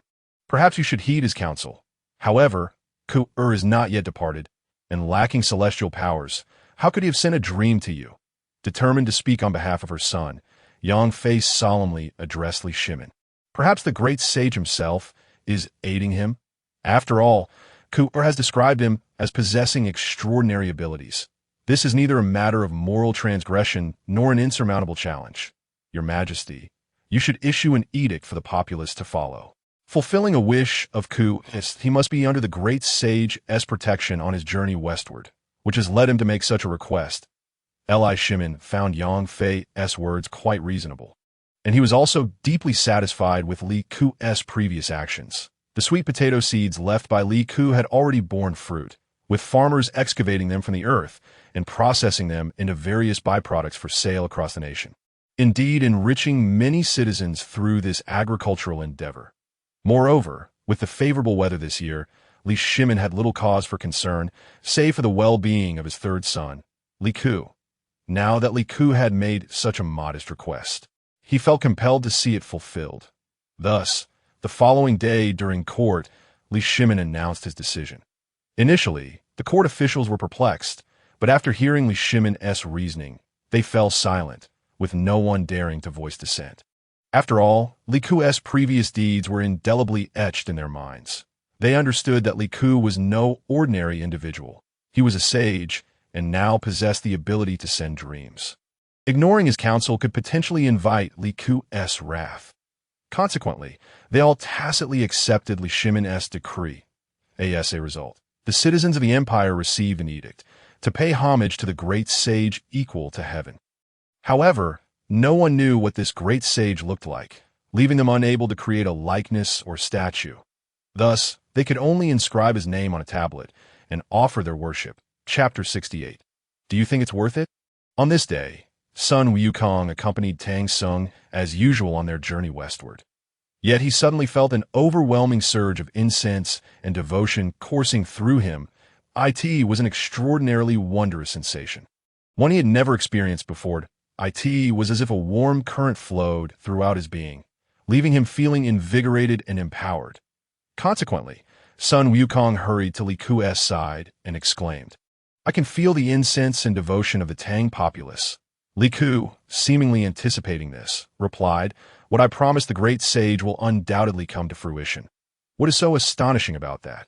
Sun Wukong, his face aglow with joy, responded. "I, Sun Wukong, have never before savored the delight of being venerated with incense. This sensation is utterly exquisite.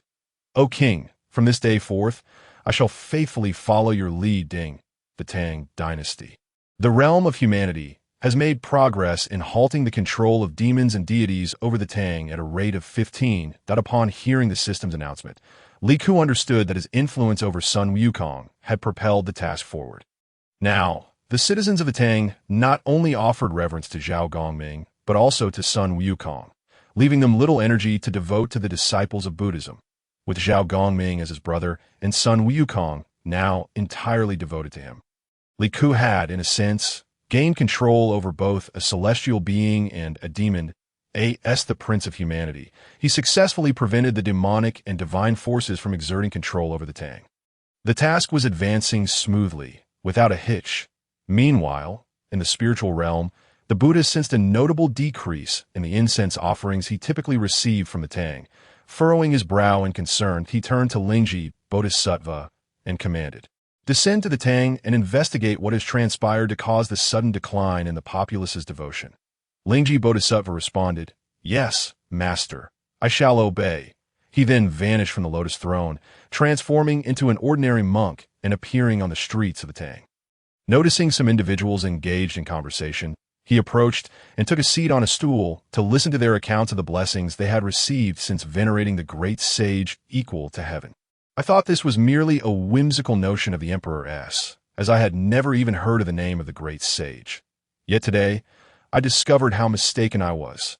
When I opened my door this morning, I found my lost purse right at my doorstep, with every coin intact. This is the blessing of offering to the great sage.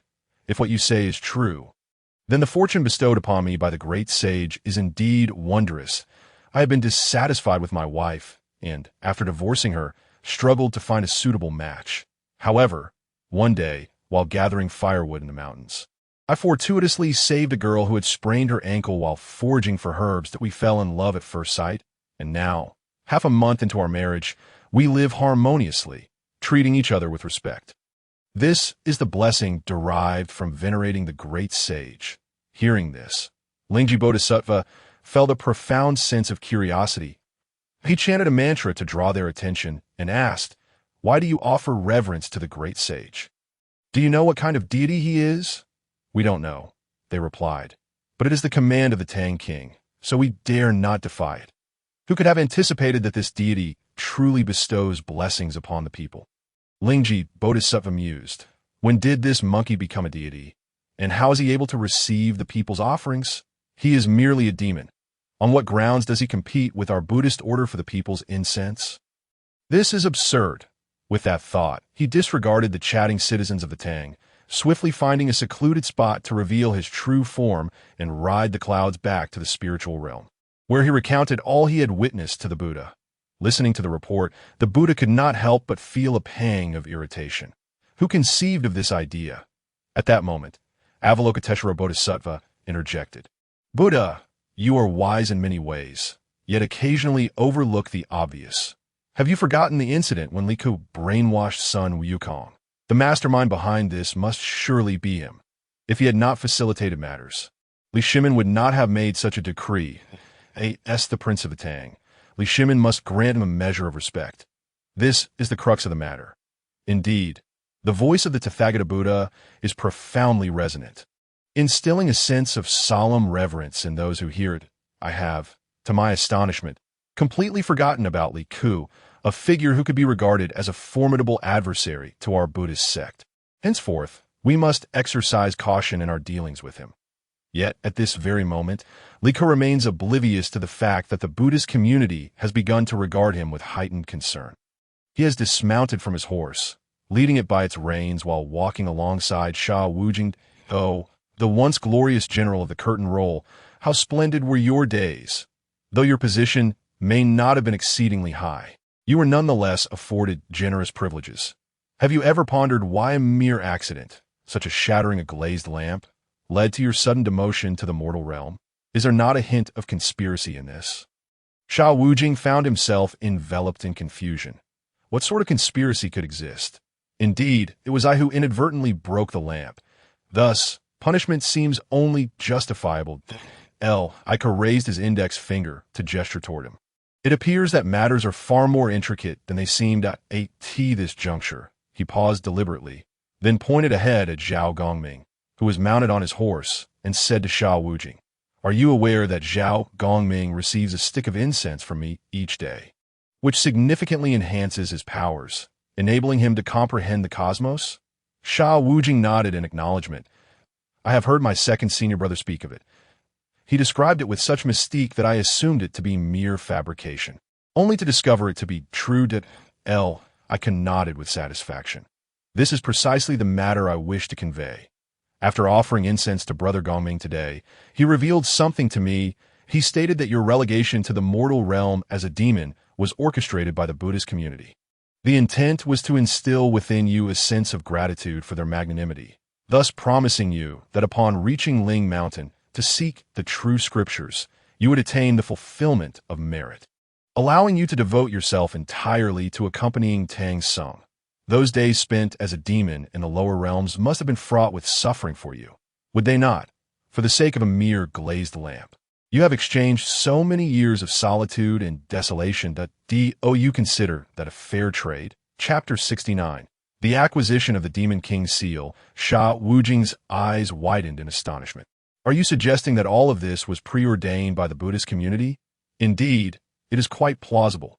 Perhaps your accidental shattering of the lamp was merely a minor spell lost by the Buddha. The Buddhist sect was in search of someone to accompany Tang Sung on his westward journey, and you happen to be that unfortunate soul. Otherwise, you would still be leading a comfortable life in the celestial realm, free from such tribulations, and would not have to traverse such a great distance by the side of a mortal. Sha Wujing found it more challenging to be convinced than Sun Wukong. The White Dragon, or Zhu Beiji, numerous questions plague his mind. What advantage does this bring to the Buddhist community? Li Ku and Sha Wujing spoke until their throats became parched, yet he felt compelled to continue persuading.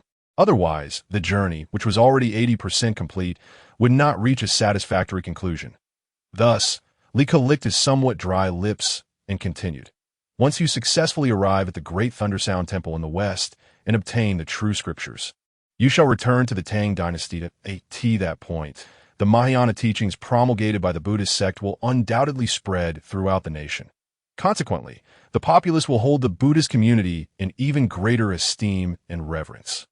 The existing religions in the Central Land will face rejection. What they desire is the flourishing of Buddhism.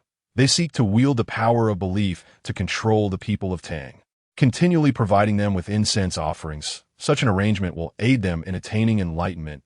At this moment, Sha Wujing could not help but exclaim, "This is a grand conspiracy." Li Ku felt a wave of satisfaction wash over him. His efforts in persuading Sha Wujing had not been in vain. It seems he has finally come to understand my point. This is precisely what I am trying to convey. Thus, while Guanyin Bodhisattva appears to be enlightening you, in truth, it is a means of offering you a sweet reward after enduring a period of grievance, that in this way, you would become profoundly grateful to the Buddhist community, willingly and wholeheartedly accompanying Tang Sung. You may believe this to be a special favor bestowed upon you by the Buddhist community, but in reality, it is a carefully laid plan devised long ago. General of the Curtain Roll. I too feel that this situation is exceedingly unfair to you, which is why I have revealed the truth. Please do not share this with others. Sha Wujing, being an honest and straightforward deity, was now completely convinced by Li Ku's persuasive rhetoric. He solemnly assured Li Ku, "The secret share between the king of Wu and myself shall remain locked within my heart." Li Ku was greatly pleased with Sha Wujing's response and returned to the forefront of the group. At that moment, he heard a delightful chime. Ding! The westward journey task has reached 100 completion. The reward, the Demon King Seal, has been placed within the host's possession. Furthermore, a side quest has been triggered. Persuade Tang Sung to consume the ginseng fruit. Task reward, the Great Wind Mantra. Current progress, 0. I could not help but inquire. What remarkable ability is this? Upon acquiring the Great Wind Mantra, the host need only recite the incantation to freely control the true wind of Samadhi. The true wind of Samadhi? Is this not a skill unique to the yellow rat spirit? The moment the host completes the task, it will rightfully belong to the host. After all, that yellow rat spirit was vanquished alongside the god of wealth.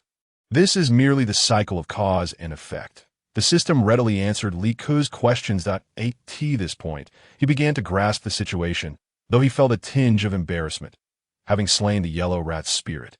It seems somewhat inappropriate to gain possession of its original abilities upon completing the task. Nevertheless, this was not the time for such concern. I could soon pondered how he might persuade Tang Sung to consume the ginseng fruit when they arrived at Wuzhuang Temple. After all, the two attendants besides Zhen Yuanzi had exerted considerable effort in vain to convince Tang Sung to eat the fruit. What made him think he possessed this capability? This task, while not overly challenging, was not without its complexities. Fortunately, they still had several months before reaching Wuzhuang Temple, providing Li Ku ample opportunity to devise a strategy for persuading Tang Sung. However, the extent of the Demon King Seal's power remained a mystery to Li Ku, prompting him to experiment. When he retrieved the Demon King Seal from his embrace, he found it roughly the size of his palm. Like the Emperor's seal, the inscriptions upon the Demon King Seal were still unfamiliar to him. Yet, when Li Ku commanded the Demon King Seal to summon Sun Wukong, the latter promptly appeared at his side, exclaiming, "How did I suddenly find myself here? I was completely unaware of this occurrence. I was supposed to be protecting my master." At that moment, Li Ku was elated. The Demon King seal proved to be exceedingly effective. He could now command the 4 disciples surrounding Tang Sung. Li Ku then addressed Sun Wukong.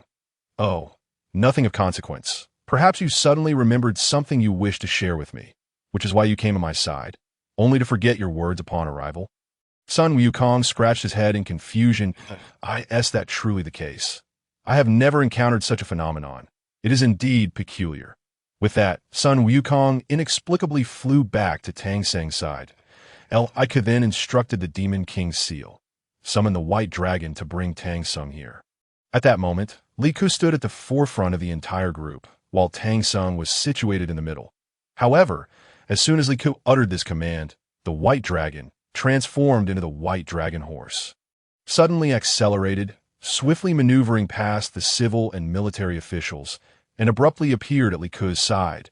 Tang Sung had never ridden such a swift steed, and he felt a surge of trepidation. Only when he noticed that the White Dragon Horse had finally slowed to a more manageable pace did he wipe the sweat from his brow and mutter to himself, "This horse is usually quite obedient. Why does it seem to have gone mad all of a sudden?" There was nothing that should have startled it. Li Ku could hardly contain his amusement. The Demon King seal was indeed remarkably useful, and he resolved to safeguard it diligently. He then addressed the system. "Please store both the Emperor seal and the Demon King seal within your space. When I need it, I shall inform you." The system replied, "Understood, host. The Emperor's seal and the Demon King seal have now been placed within the system space." Tang Sung noticed Li Ku muttering to himself and could not help but inquire, "Wang Wu, what are you speaking about?"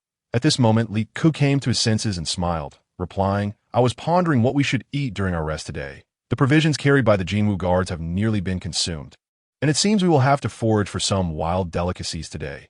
Chapter 70. The cycle of cause and effect. As night descended, their party had indulged in a hearty meal of wild game.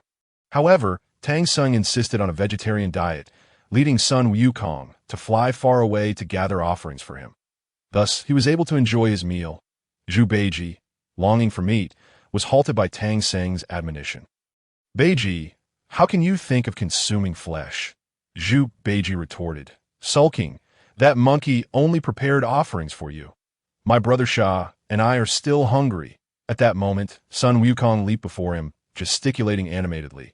"My task is to escort Master to the west to procure scriptures, and I must take good care of him, ensuring he suffers not the slightest indignity. However, as for you, I bear no such responsibility that if you are hungry, you must find your own sustenance. Now tell me, which hand just touched that roasted rabbit?" Zhu Beiji, feeling aggrieved, extended his right hand. Sun Wukong retrieved his golden staff from his ear, enlarging it, preparing to strike Zhu Beiji's hand. In a panic, Zhu Beiji withdrew, exclaiming, "Your golden staff weighs like 1,000 pounds. A single blow would cripple my hand. I shall surely remember to abstain from meat in the future." That's satisfactory. At least you are sensible." "You fool," Sun Wukong remarked, pulling 2 buns from his robe and placing them in Zhu Beiji's hands, affectionately ruffling his hair. Soon after, he handed another 2 buns to Sha Wujing. As Zhu Beiji munched on the buns, he chuckled, "Indeed, Brother Monkey has not forgotten us. You certainly did not say so earlier. You, it seems, are one who favors the nurturing of the breast." Sun Wukong could do nothing but jest in return. At this juncture, Li Ku declared, "Sign-in. Congratulations, host, on your successful sign-in. You have received a stick of celestial grade incense." Li Ku was not surprised. Obtaining a stick of divine incense in such a desolate place was quite commendable. After acquiring the incense, he promptly inserted it into the incense burner. Zhao Gongming felt a surge of strong incense willpower within him. Due to Li Ku's increasing cultivation, even the low-grade incense he burned could continuously provide Zhao Gongming with an abundance of incense willpower. Zhao Gongming swiftly transformed it into divine power. Just then, several images materialized before him. The first depicted a rain-soaked field in the Tang dynasty. The second showed a man and a woman nestled together, gazing at the moon. The third illustrated Sun Wukong engaged in conversation with the Moon Elder. Once the stick of incense had burned out, the images vanished, yet he firmly retained the scenes in his memory. He found it peculiar and shared with Li Ku. Unable to discern the connection among the three images, summoned Sun Wukong once more, upon learning of the three images Zhao Gongming had witnessed. Sun Wukong became exceedingly delighted, scratching his head in excitement. This is truly marvelous. I never anticipated that my old acquaintance would go to such lengths to assist me. I do have some connections in the heavenly realm. I have been receiving the incense offerings of the Tang citizens without contributing anything in return. It has left me feeling somewhat guilty. Thus, I collaborated with the old Dragon King of the Dragon Palace and the Moon Elder in the heavenly realm to bestow some rain upon the people and facilitate their romantic unions. Li Ke could not help but chuckle. You genuinely care for the citizens of Tang. It seems on behalf of the people. I express our gratitude. What are you saying, Wang Wu? This is merely politeness, Sun Wukong responded. Lately, I have felt my divine power growing stronger, likely due to the absorption of incense willpower. In truth, this is all a cycle of cause and effect. When Li Ke heard Sun Wukong utter those four words, a thought suddenly struck him. He recalled the tale of how Buddha Tathagata had once hosted the Ulambana festival and solemnly invited Jin Yuanzi to attend. Buddha Tathagata had then sent Jin Shanzi to present Jin Yuanzi with a cup of Bodhi tea. It was from this that the story of how Jin Yuanzi sent 2 ginseng fruits to Tang Song upon his arrival at Wuzhuang Temple originated. Was this not also a cycle of cause and effect? It resembled the human interactions of mutual kindness. One offers a cup of tea, and in return, 2 ginseng fruits are gifted. Tea is a quintessential example of reciprocity. However, all of this was orchestrated by Buddha Tathagata, who had long ago devised this scheme. It ultimately led to the entanglement between Jin Shanzi, who was reincarnated as Tang Song, and Jin Yuanzi. How marvelous! How marvelous! Buddha Tathagata's ambitions remain undiminished. No wonder the journey to the west involves the interests of the 3 realms, with everyone eager to partake. However, I still have several months before reaching Wuzhuang Temple, during which I must endure the trial of the 4 saints. Once I arrive at Wuzhuang Temple, I must find a way to consume a ginseng fruit, which would greatly aid my cultivation. I have long been contemplating the 2 ginseng fruits intended for Tang Song. I plan to persuade him to consume one while I take the other. This arrangement seems quite reasonable and will raise no suspicions. With this strategy forming in his mind, Li Ke began to meditate cross-legged. Once everyone returned to their tents for rest, he was still at the stage of celestial and demonic energy. Controlling the surging force within him was no simple task, especially as the demonic energy proved particularly challenging to manage. I felt as though he harbored a vast ocean within him. In this ocean, celestial energy and demonic energy intertwined, yet they also clashed against one another. The celestial energy was golden, while the demonic energy was black. These 2 forces tugged at each other during Li Ke's cultivation. As if vying for dominance, he clearly understood that he must conquer the demonic energy to truly cultivate into a celestial being rather than succumb to demonic influence. Should he fall into demonic possession, he would be subject to the control of the demonic energy within him, potentially leading him to commit heinous acts. Thus, the path of cultivation was fraught with peril, necessitating cautious steps. With this thought in mind, Li Ke became even more vigilant in his practice, focusing intently on controlling the celestial energy within him, ensuring it remained untainted by the encroaching demonic energy. Chapter 71. The 4 saints appear after traveling for over a month. The group encountered a grand courtyard before them. The estate was vast, appearing to cover dozens of acres from the outside. Cheng Yaojin gazed at the courtyard and exclaimed, "This courtyard is enormous, nearly rivaling that of a lord." Li Ke casually replied, "Indeed. Yet even a lord's residence cannot boast such grandeur and scale. At the very least, my own estate does not resemble this." Clearly, this household had reached a level of wealth that could rival a nation. Not only could our party seek refuge here, but even the over 100 Jinwu guards would have a place to rest. Li Jing's spirits lifted at this thought. These Jinwu guards have endured much hardship accompanying us on our westward journey. They finally have the opportunity for a good night's sleep. This is indeed a fortunate turn of events. I shall go and knock on the door now.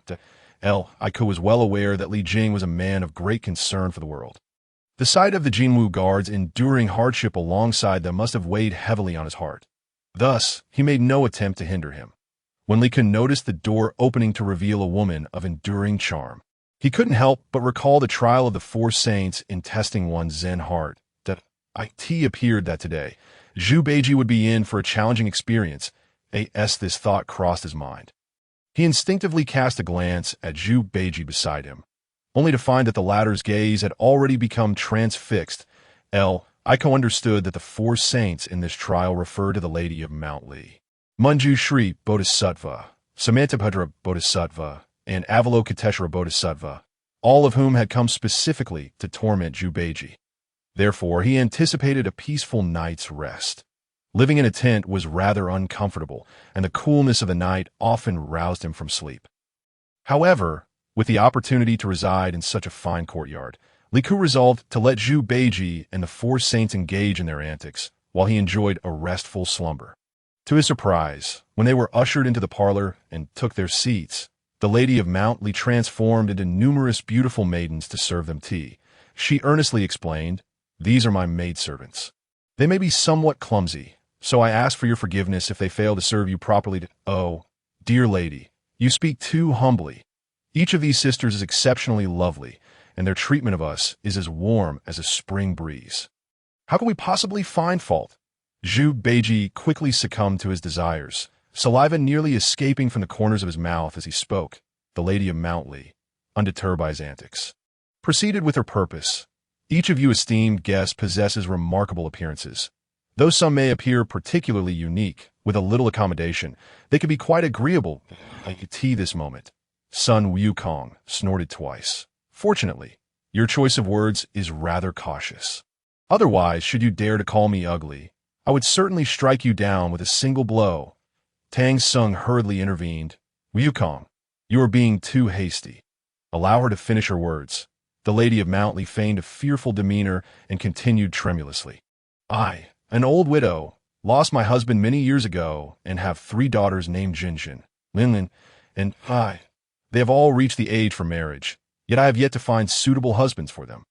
Since esteemed guests have graced our home, I thought perhaps they could meet my daughters and find their ideal partners, thus providing them with a sense of belonging." Zhu Beiji eagerly interjected, "If that's the case, let the sisters come forth. I, old pig, can hardly wait." The Lady of Mount Li then smiled brightly. "Jinjin, Linlian, come forth and meet our guests." Before them appeared the maidens transformed from Manjushri Bodhisattva, Samantabhadra Bodhisattva, and Avalokiteshvara Bodhisattva. Each could be described as possessing the beauty of celestial beings, yet each exuded a unique charm. Jinjin, the eldest daughter transformed by Samantabhadra Bodhisattva, moved with grace and poise, her expressive eyes captivating all who beheld her. Ai, the second daughter manifested from Manjushri Bodhisattva, appeared more bashful, fidgeting with her handkerchief, covering her lips while stealing glances at the guests, exuding an endearing allure. The youngest daughter, transformed by Avalokiteshvara Bodhisattva, was unaware that Li Ku possessed the ability to see through celestial forms, and thus she cast flirtatious glances in his direction. Among the 3, she appeared the most vivacious, her gaze sparkling as she looked at them, charming yet innocent, radiating youthful exuberance. Upon witnessing the enchanting forms of the 3 maidens, Li Ku nearly burst into laughter. Once upon a time, they had presented themselves with the dignity befitting beings who save all sentient life. Now, however, they were making playful gestures, deliberately attempting to allure, which must have been quite a challenge for them. Nonetheless, it was undeniable that they seemed far more lively once they cast aside their divine personas. Thus, Li Ku addressed the system, "Please allow me to sign in here. With so many bodhisattvas present, there must be a considerable accumulation of spiritual energy, and the fragrance I acquire should be of high quality. Congratulations, host. You have successfully signed in and received a stick of Dao Great Incense. I had not held out much hope."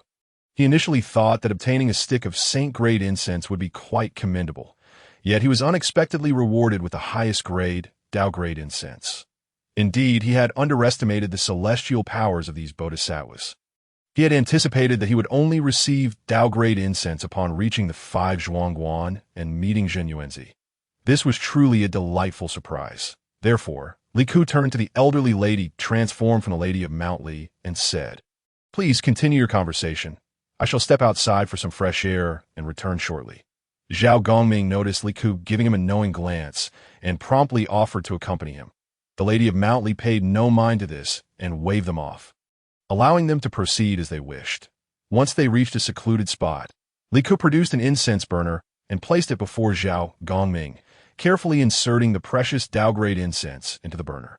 Zhao Gongming soon felt an immense surge of incense power coursing through him, nearly overwhelming him. This stick of incense possesses such tremendous power, it will take me some time to fully absorb it, he exclaimed with delight. However, Li Ku inquired, might I ask if Brother Gongming has had any prophetic visions? Li Ku felt certain that Avalokiteshvara Bodhisattva, Samantabhadra Bodhisattva, Manjushri Bodhisattva, and the Lady of Mount Li would not let him off easily. Thus, he needed to anticipate their methods of dealing with him to remain unperturbed amidst any changes. As the 72nd chapter unfolded, Zhao Gongming initially paid little heed to Li Ku's words. Yet upon Li Ku's prompting, he paused his task of converting incense power into divine power and focused intently on the images appearing before him. After observing these visions, he turned to Li Ku and said, so, these four ladies are indeed manifestations of the Bodhisattvas, and they plan to match each of us with a bride. Li Ku's heart stirred. Indeed, this was the Buddha's plan to ensnare them with beauty, thereby tempting Zhao Gongming to break his vow of chastity. Should the celestial beings transgress heavenly laws, they would face severe consequences. Zhu Beiji, having succumbed to lust, was a prime example. Thus, Li Ku cautioned Zhao Gongming. The Buddhist sect is clearly wary of us and appears intent on laying traps. If we fall into their snare, they will have both the means and the justification to confront us. Especially for you. If you were to violate heavenly laws, you would certainly not be able to continue with me. You might end up with a fate akin to that of Marshal Tianpeng, transformed into a pig. Zhao Gongming, however, seemed unfazed.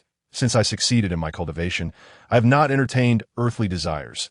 Even if the Bodhisattvas were to tempt me, it would be futile. I fear it is not as simple as that. Once this stick of incense burns out, we shall return. Nevertheless, he added, but do remain cautious. We must remind one another not to provide them with any leverage. Zhao Gongming nodded in agreement. After absorbing the power generated by the incense, Li Ku led the way back to their original seats, with Zhao Gongming following closely behind. Why this time, the Lady of Mount Li had finished introducing her family's considerable wealth. Even Yuqi Jingda couldn't help but remark to Li Ku. Indeed, the king of Wu was not mistaken when he claimed this household to be as rich as a nation. They possess over 300 acres of rice paddies, more than 300 acres of dry land, 300 acres of fruit trees on mountains, and over 1,000 yellow water buffaloes. They have enough grain to last several years and silks that could last a decade, along with gold and silver that would last a lifetime. Moreover, she mentioned something about selecting a son-in-law to marry into the family. Li Ku, feigning curiosity, quipped, what? Does Lord Yuqi have any thoughts on this? Yuqi Jingda quickly replied, how could I harbor such intentions? My wife is already exceptionally beautiful, virtuous, and kind. How could I be so easily swayed by mere trifles? At the very moment when Li Ku and Wei Qi Jingda were conversing, the venerable Lady of Mount Li unexpectedly rose from her seat and, taking hold of the enchanting figure of Zhenzhen, who was transformed from the Bodhisattva Puxian, approached Li Ku. My esteemed young sir, she inquired, might I interest you in becoming a son-in-law to our family? Do take a look at my eldest daughter. Her beauty is truly remarkable and would be more than a fitting match for you. Upon hearing her words, Cheng Yaojin could not help but burst into laughter. Ha ha! This esteemed lady must be jesting. The person seated before you is none other than the third son of the Tang dynasty. Born into a royal lineage, if he were to marry, he would have no shortage of suitable brides. How could he possibly consider a maiden from an ordinary family such as yours? Indeed, this is none other than the esteemed Wu Wang. Li Ku chimed in Qin Shu Bao, his face alight with mirth. It is one thing not to recognize him upon your first encounter, but to insist on marrying your daughter to our Wu Wang is simply absurd. In their eyes, even if this venerable lady possessed immense wealth, it could not compare to the grandeur of the Tang dynasty. How could Li Ku forsake his princely status to dwell in such rustic surroundings? With a smile, Li Ku addressed the elderly lady transformed from the Lady of Mount Li. saying, as the third prince of Emperor Li Shimin of the Tang, any marriage must be arranged by my father. Moreover, your residence is situated in such a remote area. Living here would be rather inconvenient. The lady of Mount Li seemed undeterred, eager to continue her entreaties. Do not let the remoteness of our home dissuade you. Just a short walk ahead lies a village, and a mere 10 miles further brings you to a bustling marketplace. Should the Wu Wang choose to stay, he could frequently visit the market for leisure. Furthermore, if the Wu Wang does not mind, my daughter could accompany you back to the palace as your bride. Why not draft a betrothal letter now? My daughter could return to the Tang as a devoted wife. Is that not an enticing prospect? Just as Li Ku was about to decline, Zhao Gongming interjected, addressing the elderly lady, "You're being excessively presumptuous. Our Wu Wang has no interest whatsoever in your rustic daughters. Even if your family is prosperous, do not think to entice him. It would be wise to recognize the reality of your situation and refrain from further embarrassment." Instantaneously, the expressions of the Lady of Mount Li and the other 3 bodhisattvas darkened, taken aback by Zhao Gongming's audacity. However, they quickly rationalized that Zhao Gongming must not perceive their true forms, prompting such a rebuke. Thus, the Lady of Mount Li shifted her focus to Zhao Gongming, presenting her second daughter, the bodhisattva Manjushri. If the Wu Wang finds it inconvenient to take a wife, perhaps this esteemed guest might consider my second daughter. Merely 16, is she not exceptionally beautiful? A perfect match for you. As she made her pitch, she chuckled softly, fanning her face with a handkerchief, appearing particularly amiable, as though genuinely seeking a commendable match for Zhao Gongming. Yet he was well aware of the scheme afoot. Realizing it was an attempt to entrap him within the confines of celestial regulations, his indignation flared anew, and he abruptly slammed his hand on the table, declaring, "I am sorry, but I have no interest in any of your 3 daughters. I wish to retire and bid you farewell." The Lady of Mount Li attempted to detain Zhao Gongming, but he was resolute in his departure, swiftly exiting with a flourish of his sleeve. Li Ku, too, had grown weary of their theatrics, having ridiculed the bodhisattvas in his mind countless times for their display of beguilement. As he strode toward the exit, he remarked, "We are journeying westward alongside the pilgrim. Guanyin Bodhisattva has assured us that she will be vigilant regarding the pilgrim's journey. Should she witness your fervent attempts to promote your daughters, she might very well feel a sense of embarrassment." Indeed, the Bodhisattva Guanyin, having transformed into the guise of the young girl Lien, felt her countenance darken with displeasure upon observing the minister's disappearing alongside Li Ku, her frustration manifesting in a fit of stomping. Upon witnessing the sudden ire of his beloved, Zhu Beiji hastened to the side of Lien, wishing to take her hand. However, Guanyin swiftly withdrew hers, prompting Zhu Beiji to sheepishly propose, "It appears these ordinary mortals cannot perceive the allure of you 3 sisters. Why not consider this? Allow me to marry all 3 of you, and we shall live together harmoniously. I do not mind the remoteness of this place, nor do I possess any extraordinary status. If you 3 sisters are willing, I could become your son-in-law this very day. Tomorrow, I shall accompany you to the marketplace, purchasing fine cosmetics for your adornment." Ku understood that a grand spectacle was about to unfold between Zhu Beiji, the 3 bodhisattvas, and the Lady of Mount Li, and thus allowed him to continue his courtship. Yet upon returning to his chamber, he heard a chime, followed by the system's announcement. "Congratulations, host, you have severed the tendrils of the Buddhist sect, disrupting their scheming. Task progress is now at 50. Ku felt a surge of joy, having sidestepped the trap laid by the bodhisattvas, thereby thwarting their machinations and advancing his task progress. This was an undeniable accomplishment. However, as he reveled in this triumph, the system began its broadcast anew. Due to the host task progress reaching a certain threshold, a reward, the seal of the underworld emperor, has been bestowed upon you. This seal grants the ability to alter the destinies of others, with a limit of 10 uses. Please exercise caution in its application." The prospect of altering destinies intrigued Li Ku, particularly concerning the flora he would soon encounter at Wuzhuang Temple. He immediately inquired of the system, "Does this include plants?" "Indeed, it encompasses all living beings within this universe." The system clarified that as long as they possess vitality, their destinies can be altered. Upon receiving this revelation, Li Ku was elated. He now possessed a means to further disrupt the Buddhist layout. Yet, his initial thought was to play a jest upon the three bodhisattvas, who had shown him such disrespect. What did they take him for? Just because of their beauty or wealth? Did they think to ensnare him? Such notions were utterly ludicrous. Was the Buddhist sect truly employing such juvenile tactics against him? Today, they would experience the consequences of altered destinies.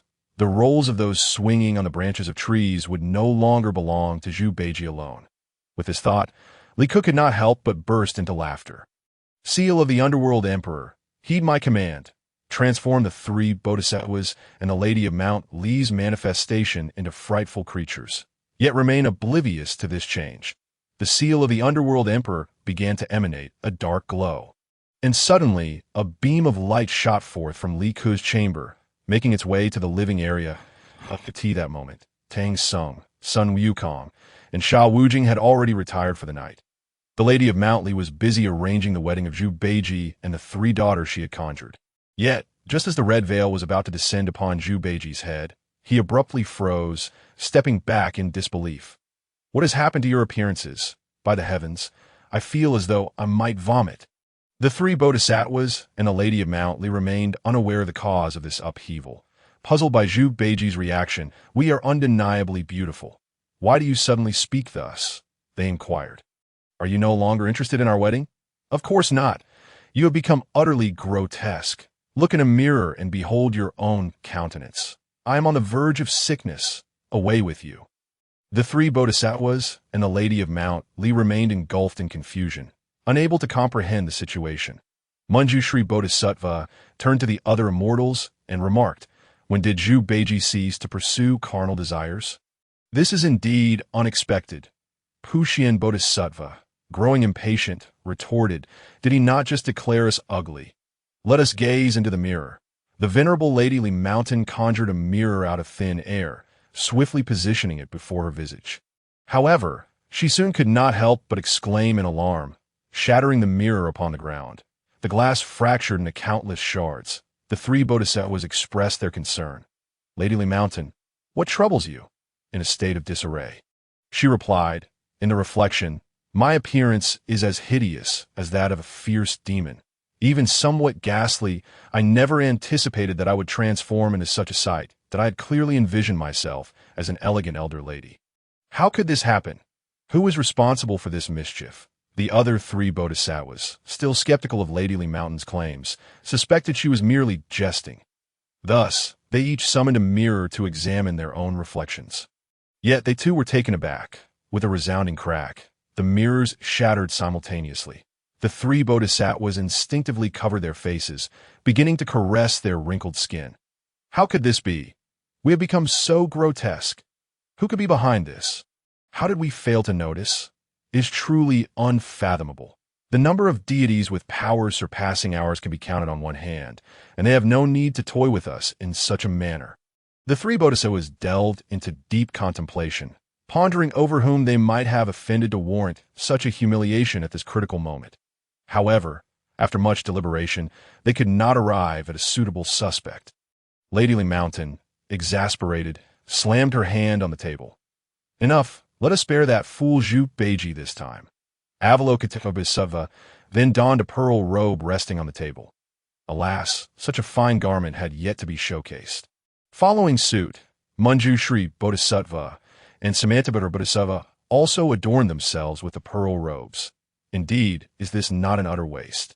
Yet in the next moment, they found themselves ensnared by the very robes, suspended from the trees outside. The following morning, when Li Ku awoke, he felt a refreshing clarity. Although the weather had turned slightly cooler, it invigorated the senses, making the air feel crisp and not unbearably cold. In fact, this weather was quite delightful. Yet the grand estate where they resided had transformed into a desolate wilderness. As everyone regained consciousness, confusion swept over them. Chapter 74. Delightful, delightful. Qin Shu Bao exclaimed loudly. Were we not peacefully slumbering in our chamber? How did we suddenly arrive in this wilderness? Wei Qi Jingda responded. Perhaps we have encountered some sort of monster. Help! Help! At that moment, they heard cries for assistance not far away. Without hesitation, they dashed towards the sound, only to retreat swiftly. Qin Shu Bao said to Li Ku, "Your Majesty, there are 3 demons hanging from the trees ahead. Please decide whether we should eliminate them." Yesterday, Manjushri Bodhisattva, Samantabhadra Bodhisattva, and Avalokiteshvara Bodhisattva had been ensnared by their own woven pearl robes and hung upon the trees. Although Lady Li Mountain witnessed this scene, she felt powerless. Thus, she could only return to Lingshan to seek the assistance of the Buddha. However, the Buddha deemed them utterly useless and was unwilling to intervene. As a result, the 3 bodhisattvas, who had transformed into stunning maidens, found themselves resembling fierce demons, suspended from the trees throughout the night. Moreover, their powers seemed to have vanished entirely during that night. What was meant to be their own creation had slipped entirely beyond their control. Li Ku believed it unwise to sever ties with the Buddhist realm at this juncture, so he instructed Qin Shu Bao and Wei Qi Jingde, rescue them. They are merely minor demons and pose no threat to the mortal realm. Qin Shu Bao and Wei Qi Jingde replied respectfully, yes, and returned to the forest. Upon seeing the 3 demons, they felt an overwhelming urge to retch. These 3 demons were shockingly unattractive. Even the minor demons they had encountered at Huangfeng Ridge were not as grotesque. Nevertheless, they had come at Li Ku's command to free these demons. Thus, they diligently climbed the trees and severed the branches. The 3 bodhisattvas, ensnared by the pearl robes, fell to the ground. They landed painfully but stifled their cries.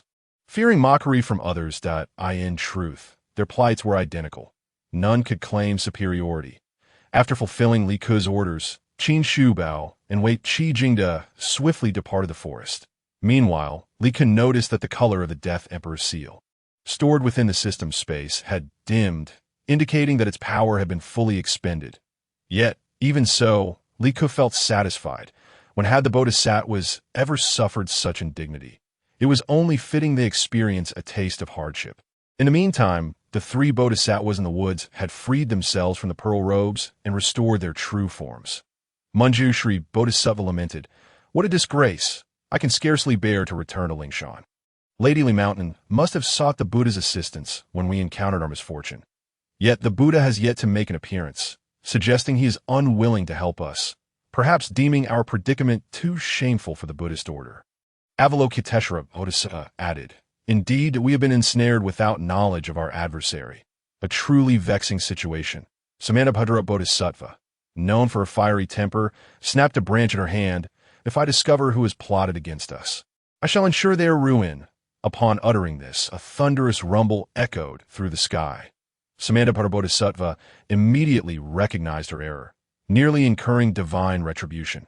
How could a bodhisattva, dedicated to the salvation of all beings, utter such cruel words? She quickly recited a mantra.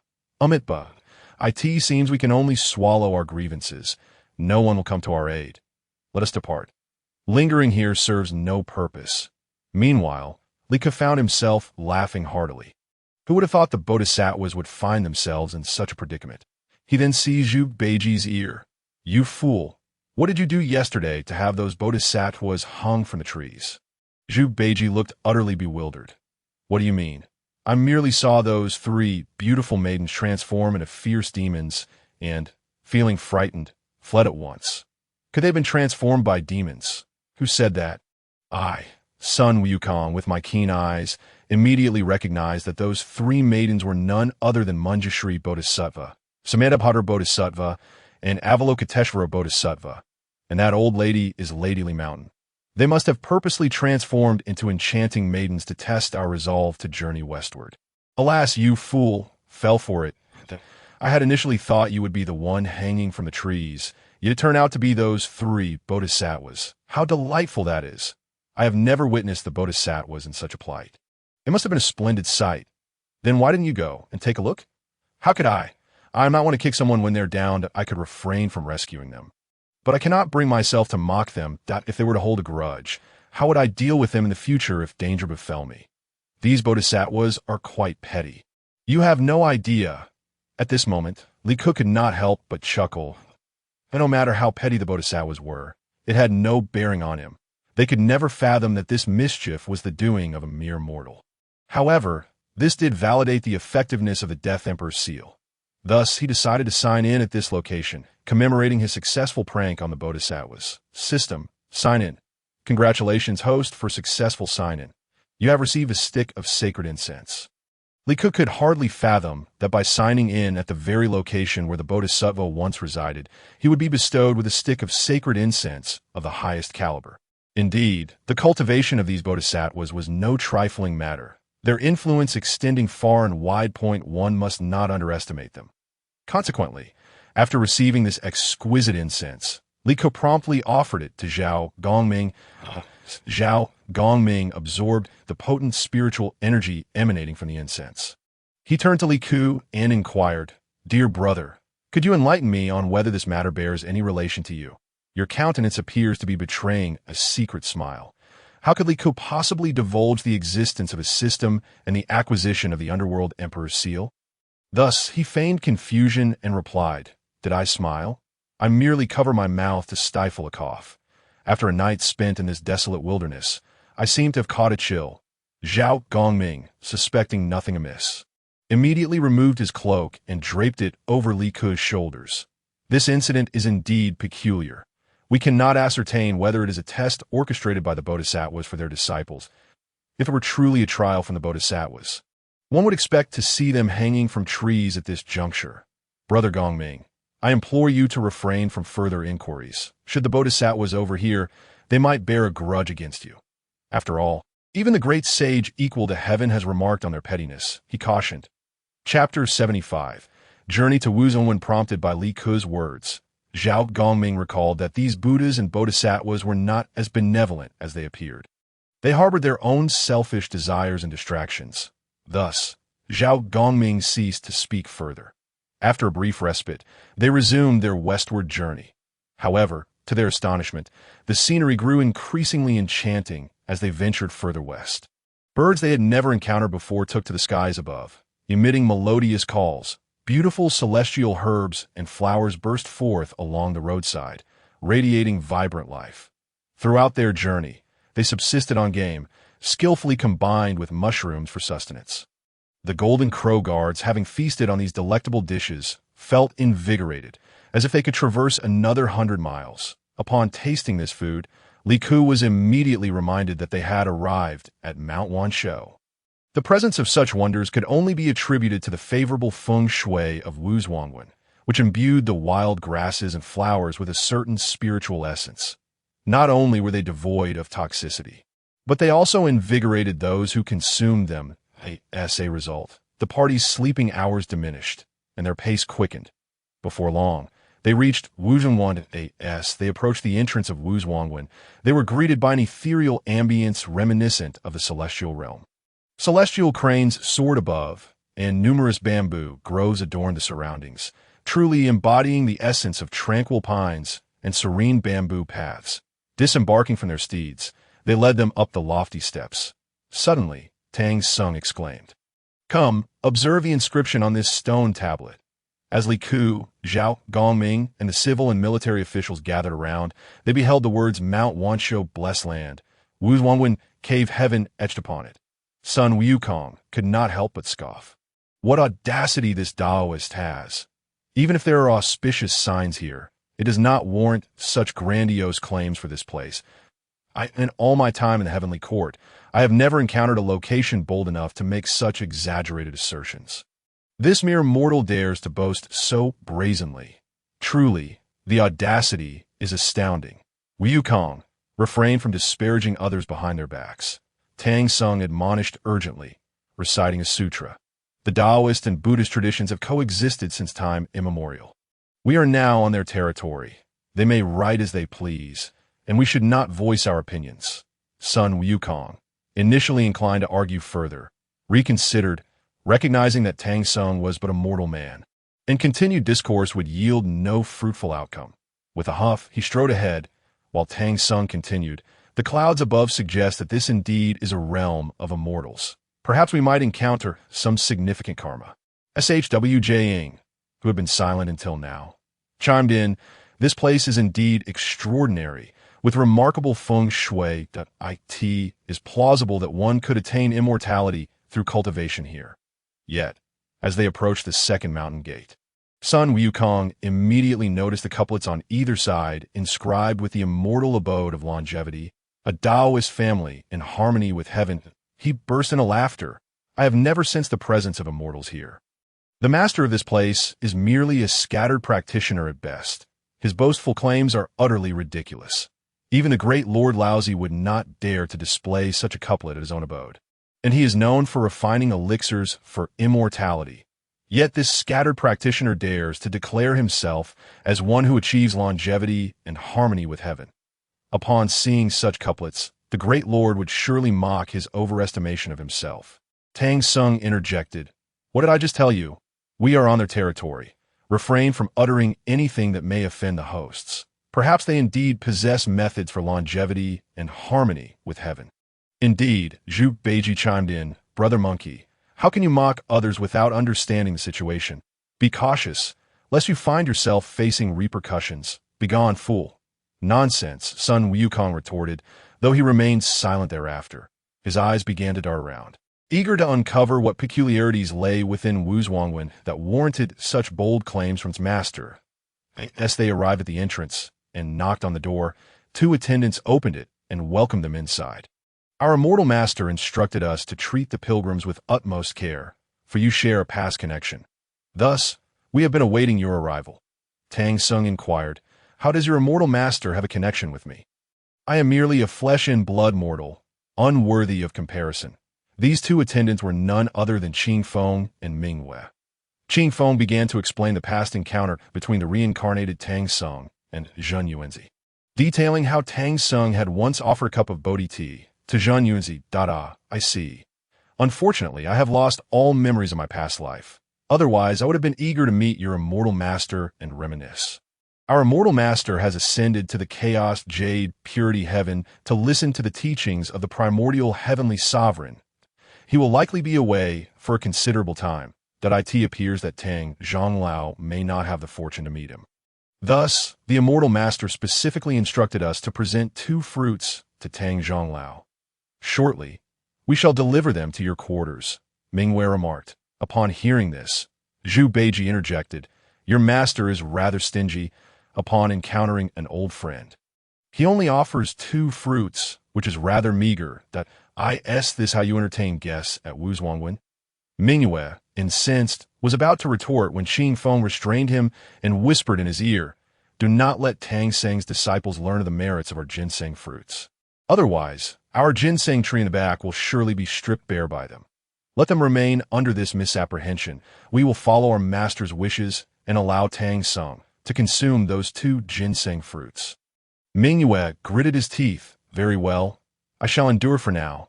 How dare he underestimate us at Wu Zhuangwen? His vision is indeed too narrow. Let him bask in his triumph for a while. We shall not hold it against him. After all, he is merely a fallen pig demon."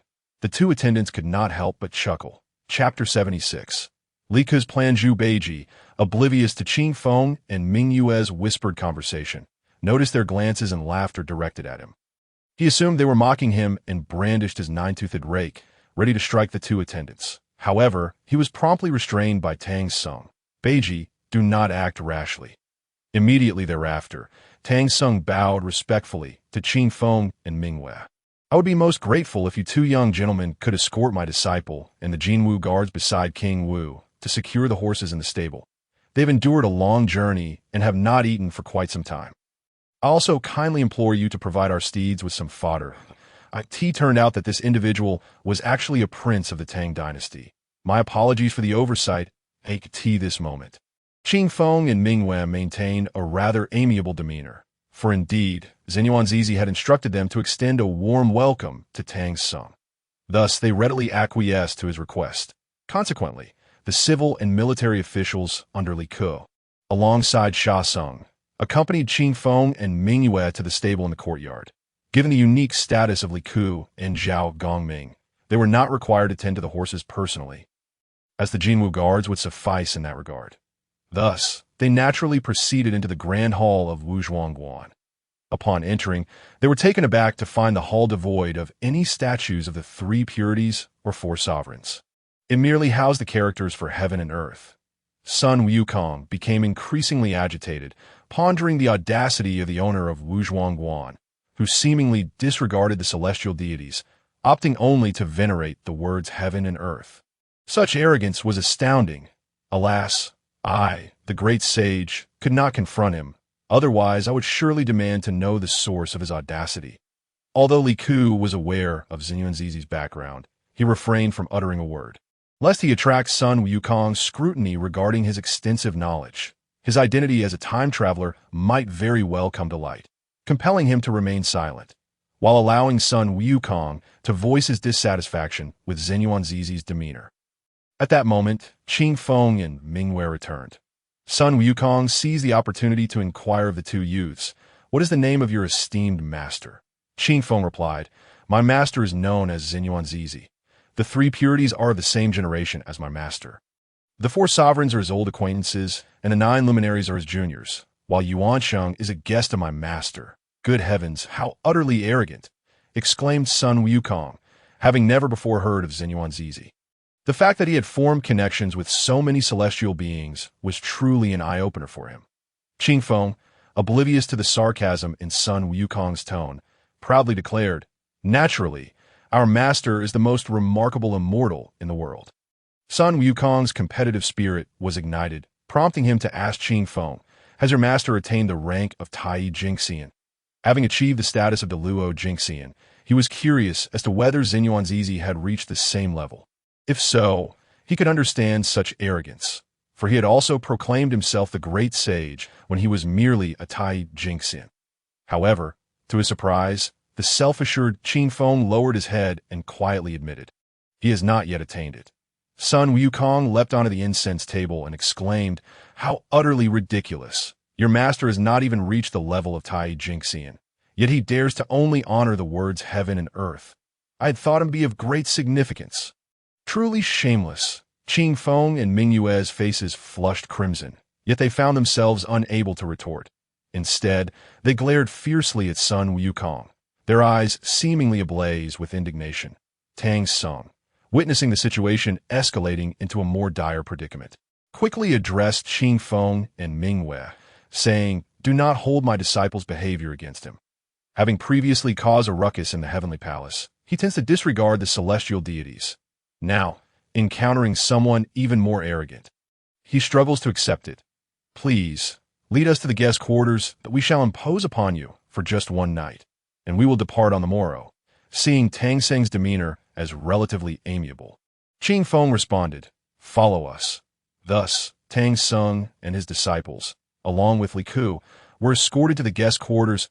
Li Ku remained vigilant, observing the movements of the two youths. Upon noticing them carrying golden rods towards the backyard, he promptly informed the system, "Sign in."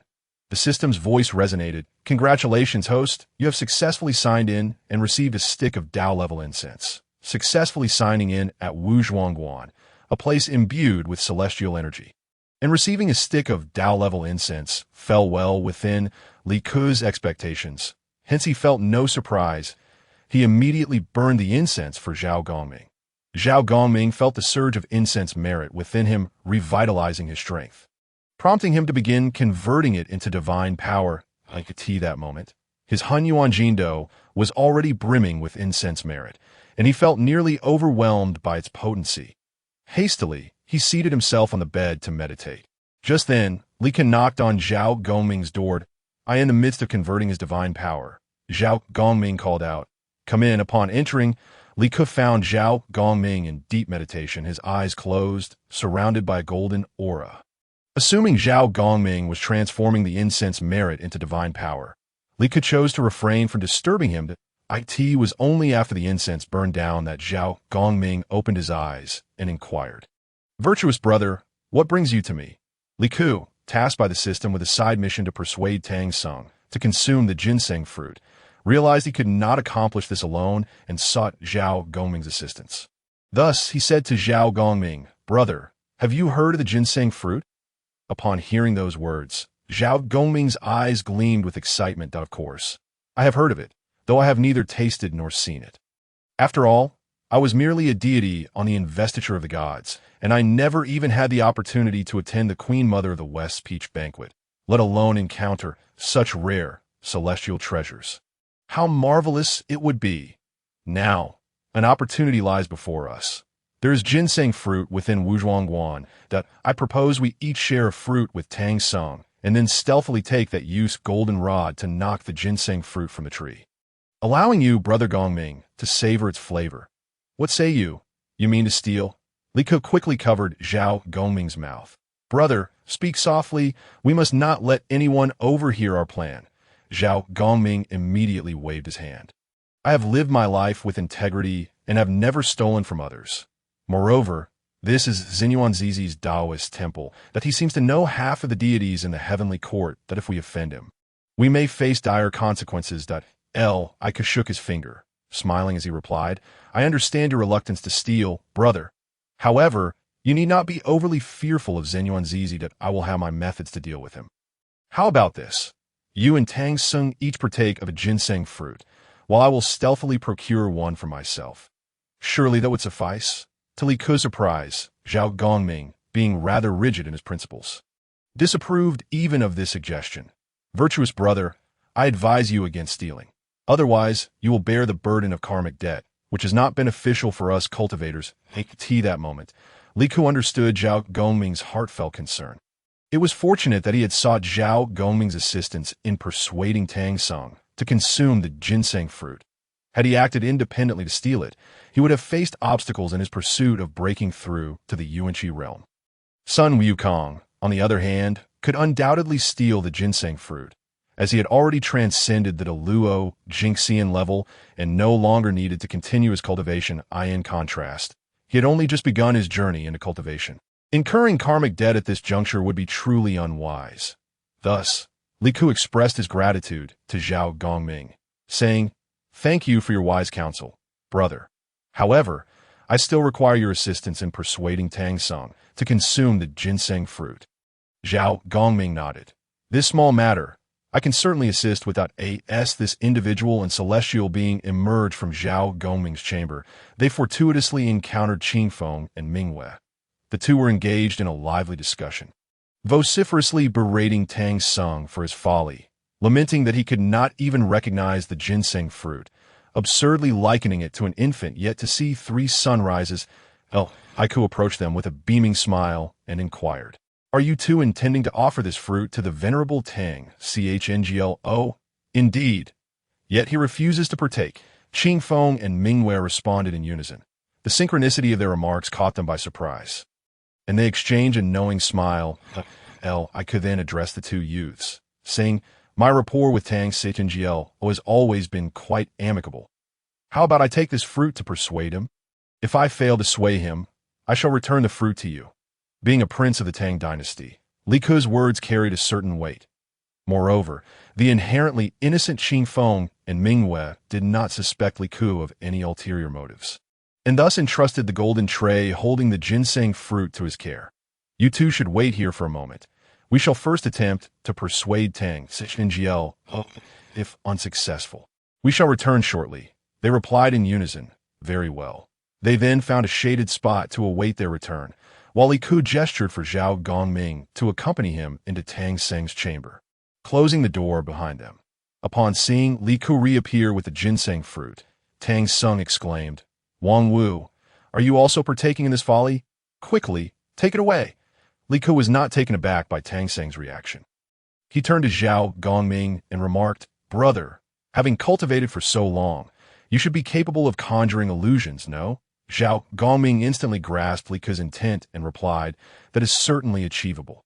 How about I cast a spell to make Tang Chnglo perceive this fruit as an apple? That would be most splendid, Li Ke agreed, knowing that with Zhao Gongming's assistance, the task would be considerably easier.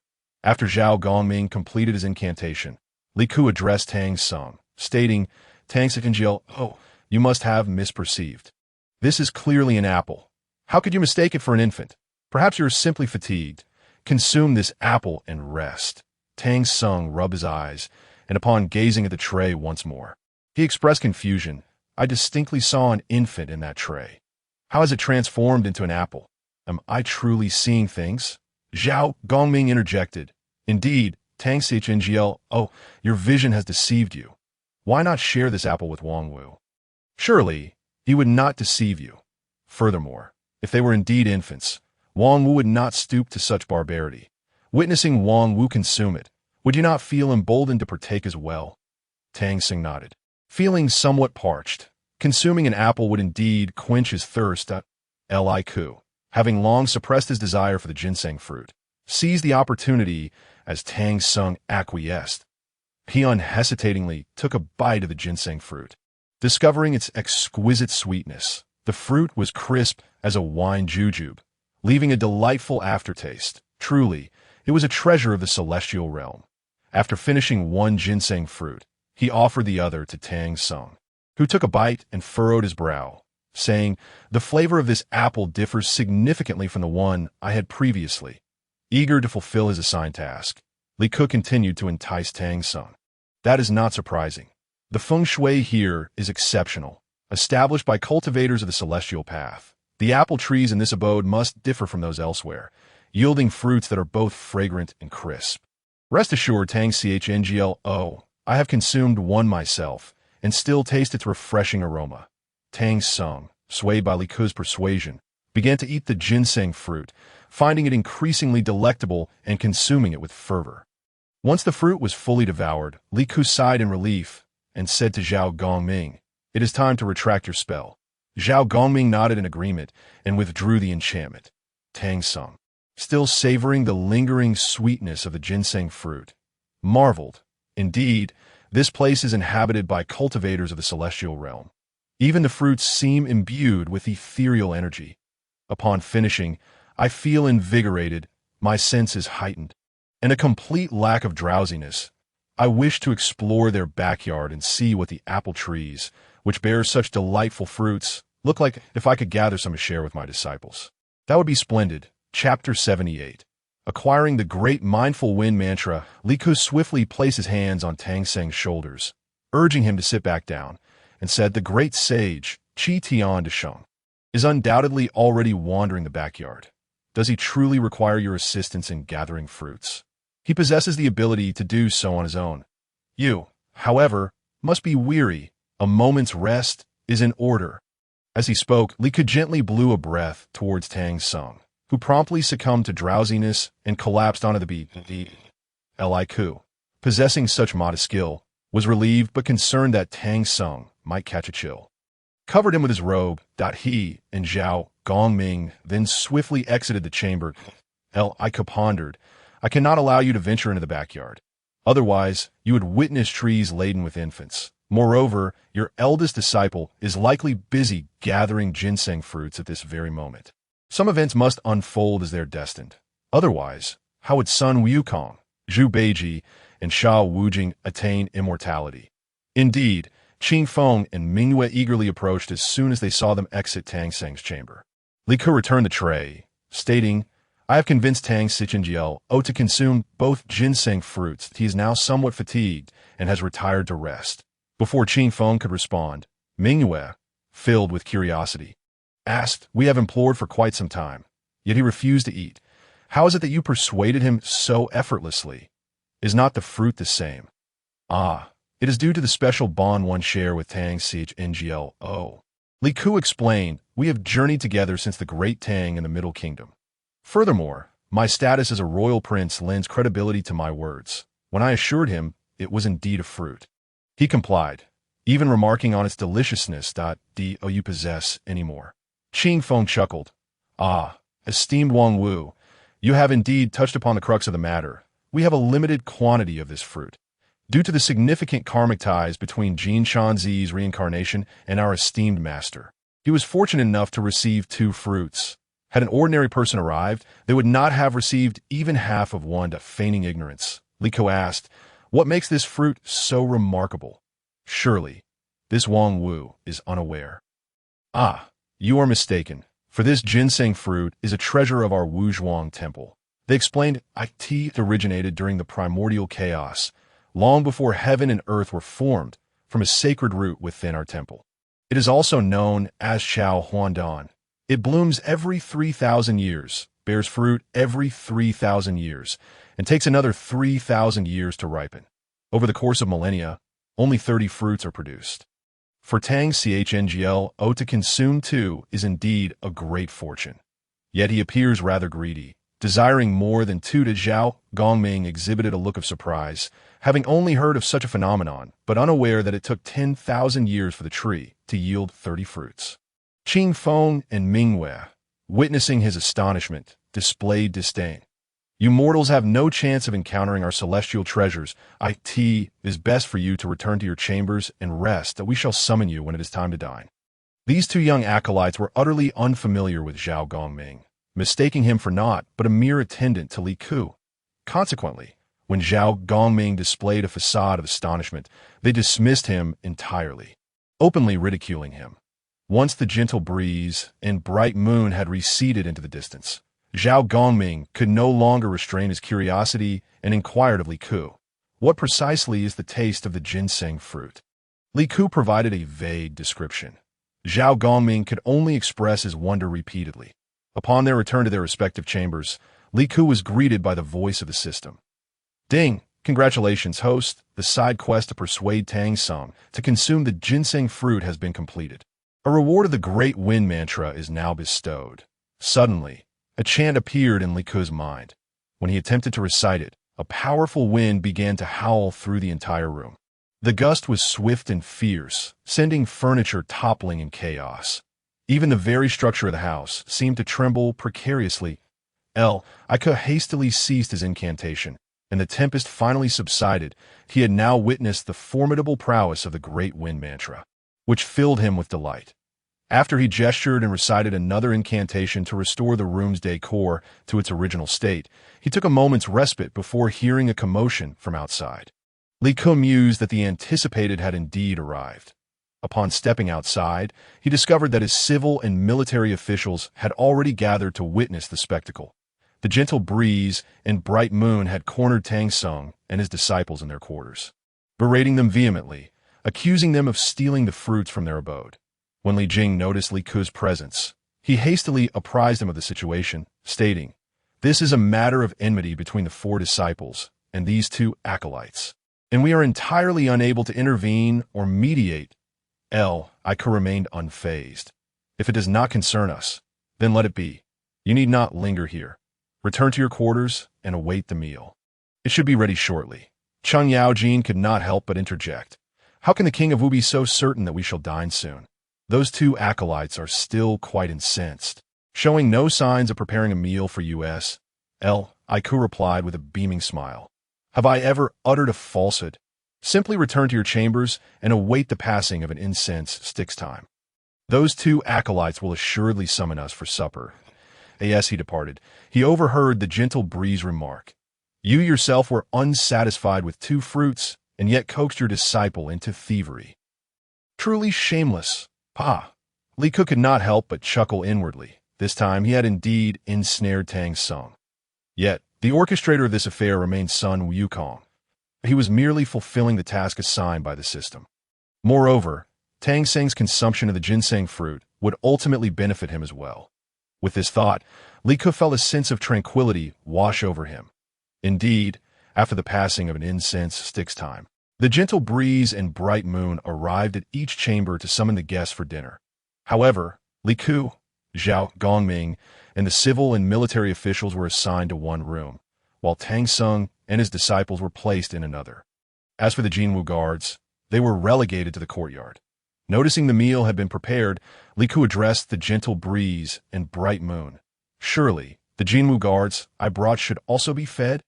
The gentle breeze and bright moon appeared somewhat distracted. The bright moon replied in a somewhat perfunctory manner, "We have begun preparing their meal. They shall be able to eat shortly." Chapter 79. I have a method to revive the ginseng fruit tree. Li Ku, upon seeing them depart, thought it prudent to personally check on the Jinwu guards in the courtyard. He could not neglect his subordinates while attending to his own meal.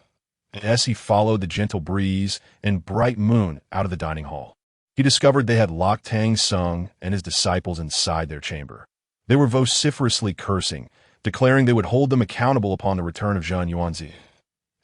Ika shook his head. Recognizing this as a cycle of cause and effect, that it was best to refrain from involvement and instead attend to his Jinwu guards. Arriving in the courtyard, he found the Jinwu guards languidly seated beneath the shade of a tree, awaiting their meal. Upon spotting Li Ku, they immediately fell into formation, puffing out their chests as if they were already sated. Each one exuded an aura of high morale. Ika was quite pleased with the conduct of these Jinwu guards. Indeed, they were worthy of their station beside the emperor. Despite the long journey and exhaustion, they maintained their composure in his presence. Validating his ongoing concern for their welfare, he addressed the captain of the Jinwu guards. It seems rather unrealistic to expect those two acolytes to prepare your meal. You may utilize their pots and ingredients to cook for yourselves. When we depart, we shall leave some gold as compensation for their provisions. The captain of the Jinwu guards beamed with a smile. Yes, Your Majesty. After ensuring his Jinwu guards were well taken care of, he returned to the front courtyard. At that moment, he realized his civil and military officials had not yet touched their chopsticks. Patiently awaiting his arrival, Ika felt a pang of guilt. In attending to one matter, he had neglected another. In his haste to leave, he had forgotten to inform them to begin dining. This oversight had caused them to wait unnecessarily long.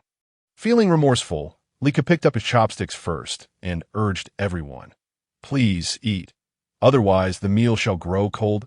At this juncture, Wei Qi Jingda remarked, "Your Majesty, it appears that Tang Sung and his disciples have been confined by those two acolytes. Should we intervene?" Li Ku did not even look up, continuing to chew his food. "That is their affair. We need not concern ourselves. Let us eat." With Li Ku's declaration, the civil and military officials dared not voice further objections and began to eat heartily. Once they had satisfied their hunger, Li Ku instructed everyone, "Return to your chambers and do not emerge. This evening, regardless of any commotion, you are not to step beyond your doors. Do you understand?" Though the others were puzzled by Li Ku's instructions, they nodded earnestly. "Rest assured, Your Majesty, we shall adhere to your commands." Ika nodded in satisfaction. However, in the dead of night, he was roused by a rustling sound. At that moment, he was seated upon his bed, meditating. Due to his cultivation, his hearing was exceptional, and he quickly discerned it was the sound of Tang Sung and his disciples attempting to escape. Lika chose to ignore it and continued his practice. Not long after, he heard a loud commotion. It seemed Yuanzi had returned with Tang Sung and his disciples in tow. The noise was considerable. He even caught the disgruntled grunts of Zhu Beiji. "You have quite the audacity to capture me, old pig. Do you know my true form? I was once the marshal of the heavenly pavilions." Li Ku still paid them no mind. It was not until dawn broke that Li Ku awoke from his slumber that he promptly addressed the system. "Sign in." "Congratulations, host. You have successfully signed in and received a stick of Dao-level incense." Li Ku mused that were it not for the need to continue his journey westward, he would wish to reside in Wuzhuang Temple for a lifetime. There he could sign in daily and receive a stick of Dao-level incense, which would greatly benefit both himself and Zhao Gongming. Yet the system seemed to sense his thoughts, promptly informing him, "Host, signing in here triggers the side quest to revive the ginseng fruit tree. The reward is to become sworn brothers with Zhen Yuanzi through the 8 prostrations. Side quest 2. Engage in a contest of magic with 3 monsters in Chaoqi Kingdom, and you must win every round. The reward is the Demon Emperor Seal. Once obtained, the Demon Emperor Seal allows you to raise a soul beast. This beast resembles a Tao Tai and could devour the souls of demons and monsters, transforming them into the host cultivation power. However, the rank of the soul beast is linked to the host level. It cannot consume the souls of demons or monsters that surpass its own rank. The current progress of this task is 0. It seems that I can no longer refrain from continuing my westward journey. Otherwise, I shall fail to complete the side quest in the kingdom of Chechi.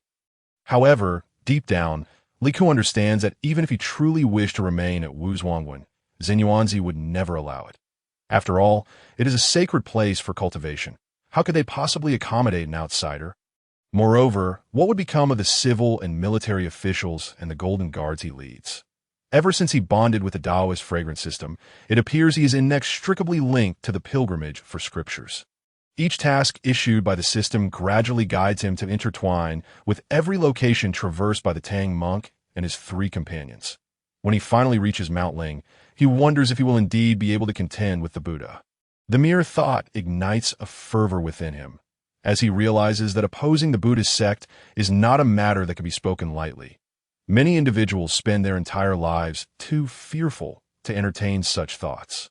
Yet, at this very moment, Li Ke finds himself contemplating this very issue that he recalls the task concerning the Great Tang, the human race as Tang, to thwart the control of demons and deities over the realm. Presently, his task completion rate stands at a mere 15%. This task is undoubtedly the most arduous thus far, for inciting disillusionment among the Tang populace towards those demons and deities is no simple feat. Fortunately, the journey westward is long, granting Li Ke ample time to accomplish this mission. Thus, although he feels a sense of frustration, it has yet to reach a level of despair. He resolves to first complete the side quest of rescuing the ginseng fruit tree. When Xinyuanzi, in a fit of rage, commanded his disciples to throw the Tang monk into a cauldron of hot oil, Li Ke suddenly interjected, "Hold on, I possess a method to save the ginseng fruit tree." Chapter 8. Sworn Brotherhood with Xinyuanzi. Xinyuanzi fixed his gaze upon Li Ke, who approached with measured steps. Casting a disdainful glance, he remarked, "You must be the 3rd prince of the Great Tang. Li Ke, as mentioned by Qing Feng and Ming Wei. Am I correct? How audacious of a mere mortal like you to utter such grandiloquent words. It is utterly laughable." Li Ke, unfazed by the derision, countered, "Given that you currently lack any means to resurrect the ginseng fruit tree, why not allow me to give it a try? If I am lying, you may cast me into the cauldron without hesitation, and I shall harbor no grievances." Zhu Beiji, eager to interject, exclaimed, "Indeed, let the prince have a go. I am in tremendous discomfort. Please loosen this rope. It is nearly bursting my belly." Tang sung, however, cautioned Li Ke, "Prince, do not risk your safety for the sake of our humble quartet. As a mere mortal, how could you possibly revive the ginseng fruit tree? You speak with such bravado now, but you will surely regret it later. I implore you to retract your words at this juncture." Shao Wujing also urged Li Ke, "If even my senior brother cannot revive the ginseng fruit tree, what makes you think you can? He is the great sage equal to heaven. Once he wreaked havoc in the heavenly palace, and all the gods and deities were powerless against him." Shao Wujing seemed poised to continue, but Li Ke quickly raised his hand to silence him. "You must have faith in my abilities. Xinyuanzi, let us proceed to the backyard." "Very well, if you dare to make such a claim. I shall witness your prowess," Xinyuanzi replied, "that if you truly manage to revive my ginseng fruit tree, I will release the Tang monk and his companions, allowing them to continue their journey westward. However, should you deceive me, not only will the 4 of them face punishment, but all the civil and military officials and golden guards under your command will also share in your fate. I shall not concern myself with your status." Xinyuanzi's arrogance left a profound impression on Li Ke, who now understood the extent of his disdain. However, bolstered by the support of his system, he remained confident in his success. Thus, he addressed Xinyuanzi with composure. "Additionally, I would like to propose a further condition. If I succeed in reviving the ginseng fruit tree, you must swear brotherhood with me, becoming sworn brothers of different surnames. I wonder if the great Xinyuanzi would be amenable to this?" Xinyuanzi let out a cold snort that, "So you seek to curry favor with me. You must have conceived this notion upon witnessing my capabilities. Even the once mighty Sun Wukong was subdued by me with ease." It was clear to Li Ke that Xinyuanzi was somewhat self-absorbed. Nevertheless, in his quest to expedite the completion of his task and rescue Tang Sung and his disciples, he replied, "Do not concern yourself with my thoughts. Ultimately, I harbor no ill will towards you, and I genuinely possess a method to revive that ginseng fruit tree. Should I fail, I would willingly accept any punishment you see fit." Zhu Beiji chimed in again. "Stop dawdling. Since the prince claims he can save your tree, let us hasten to the backyard.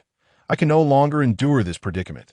Xinyuanzi, relenting, led the way, guiding Li Ke to the rear courtyard. It was Li Ke's first visit to this part of Wuzhuangwen, and he was struck by the array of exotic flora flourishing there. The fragrant blossoms enveloped him in their intoxicating aroma, and the expansive courtyard took a significant amount of time to traverse. After nearly a stick of incense had burned, they finally arrived at the spot where the ginseng fruit tree was planted. At that moment, the ginseng fruit tree lay severed, sprawled on the ground, its branches and leaves in disarray.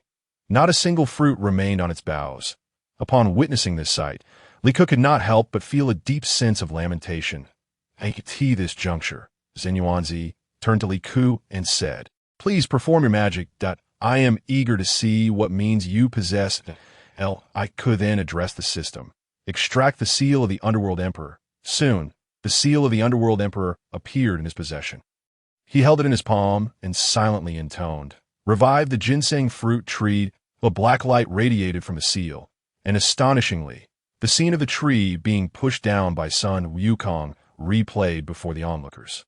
The roots were reburied in the soil, while the broken branches and leaves returned to their original positions.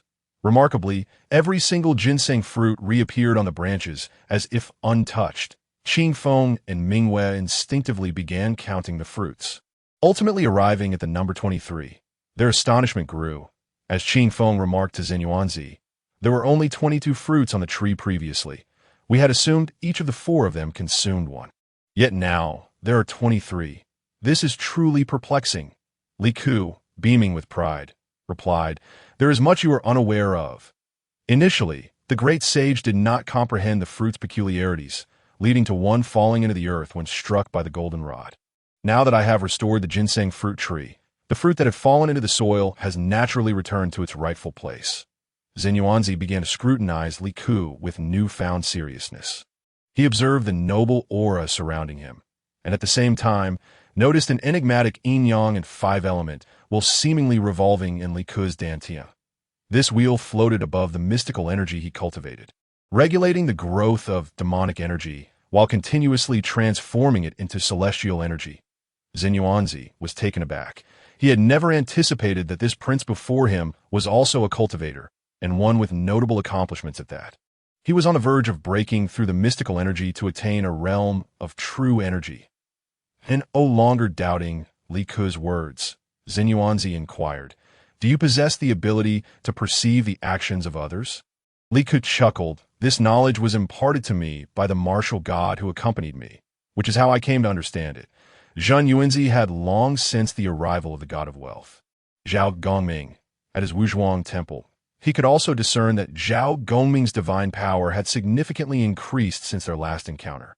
Thus, it was understandable that the latter possessed certain abilities unknown to him. Consequently, Zhen Yuanzi was filled with joy and promptly instructed his disciples to prepare an altar and offerings, for he intended to forge a brotherly bond with Li Ke. At that moment, the sky was fully illuminated, and the bustling sounds of the disciples stirred Cheng Yao Jin, Li Jing, and the others from their slumber. They strolled out of their chambers, only to witness Li Ke engaged in a brotherhood ceremony with a Taoist sporting a long beard. Chapter 81. A gift of a ginseng fruit. Meanwhile, Guanyin Bodhisattva had initially planned to await Sun Wukong's plea for assistance before descending to revive the ginseng fruit tree. However, after casting her divinations in the South Sea's purple bamboo grove, she discovered that unexpected changes had occurred in the journey to the west. Without delay, she arrived at Wuzhuang Temple, only to find that Li Ke had already formed a sworn brotherhood with Zhen Yuanzi. Upon realizing this, Guanyin hurried to the back courtyard of Wuzhuang Temple to inspect the ginseng fruit tree, which stood before her, and scathed, she murmured, "It cannot be. I have yet to intervene. What is happening?" Thus, she was compelled to conduct further divinations, ultimately uncovering that it was Li Ke who had instigated these events. Now, even Zhen Yuanzi had been drawn into his influence. Guanyin Bodhisattva was taken aback and swiftly flew to Ling Mountain to report the matter to Buddha R'ai. Upon hearing her account, Buddha R'ai was filled with ire. What was the true intent behind Li Ke's repeated interference in the journey to the west? At this juncture, the ancient Buddha of Lantern spoke. "Disciple, I am but a fool, yet I feel compelled to voice a thought, uncertain if it should be spoken." Buddha R'ai, exuding an air of solemnity, replied, "Speak freely." The ancient Buddha of Lantern then continued, "I believe that this Prince Li Ke harbors intentions to disrupt the journey to the west. We must take decisive action against him.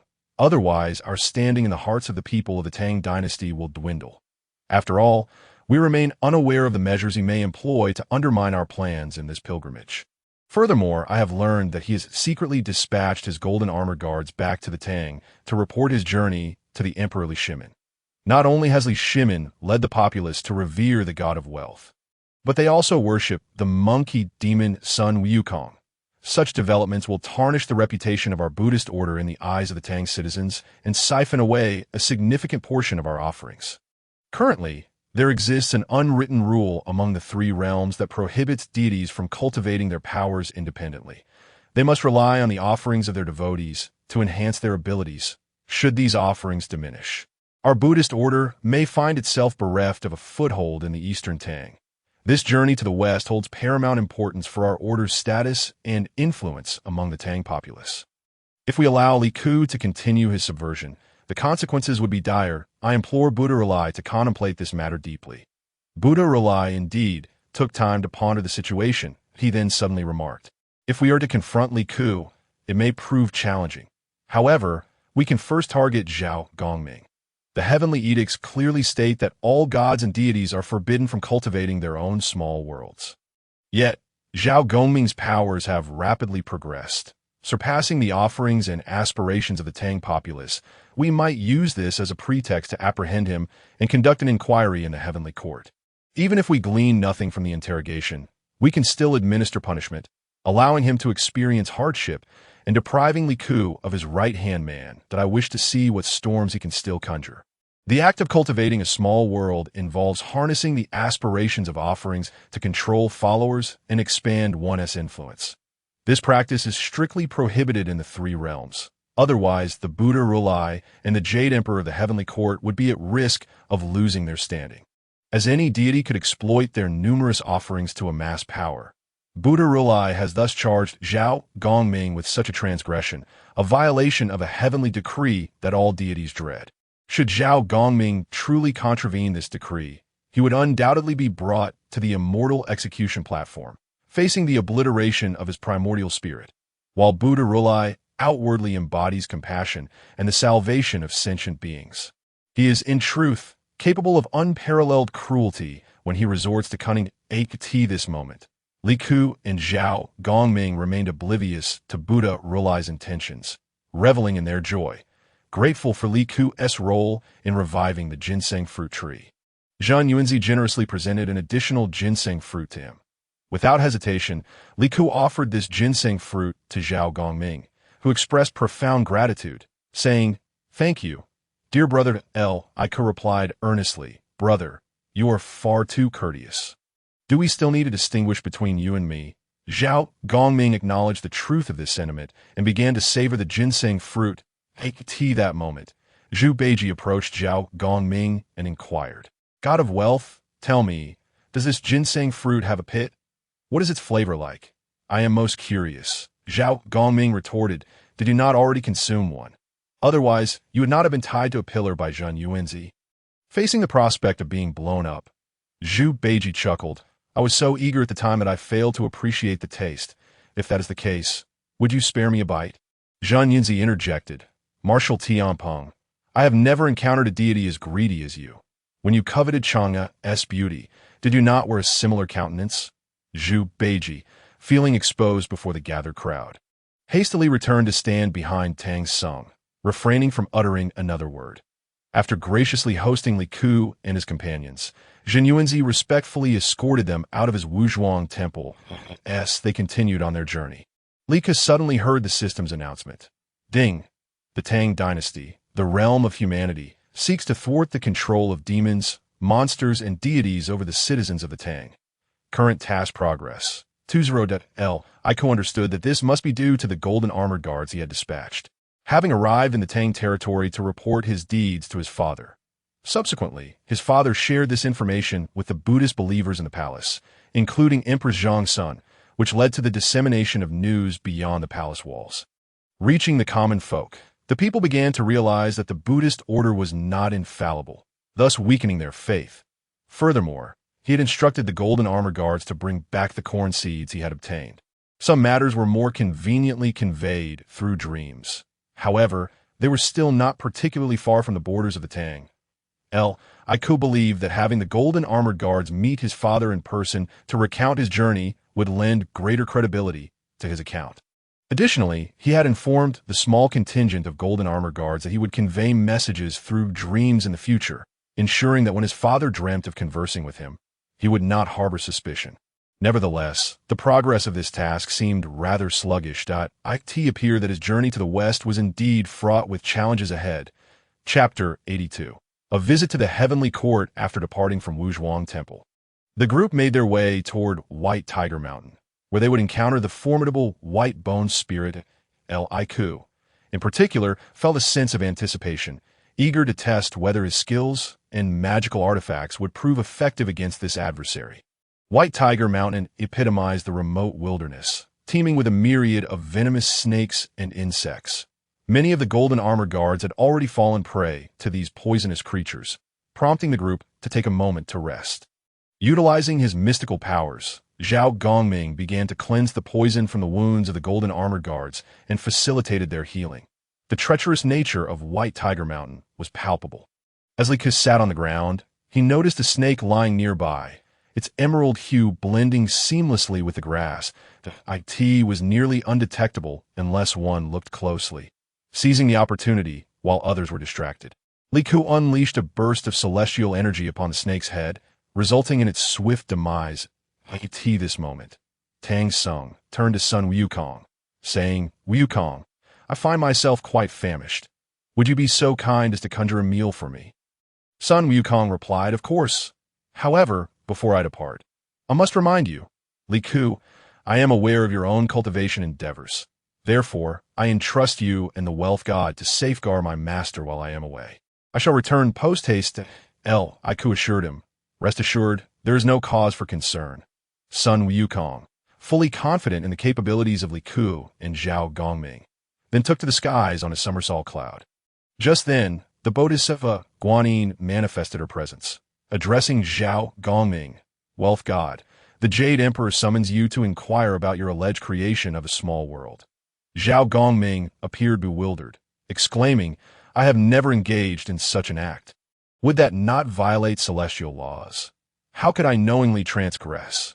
Guanyin, however, dismissed Zhao Gongming's protestations, stating, "You may present your defense directly to the Jade Emperor." Left with no choice, Zhao Gongming replied, "Once I have tended to these golden armored guards, I shall accompany you to the heavenly court." Curious, Li Ke approached Zhao Gongming and inquired, "What does the Bodhisattva mean by the creation of small world?"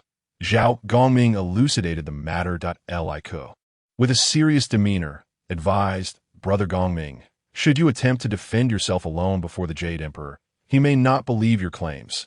Instead, allow me to accompany you to the heavenly court, where I can provide an explanation to the Jade Emperor." Zhao Gongming recognized the wisdom in Li Ke's suggestion. After tending to the last of the golden armored guards, he turned to Guanyin and asked, "May I bring Wu Wang with me to the heavenly court? Most of my incense wishes stem from him, not from any supposed small world." Guanyin remained skeptical, scoffing, "If you seek a witness for your defense, must it be a mere mortal?" However, when Li Ke stood beside Zhao Gongming, Guanyin's expression shifted, for she beheld the celestial aura emanating from him. This indicated that Li Ke had begun his own cultivation journey and had achieved a measure of success. How could this be? A mortal cultivating to such an extent? Guanyin's mind was rife with questions. Thus, she refrained from obstructing Li Ke's ascent to the heavenly court, even lending him her celestial cloud to facilitate his journey. Upon their arrival at the heavenly court, Li Ke, overwhelmed by the grandeur, began to explore. The celestial soldiers, recognizing him as part of Guanyin's entourage, did not impede his passage. What he beheld was a sight that would remain etched in his memory for eternity. The heavenly court was shrouded in clouds. Its pillars crafted from pure gold, adorned with true dragons that rested there, safeguarding the realm. As Li Ke boldly approached, he could see the scales of the dragons shimmering with brilliance upon entering the southern heavenly gate. Zhao Gongming pulled Li Ke aside, cautioning him against wandering further, for they were now within the celestial domain. Upon encountering the Jade Emperor, Li Ku immediately sensed the vast difference between him and his own father. As the emperor radiated an aura of authority and majesty, the Jade Emperor, upon seeing Zhao Gongming, reproached him sharply. "Is it true, Zhao Gongming, that you seek to create a small world and establish your own sect?" Zhao Gongming fell to his knees, pleading, "This humble deity has never entertained such thoughts. Please, Jade Emperor, see through my innocence." Li Ku knelt beside Zhao Gongming and addressed the Jade Emperor. "Most of Brother Gongming's incense wishes are derived from me. If you doubt this, I can demonstrate." The Jade Emperor, astonished to find a mere mortal, such as Li Ku radiating celestial energy, realized that such a phenomenon had not occurred in centuries, with the last being Sun Wukong. Thus, the Jade Emperor regarded Li Ku with newfound respect, solemnly stating, "If you can indeed prove Zhao Gongming's innocence, I shall release you both. However, should you fail, Zhao Gongming will be taken to the execution platform for violating celestial laws. And your cries of injustice will fall on deaf ears." I nodded, then addressed the system, signing he had never imagined that he would one day sign in at the heavenly court. Upon hearing the system's response, he found himself momentarily stunned. The system announced, "Due to the exceptional nature of this signing event, the system has triggered an automatic upgrade. Loading system 1.25.66.100. The tiers of incense above the Dao level have now opened. Xian level, D level, and Tian level. The host has successfully signed in and received a Tian level incense stick." Iku's heart swelled with joy. He produced an incense burner and, in the presence of the celestial deities, began to offer incense for Zhao Gongming. The deities quickly noted that the celestial aura surrounding Zhao Gongming grew increasingly potent as the torrent of incense wishes surged within him. Zhao Gongming had no choice but to rapidly convert this influx of power into divine strength. Had this not occurred before the eyes of the celestial beings, they would have found it utterly unbelievable, leading them to suspect Zhao Gongming of having cultivated a small world and garnered followers to continuously provide him with incense wishes. Yet, the reality was far from such an assumption. Chapter 83. Proving innocence, even the Jade Emperor gazed in astonishment at the scene unfolding before him. The offering was of Tian-level incense. Zhao Gongming received an unprecedented surge of incense power. Far exceeding anything he had experienced before, he felt as though he was on the brink of surpassing his limits. The other deities watched, envious of the continuous flow of incense power, yearning to partake in a fraction of it. They had never witnessed such an extraordinary boon of incense wishes, especially not all at once. It was simply unfathomable. Excitement illuminated Zhao Gongming's face. It was nothing short of miraculous. He felt his cultivation and divine abilities ascend several tiers, now standing only a step away from quasi-sainthood. All of this was thanks to Li Ku's offerings. Additionally, it appeared that offering incense to Zhao Gongming within the heavenly court allowed Li Ku to garner even greater incense wishes. Zhao Gongming was overwhelmed with joy. Witnessing this spectacle, even the Jade Emperor could not help but admit his envy. Although he too received offerings from the populace, he had never amassed so much incense power in a single moment. It was truly astounding. No wonder Zhao Gongming's cultivation and capabilities had surged so dramatically in such a short span of time. It all stemmed from Li Ku's offerings. Yet despite Li Ku's celestial appearance, how could his offerings yield such a monumental amount of incense power? The Jade Emperor found himself engulfed in perplexity and thus posed this query. At that moment, Li Ku feigned ignorance. "I know not," he replied. "Regardless, my mother has led me in offering incense to the god of wealth since my very birth. Perhaps it is our sincere devotion that has granted us such an abundance of incense offerings." This reasoning, however, was evidently flimsy. Among the populace of the Tang dynasty, numerous individuals sincerely worshipped Zhao Gongming, yet the offerings they provided amounted to mere drops in the ocean compared to the vast contributions made by Li Ku. This was nothing short of miraculous, leaving even the Jade Emperor at a loss for explanation. Li Ku, however, deftly diverted the conversation, inciting the Jade Emperor's ire. Yet, the Jade Emperor had no alternative means to unearth the truth behind this enigma. Consequently, he turned to Zhao Gongming and remarked, "So it is that the king of Wu has been the source of your incense offerings. enabling you to accumulate such a vast reservoir of divine power. Have you not, in secrecy, formed a miniature world? At that moment, Zhao Gongming was preoccupied with absorbing the incense offerings. Upon hearing the Jade Emperor's inquiry, he hastily paused his transformation of incense into divine power and respectfully addressed the Jade Emperor. This humble servant would not dare cultivate personal disciples, lest I transgress heavenly laws. The King of Wu has already revealed our bond to you.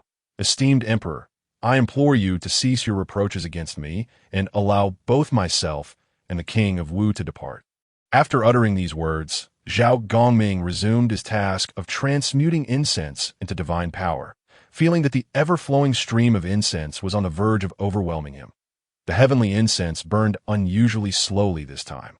Li Ku, observing the curling smoke, turned to the Jade Emperor and said, "Now that matters have been clarified, I beseech you, Great Emperor, to release us, for we have other matters to attend to." I pondered, having departed from the Tang monk and his disciples. He wondered if the white-boned spirit had begun to assume a human guise, thereby wrongfully attributing the crime of murder to Sun Wukong, and if he did not return soon, it was likely that Sun Wukong would be expelled by the Tang monk once again. The Jade Emperor pondered for a moment before addressing Guanyin Bodhisattva. "What are your thoughts on this matter, revered Guanyin?" Guanyin Bodhisattva expressed her utter astonishment, having been rendered speechless by the extraordinary situation unfolding before her.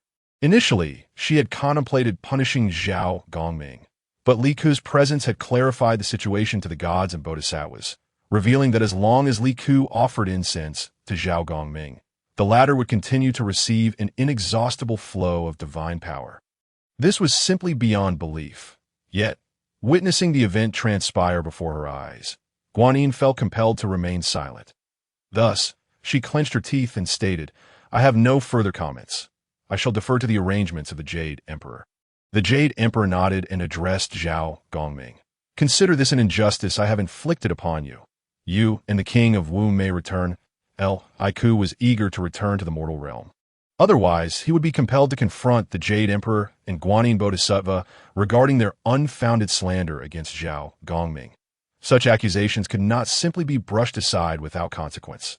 Zhao Gongming, on the other hand, felt at ease, despite having been caught in Guanyin's web of deceit, which had provided her the opportunity to misattribute blame to him. However, he had no desire to provoke Guanyin, for he now possessed an infinite reserve of divine power and needed to focus on its transformation. Otherwise, he would be overwhelmed by the torrent of incense. Furthermore, should he continue to engage with Guanyin over this matter, the Buddhist forces she represented would inevitably become entangled with him. Zhao Gongming wished to avoid such complications. Therefore, he bowed to the Jade Emperor and, alongside Li Ku, returned to the mortal realm to Li Ku's surprise. Even upon their return to Baihu Mountain, the heavenly incense in the censer had yet to burn out. This, perhaps, was the peculiar quality of heavenly incense. The longer it burned, the more divine power it bestowed upon Zhao Gongming. However, once Li Ku's feet touched the ground, he no longer focused on this matter. Instead, he addressed the civil and military officials around him. "Where are the Tang monk and his disciples?" Cheng Yaojin slapped his thigh and replied, "Your Majesty, do not mention it that a village girl came to deliver food to Tang Chonglao.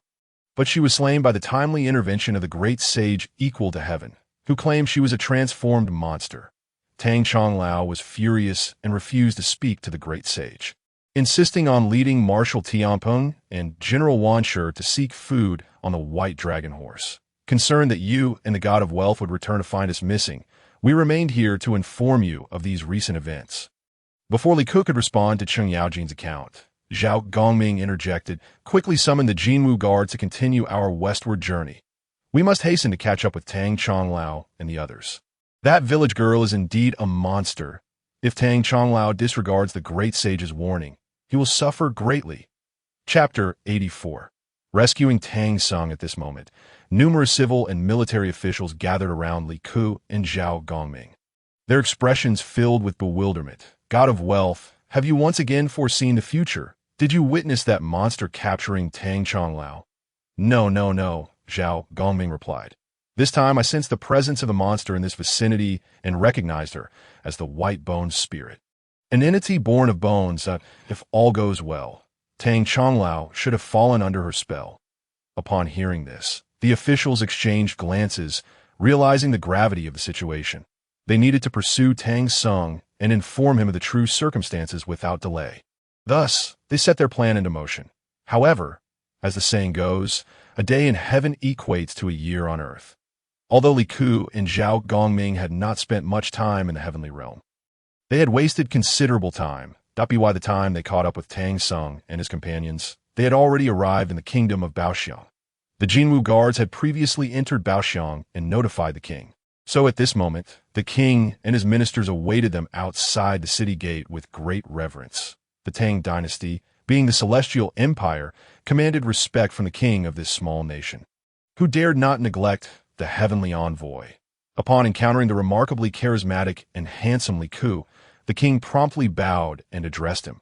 The king of Baoxiang, accompanied by his ministers, has come to welcome the heavenly envoy. Please follow me to the palace, where a banquet of delicacies awaits your esteemed presence. Li Ku's party had a somewhat leisurely agenda. Had Tang Sung not been confined within the palace of the king of Baoxiang, Li Ku would have preferred to keep his identity concealed. However, after acquiring a stick of holy incense and witnessing Tang Sung's plight, Li Ku could no longer wait for Sun Wukong, that he resolved to personally rescue Tang Sung. Upon entering the palace, Li Ku and Zhao Gongming were warmly received, marking their first proper meal since embarking on their westward journey. Though Baoxiang was remote, the royal banquet was lavish. They dined and exchanged pleasantries. Li Ku raised the subject of Tang Sung with the king. The king of Baoxiang immediately responded, "Indeed, a monk visited our land, bringing news of my daughter by Huaxiao that I implored this monk's 2 disciples to rescue her. But to my dismay, they failed, and instead, a handsome young man appeared, claiming to have saved my daughter, while the monk turned out to be a tiger spirit. Upon uttering this, the monk transformed into a great tiger, which terrified me. He is now imprisoned in a cage, and I intend to execute him tomorrow to prevent further calamity." The tale of the yellow robe monster and Princess Huaxiao is one that Li Ku is intimately familiar with. The yellow robe monster was once Komu Wolf. He was deeply in love with a maid from the fragrant pavilion, and they promised to meet in the mortal realm. However, upon descending, the maid reincarnated as Princess Huaxiao of the kingdom of Baoxiang. Completely forgetting all memories of her past life, Koemu Wolf transformed into a tiger spirit and abducted Princess Huaxiao. In truth, their love was genuine, and there was no need for such calamity to befall them. Yet, it seemed as though fate had orchestrated this cruel jest, tormenting the star-crossed lovers and bringing immense misfortune to Tang Sung. When Tang Sung arrived at the moonlit cave, he learned of Princess Huaxiao's plight. After she released him, he journeyed to the kingdom of Baoxiang to inform the king of her situation. However, he grossly overestimated the capabilities of Zhu Beiji and Sha Wujing. Consequently, rather than rescuing Princess Huaxiao, they inadvertently led the yellow robe monster to her, who transformed into a graceful young man to falsely accuse Tang Sung. Eager to save Tang Sung, Li Ku, after dining, approached the king of Baoxiang and inquired, "Might I have the opportunity to meet this tiger spirit?" The king was taken aback. Why would a celestial envoy from the upper realm wish to meet such a fearsome creature? It could very well disturb your presence. Seeing that the king remained oblivious, Li Ku calmly replied, "This tiger spirit is not what you believe. There's another at play. Your Majesty, you have been deceived." The king, visibly astonished, exclaimed, "How is that possible?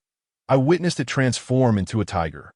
Li Ku, expressing a hint of exasperation, explained, "You are but a mortal and cannot perceive the illusions at hand," that he realized that explaining the intricacies of demons and deities to the people of this remote kingdom was akin to conversing about ice with summer insects.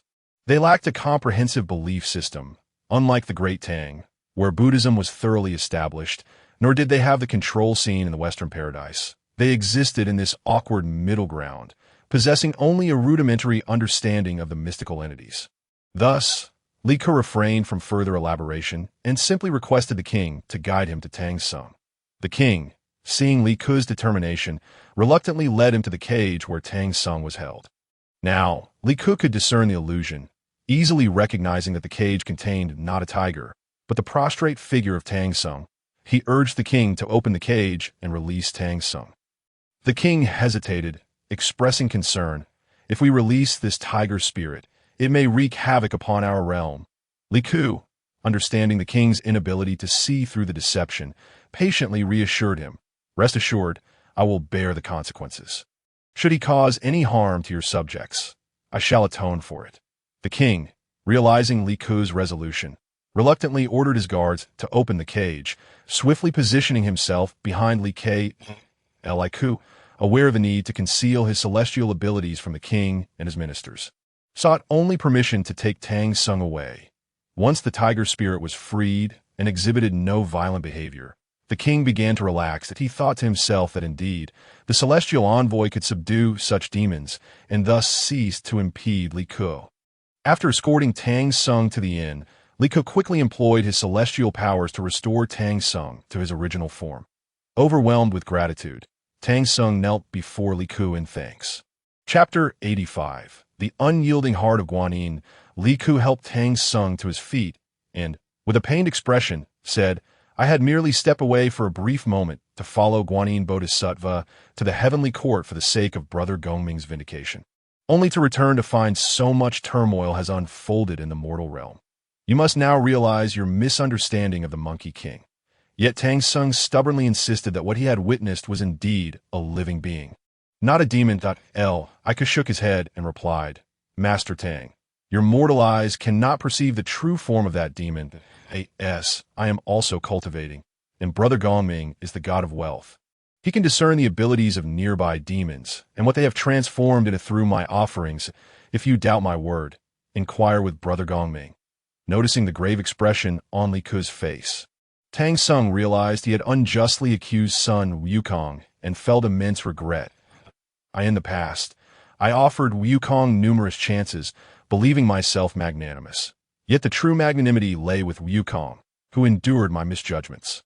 Surely he suffers more than I doubt. Regrettably, I stubbornly clung to my beliefs and wronged his good intentions. How can I possibly call him back now?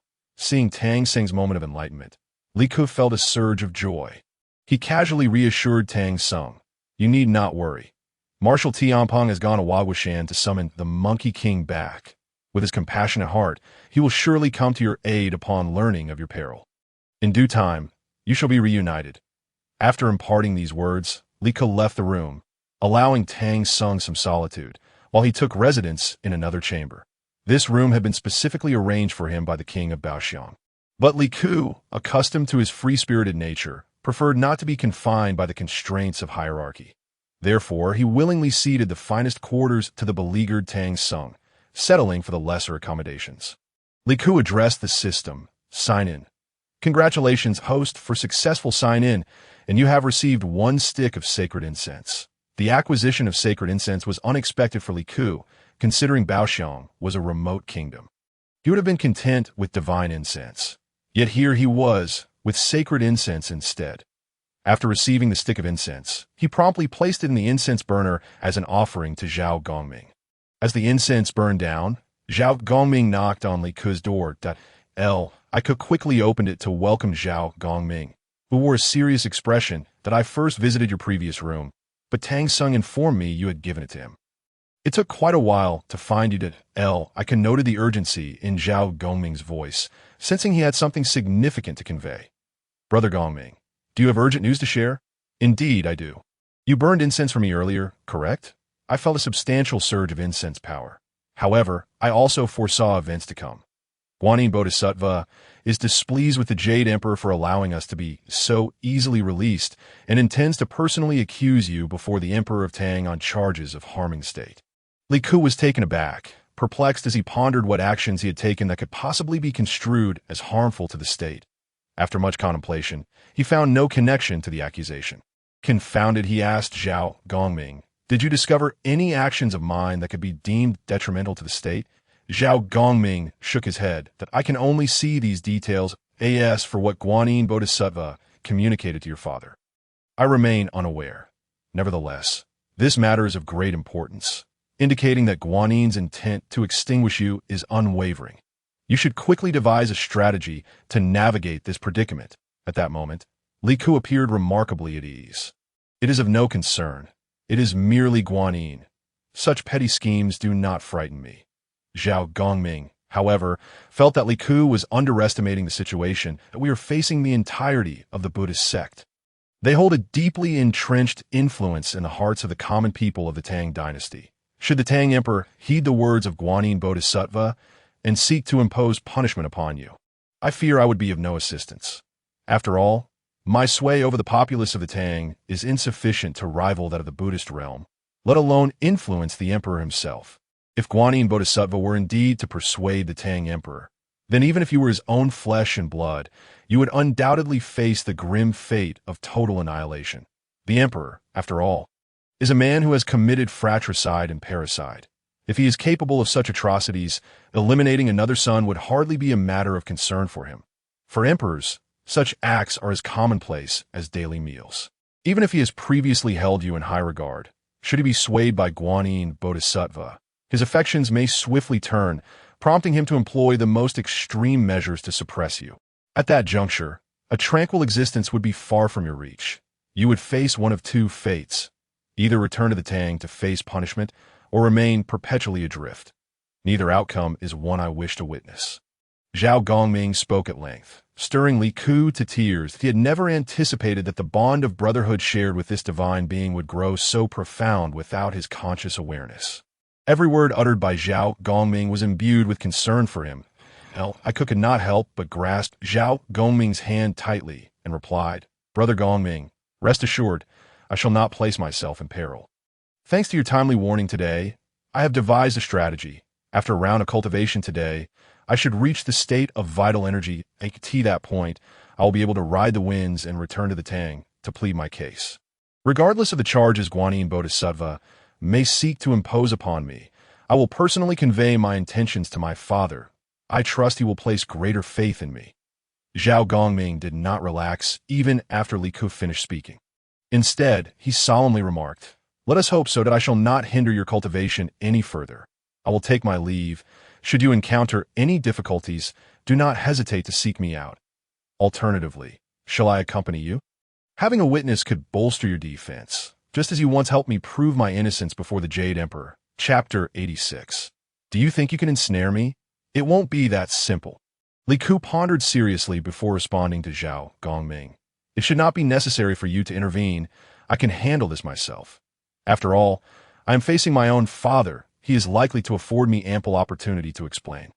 Zhao Gongming nodded. "If that is the case, then all the better. I shall take my leave. Remember to inform me at the first sign of any trouble. I will be there to safeguard you." Li Ku was so moved that he found himself a loss for words. He simply grasped Zhao Gongming's hand repeatedly, applying pressure to express his gratitude. Once Zhao Gongming departed the room, Li Ku commenced his cultivation, that he felt relatively satisfied with his progress, having reached the realm of vital energy after merely a few months of practice. Sometimes he wondered if he truly possessed a natural aptitude for enlightenment, which made his cultivation seem effortless. Before him unfolded a realm where celestial energy clashed with demonic energy. The golden light representing the celestial energy was on the verge of engulfing the dark light embodied by the demonic energy.